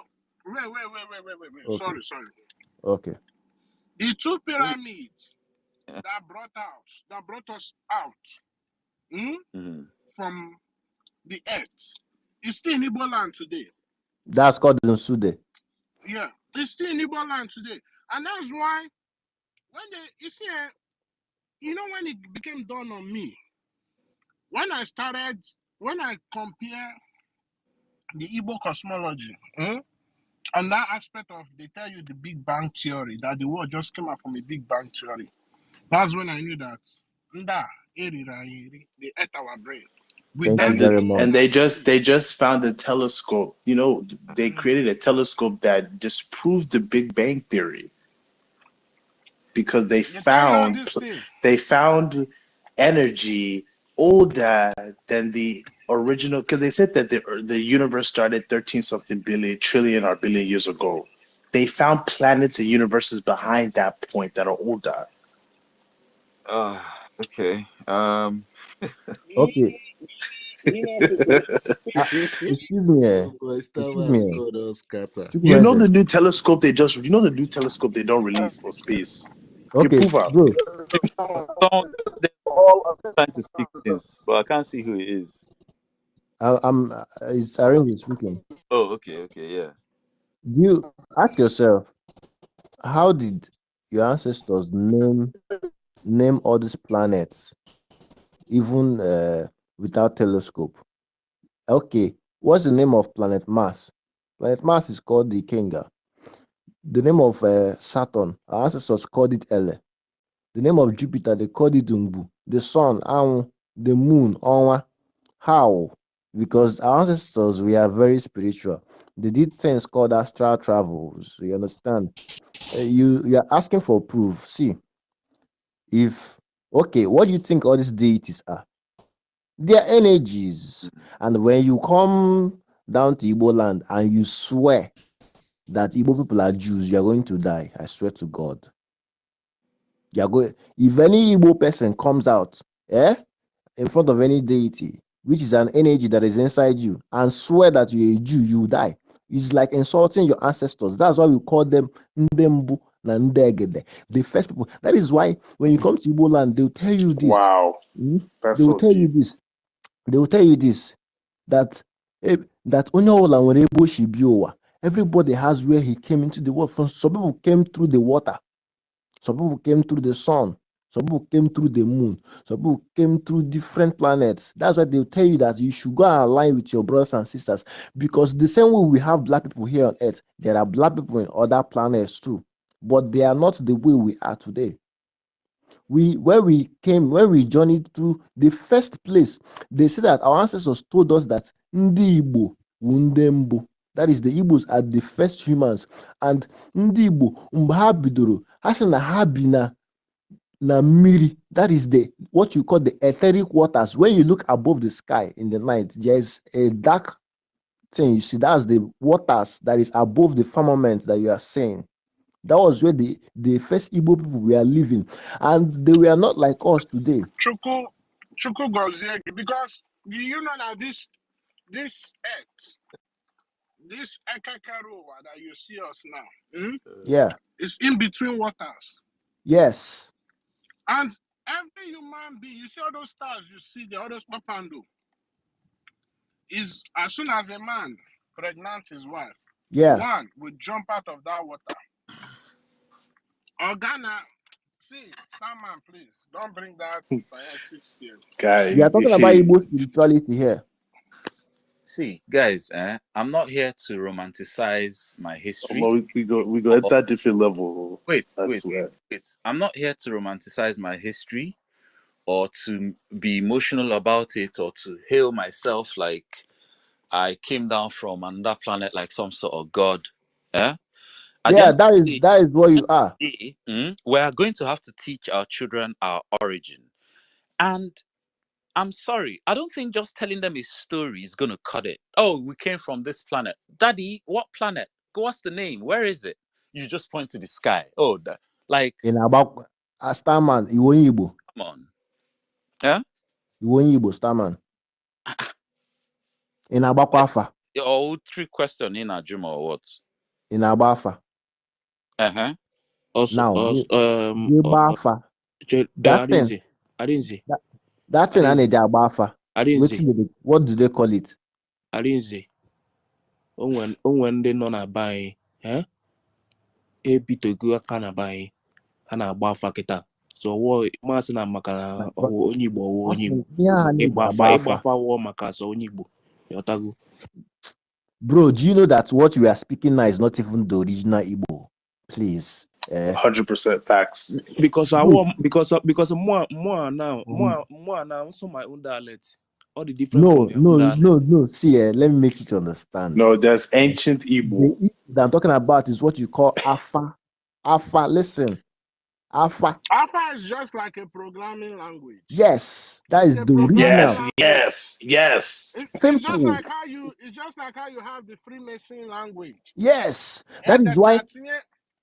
Do you know that It's a every day? programming language. Do you know that every day of your life that Chukwukabiama sends message to you, but you do not understand that Usafa? That is why you will not understand what he's saying. The Igbo people told you that even before this universe came into existence, that they were living with their God, Chukwukabiama, in the waters above. That was after the explosion that took place in the beginning that made Chukwukabiama to become separated from us here in the physical realm. In Igbo cosmology, it was this explosion that had us to separate from Chukwukabiama. And we migrated from that waters above. Ndị Igbo na-akpọ ya ete. The white people took it and called it the etheric waters. Our ancestors told us that in the moon that they built pyramids, a na-akpọ ya ugwu. That is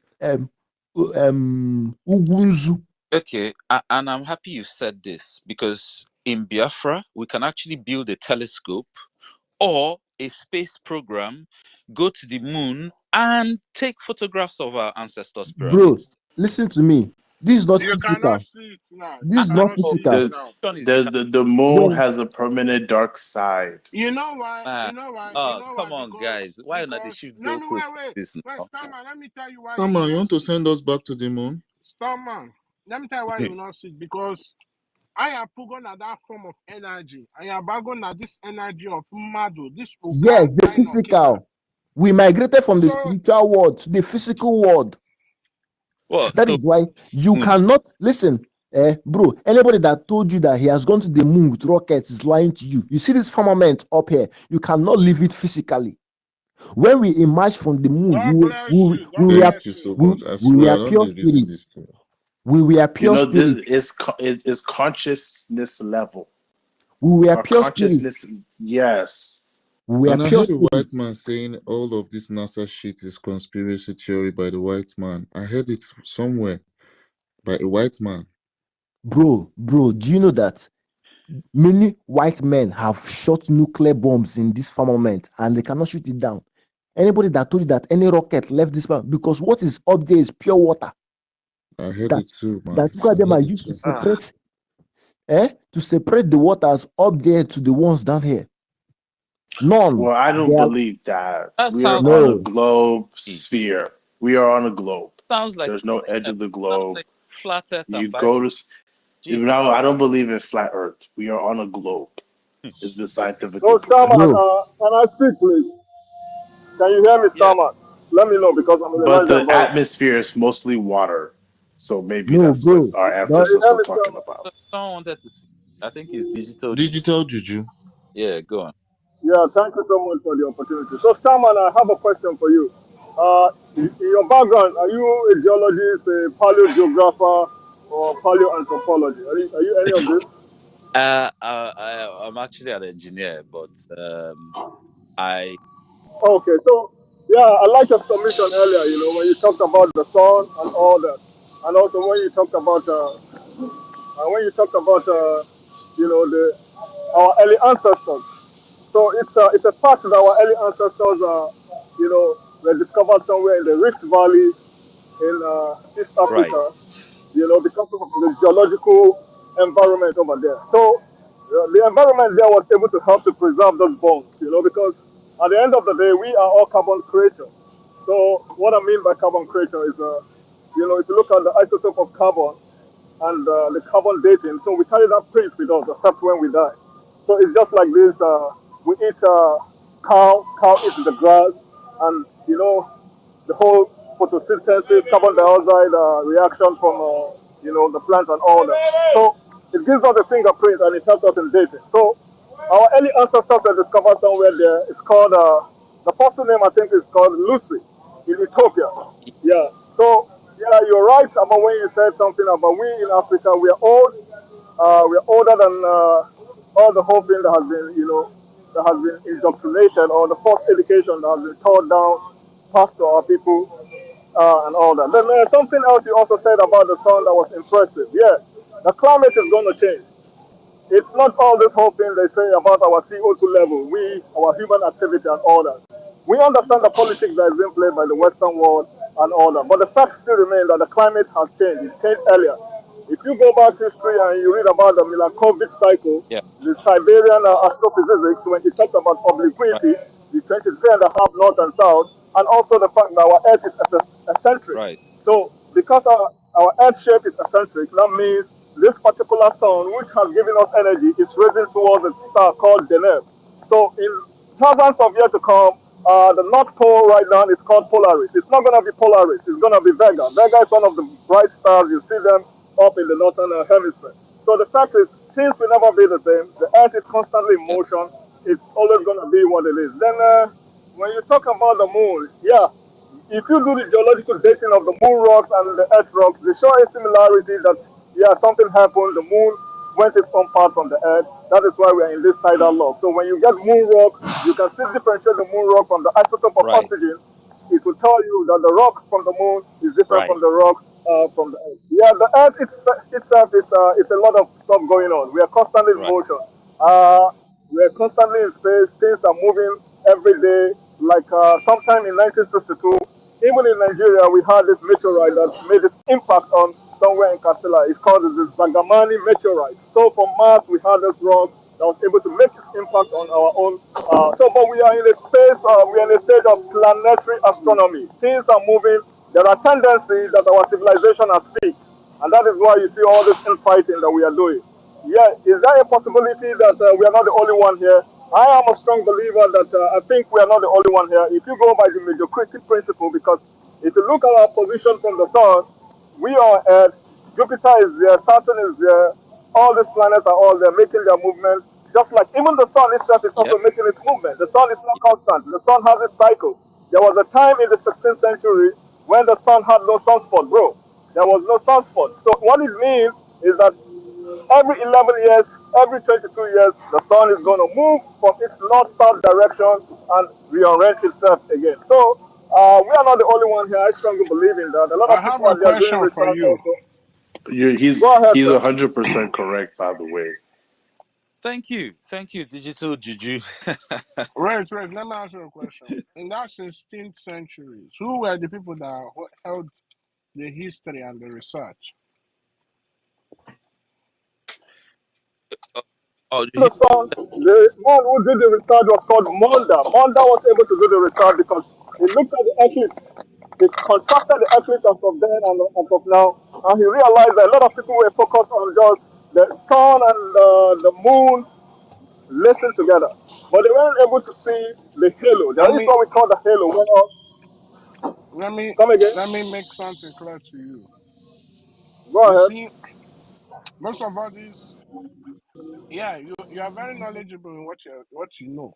But one thing I want to tell you, most of all these words that you are using to describe all these things, how the sun is moving. I don't know how the sun is moving. I don't think the sun moves. You understand? No, the All sun these things definitely moves throughout the universe for sure. Right. It does. It's already been verified, and our universe is actually going to collide with another universe, but that's a different conversation. But yeah, the sun moves. well, what I'm trying to say is all these things is narrating. As long as the original words, the original language that was spoken is not used to describe it, then I will not agree with anything you're saying. I will not agree with anything you're saying. So you are entitled to your opinion, but the fact remains that the sun will rise from the east, it will go down in the west. There are people who know when the sun is going to come out. There are models every day. If you want to know when the sun is going to set tomorrow, wherever you are, you can put it on Google. It will tell you when the sun will I, set. People have been following this science. And you listen to me, sir. We are not here to say, oh, if you believe or you don't believe. When you go out, one day. But we are trying to educate and enlighten ourselves one after the other. I'm an Hausa person, but it's okay. I'm not No, It but don't matter. But science is Look, science. we Science move don't care about all that. we move around the sun. The sun moves throughout the universe, well, throughout the galaxy, and then the the galaxy, galaxy. the universe. So, anyway. Bro, so how now go they talk all these things, self? How now I go don't just how understand now them, go but see truth? anyway, How now why white people they do better? How now go anyway, see truth? make una talk with you now. Nah, Anyway, okay, I want to ask a question. When you pour When you pour water in a flat plate, is that water gonna move? No. Thank you. Now, but when you pour water on top of a ball that is spherical, it's gonna pour. If the earth is a globe like you claim, all these waters that you're seeing, none It's of them will be relativity. stable. Study relativity. Study Bro, relativity. So, stop all those things, bro. so, Study so, so, Mr. Man, the thing is this: the whole volume of water that we have in the Pacific, Atlantic, Indian Ocean, they are constantly in motion with us.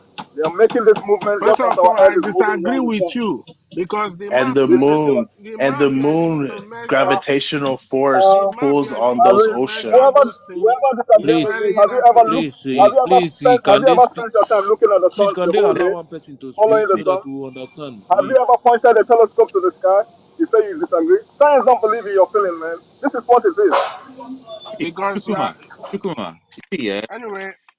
Can we talk about Biafra? Because can we talk about Biafra? Because if we start going into all these things, the people that existed after the first people cannot come and tell the first people how Nah, things were.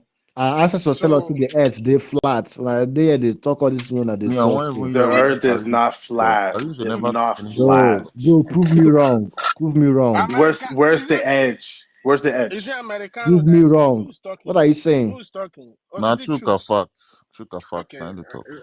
Now Well, me the talk. Now me the talk. I beg. The earth is spherical. We don't anyway, already prove. We don't already prove this thing long time ago. we are gonna be in Biafra, to checkmate all the knowledge you people are going to bring back for us Thank you because very much, my brother. we cannot be teaching our children this kind That of the earth is things. spherical. That the How? earth is globe. Which one is globe? The If earth it is is very globe, flat. all of us supposed to be shaking now. We'll be moving Yes. from left to right to Again, Yes. study relativity. Nothing So like what you leave are that saying don't relativity make sense. something, my Study brother. it. 2,000 years ago, a man called, listen to me, listen to me.